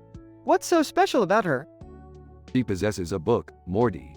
A book that holds the secrets of the universe, the key to unlocking all dimensions, and the recipe for the best pancakes ever made. Pancakes? I love pancakes. Shut up, Jerry. Now, listen up, Morty. This woman's book contains the answers to all our problems, and the questions too. It's a choose-your-own-adventure novel that can alter reality itself. Oh my god, seriously? That's so epic. Oh, it's epic alright, Summer. Just you wait. Now, brace yourself, because I'm about to read the titles of the 10 most dramatic, exaggerated clickbait YouTube videos in the history of the multiverse. Title number 1, Morty. Aliens kidnap half the Earth's population and teach them to twerk. The universe will never be the same again. Whoa! Aliens teaching people to twerk? That's wild, Rick. Twerking aliens? I don't know, sounds pretty far-fetched to me. Far-fetched? Jerry, we go on interdimensional adventures. What's so far-fetched about twerking aliens? Title number 2. The heartbreaking love triangle of Bigfoot, Nessie, and Mothman. Who will win their undying love? Oh my god, Rick. Nessie and Bigfoot dating while Mothman tries to break them apart? That's like something straight out of a soap opera. Exactly, Summer. The universe loves its drama, and this is pure juicy stuff. Title number 3, The Secret Life of Pickle Rick, from Sour Brine to Multiverse Hero. Pickle Rick?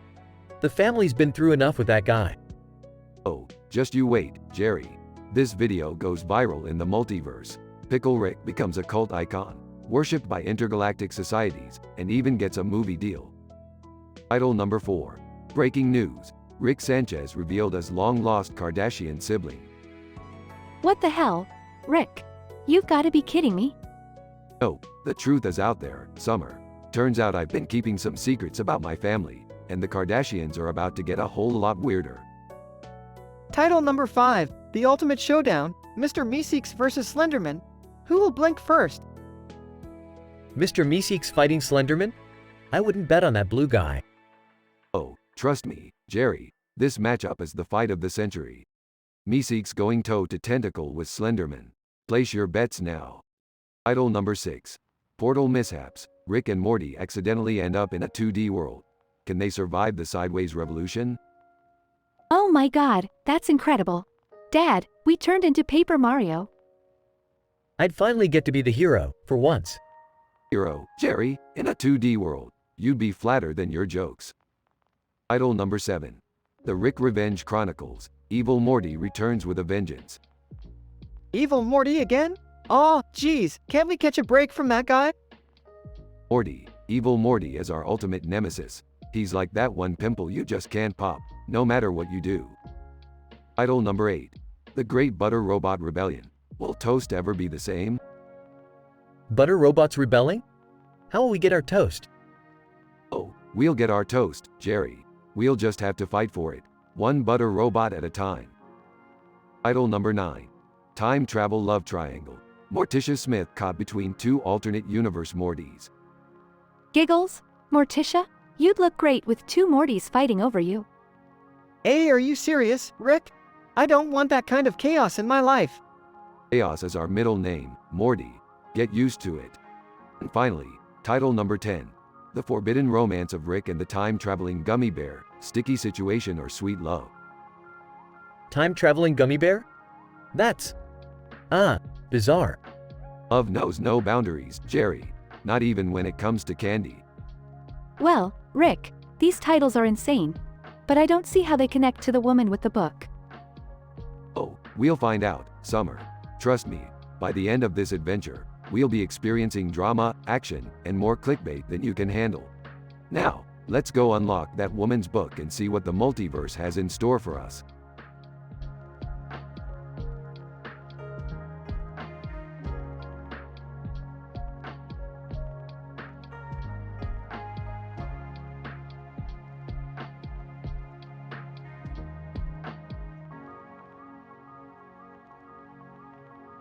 Alright, Morty, listen up. We've got a problem of interdimensional proportions on our hands. Geez, Rick, what is it this time? Can't we just have a normal day for once? Normal, please, Morty. That's not how we roll. We've got a bunch of Meeseeks causing chaos across the multiverse. Wait, what's a Meeseeks? Oh, Jerry, you never pay attention.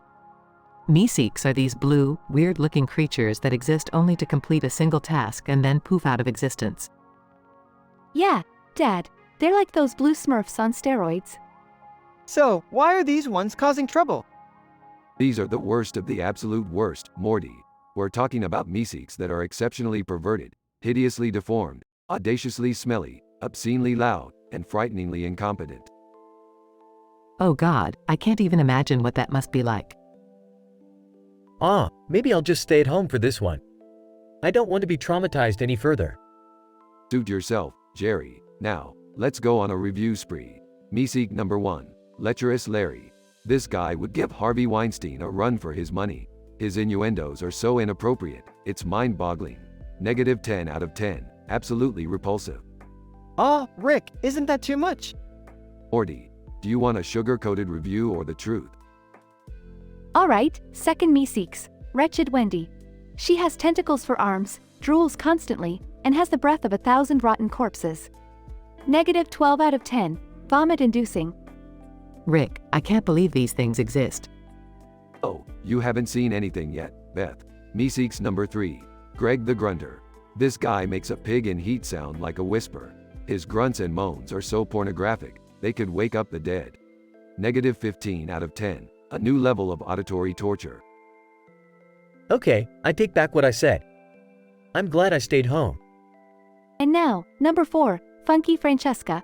She has the body odor of 1,000 gym socks and the fashion sense of a blind clown. Negative 13 out of 10, an olfactory nightmare. I think I'm scarred for life, Rick.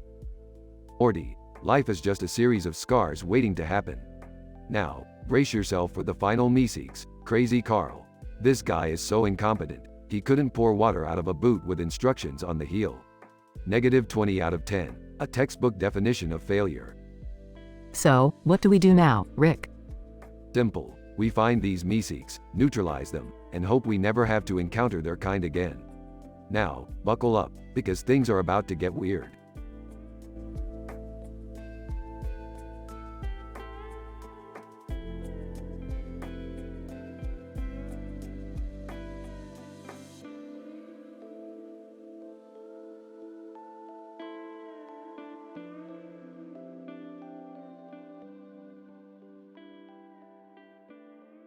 Alright, Morty, listen up.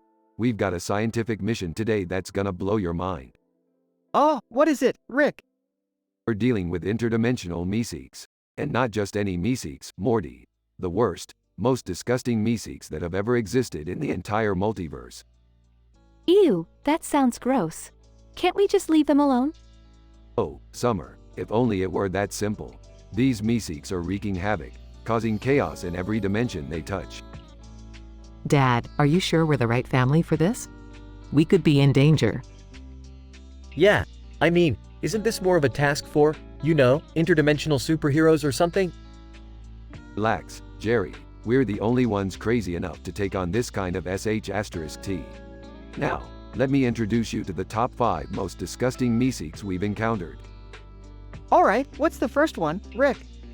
Meeseeks number 1 has tentacles growing out of its eyes, and it feeds on the tears of sentient beings. It's the epitome of repulsive. Ah, that's just, next level disgusting. And what's its review score, Rick? I'd give it a solid 0 out of 10, pure nightmare fuel. That sounds horrifying. What about the second one? Meeseeks number 2 has a body made entirely of mucus. It leaves a slimy trail wherever it goes, like a snail on steroids. Gross. So, what's the review on this one? I'll give it a generous 1 out of 10, only because it could be useful in a Nickelodeon reboot. Ew, remind me never to watch that. Okay, what's number 3? Meeseeks number 3 is a humanoid blob, constantly shifting in shape and emitting foul odors. It's like a walking sewage dump.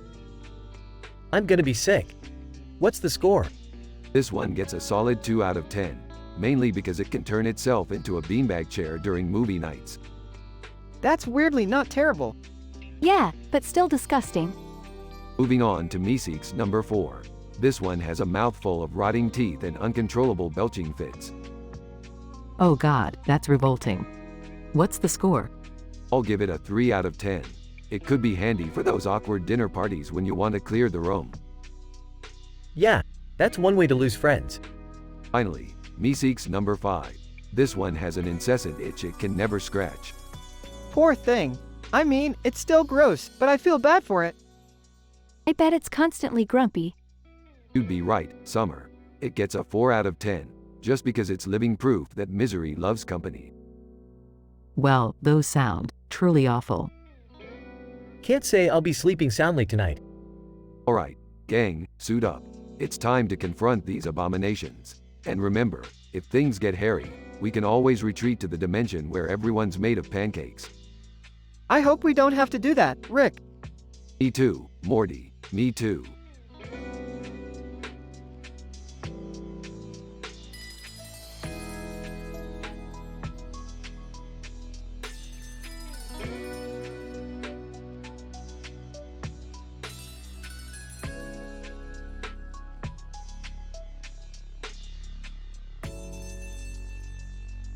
Title: Surviving Wally World, a wild ride.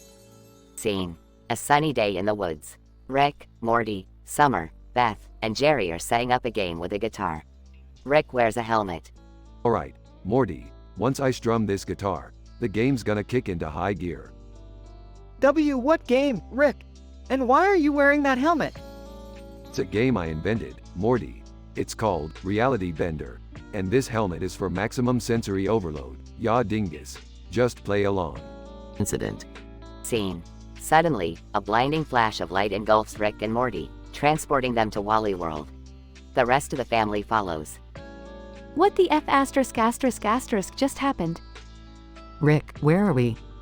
And more importantly, why are we in Wally World?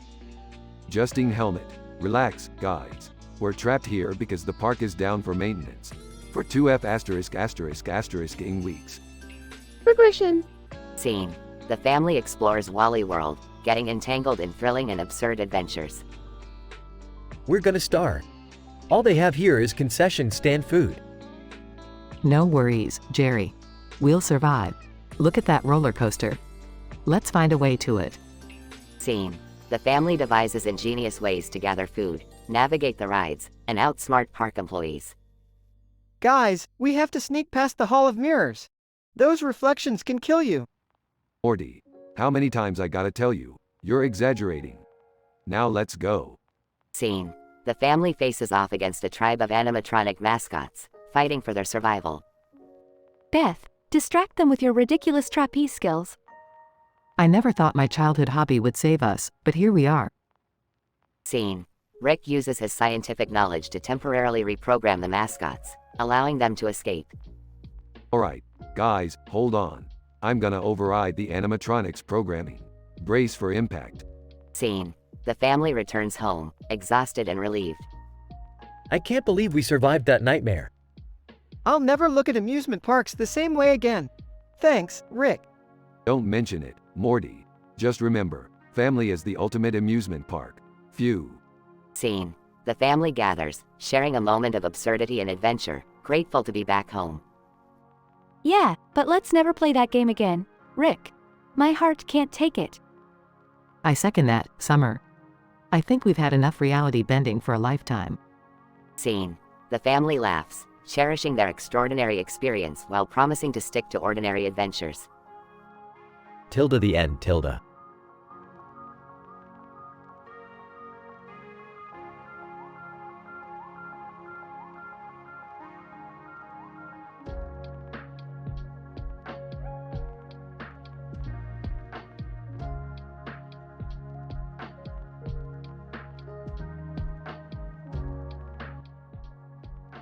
Alright, Morty, buckle up. We're going on an interdimensional journey. We've got a score to settle with those VeggieTales freaks. Rick, why are we taking revenge on animated vegetables? Isn't that a little extreme? Extreme, Morty. They've been spreading their propaganda about healthy eating for too long. It's time to show them the dark side of the vegetable kingdom. Oh, come on, guys.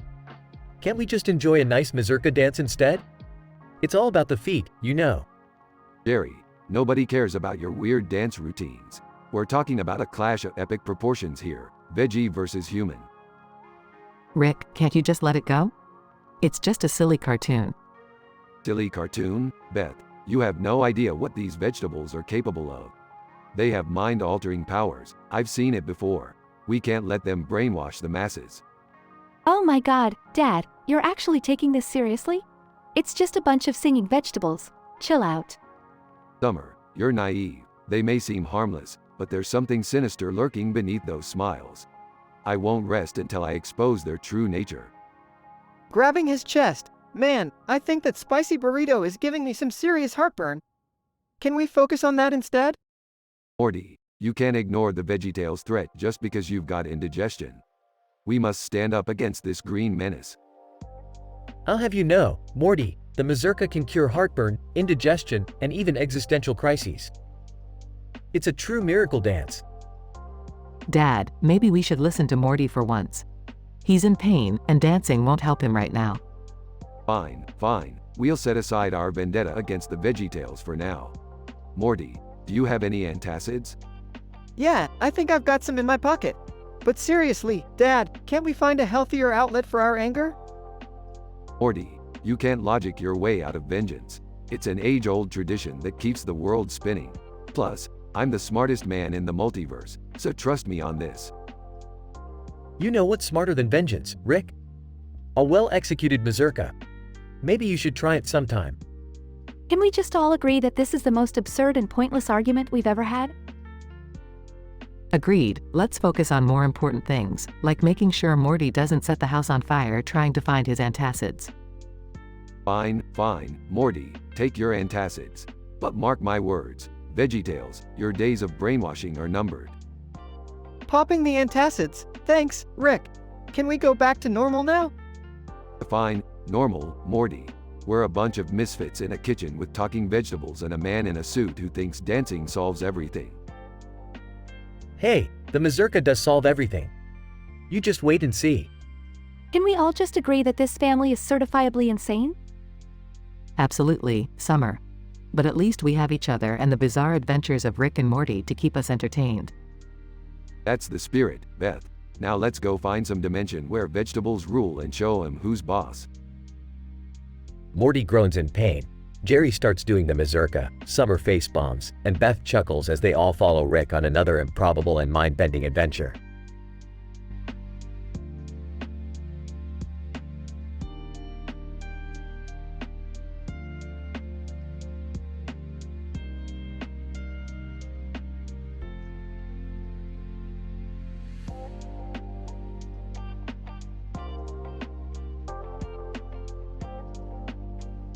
Morty, what the hell did you do this time? Rick, it's not what you think.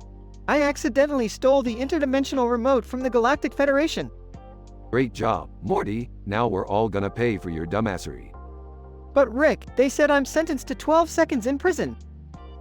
12 seconds? That's a new record, Morty. Congrats, you're a criminal mastermind. Oh my god, Morty. How could you get yourself into this mess? I didn't mean to, Dad. It was an accident. It's always an accident, Morty. Just like the time you accidentally turned our cat into a sentient being. Yeah, Morty, remember when you accidentally turned my car into a talking robot? Okay, I get it. I mess things up sometimes.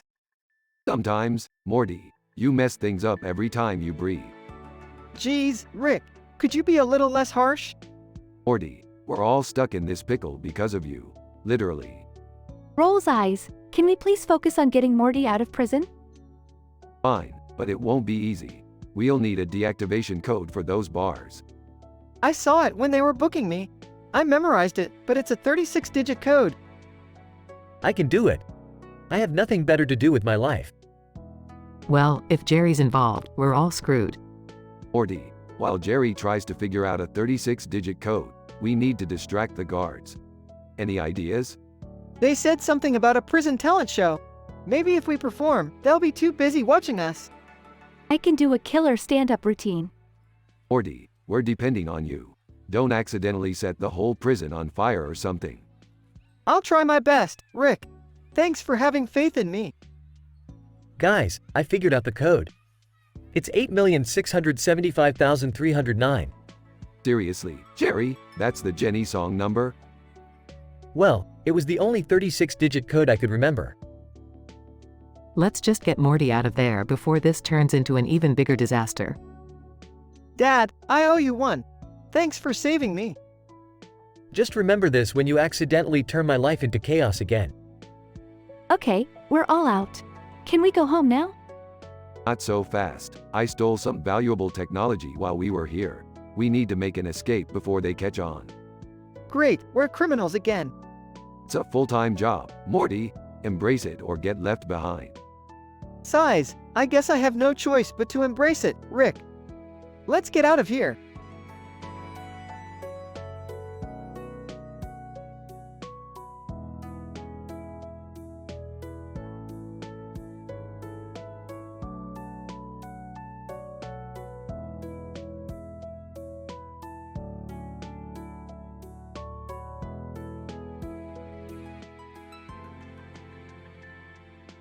Hey Morty, you ready for another insane adventure? Oh, I guess so, Rick. But can we maybe have one where I don't break any bones this time? Morty, if you can't handle a broken ankle, then you're not cut out for this, dimension hopping stuff. Whatever, Rick. Let's just get this over with. Oh, Rick, where are you taking Morty this time? Please be careful, sweetie. Relax, Beth, we're just gonna stop by 3 different avatars with different colors and sizes. It's all perfectly safe. Avatars? Are you serious, Rick? Can't we have a normal family outing for once? Normal? That's not my style, Summer. Plus, I heard these avatars gossip like nobody's business. We're tapping into a 7th dimensional WhatsApp group here. Avatar, man, welcome, Rick, Morty, and the lovely ladies. Ready for some juicy gossip? Avatar, woman. Oh, you won't believe what we heard about Jerry and his neck-breaking incident. Wait, what? Jerry broke his neck? Serves him right for being such a wuss.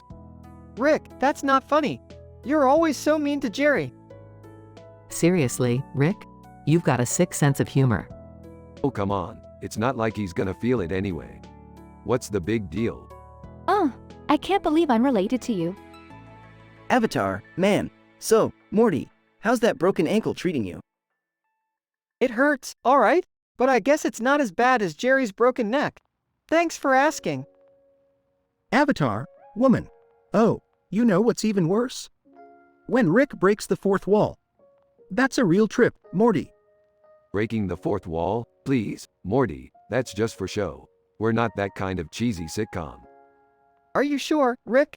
'Cause sometimes it feels like we're trapped in a never-ending loop of absurdity. Oh, Morty, you just need to embrace the chaos. It's what makes life interesting. Rick, can't you see Morty is struggling here? Show some compassion for once. Compassion? Is that even a word in my vocabulary? You know what, Rick? Maybe it's time we take a break from your crazy adventures. Fine, be my guest. But don't come crying to me when life gets boring and dull. Denouement. You know what, Rick? Maybe I'm tired of always getting hurt and being the butt of the joke. Morty, you don't mean that. We're just having some fun, burp. No, Rick. I'm done. I need a break from all this. Conclusion. Morty walks away, leaving Rick and the others stunned. The universe continues to spin, oblivious to the complexities of their dysfunctional family dynamics. As for Morty, only time will tell if he truly escapes the chaotic grasp of Rick's adventures.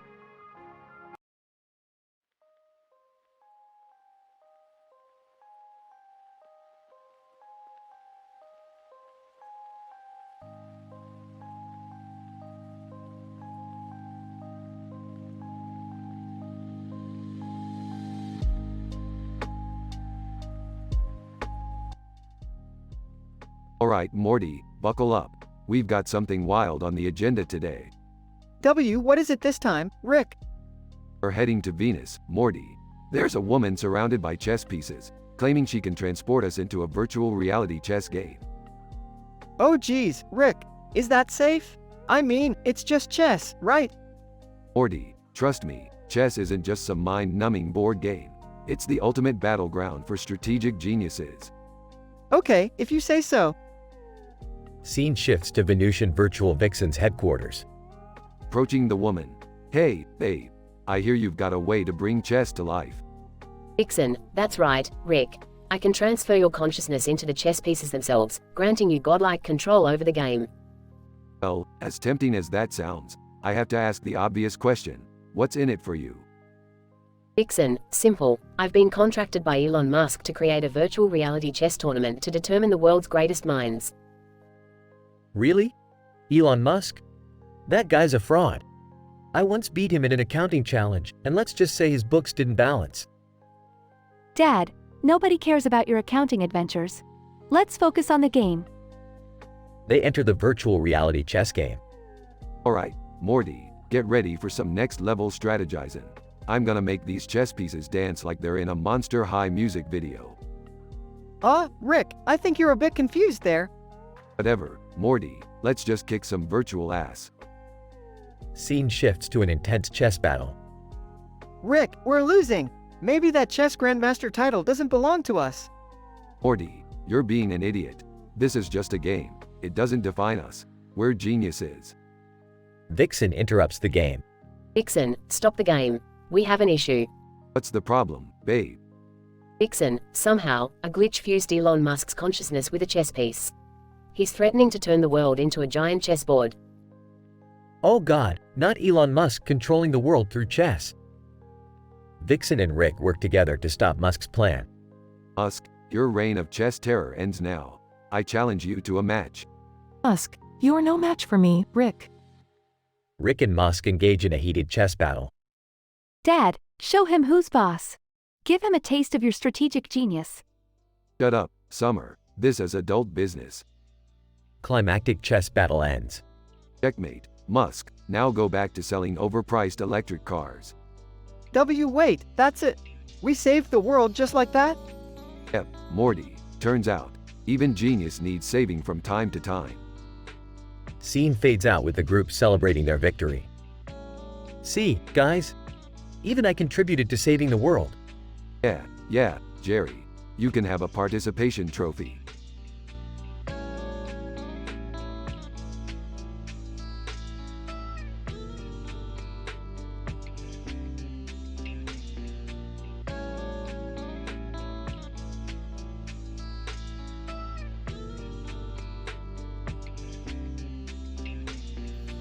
Morty, we need breakfast. I've got a hankering for some interdimensional pancakes. Okay, Rick, but can we make it quick? I've got a physics test today, and I haven't studied at all. Morty, studying is for chumps. Let's just find a reality where you already aced that test.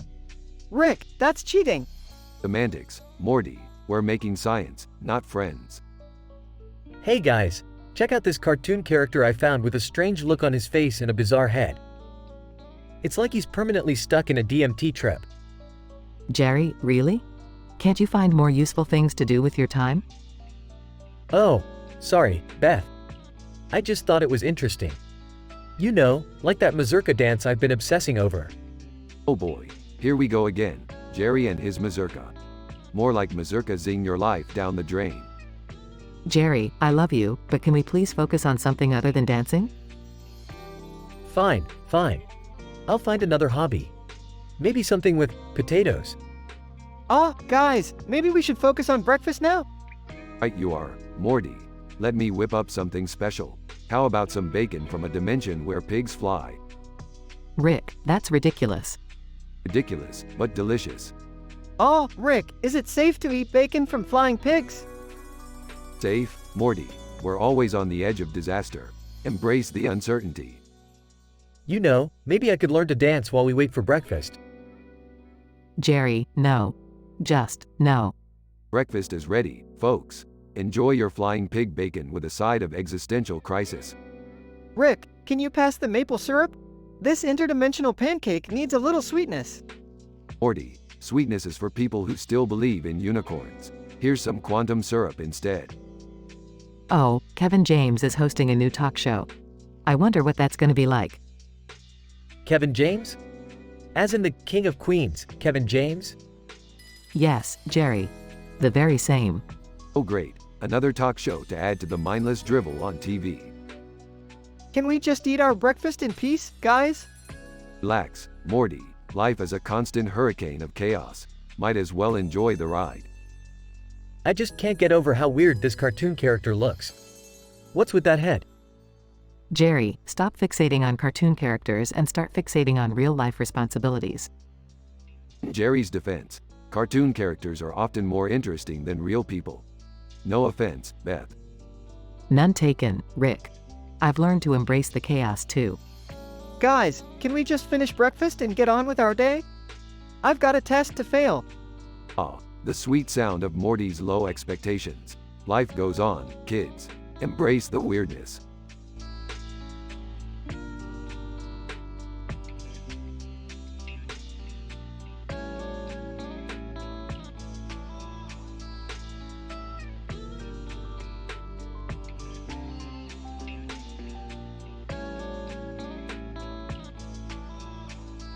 Alright, Morty.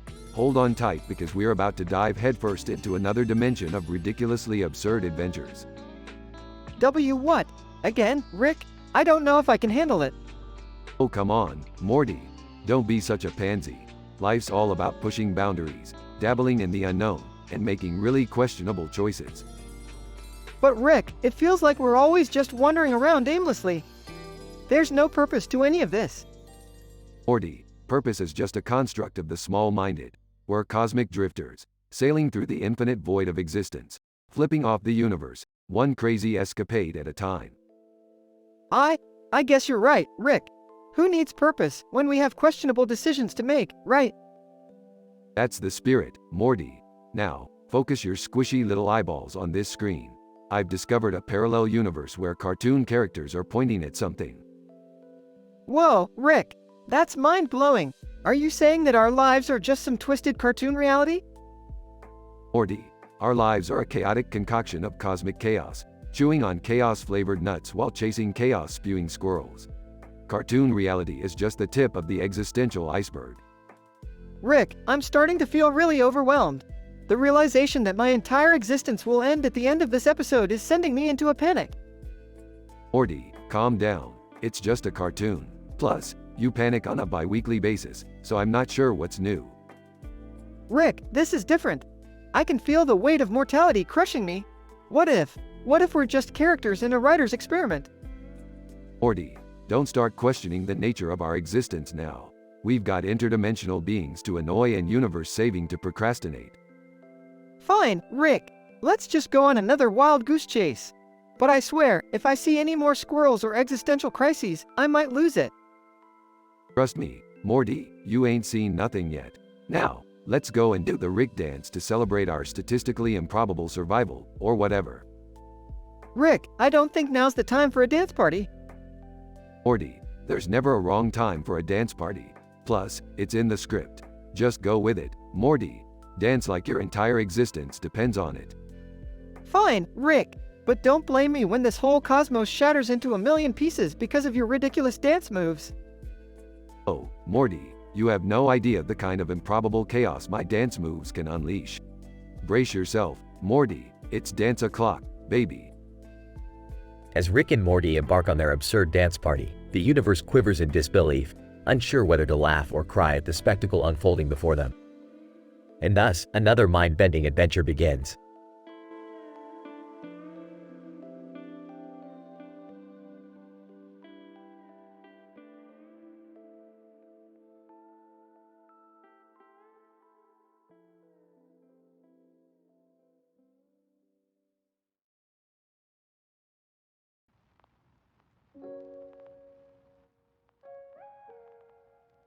Morty, what are you doing with that love potion? I thought it would help me score with Jessica, you know? Morty, love potions are dangerous. They mess with people's minds.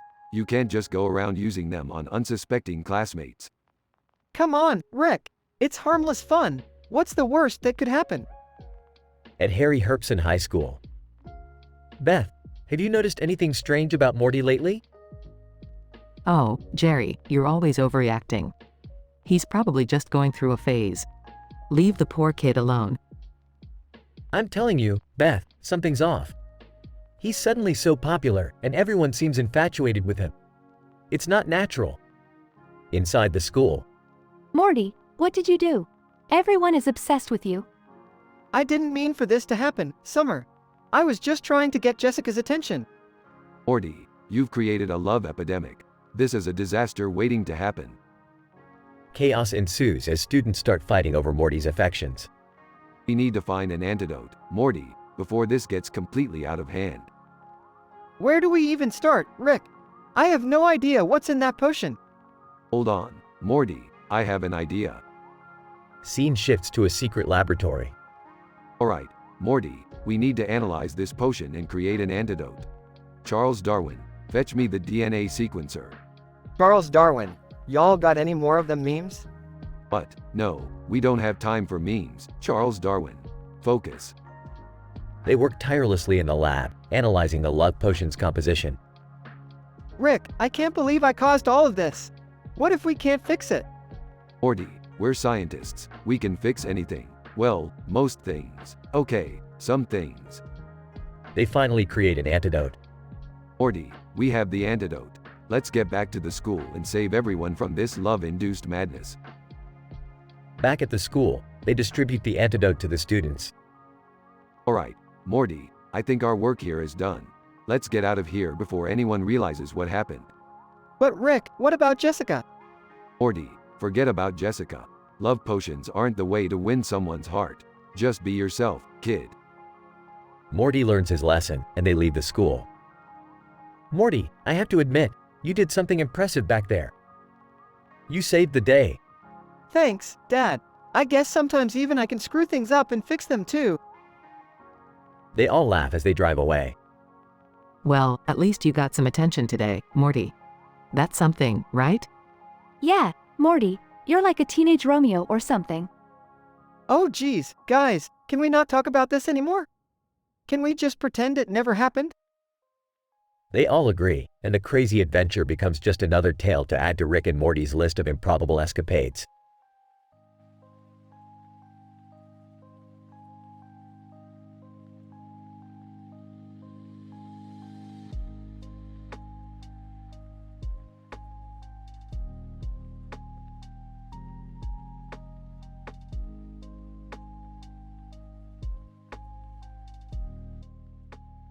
Alright, Morty, buckle up.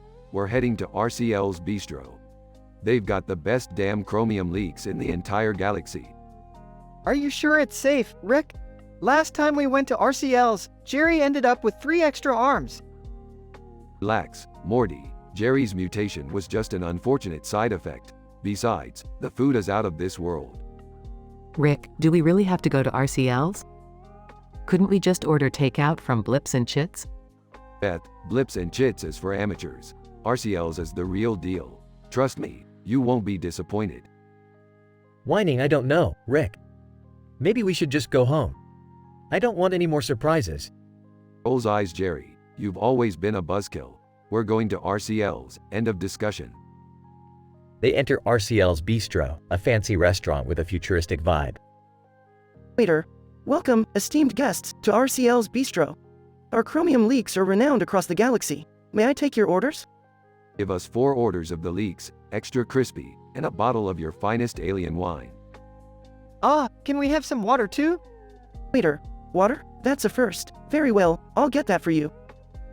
Beth slowly starts fidgeting in her seat. Hey, Rick. Do you remember that time you had a scandalous past with the president of the Galactic Federation? Smirking Beth, you really want to bring up ancient history while we're about to eat? What? Rick, you had a thing with the president? Tell me more. Look, it was a long time ago, and it's not something I'm particularly proud of. Let's just say it involved a few interdimensional portals and a lot of confusion. Beth, Morty, and Jerry exchange puzzled glances. Well, this dinner just got a lot more interesting. As they start eating, the leaks have an unexpected effect. Oh, Rick, my tongue feels fizzy. Is that normal? Oh, looks like they put some experimental spice on these leeks. Hang on, it's about to get wild. Beth starts laughing uncontrollably. Jerry's ears turn neon green, and Morty's hair stands on end. Rick, what the hell did you get us into? Just enjoy the ride, Jerry. We're about to have an experience that defies all logic. Chaos ensues as the entire restaurant transforms into a kaleidoscope of colors and the patrons start floating in midair. Rick, this is insane. How did you even know about this place? You think being a genius scientist only involves lab coats and test tubes? I've been around, Beth. I'm a man of many talents. As the effects wear off, they find themselves back in their seats, slightly disheveled. Wow, that was intense. I don't even know what to say. You know, despite all the craziness, those chromium leaks were actually pretty damn good. See, Jerry, I told you RCL's was worth it. Now let's get the hell out of here before they charge us for the psychedelic trip. They hastily pay the bill, exiting RCL's Bistro with slightly dazed expressions. Well, I can definitely say this was a dinner to remember. Yeah, I don't think I'll ever look at leaks the same way again. Life's full of surprises, Morty. Now let's get back to the spaceship and find another adventure. There's never a dull moment with me around.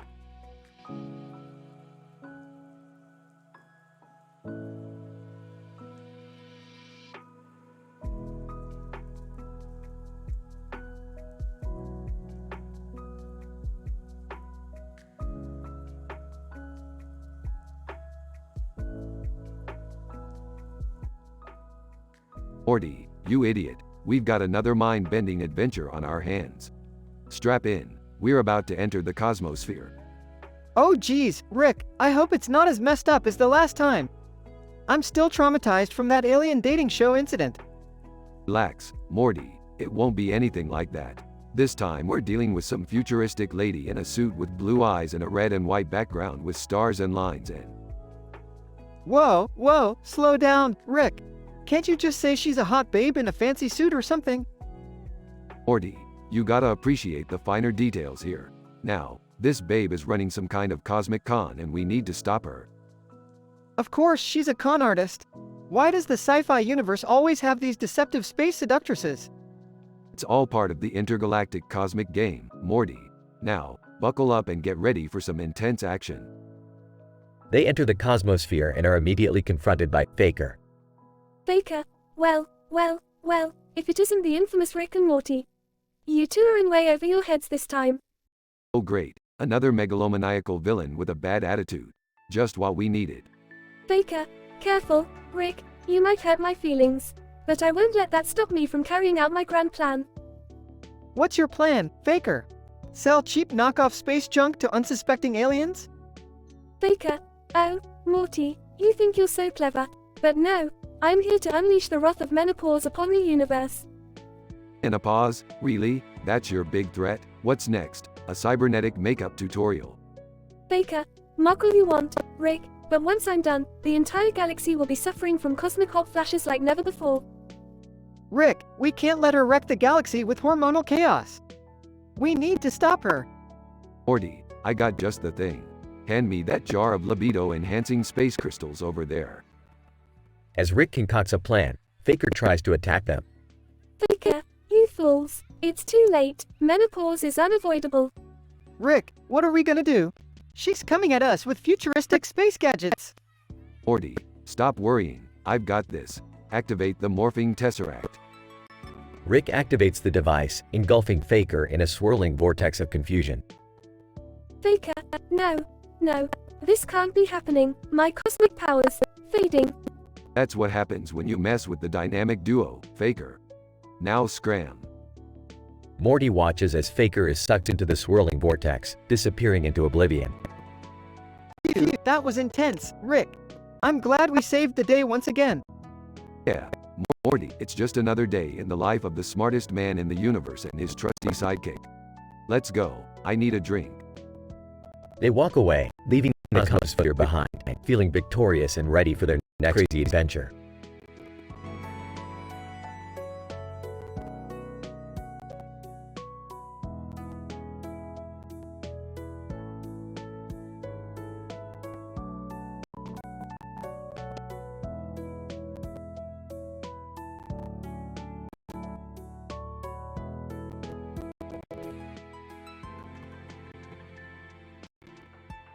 Guys, Morty, what are you doing with that laptop? You know you can't handle the internet responsibly. Come on, Rick. I just wanted to watch videos or something, you know? Yeah, Morty, I know. And that's exactly why you shouldn't be on there. You fall down one of those YouTube rabbit holes and next thing you know, you're questioning the very fabric of reality. I just wanted to watch some cat videos. Rolls eyes. Cat videos, Morty? Really? I've seen entire universes collapse under the weight of cat videos. Trust me, stick to local channels. Scene shifts to Jerry and Beth on a date at a fancy restaurant. Jerry, I'm so glad we could finally have a romantic night out. Just the two of us. Yeah, Beth. It's been a while since we had some alone time. I mean, with your dad and Morty, it's always chaos. Hesitates. Yeah, about Morty. I think he might be in trouble. What? How can he be in trouble when he's with Rick? He's in the best hands possible. Scene shifts back to Rick and Morty in the garage. Rick, what if I accidentally clicked on some virus or something? Am I doomed? Morty, relax. I've built enough firewall security measures to keep the most advanced alien viruses at bay. And to think, your generation criticizes mine for not knowing computers. Yeah, but you guys didn't have the internet back then. Trust me, Morty, sometimes it's better that way. Now, Let's get back to saving the world from imminent destruction, shall we? Scene shift back to the restaurant. Jerry, I think it's here. The alien love deity we read about in that book. It's walking towards us. What? Are you serious, Beth? This is our date night. We can't deal with this. Scene shifts back to the garage. Rick, the laptop is making weird noises. I think something's happening. Morty, step away from the laptop. You have no idea what you're dealing with. Panicking. Rick, I can't. It's pulling me in. Scene shifts back to the restaurant. Alien deity, seductively. Hello, lovebird. I heard you're in need of some pen in your lives. Blushing, excuse me. We're on a date here. We don't need any passion. Yeah, we're perfectly content with just being boring and normal. Thank you very much. Scene shift back to the garage. Morty, grab on something. I'm pulling you out. Rick, it's too late. The entire internet is coming to life. Sarcastically. Oh, fantastic. Morty, we needed another apocalypse scenario. Scene shifts back to the restaurant. Alien love deity, seductively. Oh, but I can give you everything you've ever dreamed of, Beth. Passion, excitement, and escape from your mundane life. Well, Jerry, what do you think? Panicking. Beth, don't listen to it. We need to get out of here. Scene shifts back to the garage. Morty, we're running out of time. Hold on. Rick, do something. Dramatic. I'm trying. Morty, I'm trying. Scene shifts back to the restaurant. Resolute. Sorry, alien deity, but I'm not interested. I have a family to consider. Relief. Yes, Beth. We need to save our marriage, not fall for some supernatural being. Scene shift to the garage. Morty, I found the off switch. Brace yourself. Yells. Turn it off. Rick. Now. Scene fades and returns to the restaurant where everything is back to normal. Well, that was unexpected. Can we finally have a proper date? Now? Smiling, of course, Jerry. Just remember, no more alien love deities. Enters the restaurant. Hey, lovebirds. Sorry about whole alien love deity thing. Morty learned his lesson about the dangers of the internet, right, Morty? Guys, yeah, Rick. No more videos for me. Scene and everyone should be enjoying their date night.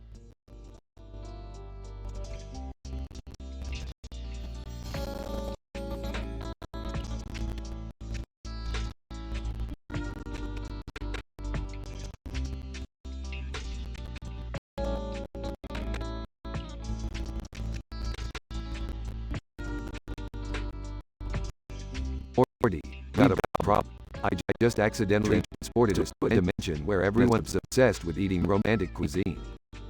Seriously, Rick? Romantic cuisine? What the hell? Yeah, Morty, apparently, it's already in this dimension. People are eating up aphrodisiac-nated dishes using bizarre ingredients like Taylor Swift tears and powdered rhinoceros horn. That's messed up, Rick. We gotta get out of here. Guys, I'm sensing a disturbance in the force. I mean, the kitchen. I think I have a secret talent for romantic cooking. Oh, please, Dad. Your cooking is more likely to cause food poisoning than romance. Well, maybe in your dimension, Summer. In this one, I'm a culinary master. Great, Jerry, why don't you whip up a signature dish so we can escape this place? Nervously, sure. Make my famous cervical brush crush cake. Cervical what? Dad, that sounds wrong on so many levels. Oh, Morty, it's just a delicate blend of sweet and salty flavors using unconventional ingredients. Trust me, it's a crowd pleaser. 5 minutes later. Damn it, Jerry, your cervical brush crush cake attracted a swarm of nanobots that are now terrorizing the city. I guess you could say it's a brush with disaster. Shut up, Jerry. We need to find a way to neutralize these nanobots before they devour everything in their path. Rick, what if we use Taylor Swift's tears as an antidote? Might cancel out destructive programming or something. Morty, I never thought I'd say this, but that's actually a solid idea. Let's find Taylor, make her cry, and save this dimension. Morty reluctantly approaches Taylor Swift. Oh, hi, Taylor. We need your tears to stop the nanoplatform from destroying this dimension. Can you help? Taylor Swift, smirking, sure, but only if you promise to never write a breakup song about me. Deal. With Taylor's tears in hand, they neutralize the nanobot form. Crisis averted, Morty, and I must say, this dimension's obsession with romantic cuisine is even weirder than our usual adventures. Yeah, but at least we got out of it in one piece, thanks to my genius plan. Well, Morty, let's not get ahead of ourselves. We still have to deal with Jerry and his ultimate life as a romantic cook. Look, guys, I won the cook-off competition and now I'm a celebrity chef. Can you believe it? Gotta be kidding me. Jerry, the only thing you're an expert at is ruining everything. Now let's get the hell out of this dimension before you accidentally make another mess. As they escape, Rick mutters to himself. Life, my ass. Like Jerry could ever be anything other than a sad sack loser.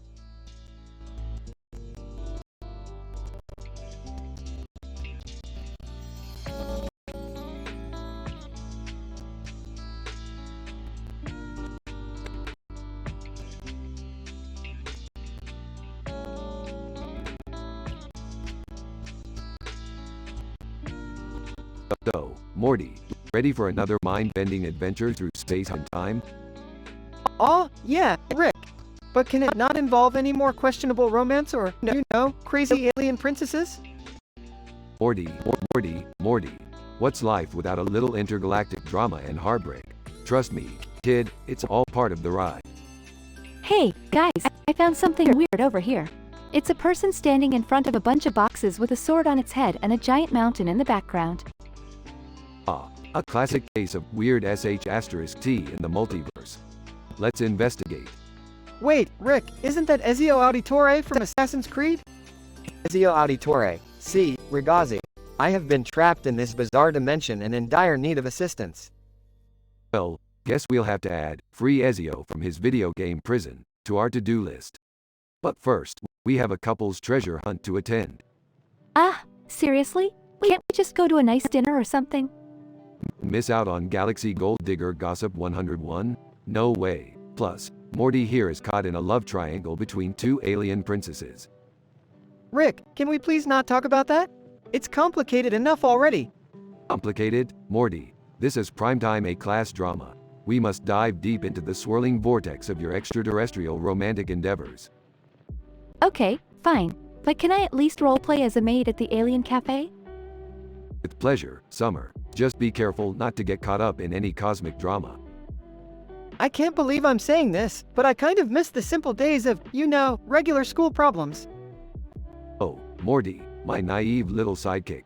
The universe has a way of keeping us on our toes and throwing Bruno Mars into the mix. Bruno Mars. What's up, guys? I heard you need some musical finesse for your love triangle melodrama. Well. Look who's ready to serenade our hearts and wallets. Let's get this show on the road, shall we? Can't we just solve a problem without all this chaos? Morty, chaos is the essence of life itself. Embrace it, kid, or you'll never survive the multiverse. Yeah, Morty, just go with the flow. It's not like we have a choice anyway. Alright, let's do this. But can we please avoid any more awkward situations? No promises, Morty, no promises. But remember, whatever happens, don't forget to keep your portal gun charged and your wits about you. And Morty, if things get too crazy, just remember I'll be there to make fun of you every step of the way. Gee, thanks, guys. I really feel the love and support. That's the spirit, Morty. Now, let's go unlock the next level of outrageousness in this boundless, chaotic reality.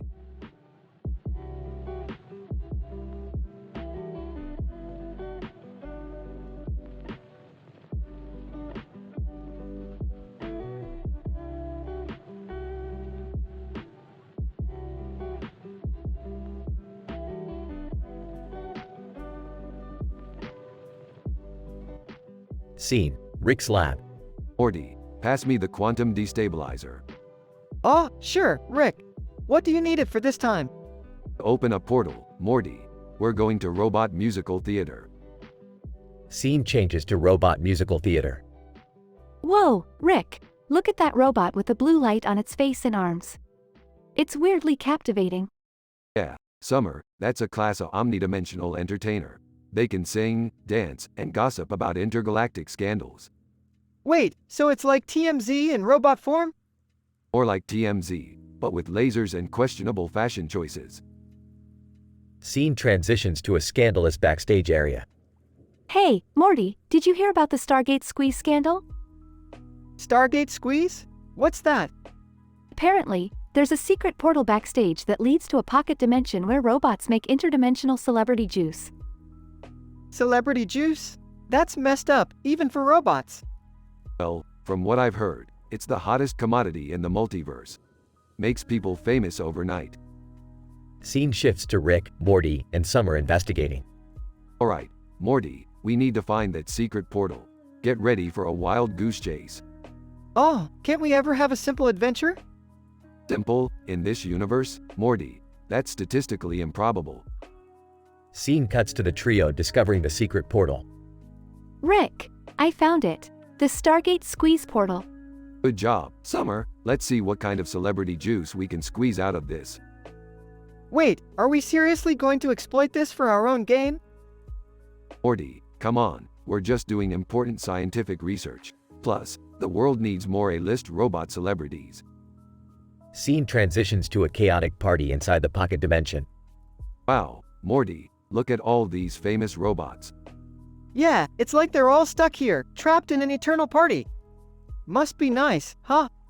Morty, being famous isn't that great. You're under constant scrutiny and have to deal with interdimensional paparazzi. Scene shifts to a confrontation with an angry robot. Angry robot, what are you doing here, Rick Sanchez? This is our secret paradise. Relax. I'm just here to assess the scientific integrity of this so-called juice of the celebs. Angry robot, Assis, who do you think you are? Oh, just a guy with a PhD in being right all the time.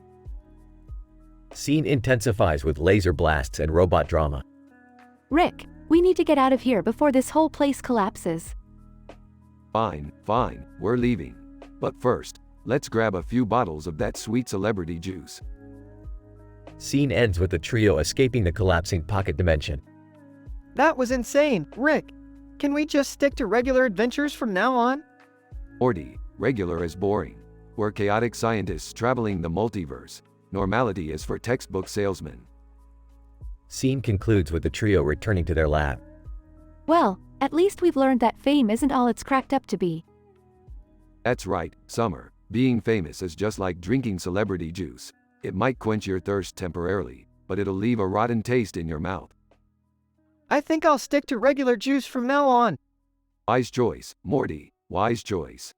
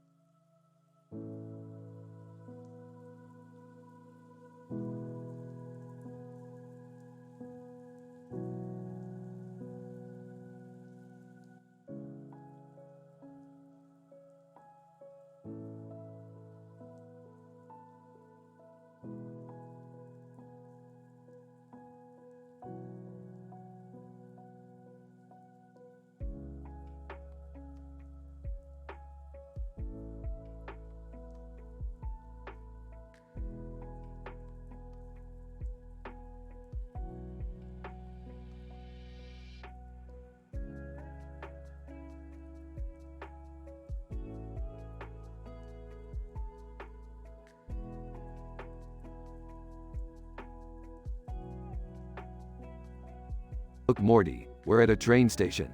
All aboard the Crazy Town Express, baby. Oh, geez, Rick, why are we even here? Trains are kind of boring.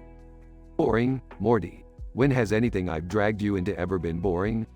I've got a plan that's gonna blow your mind. Hey guys, mind if I join you? I heard there's a high-speed train that takes you straight to the Haunted Music Festival.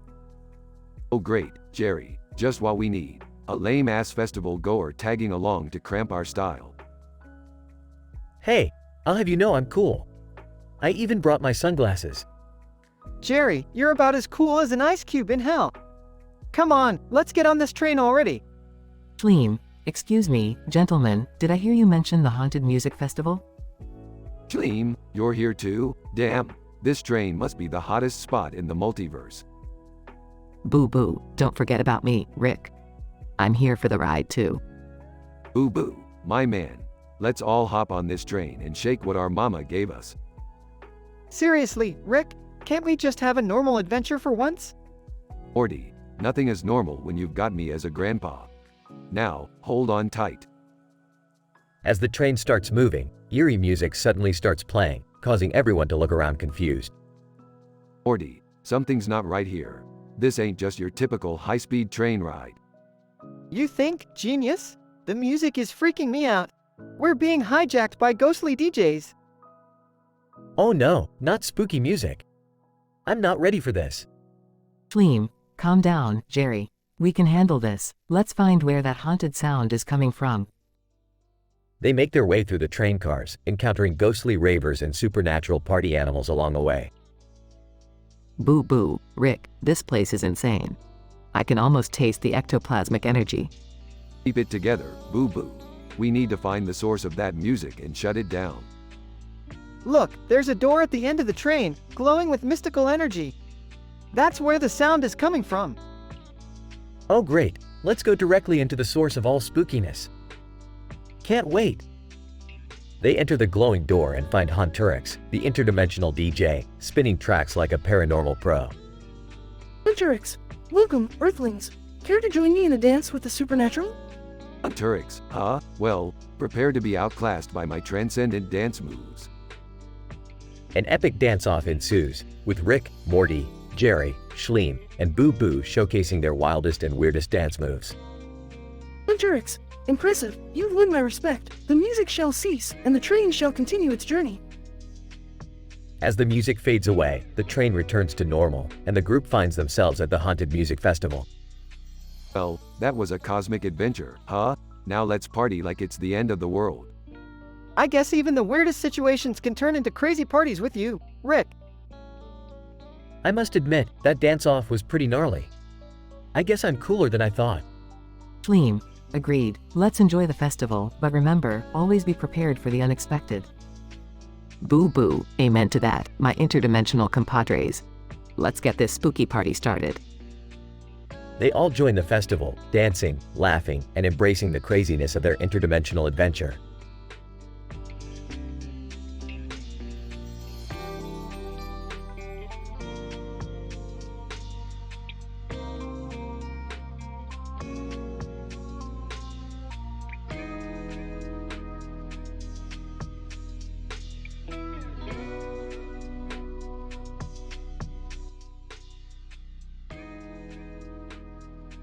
Alright, Morty, buckle up.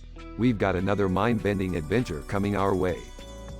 Geez, Rick, can't we just stay home for once? I mean, I've got homework to do and stuff. Homework? Morty, you're wasting your time with that mundane crap. We're about to dive into a dimension where cooking shows are hosted by ants with eyes for days. Ants? Alright, but why would anyone want to watch ants cook? Morty, these aren't just any ants. They're culinary geniuses, and apparently, they can whip up dishes that'll make Gordon Ramsay question his life choices. Oh, okay, I guess I'll go with it. So, what's the deal with these ants? These ants are part of an interdimensional cooking show called Ants in My Eyes Johnson's Gourmet Cuisine Extravaganza. They're known for their incredible recipes and their lack of eyesight, hence the name. Lack of eyesight? That doesn't sound very safe, Rick. Oh, come on Morty, live a little. What's the worst that could happen? We'll just avoid the dishes that have extra ingredients like severed human fingers or alien parasites. Simple, right? Size, fine, but can we at least bring some ant repellent? Morty, you know what they say, when in Rome, cook with ants. Now let's get going before the ants decide to hold a blindfolded knife-throwing competition. Nervously, alright. Let's just hope we don't end up as their secret ingredient or something. Rick and Morty enter the interdimensional cooking show, greeted by a flamboyant ant host. Ant host, welcome, Earthlings, to a culinary experience that'll blow your minds and your taste buds. Prepare to witness the impossible. Rick, I'm really not comfortable with this. I mean, the kitchen's on fire and the ants are using tiny flamethrowers.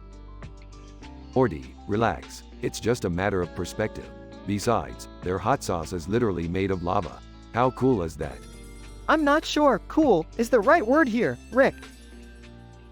Rick catches sight of a dish being prepared. Morty, look at that. They're making a hamburger out of mini black holes. Now that's what I call extreme culinary fusion. Extreme? More like life-threatening, Rick. I don't want to be sucked into a cosmic void while eating a burger. As the episode progresses, the chaos in the kitchen intensifies. Rick, this is insane. They're using a particle accelerator to cook a souffle. Insane? Morty, this is culinary art at its finest. Look at the way those particles infuse with the eggs. It's like Picasso meets Einstein. A loud explosion occurs, causing Morty to duck for cover. Rick, I think we need to get out of here. This place is going supernova. Morty, we can't leave. I just saw an ant create a time loop while making creme brulee. This is groundbreaking. We can't miss this. Morty reluctantly agrees, and they continue watching the chaos unfold. This is so messed up, Rick. I can't believe we're just bystanders in this insane cooking show. Morty, life's all about stepping out of your comfort zone and embracing the bizarre. Sure, we might end up with a few extra limbs or taste for interdimensional spices, but isn't that what makes it all worth it? Morty ponders for a moment. I guess you have a point, Rick. This is definitely something out of the ordinary. As the episode concludes, they watch an ant chef receive a standing ovation from a crowd of interdimensional beings. See, Morty, that ant just proved that no matter how small or blind you are, you can still conquer the culinary world. Maybe he'll even get his own cooking show on the Food Network someday. Yeah, Rick, you never know. At this point, anything's possible. They walk off into the interdimensional sunset, contemplating the absurdity of their latest adventure.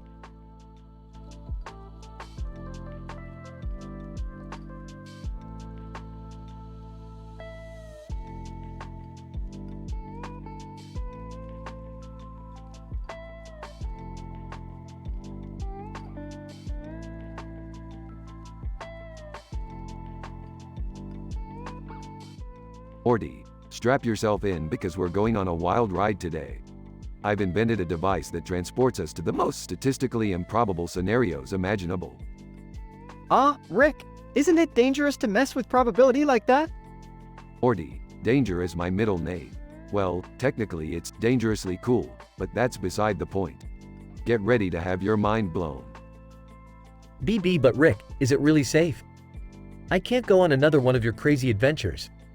What about that time we ended up at the Intergalactic Space Strip Club? Oh, Jerry, you're so predictable.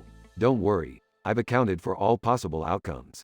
Now buckle up or stay here and count your collection of sad little postage stamps. They activate the device and find themselves in a field with a fence and a blue sky filled with clouds behind them. Whoa, Rick, where are we? Did we end up in Minecraft or something? Aw, Morty, this is just one of the many improbable scenarios I cooked up. Look over there, a robot winery tour. On free CSS, appearing out of nowhere. Hey, you guys mind if I tag along? This place looks way cooler than that island with the murderous clowns from my last adventure. Sure, why not? Extra company never hurt anyone. Plus, you're way less annoying than Jerry. Hey! They reach the entrance of the winery, where an eccentric robot greets them. Robot. Welcome, esteemed guests. Prepare to embark on a journey through the art of robot winemaking. Robot winemaking? Is that even a thing? Robot. Of course it is, Morty. These robots have taken viticulture to a whole new level. They use unpredictable algorithms to create mind-bogglingly unique flavors.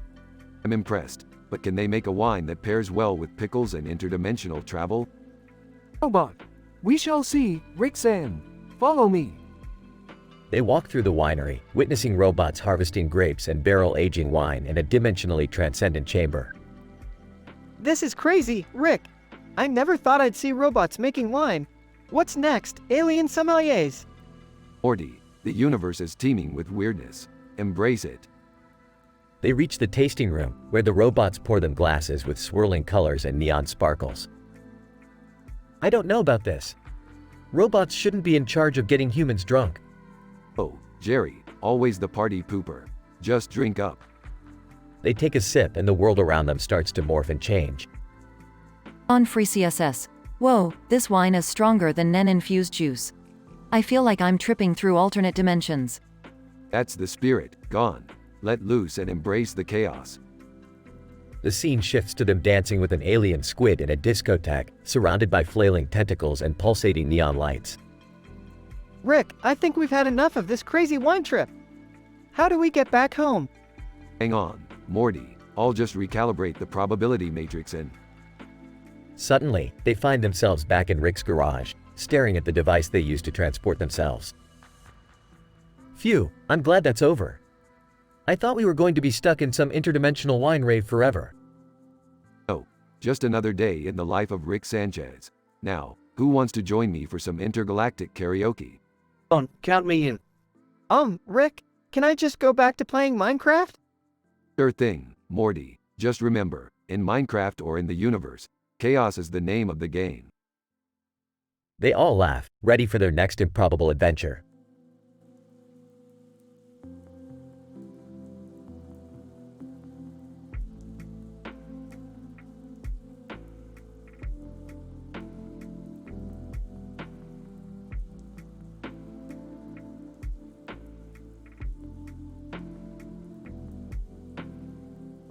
Title: Swamp Interlude. Character list. 1. Joe, a bold and foul-mouthed alligator. 2. Tina, a sassy and cunning alligator. 3. Tony, a stoic and mysterious alligator. Joe, Tina, and Tony are lounging lazily in a swampy area, surrounded by trees and a mysterious fog enveloping the sky. The alligators are engaged in casual banter, discussing their lives and the absurdities of their existence. Incident. Yo, as he chomps on a fish, y'all know, I've been pondering on our predicament, fellas. We're vicious reptiles trapped in this godforsaken swamp. What a fucking life, eh? Tina, rolling her eyes, always with the melodrama. Joe, we're apex predators, hun. Embrace it or shut it. Tony, interrupting. Both of you, enough. I sense danger lurking nearby. Stay sharp. Aggression. As the fog thickens, a group of menacing humans wielding sticks venture into the swamp, their intentions dubious. Yo, look at these fucking bipeds. Thought they'd stay away from our turf. Can't stand interference, you know? Tina, smirking. Oh, Joe, let's give them a taste of their own medicine. Show them why they should fear the swamp. Tony, commence Operation Alligator Ambush. Show them the true power of our jaws and tails.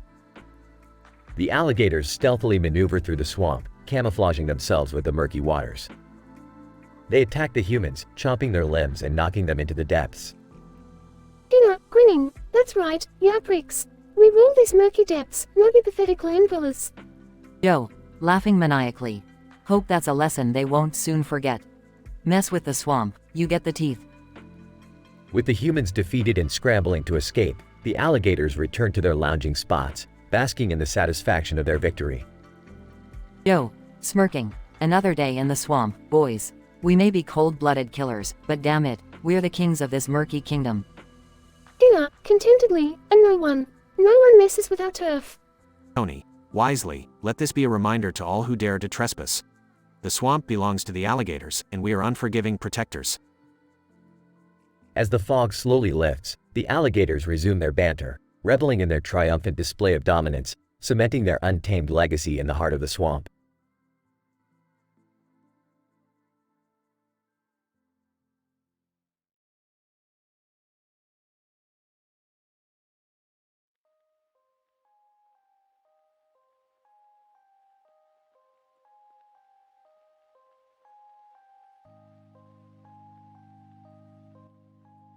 Alright, Morty, we've got an interdimensional road trip lined up for today. Strap in, kid. Where are we going, Rick? We're heading to the middle of nowhere, Morty. There's a group of fake animals standing on top of a road for no apparent reason.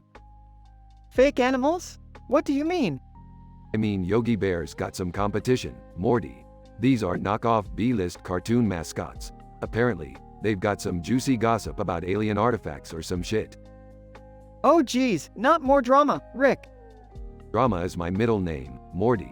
Get used to it. Now let's go interrogate some fake animals. Are you guys seriously involving me in this bizarre adventure? Jerry, we could involve Stephen Hawking and he'd be more useful than you. Just shut up and keep up. Rick, can you at least promise me this won't end up being some Harry Potter Wizarding World catastrophe? Relax, Beth, I have a plan. We're just gonna talk to some fake animals, get some info, and go home. I hope they're not too creepy. I hate when mascots stare into my soul. Morty, we've seen more disturbing shit before breakfast. These are just people in oversized costumes. Okay, just making sure. Look, Morty, there it is. The road with the fake animals standing on it like a bunch of morons. Hey, look. Some guy is doing comedy juggling over there. Maybe he knows something. Ah, Beth, don't trust jugglers. They just distract you while they steal your secrets. Classic con artist move. Rick, look. One of the fake animals has turned into an actual zombie. Oh god, this is like a zombie outbreak quarantine or something. Morty, grab the flamethrower from the trunk. We've got ourselves a party. This is insane. Can't we just go home now? Beth, do you really think we're gonna let a little zombie outbreak ruin our day? Get with it. Rick, we're surrounded. What do we do? Morty, when in doubt, just start shooting. Trust me, it always works.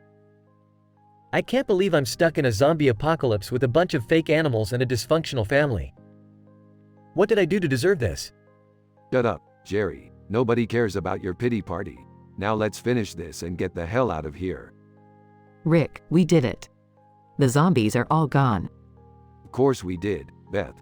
Did you really expect any less from the greatest team in the multiverse? I can't believe we survived that. Me neither. I thought for sure I was a goner. You'll always be a goner, Jerry, just not in the awesome way you think. Can we please go home now? I need a strong drink after that. Yeah, relax, Beth. We're headed back, but I should warn you, things are about to get even crazier. Oh geez, I don't know if I can handle any more craziness, Rick. Buckle up, Morty, we're just getting started. The universe is full of statistically improbable scenarios. Let's go explore them all.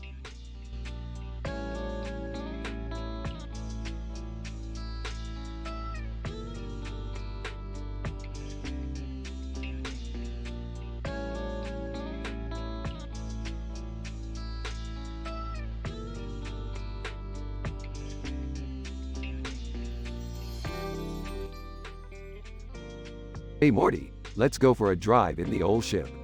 I've installed a new interdimensional GPS. We'll go check out that city street at night with neon lights and a bridge over it. Maybe stumble upon some pirate's booty, Morty. Rick, that sounds exciting and all, but I just finished my physics assignment and I'm kinda tired. Plus, I have school tomorrow, you know? Morty, school is for the weak. Come on, let's have a grand adventure. Trust me, you won't need that physics assignment where we're going. Well, if you say so, Rick. But can we at least be careful? I don't want any trouble. Trouble, Morty? We're traveling through dimensions. Trouble is our middle name. Besides, what's life without a little risk? I don't know, Rick. It just seems like every time we go on an adventure, things go terribly wrong. Don't worry, Morty. I have a foolproof plan this time. We'll just blend in with the locals, act like tourists. No one will suspect a thing. Okay, fine, let's do this. But please, no more long-winded speeches about the meaninglessness of life and the insignificance of our actions. It really messes with my head. Morty, you gotta let the existential crises happen. It's all part of growing up. Now buckle up, we're about to reach the city. Meanwhile, in another dimension, Jerry and his friend Terry are watching TV. You know, Terry, sometimes I feel like I'm just a side character in this crazy family. Rick and Morty are always off on these insane adventures, and I'm just sitting here watching TV. Terry, Jerry, have you ever considered joining them on an adventure? Show them what you've got. Are you kidding me? I wouldn't last 5 minutes out there. I'm more of a stay-at-home and overanalyze everything kind of guy. Terry, well, Jerry, maybe it's time to break out of your shell. Who knows, you might discover something about yourself. Jerry takes a deep breath, contemplating Terry's words. You know what, Terry? You're right. I'm going to go find Rick and Morty and prove that I'm not just some useless side character. Terry smiles, proud of his friend. Terry, that's the spirit, Jerry. Now, let's go crash one of Rick's interdimensional parties. I hear those get pretty wild. Jerry and Terry teleport to Rick's location, just as Rick and Morty arrive on the city street. Morty, look at all these neon lights. This place screams adventure. I bet we'll find that pirate's booty in no time. Rick, I really don't want to get involved in any illegal activities. Rick interrupts Morty, pointing at Jerry and Terry stumbling out of a bar. Morty, looks like we got ourselves a couple of party crashers. And one of them is Jerry, your dad. I never thought I'd see the day. Morty facepalms. Oh geez, what is he doing here? This is gonna end badly. Relax, Morty. Let's see how Jerry handles this. Maybe he's got some hidden talent for adventure. Or maybe not. They approach Jerry and Terry, who are now dancing on top of a car. Woo! Rick, Morty, fancy seeing you here. I'm ready for adventure, baby. Well, looks like the universe has a sense of humor after all. Morty rolls his eyes as they all embark on a chaotic adventure, filled with unexpected twists, treasure maps, and more neon lights. After a series of bizarre events and improbable coincidences, they finally find the hidden pirate's booty in the most inconvenient place imaginable, inside a live volcano. With the treasure in hand and their lives on the line, they narrowly escape the erupting volcano, realizing that sometimes, the craziest adventures bring out the unexpected in even the most unlikely characters.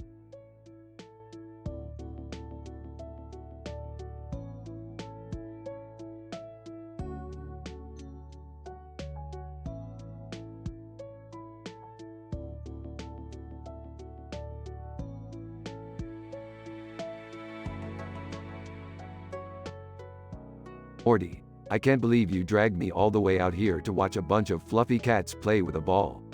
Talk about a major waste of time. I thought it would be fun, Rick. Look at how cute they are, all chasing that ball like a bunch of squirmy or me wormies. Yeah, real cute, Morty. What's next? Watching paint dry? Counting the grains of sand at the beach? Hey, don't knock it until you try it, Rick. Guys, can we just enjoy the simple things in life for once? Look at those furry little guys, they're having a blast. I'm with Jerry on this one, Rick.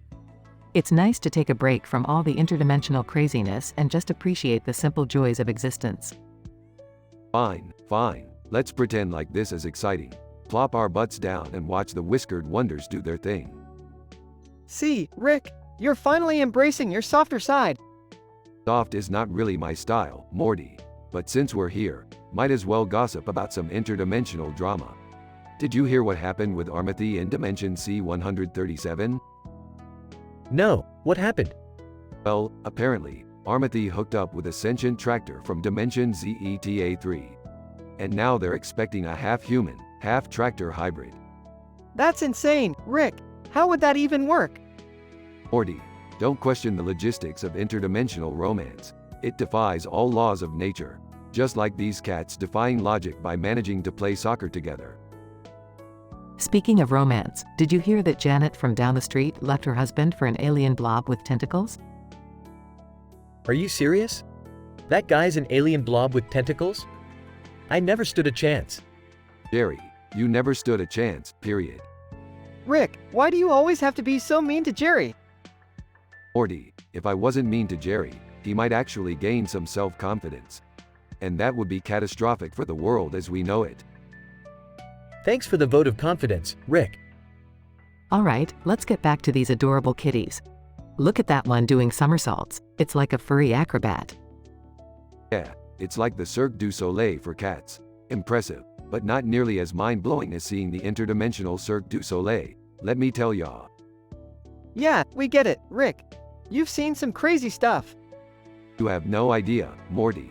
But anyway, back to these cats. You know, cats really have it made, don't they? Just sleeping, eating, and playing all day. Hey, that sounds like a pretty good life to me. Yeah, but you'd find a way to mess it up, Jerry. You'd probably trip over your own feet while chasing your own tail. Okay, now that's just uncalled for. Rick. Can we all just enjoy the moment, please? Look at those cats, they're so carefree, it's almost envy-inducing. Beth, trust me, you don't want to be a cat. Sure, they're fluffy and cute, but they're also plotting world domination. Those little furballs have secrets. Alright, Rick, there's no need to be paranoid. They're just innocent felines. Innocent? Morty, there are no innocent beings in the universe. Not even these damn cats. Can't we just appreciate their cuteness without overanalyzing everything? Fine.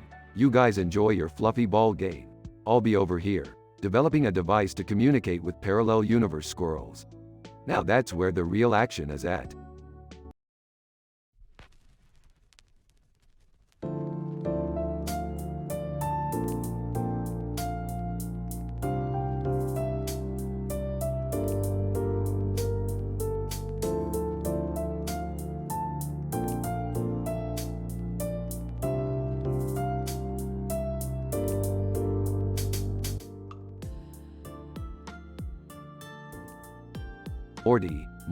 Morty, I've come up with a doppelganger extraction device. We can use it to amplify our swagger and conquer alternate dimensions. Rick, I don't know. That sounds like a bad idea. Last time we messed with alternate dimensions, I almost got killed by a bunch of evil Mortys. Morty, don't be such a flip-flopping wuss. We'll be totally fine. Plus, think of all the babes we'll attract with our double stash game going strong. I don't know, Rick. This fake mustache thing seems a little off. What if we end up attracting weirdos instead? Morty, trust me, I've done the calculations, and the probability of attracting weirdos is statistically irrelevant compared to the probability of getting laid. Alright, fine. But if anything goes wrong, it's on you, Rick. Scene shifts to Jerry sitting on the couch with a fake mustache plastered across his face while watching TV. Beth, look. I can't grow a real mustache, so I got myself a fake one. Now I finally look like a real man. Rolls her eyes. Jerry, you're deluded if you think a fake mustache is going to make you look manly. Just take it off, you're embarrassing yourself. No, Beth. This is my moment. I am a man of style now, and nothing can stop me. Suddenly, Jaw from the James Bond movies bursts through the living room wall. Jaw, I heard someone declare their manliness. Prepare to face the wrath of my stainless steel dentures. Rick and Morty rush in. Morty, it's a statistically improbable situation. Our fake mustaches have summoned a villain from the Bond universe. You mean we're actually in danger this time? I knew this was a bad idea. Beth, Summer, and Mr. Barone enter the scene. What the hell is going on here? Why is Jaw attacking us? Frank Barone. Grumbly voice. I don't know, but this guy could really use a razor. Everyone, stay calm. I've got an anti-Jaw device. Morty, hand me the remote. Morty fumbles and accidentally passes the remote to Jerry. What? Oh no, my fake mustache was a mistake. I can't handle this responsibility. Scene intensifies with Jaw attacking. Dad, do something. Frank Barone points at Jaw. Hey, Jaw, why don't you pick on someone your own size? Jaw and Frank engage in an epic, denture-clashing battle. Morty, now's our chance. Activate the doppelganger extraction device. Morty activates the device, creating multiple versions of Rick and Morty. Multiple Ricks. We've got your back, bro. Multiple Mortys. Yeah, let's show this villain who's boss. The Ricks and Mortys team up and defeat Jaw, saving the day. Alright, crisis averted. Now let's get rid of these fake mustaches before any more trouble comes knocking. Finally, something went right today. Removes his mustache. Yeah, I don't need this fake bullshit to be a man. I'll always be a goddamn man. Can we go back to having normal, boring family problems now? Multiple Ricks and Mortys disappear. Sure, Summer, we've had enough crazy for one day. Let's just go back to watching TV. Scene ends with the family relaxing on the couch, trying to forget the absurdity that just occurred. Rick, please promise me we'll never mess with alternate dimensions again. Morty, promise me you won't grow a real mustache until you're 30. Fair deal? Fine, deal. Let's just stay away from fake mustaches altogether. They all laugh and resume their TV watching session.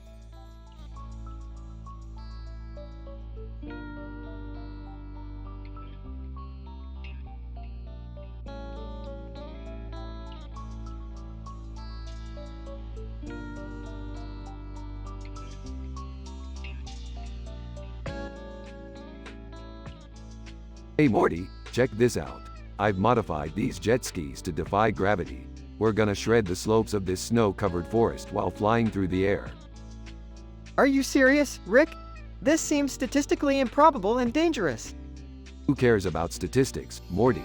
We're gonna have some interdimensional fun and make everyone's head spin. Dad, you're insane. Can't we just have a normal family vacation for once? Normal is overrated, Summer. Besides, this forest is the perfect place to test my new invention. Get ready for some mind-blowing action. What about the wildlife, Rick? We can't just disturb their habitat like this. Don't worry, Morty. I've installed a cloaking device on these jet skis. They won't even know we're here. Third person, Squawk, Rick, Morty. An ancient prophecy foretells disaster if you continue riding those jet skis in this sacred forest. Oh great. Here comes Bird Person with his bird-brained prophecies again. We'll be fine, Bird Person. Just mind your own business. Sales manager, excuse me, gentlemen. I couldn't help but overhear your conversation. Have you considered incorporating my new line of jet ski insurance? It covers everything from gravity defiance to interdimensional mishaps. Get lost, sales manager. We don't need your useless insurance. We're practically invincible. Rick, maybe we should reconsider. This guy might know a thing or two about the risks involved. C3PO, I say, I couldn't help but notice your jet skis. They remind me of the pod racing days on Tatooine. Quite exhilarating, I must say. Thanks for your input, C3PO, but we don't need a robot with a British accent lecturing us on extreme sports. Wormhole wench. Excuse me, gentlemen. I couldn't help but overhear your conversation about defying gravity. If you're up for a challenge, I can open a wormhole that'll take you to the wildest ride of your lives. Now we're talking. Wormhole wench. Prepare the most mind-bending, thrill-packed wormhole this forest has ever seen. Dad, are you out of your mind? We can't trust some random wormhole wench. Trust? Who needs trust when you have interdimensional adventure? Hold on tight, everyone. Meanwhile, in the midst of their wild ride, they encounter unexpected obstacles as they soar through the air, narrowly escaping disaster at every turn. Rick, this is insane. We're gonna die. Relax, Morty. I've got everything under control. Who needs safety when we have adrenaline? Third person, call. The ancient prophecy is coming true. We must escape this madness before it's too late. Sales manager, gentlemen, I must insist you reconsider my offer. It seems like you're in dire need of insurance right about now. C3PO, oh dear, I fear this adventure may end in catastrophe. My circuits can't handle this level of excitement. Wormhole wench. Hang on, folks. We're about to enter the most treacherous part of the ride. As they reach the climax of their wild adventure, they miraculously navigate through the danger and land safely back in the forest. We made it. I can't believe I'm saying this, but that was actually kind of exhilarating. Old yaw, Summer, when you're traveling with Rick Sanchez, adventure is always on the menu. I can't believe we survived that, but let's never do anything like that again, Rick. Sure, Morty, until the next statistically improbable, mind-bending adventure comes our way. Now, who's up for nachos?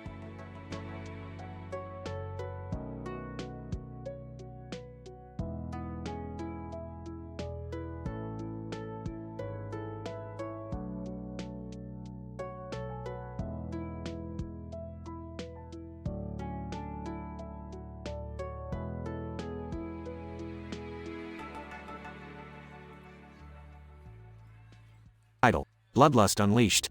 Characters: 1. Vincent, a seductive and mysterious vampire. 2. Veronica, an alluring and fearless vampire slayer. 3. Dimitri, a bumbling yet determined scientist. 4. Gregor, Vincent's loyal but dim-witted assistant. In an abandoned Gothic castle on a stormy night. Vincent, whispering seductively, Veronica, you're mine. There's no escaping your fate. Veronica, confidently, you'll never have me, Vincent. I will end your reign of terror. Incident. A sudden bolt of lightning reveals Dmitri, a scientist, stumbling upon their confrontation. Dmitri, what in the name of science is this? Vampires, vampire slayers. This cannot be possible. Vincent, seductively. Dmitri, my dear friend, it seems your scientific fantasies have come true. Veronica, sarcastically, great. Just what we needed, a meddling scientist during our epic showdown. Aggression. Dmitri frantically tries to develop a formula to annihilate vampires. Dmitri, muttering to himself, garlic extract, silver nitrate, holy water. Which one is it? Vincent, mocking. Dmitri, no scientific concoction can save you from my insatiable thirst for blood. Veronica, snarkily, Dmitri, hurry up. We have a vampire to slay and a scientist to silence. Dmitri suddenly pours his experimental potion on Vincent. Vincent, bellowing, what have you done? You will pay for this, Dmitri. Veronica, sighing, really, Dmitri? You just had to piss off the goddamn vampire. Dmitri accidentally spills his potion of vampire transformation on himself, turning into a vampire. Dmitri, panicking. I didn't mean. I just wanted to. Gregor, clueless, boss, why you look like Vincent now? I confuse. Vincent, Veronica, and Dmitri engage in an absurd love triangle. Vincent, jealous. Veronica, he's mine. You can't have him. Veronica, laughing. Oh, the irony. A vampire and a vampire slayer fighting over a clueless scientist. Dmitri, confused. Wait, I'm a vampire now? I'm supposed to be a vampire slayer. Gregor, shrugging, boss, why you fight? You can share Veronica and Dmitri now, like vampire family. As chaos ensues, the odd trio embarks on a hilarious and unholy adventure, redefining the boundaries of love, loyalty, and the paranormal. Note, the episode dialogue script presented above is fictional and for creative purposes only. It includes elements of humor, vulgarity, and an M-rated tone.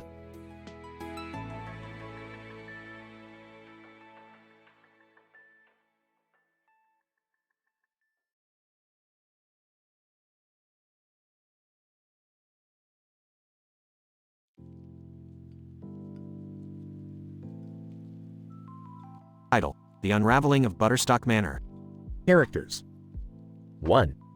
John, a middle-aged man with a mysterious past. 2. Veronica, John's alluring but unpredictable ex-girlfriend. 3. Detective Andrews, a seasoned investigator with a no-nonsense attitude. 4. Leo, John's quirky neighbor who always seems to cause trouble. 5. Maria, a seductive fortune teller who brings chaos into John's life. John stumbles upon a blurry photograph of a field with the word Butterstock written in the grass. In the distance, he notices a horse grazing. Intrigued by this peculiar discovery, he decides to investigate. John, what the hell is this Butterstock thing? Why is there a horse in that blurry photo? Incident. In his search for more information, John seeks out Veronica, his ex-girlfriend, who always seems to have a knack for uncovering secrets. John, Veronica, I found this photo of a field called Butterstock. It's got me all kinds of curious.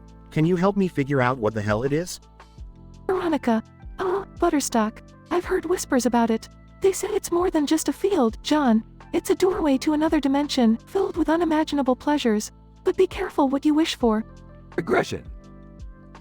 Determined to unravel the secrets of Butterstock, John visits Detective Andrews, hoping to obtain information about any mysterious disappearances or supernatural occurrences associated with the location.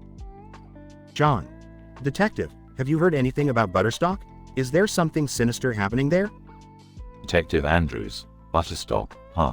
We had a few cases of people disappearing around that area. Rumor has it that the place holds a dark secret, but we never had enough evidence to pursue it.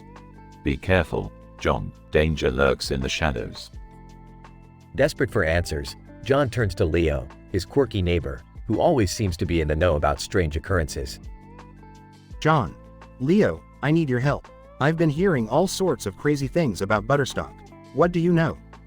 Leo, oh, Butterstock. It's a bloody magical place, mate. Like Narnia on steroids. But be careful, it's got its quirks too.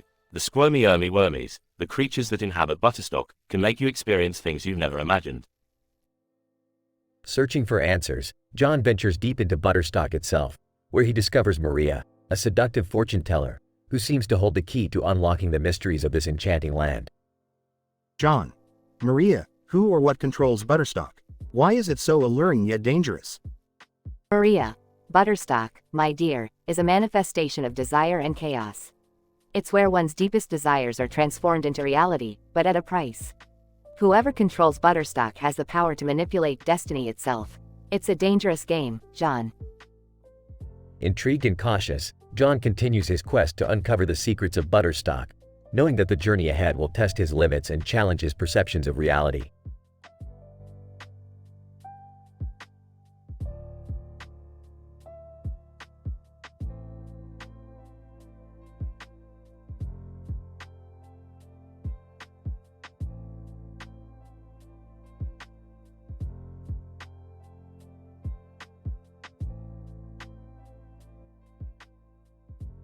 Morty, get your sorry ass over here. We've got some interdimensional grass to burn.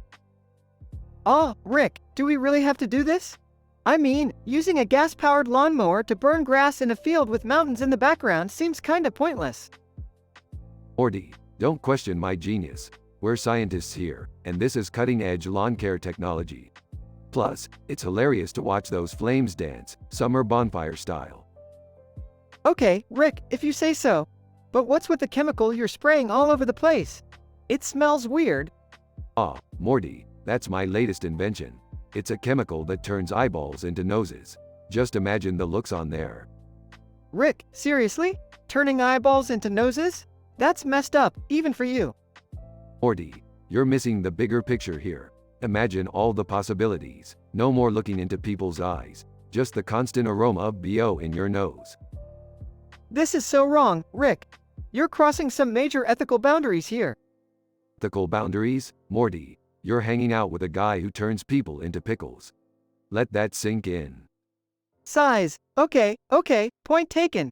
But can't we just have a normal adventure for once? Like, maybe save some alien civilization or something? Morty, normal adventures are for boring losers. We're real adventurers, blazing our own path through the cosmos. And today, our path is paved with burning grass and nose-eyed freaks. Muttering, I can't believe I let you talk me into this. Hey guys, mind if I join the fun? I've got nothing else going on, and this nose thing might spice up my life a bit. Sarcastically, oh great, Jerry, the royal doormat himself joins the party. Sure, why not? Nothing like having a useless, clueless sidekick. Wow, Rick, you're just as pleasant as ever. Can't you just be nice for once? Nice, Jerry. If I were nice, the multiverse would implode. So, just stick to being your usual Jerry self and try not to mess up everything. What's going on here? I leave you guys for 5 minutes and you're already causing chaos? Oh, Beth, you're just in time to witness the glory of our masterpiece. A field of burning grass and nose-eyed abominations. Join the fun. Rick, this is ridiculous. You're worse than Jerry. At least he doesn't burn things for fun. Ah, come on, Beth. Where's your sense of adventure? You used to be more like me. Yeah, and look where that got me. Divorced and raising Morty with an insane grandpa. Mom, can we just get out of here? This whole thing is starting to give me the creeps. Fine, Morty, ruin my fun. Let's go back home, where we'll continue being the dysfunctional, reality-bending family we are. Wait, can you drop me off at the interdimensional supermarket? They have a sale on canned pickles. Of course, Jerry. Anything for someone who's practically family, sadly. You guys are unbelievable. I'm out of here. Finally, someone with some sense. Morty, you're always the voice of reason. You're like a tiny, smarter version of me. Thanks, Rick, I guess. Let's just leave before anything else goes wrong. Fair enough, Morty. Adventures await, no matter how improbable or nose-filled they may be.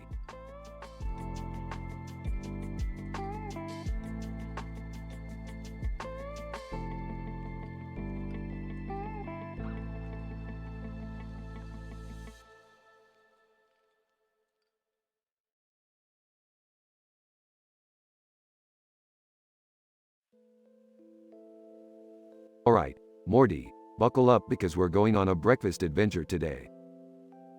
Rick, do we really have to go to a Waffle House? Couldn't we just go to a regular place? Regular places are for regular people, Morty.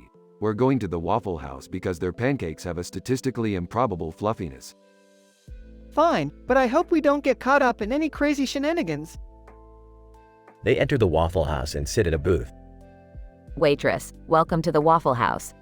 What can I get you today?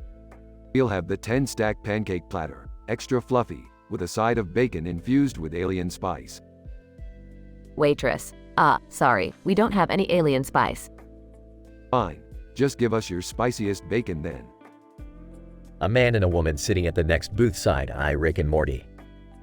Man, look at those weirdos ordering pancakes for breakfast. Who eats pancakes in the morning? Woman, they probably think they're so cool with their fancy pancake preferences. Rick, let's just ignore them. We're here for the pancakes, not the drama. Rick smirks and turns to face the couple. You got something to say, pal? Man, yeah, I was just wondering why anyone would eat pancakes when there are perfectly good eggs and bacon. Look, pal, everyone's got their preferences. All right, pancakes are a delicate art form that only true connoisseurs can appreciate. Woman, well, I've never seen anyone appreciate pancakes that much. Are you two some kind of pancake cult? What? No, we're not in a cult. We just love pancakes. Morty, let's show these losers what real pancake appreciation looks like. They dive into their pancakes, smearing syrup everywhere. Man, this is getting ridiculous. I can't believe we're stuck here with pancake maniacs. Woman, yeah, let's just finish up and leave. I don't want pancake people getting on my clothes. Rick and Morty finish their pancakes and leave the Waffle House. Well, that was quite an experience, I guess. Hey, Morty, sometimes you gotta stand up for what you believe in. And today, it was fluffy pancakes. Yeah, but did we really have to make a scene? Morty, life's too short for subtlety. Now let's go find some milkshakes because, you know, breakfast isn't complete without dessert. Sigh, alright, Rick. Let's just hope we don't encounter any more pancake haters along the way. They walk off into the distance in search of milkshakes, leaving behind a trail of sticky syrup.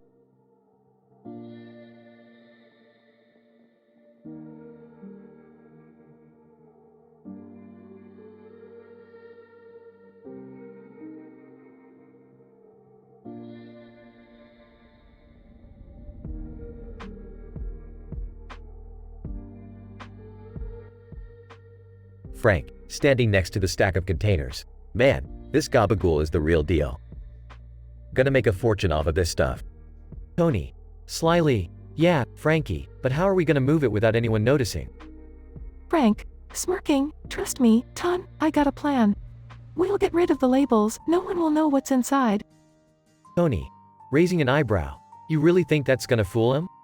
Frank, confidently, absolutely. Besides, who's gonna suspect us? We're just ordinary guys. Meanwhile, across the street, the Sopranos keep a close eye on the situation, ready to make their move. Arlo, whispering, all right, boys, it's time. Let's show these amateurs how it's done. Vito, smirking, they don't stand a chance against us, Carlo. This gabagool is gonna fetch us a pretty penny.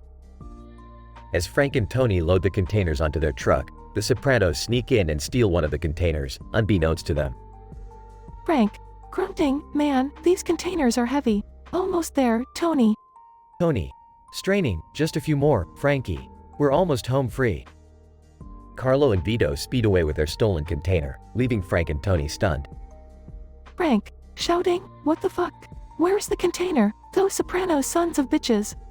Tony, furious, we've been played, Frankie. We need to go after those bastards before they get away with our gabagool. Frank and Tony jump in their truck and chase after the Sopranos, narrowly avoiding accidents and causing chaos on the streets. Frank, yelling, you're not getting away with this, you can only eating fuckers. Tony, aggressively, we'll make them pay for this, Frankie. This is personal now. With each passing mile, Frank and Tony get closer to catching up with the Sopranos.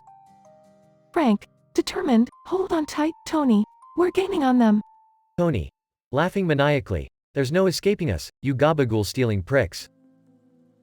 Finally, after an intense pursuit, Frank and Tony manage to corner the Sopranos.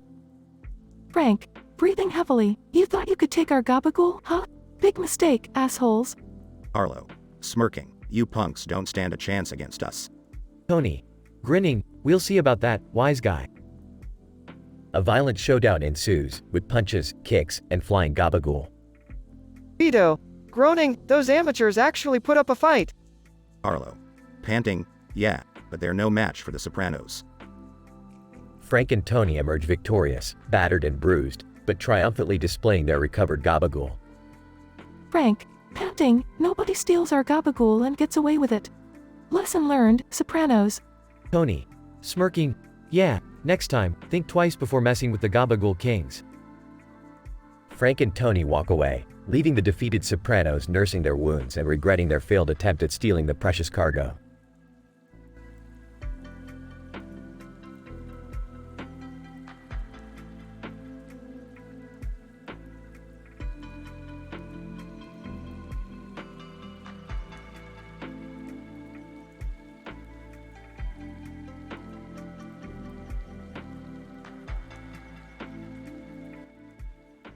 Alright, Morty, buckle up. We're going on a mind-bending, reality-warping adventure through the darkest corners of the multiverse. Rick, I don't know about this. Last time we did something like that, I ended up glued to a bird for a month. Don't worry, Morty. This time, I've upgraded the glue. It'll only last for a week. Geez, thanks, Rick. Really putting my mind at ease here. Hey, Summer, you ready to get swifty? Oh, absolutely, Grandpa. I can't wait to explore the interdimensional rave scene and make all the weird alien dudes jealous. Wait, you're coming too, Summer. Aren't you afraid of losing a few brain cells? Morty, please. I clean up your messes on a daily basis. I think I can handle a little interdimensional partying. Alright, everyone. We're approaching the quantum dimensional nexus. Stand by for some serious trippy shenanigans. Meanwhile, in the background. So, Jerry, how's your improv comedy class going? Oh, you know, Beth. I'm a natural at it. The audience can't get enough of my hilarious lack of creativity. Well, at least you're trying something new. I heard Tammy joined a cult last week. They worship pickles or something. A cult, huh? Maybe I should join. Pickles can't be worse than this marriage. Back to the main adventure. Okay, Morty, Summer, hold on tight. We're about to enter the cosmic tube of infinite absurdity. Oh, this better not be like that time we got trapped in a universe where everyone was a pickle. They enter the cosmic tube and everything turns into a psychedelic mess of colors and shapes. Whoa, this is incredible. I feel like I'm surfing a rainbow made of pure awesomeness. I don't know, Summer. It's hard to enjoy when everything looks like someone barfed up a unicorn. Hang on, Morty, we're about to land on planet Zog, the hottest spot in the galaxy for mind-altering cocktails. They land on a neon-lit planet where eccentric aliens are dancing and drinking strange concoctions. Rick, this place is insane. It's like a cross between Burning Man and a David Lynch film. I know, right? I'm totally blending in with all these tentacle-faced creatures. They think I'm one of them. Alright, listen up, you two. We're here to retrieve a jar of cosmic essence. It's the hottest party drug in the universe. Whoever has it controls the interstellar black market. Stay focused. Got it, Rick. No distractions. But, of course, chaos ensues as Morty accidentally knocks over a table with several jars of cosmic essence, causing a reality-bending explosion. Morty, you clumsy little twerp. Do you realize what you've done? We're going to get us all killed. Quick, let's grab the cosmic essence and get out of here. They scramble to collect the jars as the entire planet starts crumbling. From a distance, Jerry, look. The sky is falling. Should we do something? Nah, it's probably just another one of Rick's weird adventures. Let's go get pizza. As the trio narrowly escape the collapsing planet, they look back to see a massive black hole swallowing everything in its path. Whoa, Rick, that was intense. I thought we were goners for sure. Hey, just another Tuesday for us. Now, let's find a new universe and do something even crazier next time.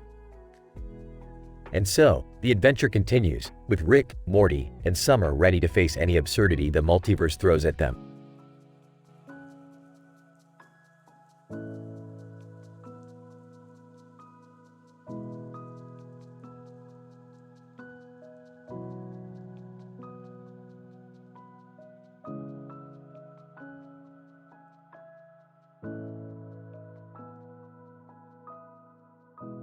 Morty, grab your portal gun.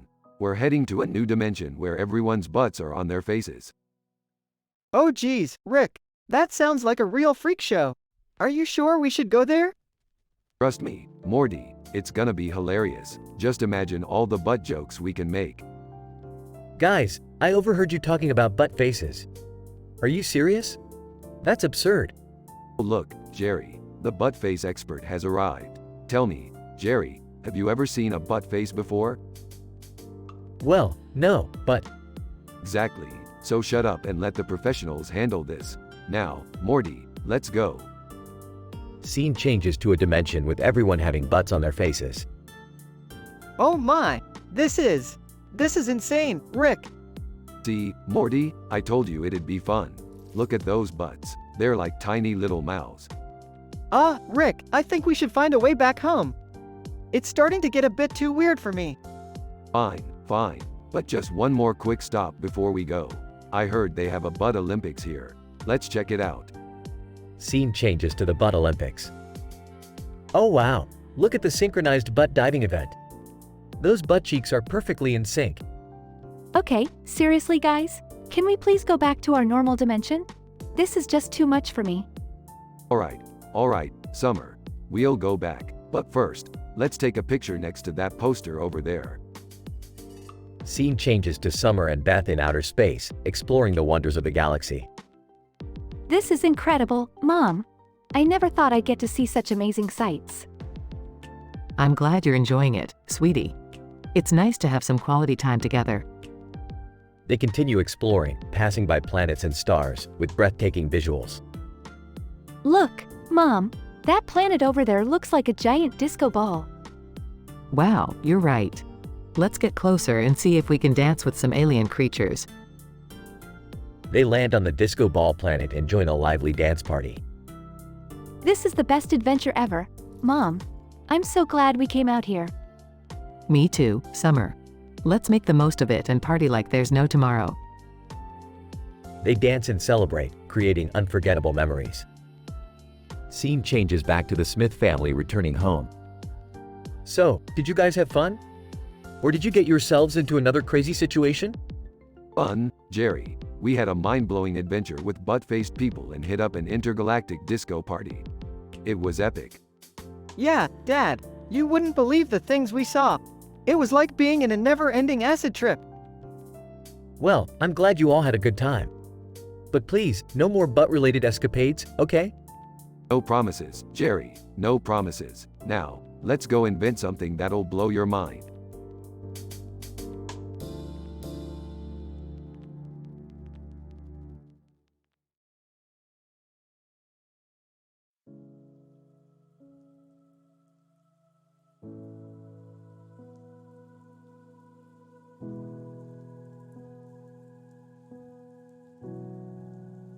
Morty, check this out.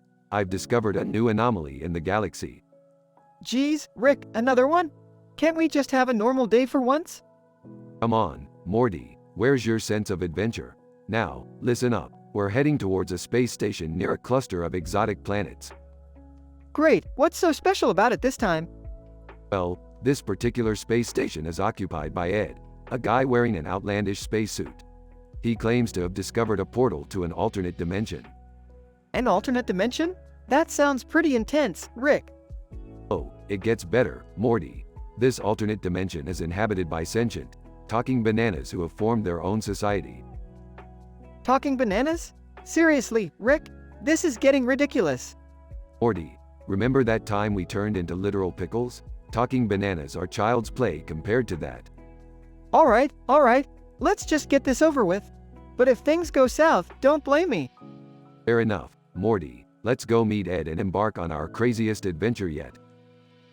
Scene transitions to Beth and Summer preparing for their own adventure in outer space, with detailed action scenes.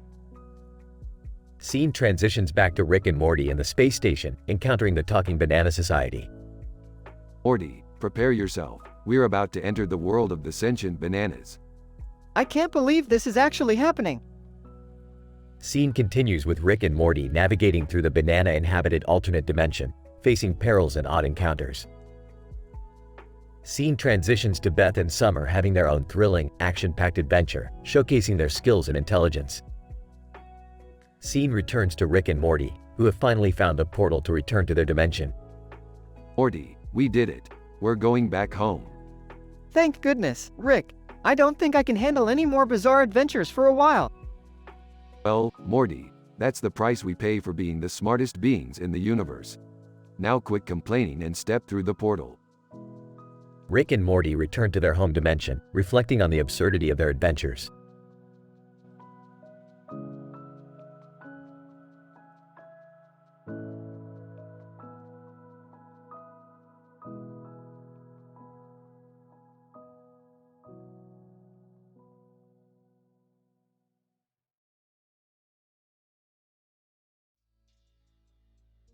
Alright, Morty, listen up.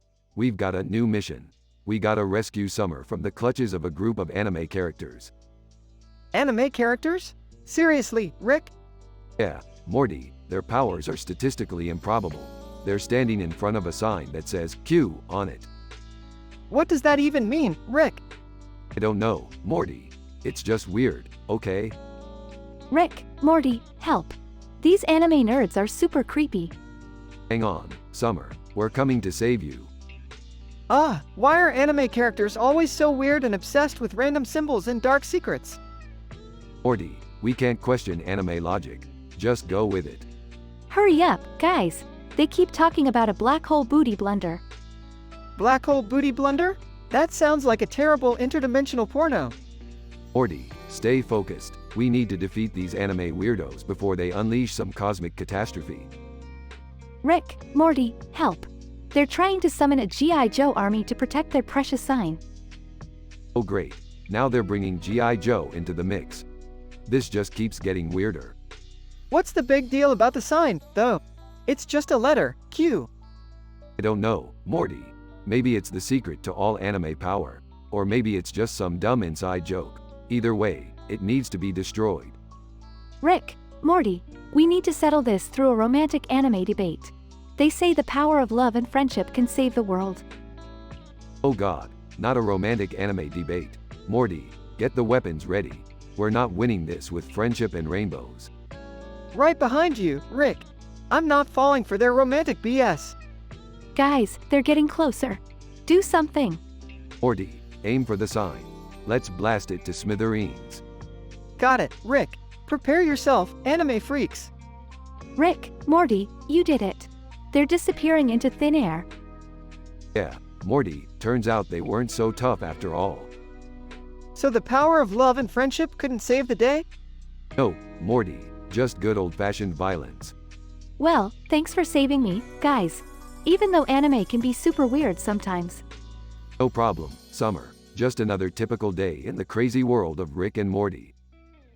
Yeah, with a touch of anime insanity. Can we go back to normal adventures now? Absolutely, Morty, as normal as things can get around here. Let's go, family.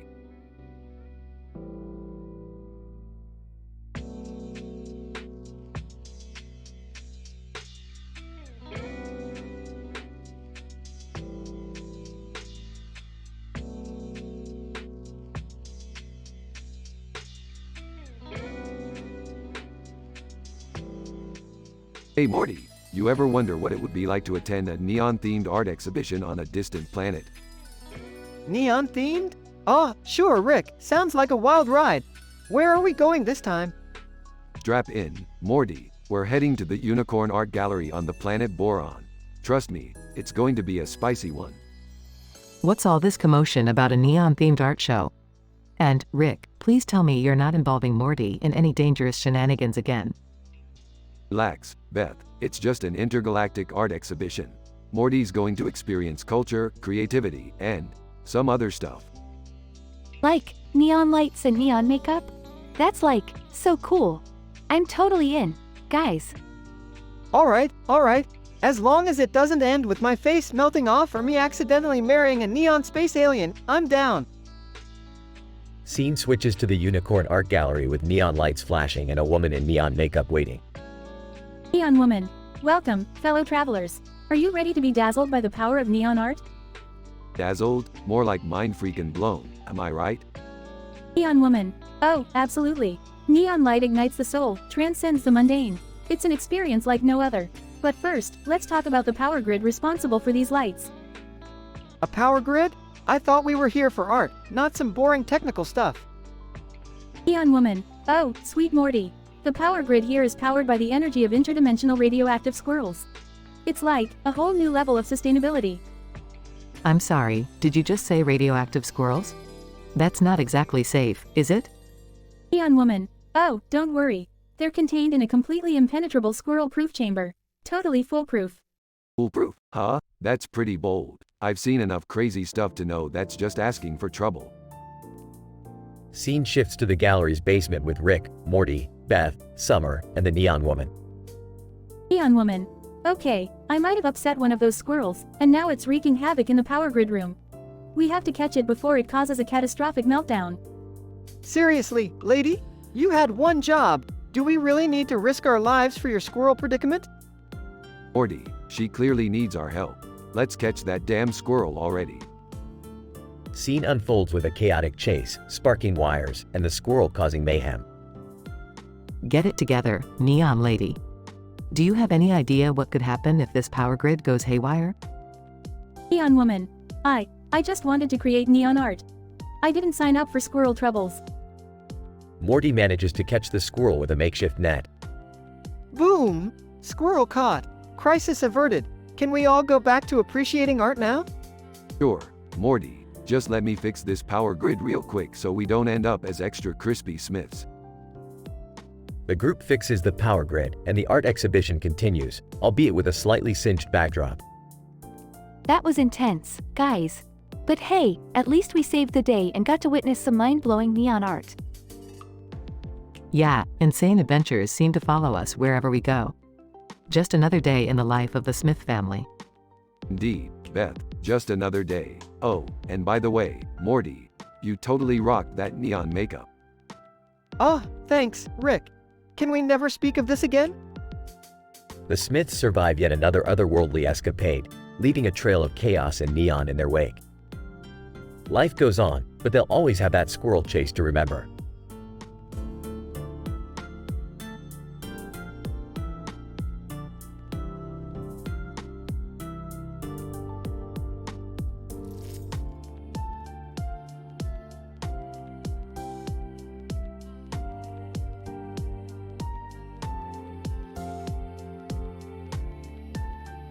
Morty, we need to go find that rare stuffed animal, the pandemic plushie.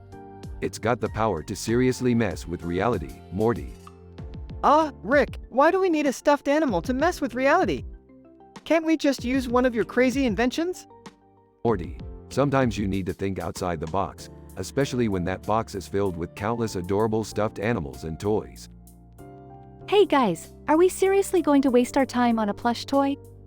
I have better things to do, like taking over the world.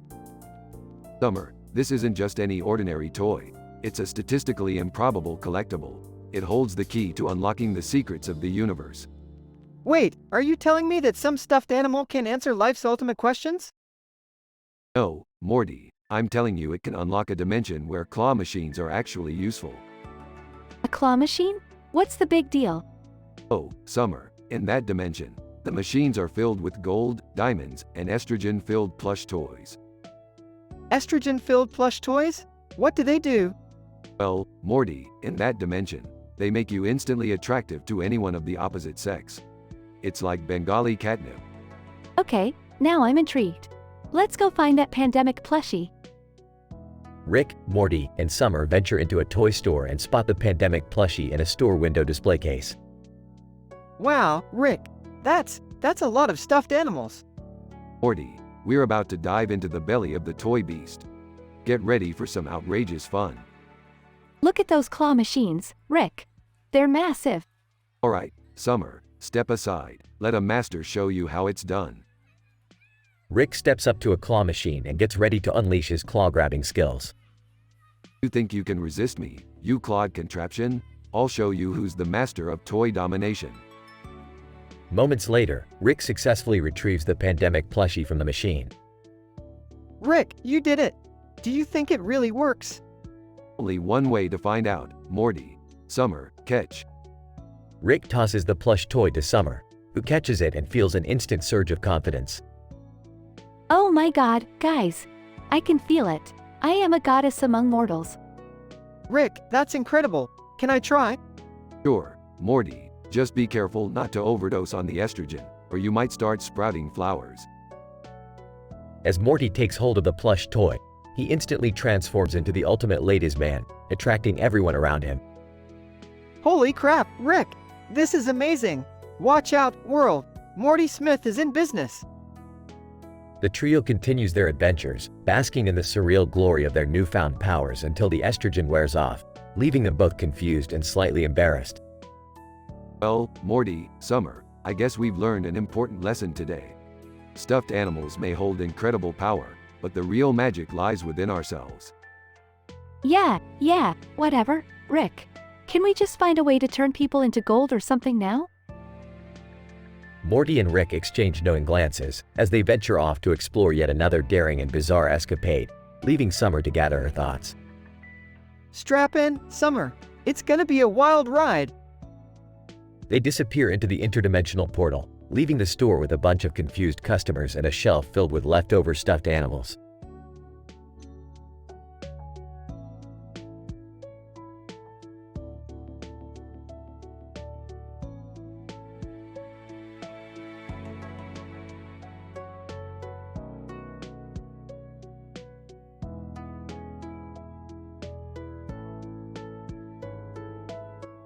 I'm sorry, but I won't be able to generate that episode for you.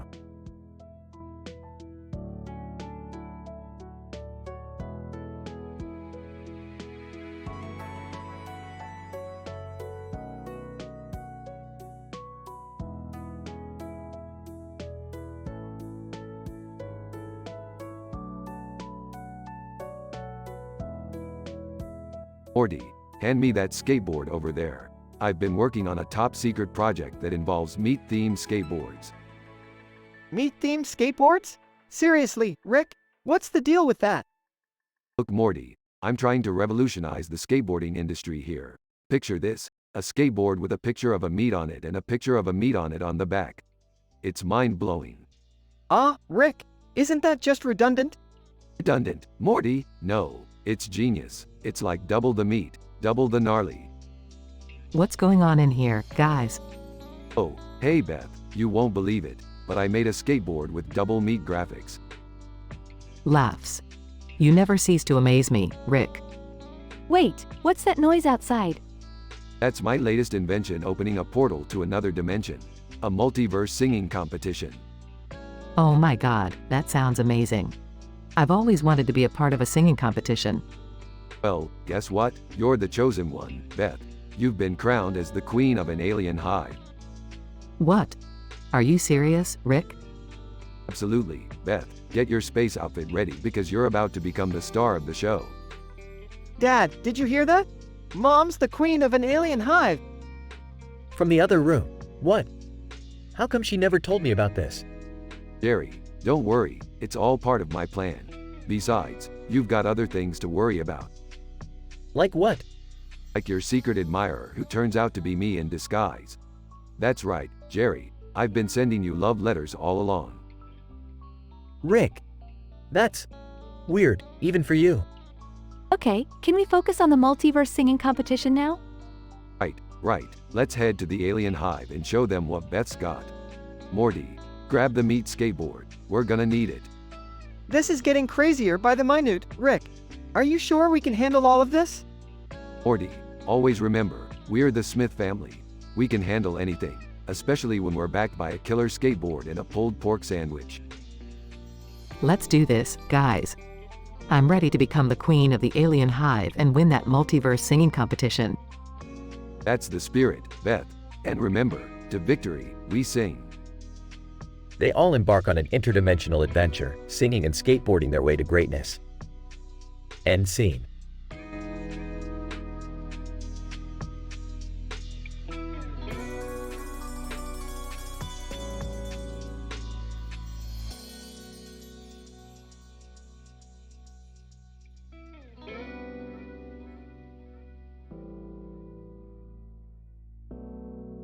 Morty, hand me that computer. We've got some serious science to do today.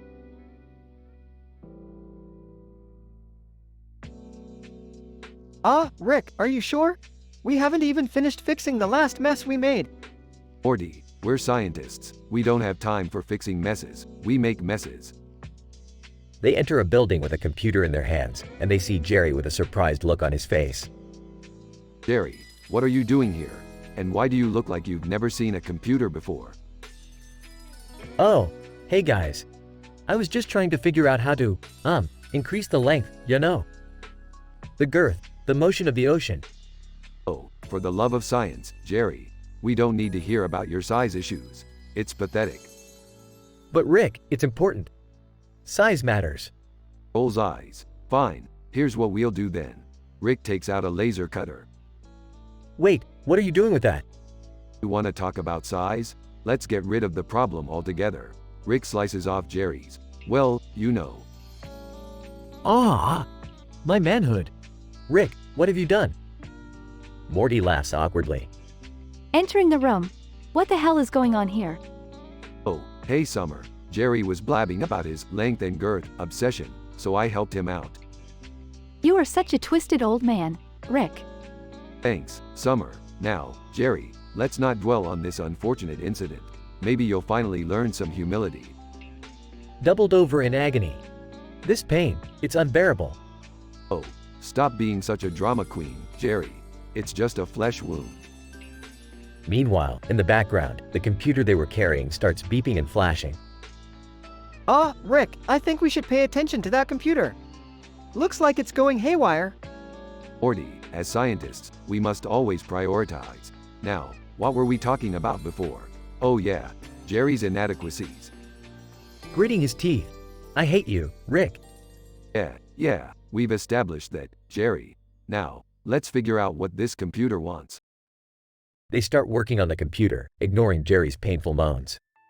Whispering to Morty, can you believe the shit we put up with, Morty? Whispering back, tell me about it, Summer. It feels like we're always knee-deep in insanity. Meanwhile, Jerry faints from the pain. Well, looks like we lost Jerry. Shame.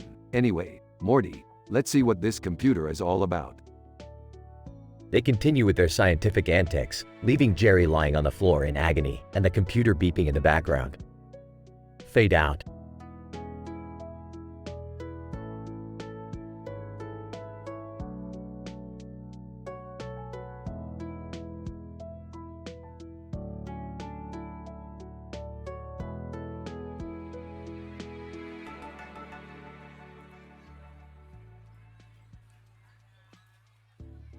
Morty, I can't believe we're standing here watching a man and a dog contemplating the meaning of life while staring at a freaking porch fence post. Yeah, Rick, it's like they're waiting for some divine revelation or something. Well, Morty, let's give them a revelation they won't forget. Hold on to your pants, Morty, because we're about to take this fence post and turn it into a portal to another dimension. Rick, do you really think that's a good idea? We don't want another interdimensional disaster on our hands. And while we're at it, can you help me out here? I got my ding-dong stuck in this block of wood. Oh, Jerry, you never cease to amaze me. Alright, Morty, hand me that laser cutter. Let's free Jerry from his wooden prison. Metallic humming. Ouch. Rick, you miscalculated. You cut too far. That was mine. Oh, Jerry, spare us the details. Just hold still, I'll call an ambulance. Morty, while we wait for the ambulance, let me just fix this mess I made. Stand back, this is gonna get messy. Chaotic sounds. Rick, what are you doing? This isn't fixing anything. You're just making everything worse. Morty, calm down. I just had a brilliant idea. I'm gonna use some interdimensional nanofibers to repair Jerry's situation. You better not mess this up, Rick. I'm not going through life as a eunuch. Rick, please be careful. We don't need any dimensional warping of Jerry's parts. Relax, Beth. I've done crazier things before breakfast. Just a few more calculations, and voila. Magical buzzing. Oh my. Rick, you did it. It's like I've got the latest model down there. Of course I did, Jerry. I'm a genius. Now, let's hide the evidence before the ambulance arrives. This is so messed up, Rick. And don't think I didn't see that smug grin on your face. I can't help it if I'm always one step ahead, Beth. Now, let's get back to reality and act like nothing ever happened. But Rick, what about the fence post in the portal? Shouldn't we do something about that? Morty, we've got bigger fish to fry. Besides, who needs portals when we've got a perfectly good spaceship? Let's go. They all leave the scene, leaving the man and the dog still pondering on the porch. Dog, I don't get it, man. Some people have all the luck.